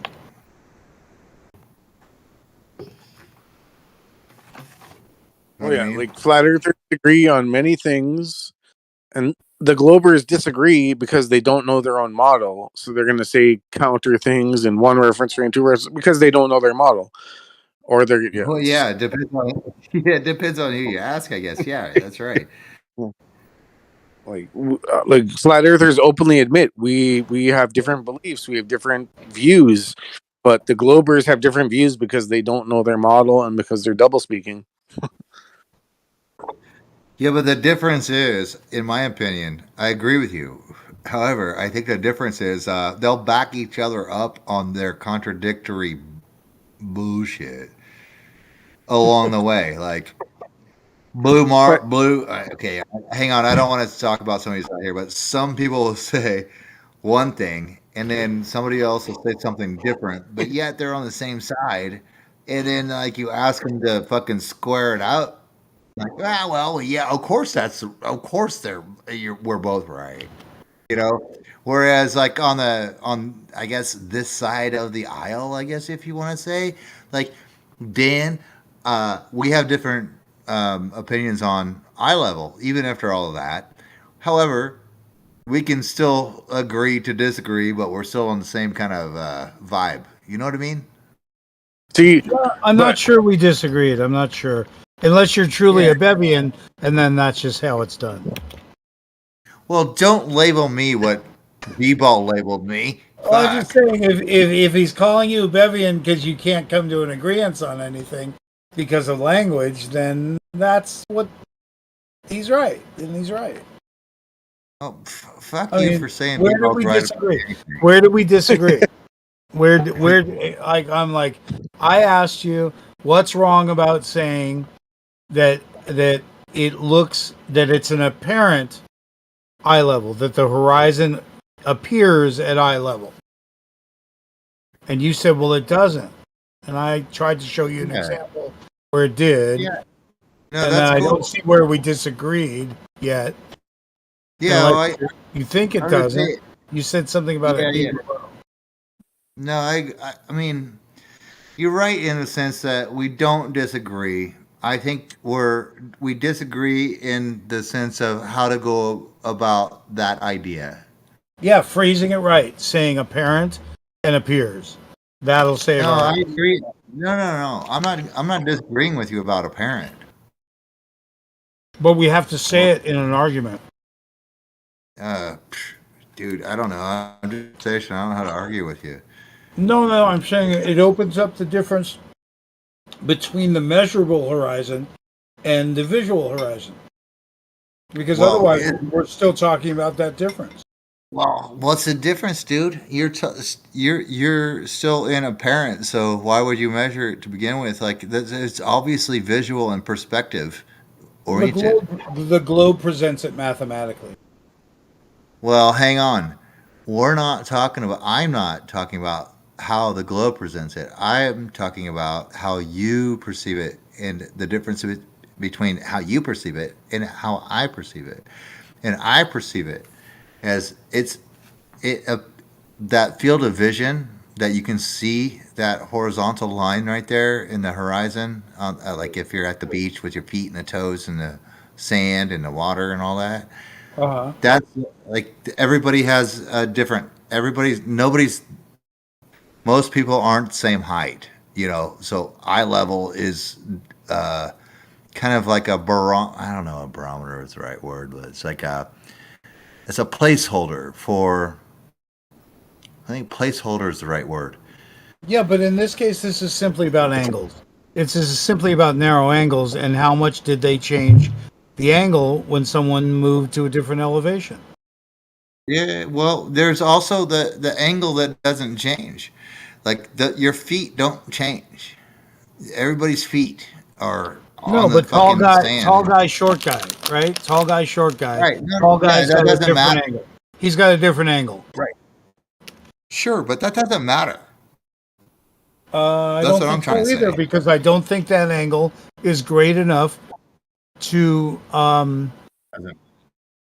matter. Well, that's what I'm saying. It doesn't matter because the horizon that you see, you can call it a parent or whatever. It doesn't matter what the model is. That is a visual horizon. Can we agree on that? Visual horizon? Yeah. Okay, cool. So that visual horizon is below our eyes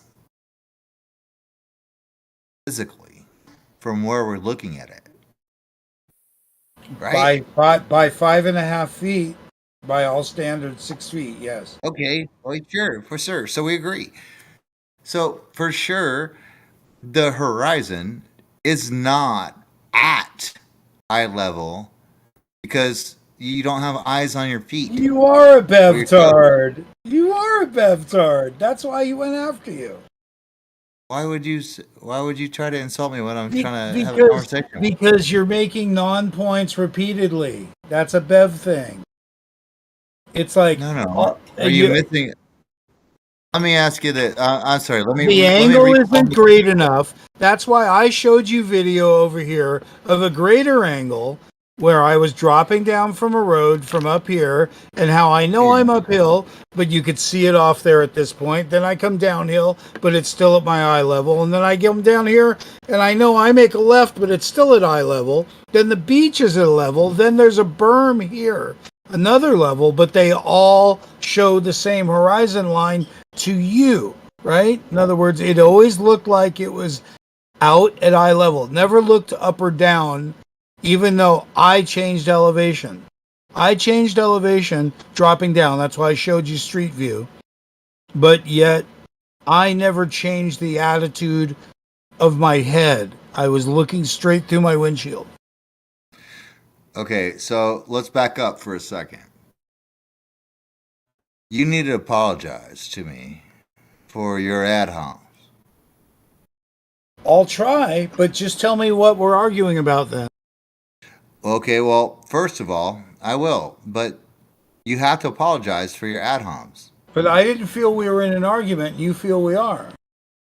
I showed you an example. Stop deflecting from my request, please. I'll try and make a semi-sincere apology for the sake of momentum, and No,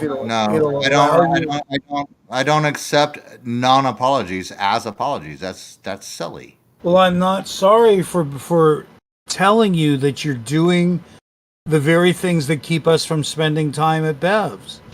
Because he'll spend a lot of time on something. I'm not here as a okay, let me clarify here. I'm not a representative of anyone except for myself. Okay, so tell me anybody where we differ. Anybody shush it for a second, please, Dan. Okay? So, we're having a conversation. Trying to guilt by association in your mind is ridiculous to do that. And why would you do that in any other circumstance? Because B-ball says something or whatever. Like, okay, woo. So stop with that. I'm having a conversation with you, and I think that's the legit, honest part of human interaction that is actually still available today. You know what I'm saying? So let's start there, okay? Okay, I'm sorry. I'm sorry. I am sorry if you think we differ all that much, but in fact, I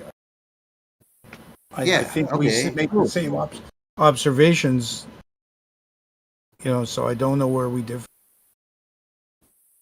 Well, that's okay. That's cool, man. I appreciate you apologizing for ad homs. Okay, let's move past that, and let's get back into the discussion. So, the idea of, to me, something that's in your field of vision doesn't necessarily mean it's, eye level. I mean, so here's the concept. And it might be a little bit off track, but can you bear with me for just 1 second? Yeah, I'll try. I mean, I have something to say, but go ahead. Yeah. Yeah, great. Yeah, okay. Please. So I think what we see in front of us, if we go there, that's going to be our future. I should say, before we go there, that's our future peripheral. So, for example, Star Trek, and they go to warp speed, and they never run into stars that are right in front of them, right? Because they're going so fucking fast or whatever the hell. But like those things are so far apart, but it looks like they're right in front of them when they start going. And I think that's actually like a good analogy for kind of like what we're talking about of perspective and what we see in front of us. And once we go there, even on the apparent horizon, I agree with you wholeheartedly that it's apparent. And it just looks like it. But, that's kind of what we have to go with as far as like a definition of stuff or a understanding of the word or the concept of horizon. So if we go there, that is, you know what? I'm sorry. Here's a better definition, or I guess a better way to explain it.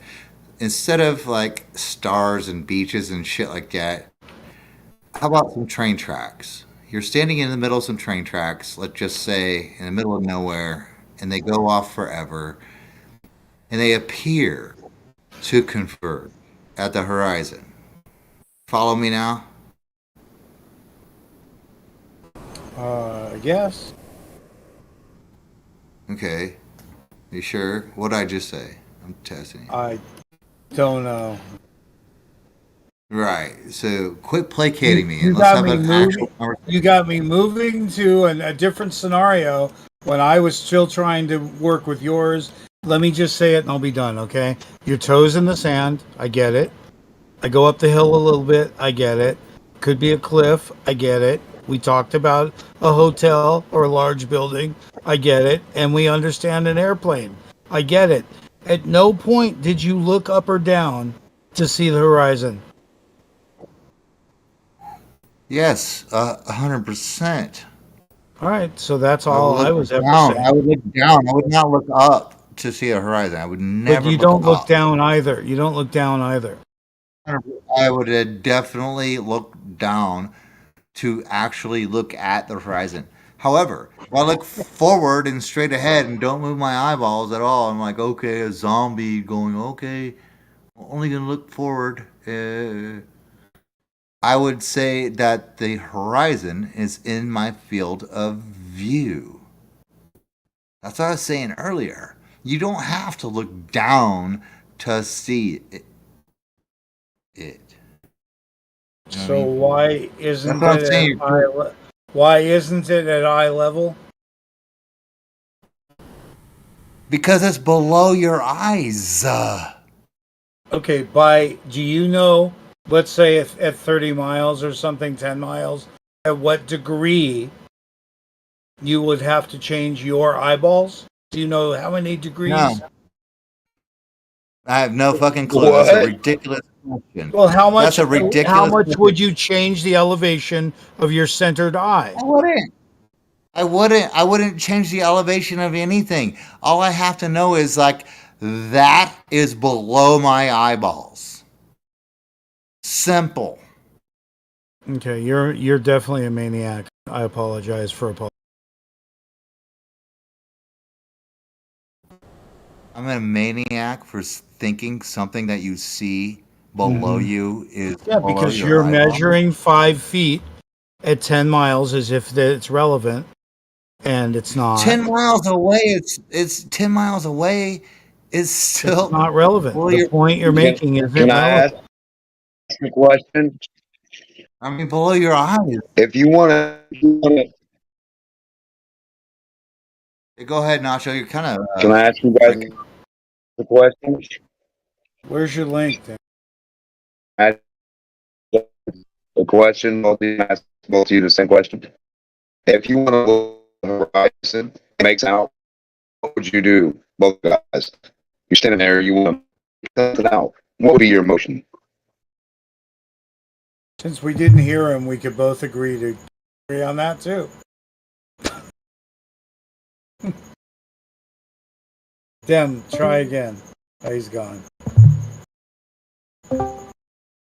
Try again. Check. Try again.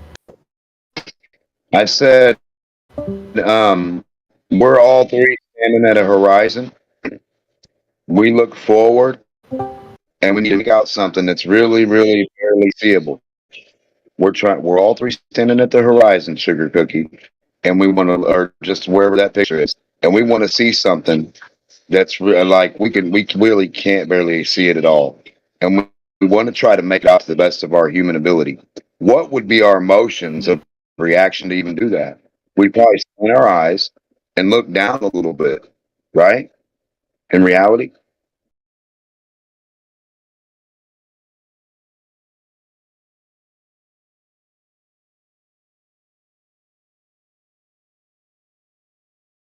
I mean, when I think of trying to look at the horizon or look forward a little bit, I gotta like look forward, tilt my head forward, down a little bit, and like squint my eyes to try to like make up the farthest thing in my vision, farthest thing I can make out possible. You know what I mean? You try to squint.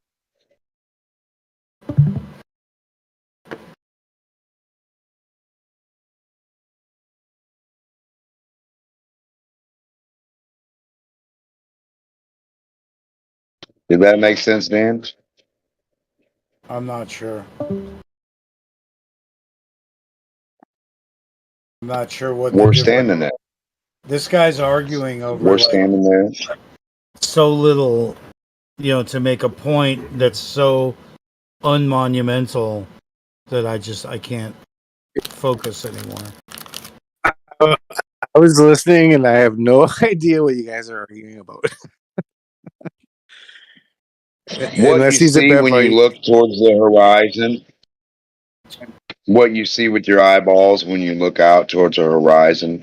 I was asking them if there's something that you can't make, you don't know what it is, so because it's so far out of your view, you couldn't even guess the amount of numbers that it is, distance in miles or whatever, and you squint your eyes and you slightly look forward and down a little bit. That's what I do when I try to see something that's out there called the horizon or whatever, like a mountain that's beyond, I look a hair down, put my eyes a little bit and forward down and look.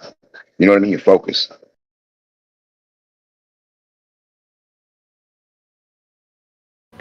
Yeah, Bev lost any to- credibility when he said, "You can do fuck all with an angle, Nathan." And when he said, when I posted, we can see too far, and he's like, you can't see too far. Is pretty much tells me all I need to know. Right, but right now they're talking. Where is your sight? Where is your lane of sight supposed to be with a horizontal line drawn across the picture, a video camera, or computer screen, or just reality? Like if you take it yourself. I personally don't think that imaginary magical razor sharp line exists anywhere because I think you see the whole reality in front of you. Is all I think that's what Sugar Cookie's saying.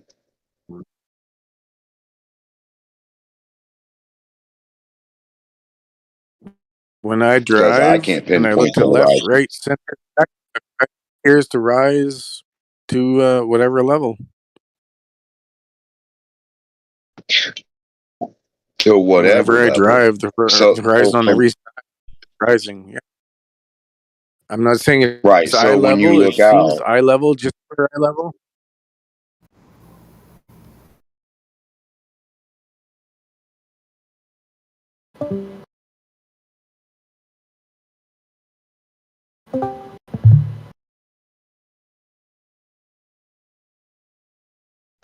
so when you look out and you're driving and you see that change in your field of view, does that mean your eye level changed or the dirt changed to your eye level?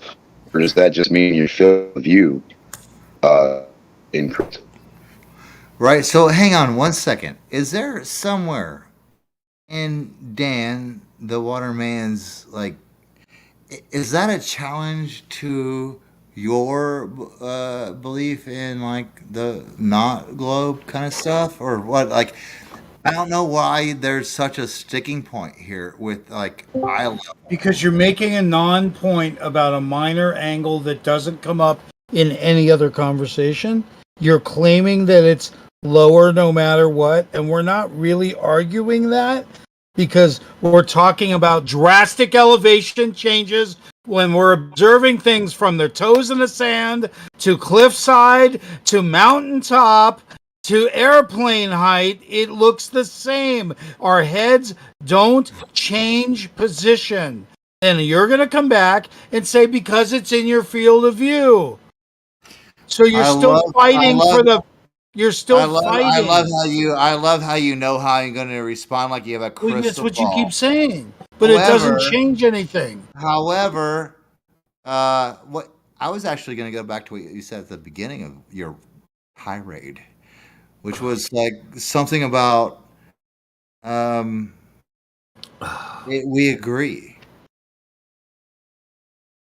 Okay, so there's no difference in what we're saying except you're looking to measure the obvious variation when we're talking about an apparent thing.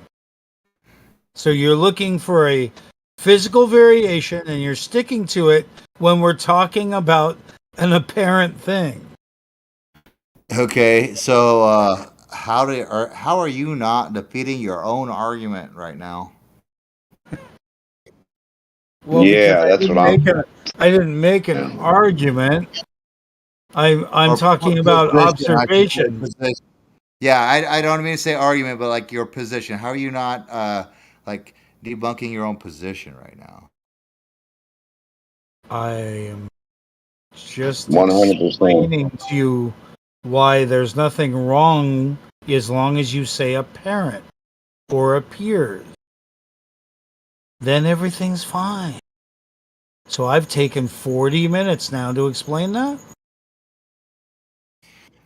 To say a word makes stuff not what? Yeah, no, you can't When get away. making the claim that the horizon appears at eye level.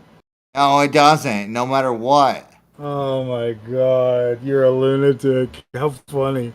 You're funny. Why am I Just say, also ad homs, huh? No, While I'm only dealing with you. I'm dealing with you and you're impossible. What should I call it? Dan, you said you didn't. You said you didn't hold a position other than something that's apparent or non-existent, but now you're holding fast to a position.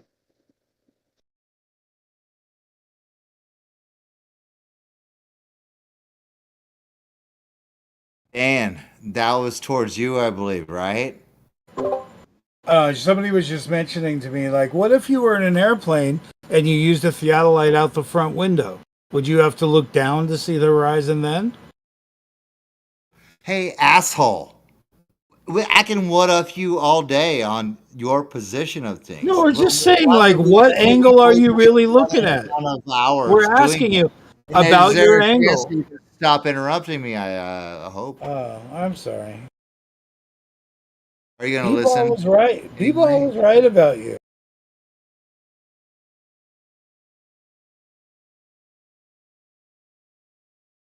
So you're a Glober. No, it's that you can argue and be a contrarian, but never make a point, just like Bev does every day. I'm not being a contrarian. I'm having But a you know what Bev does every day. That's why you're being accused of being a Bevian. You know why you're being accused of being a Bevian. You know what Bev does every day, right? I'm trying to have a conversation with you, but yet Just you cop to what Bev does, and then we're all cool. You're fine. Nobody's giving you shit for being here. So are you going to continue to interrupt me while I'm trying to have a conversation with you while you're ad-homing me? Go ahead. I'll entertain you. What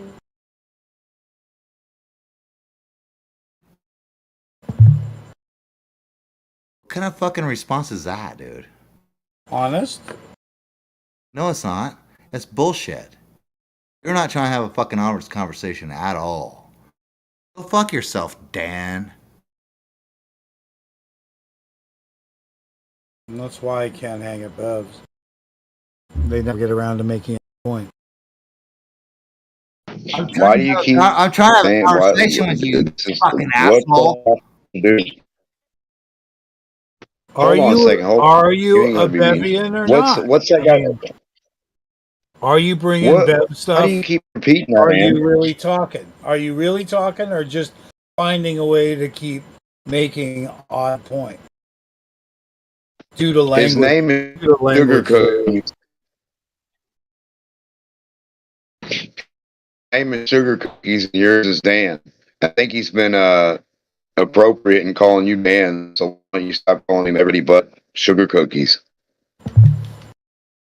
I just want to know where he's coming from. It's just like, it just seems like he's making a point about the physical properties of an angle that don't come up anywhere except in his stickler mind now.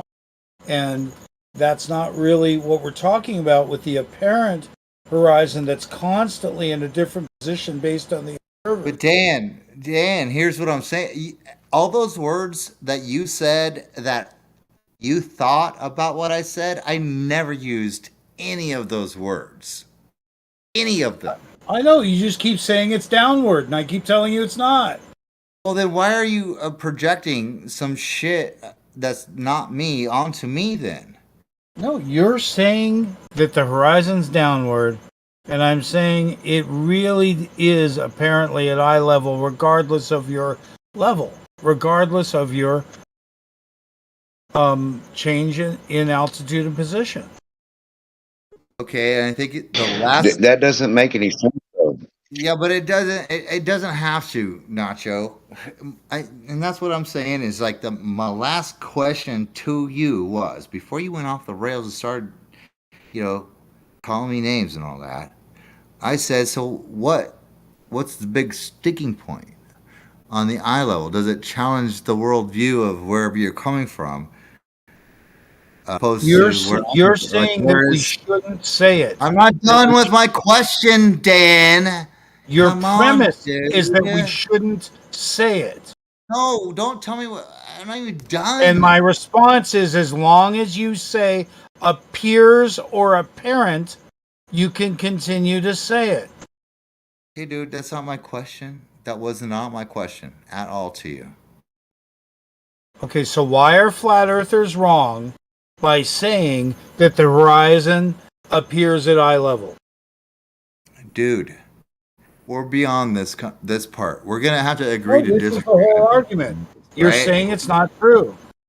I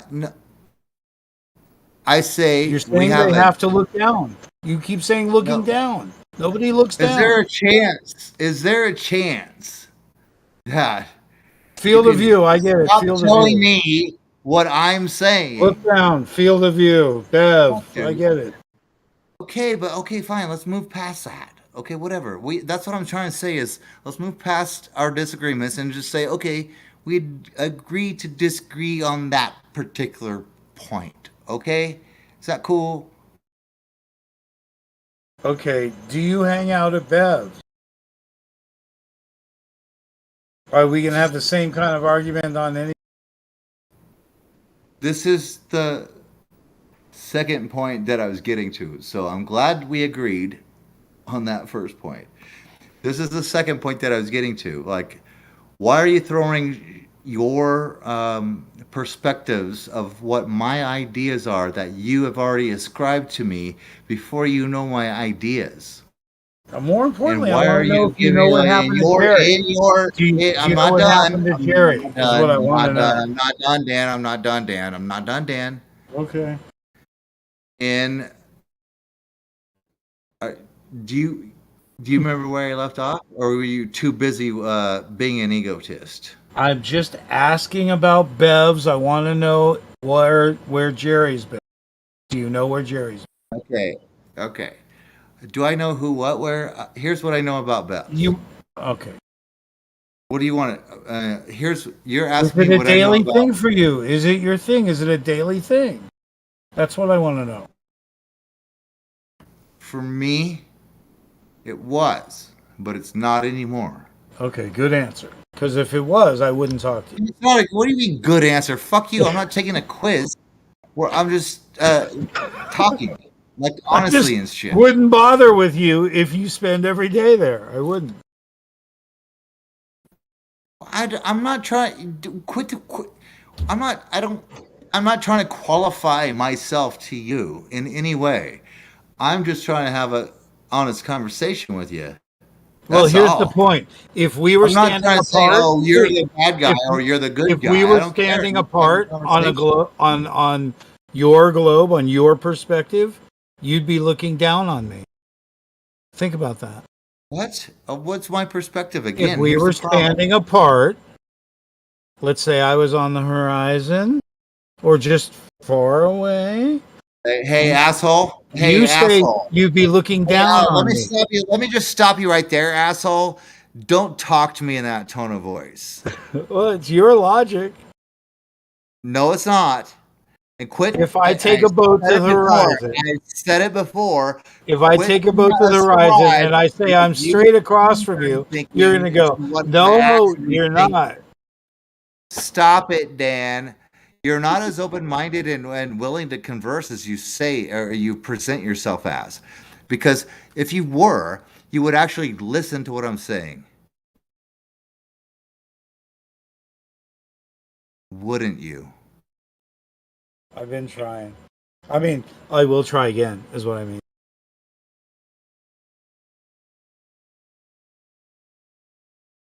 Quit trying to describe. So here's my suggestion to you in being able to have a conversation with me is stop trying to prescribe or project onto me what you think my ideas will be based on who you think I am or who I am not. And then stop answering the questions, creating a straw man based on those things and what you think my retort would be.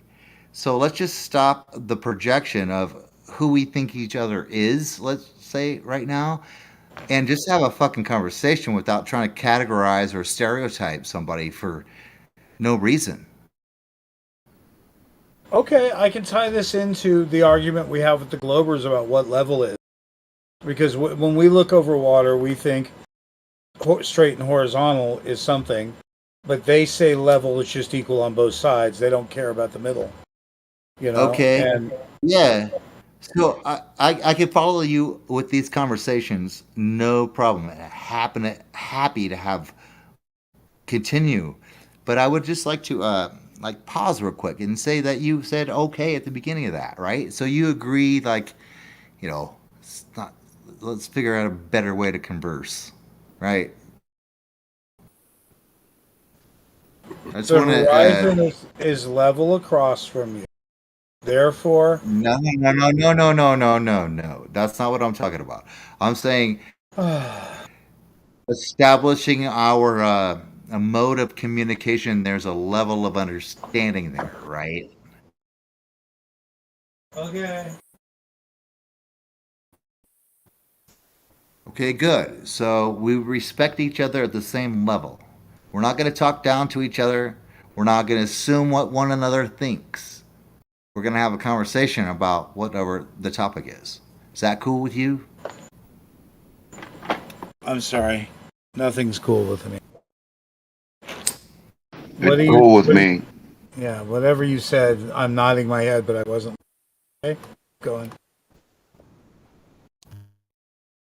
He said you should probably respect each other.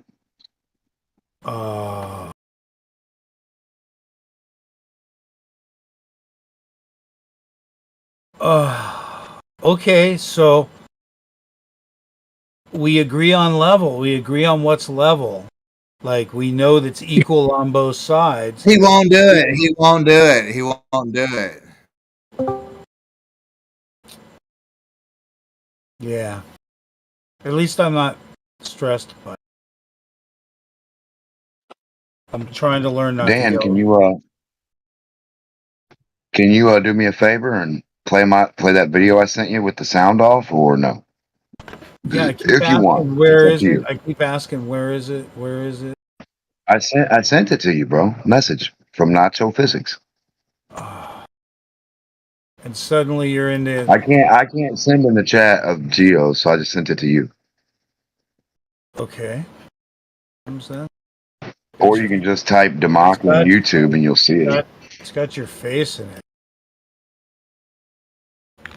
You don't have to play that part. You can start it after that. It doesn't matter. I mean, I'm just play saying, it after that part. probably against all legal terms of No, service. Showing Dan, you can press play on. It's playing. You can press play on it. It's No, hold on. playing. God You're damn it. mental. You're mental. It's playing. Will you let me I can't even ask you something, dude. It's been playing. What's wrong? That's not what I'm saying. If you want to play it without the face, you start it yourself, then you click it to share after it plays that couple seconds. That's all I was saying. Your face. I was teasing you. Okay, Dan. I think your face is one of the best features. Next to your voice. Well, I was asking you to please keep it silent because it was a video to Jim Panda and Lewis, and I had a couple cuss words in there, and I just didn't want to be vulgar on Geo's. So I want you to cut out the sound. That way they can just see what it is. Why do you want me to start it over so you can narrate it for us? Sure. I could do it. I could do it down. Ladies and gentlemen, Nacho Physics. Nacho Physics. Right. Now look, this represents a ball. If you're on a sphere, you're coming up, you'll see an object, right? The object was out of your view to start with. It's out of your view. And the point is you can never see the top of the box. The top of the box is white, right? And what you can't see on a ball is the top of that box, which would represent a building or an object out of your view, a boat or anything. Now, if we keep watching, it's going to show this one more time. But then at the very end of that, I show you a flat surface with the same box at actually double the distance away. You go up and you still see the top. You see the white top of the box.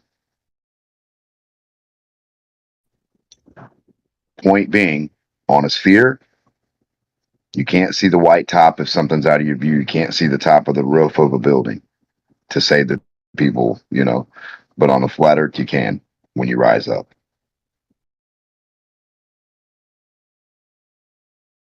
That sentence makes sense.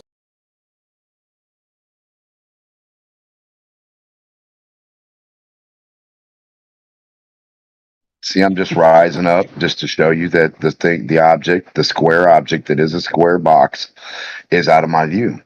Now I rise up as high. I had to take it outside to go higher. I couldn't go high enough in a room or in a shed or anything. And I actually got on the roof too to look down. This is where you lose everyone, because the subject of your video is the top of the white box, but you never show it. The white top of the Dan, box, you never show. Dan, But you never show it. that's the whole. You can't on a globe. But we don't On a know. globe, you can't. That's the You whole have to point of the make the video. point. You have to make the That point. is the point. That But is you the have to whole make point it. of the You have to video. show it. Never mind, buddy. You can't. You could have made the top of the box. Is the video done yet, Dan? Is the video done? Dan, is the video finished, please? Answer me. Now watch this rest of the video, Dan. Keep watching. What are you doing? Why'd you rewind it? Because I went to the end, because you wanted me to go to the end. Then you asked me to continue. That's not the end. What are you talking about, dude?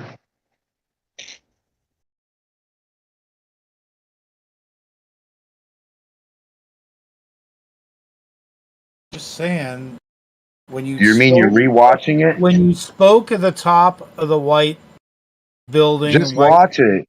Stop talking and watch it to the end, buddy. But that's what makes sense. Nothing you're saying makes any sense. Just watch the video. It makes its own sense. That's a ball. Can you see how it works? Do you see that? No. Self-explanatory. Nope, that's You don't not see the ball? self-explanatory to anybody. It's mystical. You don't see how a box is on the other side of a ball. It's a pile of confusion, just like when you talk. It's a pile of confusion. Yeah, coming from you, everything is. You don't even know where your field of view is, Dan. We understand. It's okay, buddy. Can I turn up the volume yet? Ass mouth, bitch, and ain't got no evidence. Guess not. No, that's why I told you. I specifically told you not to do that. See how well you listen?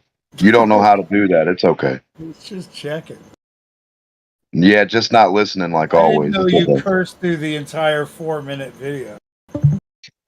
I didn't know you couldn't just listen to a single step. Why don't you redo the audio to this? Hey, there's the white part. That's what you wanted me to see. It's got Hey, positive Dan, traction. I asked you just to be quiet and watch. Positive traction. I asked you just to be quiet and watch till the end of the video, and you can't do that. Something is wrong here. Dude, I know he can't shut the fuck up. There's Said no the guy audio. What the fuck are you guys talking about? There's no audio. How can I interrupt a no audio situation?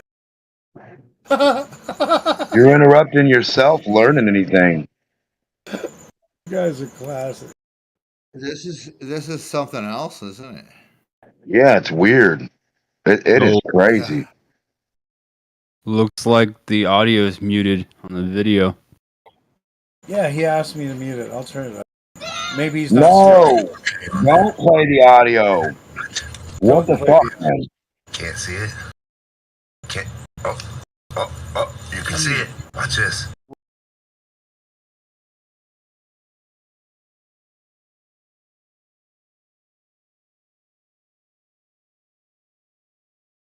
There's something wrong.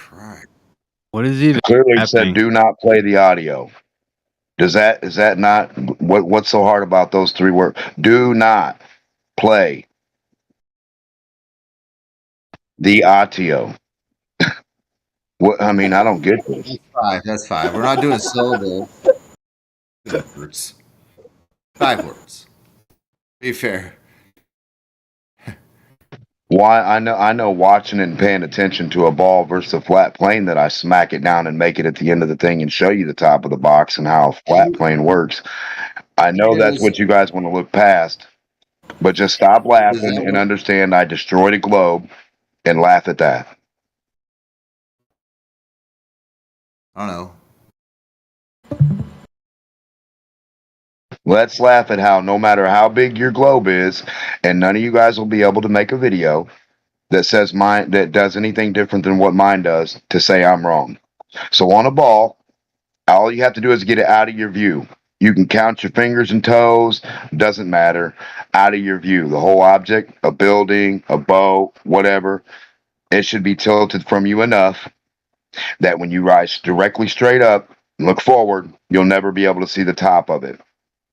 You can experiment this yourself. You can go get a ball and you can go outside and you can use a flat plane right next to it and you can see which one matches reality. Clearly, the flat plane does every time, 100%. Never does a ball ever match what we see in reality. Giggle with that. And that, ladies and gentlemen, is not showing.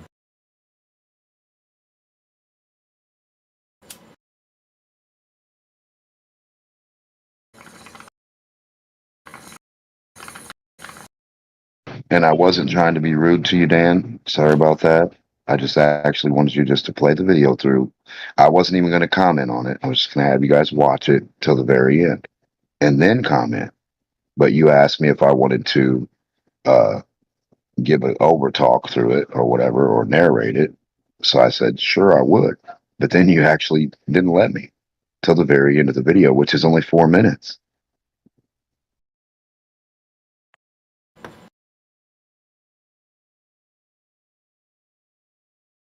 Everett's got a good sense of. What does he say about you?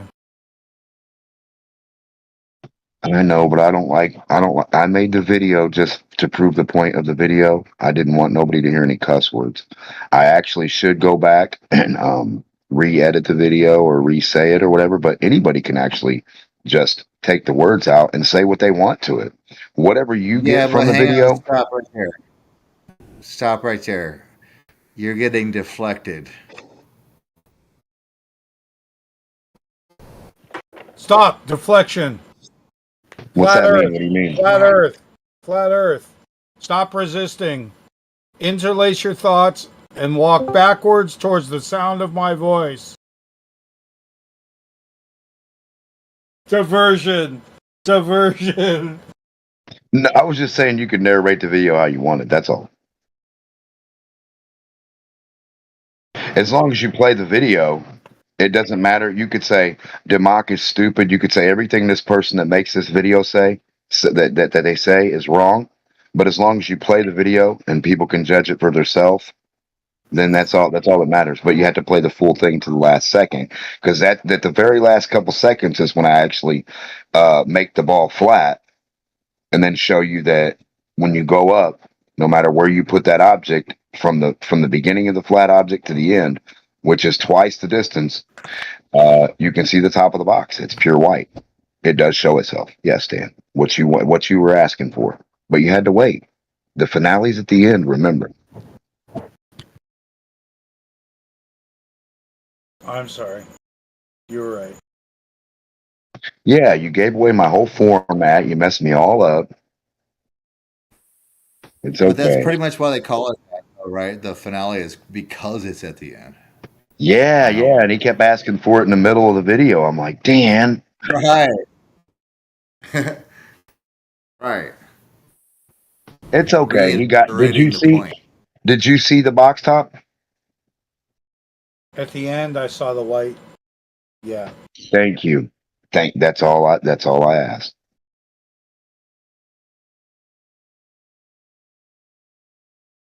The city buildings make a good point. They're good examples for you. Yes, 1,000,000%. Kosho even agreed with me about the math. He said if we put 2 big square blocks of wood on any body of water, like a lake or a pond, a flush body of water that's not flowing all crazy or nothing, like a pond, a lake, it's not a river, something not with a flow to it, going downward. Yeah, of course. He said the two blocks could not touch the 2 top corners, which is only true on the physics of a sphere versus cubes on top of it. They could never touch the 2 top corners. And then I just led him back to all the buildings that we see everywhere. They're about 50 foot tall, and they do represent a cube, a square, a rectangle, a block. Yeah. Trying to square a circle there. Yeah, nice. Exactly. So that's why I was saying that the on their screen, when they do the surveying, the farther they zoom out, the more of an arc they should go by. So they should have a flat horizontal for close and local, and then they should have the arc for far away. And they should have to use the arc, the protracting arc, and with the degrees in it to mark their buildings and their bridges and everything, so it actually goes along a curve of an Earth somehow. To me, that would make more sense, but that's just me. Yeah, instead it's trapezoids and perspective. You know. Yeah, yeah.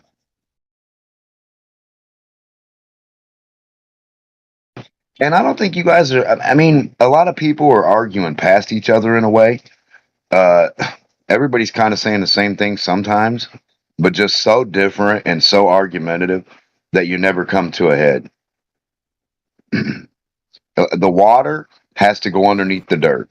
I think that's one of the main points everyone has to understand. No matter what type of water, the dirt that you're standing on as a human, like whether it's a lake, a river, a stream, a pond, anything, any source of water usually always has to be under the dirt surface below. So I think if that Okay, gives you what do you consider? I'm going with you there. So, like, would you also consider like the dirt the earth then, or was this just dirt, not the earth? No, it's earth. Yeah, it's dirt and earth, yeah. So the earth has to hold the water and it always rises above the water level. The dirt that contains the water always is above the water level, not the other way around, like the globe mentality of thinking would have you think. They'll have you think that the water somewhere rises up above the dirt somehow. But that's not even possible. It doesn't happen. Everything from a mud puddle to every body of water you can think of is built or made or exists in accordance to the water being below the dirt line. Every one. I mean, like, and if it's not, that's called a flood. The 1 second water rises above your pool line, above your bathtub, above the river, the ocean, the lake, the pond, anything, that would be a flood in that area. Well, it's still flooding into, more containment. Right, right. It's never flooding into not dirt. It's always dirt holding the water from underneath. The water never is held from the side by dirt. It's never held from the top. The water's never held from the sides or the top. It's always held from underneath, vertically above. So above a horizontal, vertically stacked is water.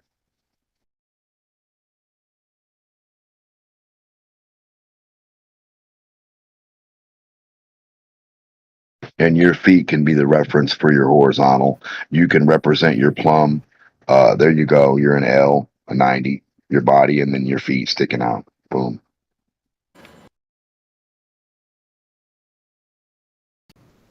Well, yeah. Well, I mean, that's the whole point you were making, right? Your feet are on the beach. They're above the water. You're going to look out as a human. Clearly, the water's below your feet in reality, going out forever. Right? Now, in your perspective or your idea of where you want to put things, you draw a line. We do these things as humans to mark fucking reality, to base reality on, so we can pinpoint things and get a basis of it. We have a reference frame. So arguing the reference frame is always a big contingency between all the people, right? I mean, that's what you guys are arguing. He's saying it does this. He's saying he thinks there's a line of your site that should match with this, but then he's saying it should be everywhere because perspective, and it's different for everyone. And then you're saying, no, this is what happens in reality when we look out at the water. I don't really think there's that, it's doing exactly what you're saying. So each of you are talking about reality. So at some point, you guys have to meet up. You know what I mean? If you and I are just describing reality, there's some point in our conversation we have to cross paths, and it has to meet. Right? We can't disagree the whole way. No, that's cool. That's a cool way to look at it. Yeah. So that's where you guys are talking about the same thing, but everybody gets in an argument like, "Oh man, he doesn't get it." You guys get it. You just don't know how to get it the way the other guy's saying it, and he doesn't know how to get it the way you're saying it. But each one of you gets what you're saying, if it makes more sense. Yeah, well, you got to admit, I was way more open, but I mean, there was like ad homs and like categorization that happened on my end, like that. I'm a fucking moron because of whatever this guy thinks about me or whoever he projects my ideas to be, and then all of a sudden the conversation is shut down because he projected that onto me, and I was even like, taking that and saying, okay, you know what, whatever, Right, right. let's And get I past wouldn't that. even. Let's Yeah. keep having a conversation. No, and I think you did great. I mean, I wouldn't even, you know, maybe you got a little bit added in there a little bit, but other than that, I mean, you know, Absolutely, 100%. Why wouldn't I? I mean, you know, you heard what what he said to me, so why wouldn't I have a little attitude in there? yeah, I didn't say anything. I'm just saying, but yeah, that none of that has anything to do with the point you guys are trying to make at the end of the day, and that's what you're saying. That's what Well, I'm saying. Yeah. that's yeah, that's because the conversation wasn't allowed to continue by him, and even me being open to like accepting the ad homs and whatever, trying to get past it. I'm like, okay, fine. Can we still have a conversation? Let's say that's true. No. You know what I mean? So like that's what I mean. It's like Dan Waterman's like not open to actually having conversations. Oh my God, you're not making a point. Yes, it's in your field of view. Why? Because you didn't look up or down. Oh my God. So Do you get it Nacho, now? do you see Do what you I get it mean? now? Do you get it now? Do you? There's Do you no see what I mean? down. There's no down necessary except for a incredible stickler. So you're telling me you're an incredible stickler. I get it. That's okay. It's just why you're accused of being a bevtard. Because that's what they do. They hung up on words all day. I already clarified this. The word is appears or apparent, and everything is fine. But what could we measure with that or do with that though, Dan? With the word appears or Yeah, apparent? but Can see what anybody I else? mean? Measuring See what I anything. mean? Like that's exhibit A, right? I mean, We're not measuring anything. It's an apparent horizon. If we measured it, it would be at 3.2 miles. It would? You're a Yeah. bad mammer jammer. I love that. So 3.2 miles. Okay, I gotta write that one down. Well, on the globe, it would. We got our toes in the.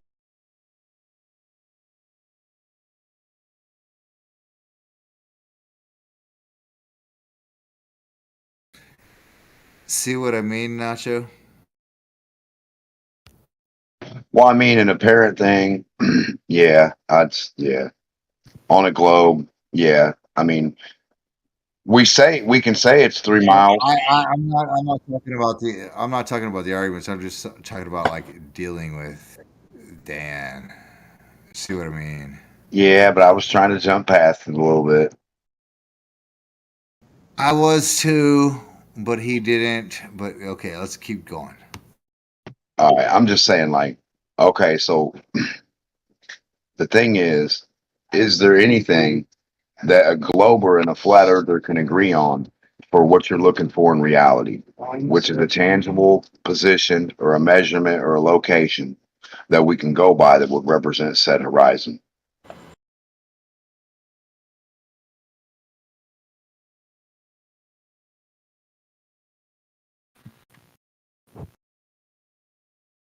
his call, man. He's got ideas. But then the globe will have you arguing over perspective of what you should be seeing on a ball, but they don't have a point of reference for us to say what we would see on said ball. So we're left arguing with each other about what supposedly we might see in a moving reference frame of our vision looking forward. I mean, to me, it's weird. I'd rather have an address, a position, and be like, look, we have buoy set. We have this right here. This is your horizon. Everything from this point will drop down. You will see the attribute of, and then we could argue all we want about what this thing is going to do or not do. But right now, as of right now, when I just see the land or the water precede itself, they just keep continuing. I can't tell you whether that's going to lower or rise. I don't think it's lowering or rising anywhere. I think it's just doing what it's just setting there. I mean, how can something below you become not below you? It's ridiculous.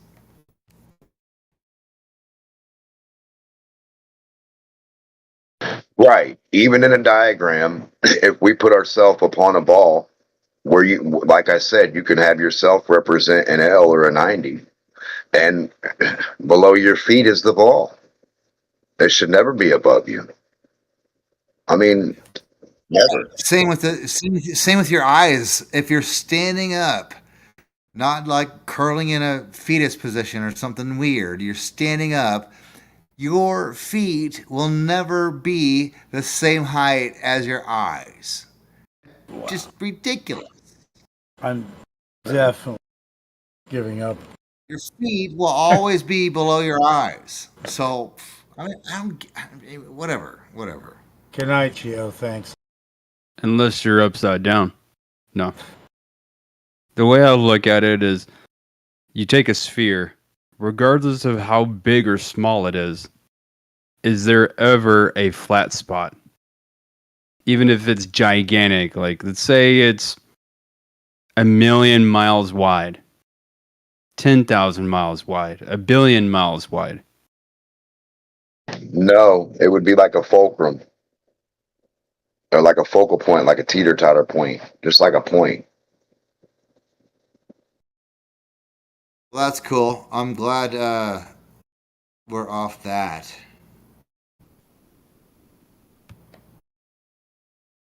But to answer your question, no, it would be no horizontals on there. It'd just be a dot where a horizontal line would meet the sphere. Correct?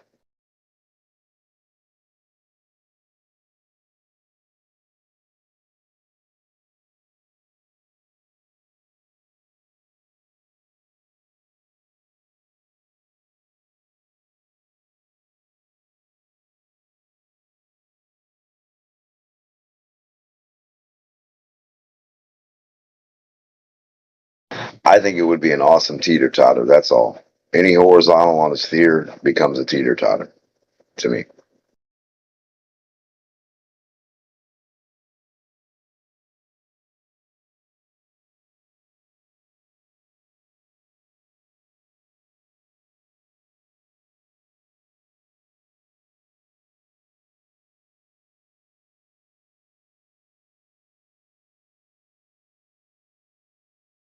Have you ever thought about what is... I lost my train of thought. Dang it. We were at the horizontal line on the ball, and do any of them exist? And then I said, teeter-totter, go.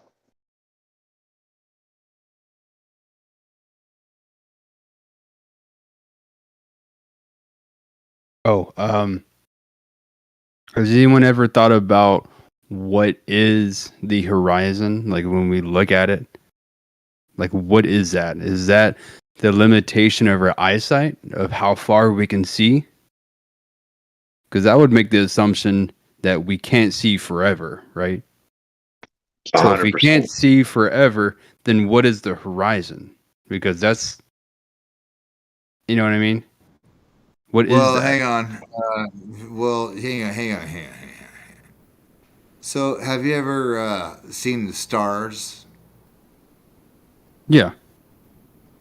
Okay, have you ever seen the stars while looking at the horizon at the same time?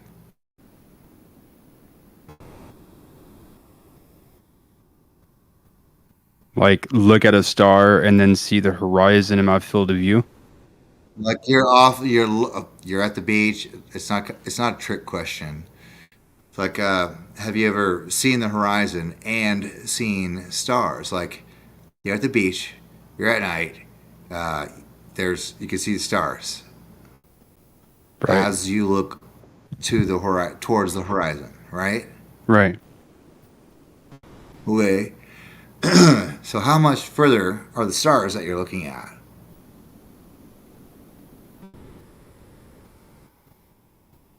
Than the horizon. So when you say you can't see forever, it's like, well, all right, well, which paradigms are you mixing up here? You know what I mean? I just want to check you on that. Friendly, challengefully, you know? I like the way you think. Well, I guess the next question would be is how far away are the stars? What is a star? You know? Well, no, hang on. You can't go like all philosophical after you say trying to bring it to physical. You know what I'm saying? You can't. I'm not gonna let you off the hook that quick. You know what I mean? It's like, okay, well, where does that go? Is that just you not trying to like dive into it, or what? You're saying how far the stars are in relation to how far the horizon is away? Is that what you're getting at? No. Well, no. Yes and no.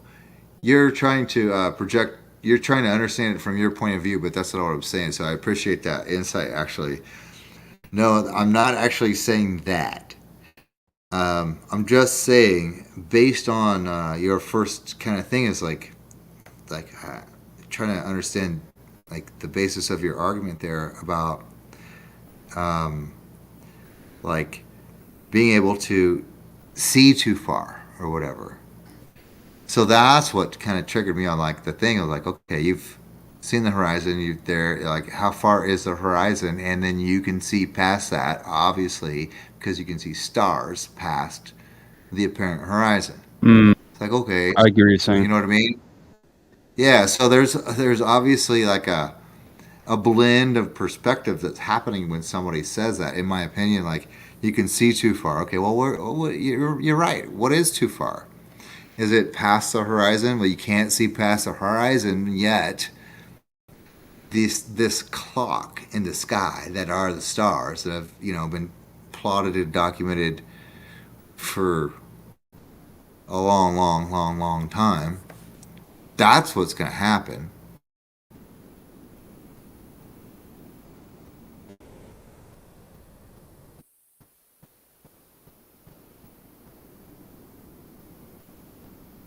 I'm sorry, can you repeat that last part again?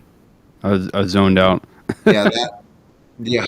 Are you dead? That have you hypnotized? Because I forgot what I was going to say, actually. Dang it. I got I think I distracted. hypnotized myself. What were you talking about? See? Yeah. Uh, It was really good, though. It was really good. we were talking about being able to see the stars past the horizon. Right. And so, just because the horizon there, that's like you're limiting your beliefs in how far you can see. It's like driving your car and only looking at trying to see the headlights in front of you without looking at the road ahead, kind of deal. Well, I'm not saying that is a fact. I'm just throwing the idea out there. I'm just saying, I'm just asking the question, what is the horizon? Yeah. Well, that's what I'm saying. I know. I appreciate that. Yeah, I'm not trying to have like a fucking debate about it. I'm just throwing my thoughts out there. Right, right. So yeah, I mean, I think the horizon is like a place where you can, like, I mean, it's been described as where the sky meets the, water or the ground. Apparently, like, you know, where it looks like it does that. It looks like it touches. That's what I think of it as. I mean, you can have a mountain range and still have a horizon. You know what I mean? I'd ask when the stars actually meet or exceed or go below said horizon. You don't. You can't go. What? No. Stars can't go below the horizon? You can't see them below the horizon. Well, how can you see I them thought that above was the what you. horizon? Well, they have to be in order for you to see them. So let me get this straight.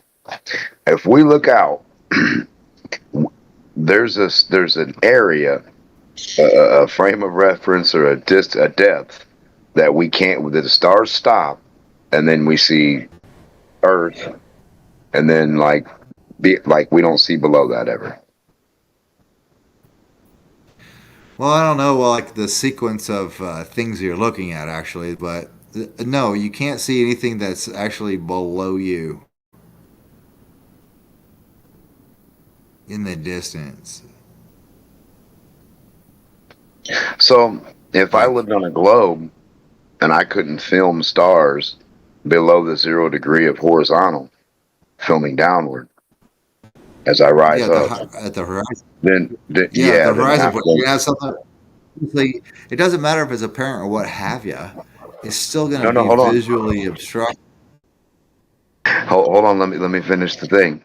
I'm rising up in a helicopter. Okay. I got my video camera faced down at like 45, 33, 22, whatever you pick. 45 or whatever, 45 degrees a word. Towards the horizon. It's not facing the horizon. It's 45 degrees to the ground, kind of. I rise my helicopter up. Yeah. At some point, if I'm on a ball, my camera should be able to pick up stars below a horizon line. But go ahead. If on a ball. If. Never thought of that. That's interesting. No. Well, yeah, it's a sphere. No. It's supposed to be two hemispheres of stars meeting right there. Correct? So you're Well, supposed to yeah, see you're all the looking at. stars around. Yeah. Nah, dude. In The all of thing goes up in space. the air, like you're saying like a drone basically goes up in the air, but it's pointed like at 45 degrees Yeah, as somewhere it on goes this. up. Yeah, somewhere on this planet. If you Oh, live on so a ball. what? Yes. Yeah. I So mean, what are I'm you saying it. saying? Yeah, what are you saying about that? Then you should see what? If you live on a ball, if you rise up an object that's facing, you got one camera facing straight out towards the horizon or whatever that is, for whatever that means, and then you have a camera facing down at 45 degrees. If you can't film a moon, stars, or anything below that first camera, then you can't be on a ball because the horizon's supposed to stop, and then space is supposed to continue, and then stuff going around the rest of the ball in your view. I mean, you can see the same. It's a proven fact with a little toy camera that you face against the basketball, raise it up, and you have two cameras, one facing down at the basketball perfectly, and one facing at 45 degrees. They're both going to see the basketball at first, but then when you rise them up, that front one, the 45-degree one's going to start seeing the floor, and then the other wall and everything else but the basketball. But the one facing down still going to see the basketball. I mean, this is a proven fact.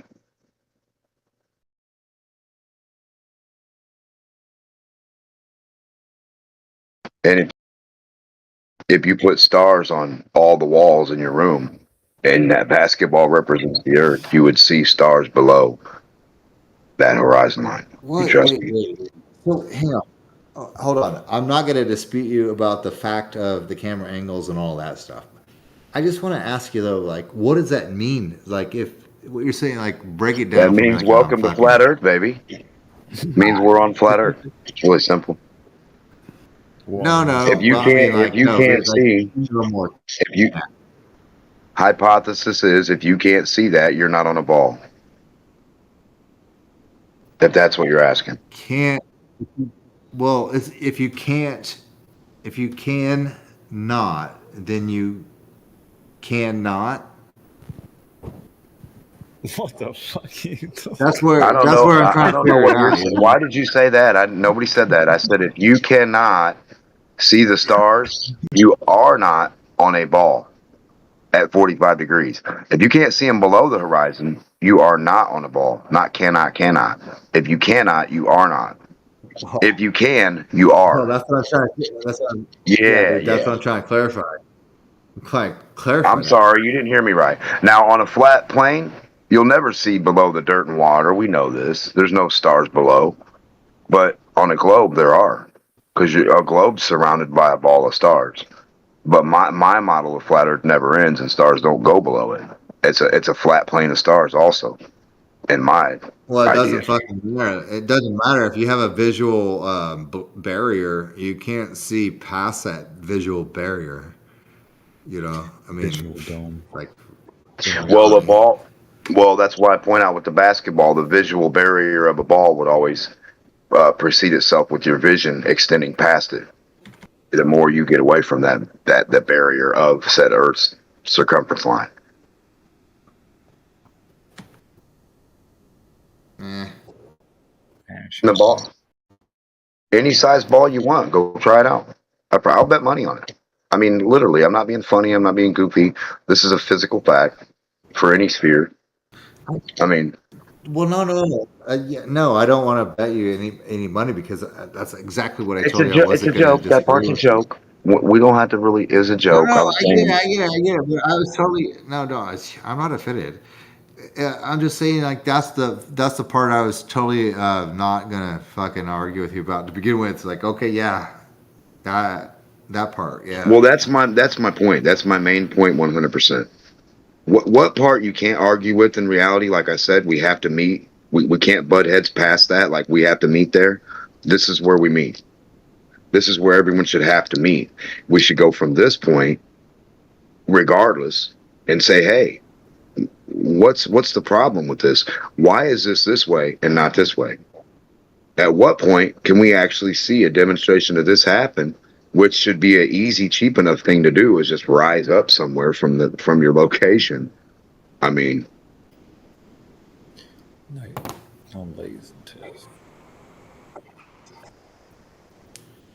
I mean, conversations need to happen, right? yeah, 100%. I mean, if there were more flattered pilots or more pilots, more helicopter pilots willing to put a little camera on there, something's weird too because when you talk, people don't. They're like camera. Can't. Why would we? Most of the people we talk to, and it's weird.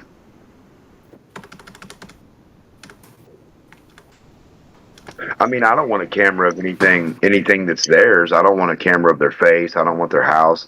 I mean, a camera looking at a horizon somewhere. There's no address attached to that. There's nothing that we could cop from that other than this is what you would see in reality. To me, for a person that lives on a ball and you want to be in the argument for 10 years, you should have, I mean, a pilot that lives on a globe and you just want to sit in a chair and call us stupid or show us clouds, that's weird. I just find that some of the weirdest things.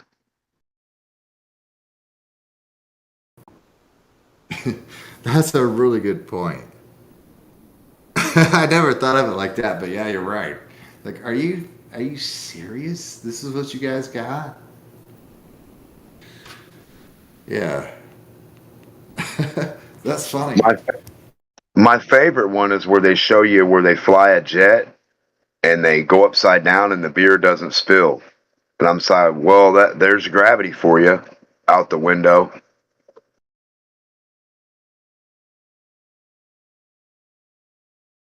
I mean, if you can fly upside down and your beer doesn't spill and you're in a jet above a horizontal plane, what's that got to do with a ball? What's gravity? Nothing, because that beer stayed in that cup. The Red Bull stayed in the cup, man. Gravity didn't bring it down. Sorry, that's a good question. I've never seen gravity. Yeah, pilots will fly in a I've never circle. seen gravity validated. Space time's never been demonstrated, and No, I couldn't even tell you what space or time was.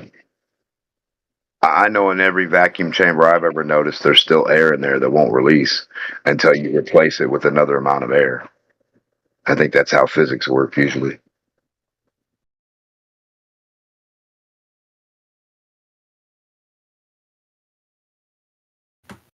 Or until the seals broke, or the vacuum pump breaks, or the container breaks to pull more air in to push the other air out. Without something else coming in, there will never be a void. A void can't exist. That's what doesn't exist, is a void. That does not exist.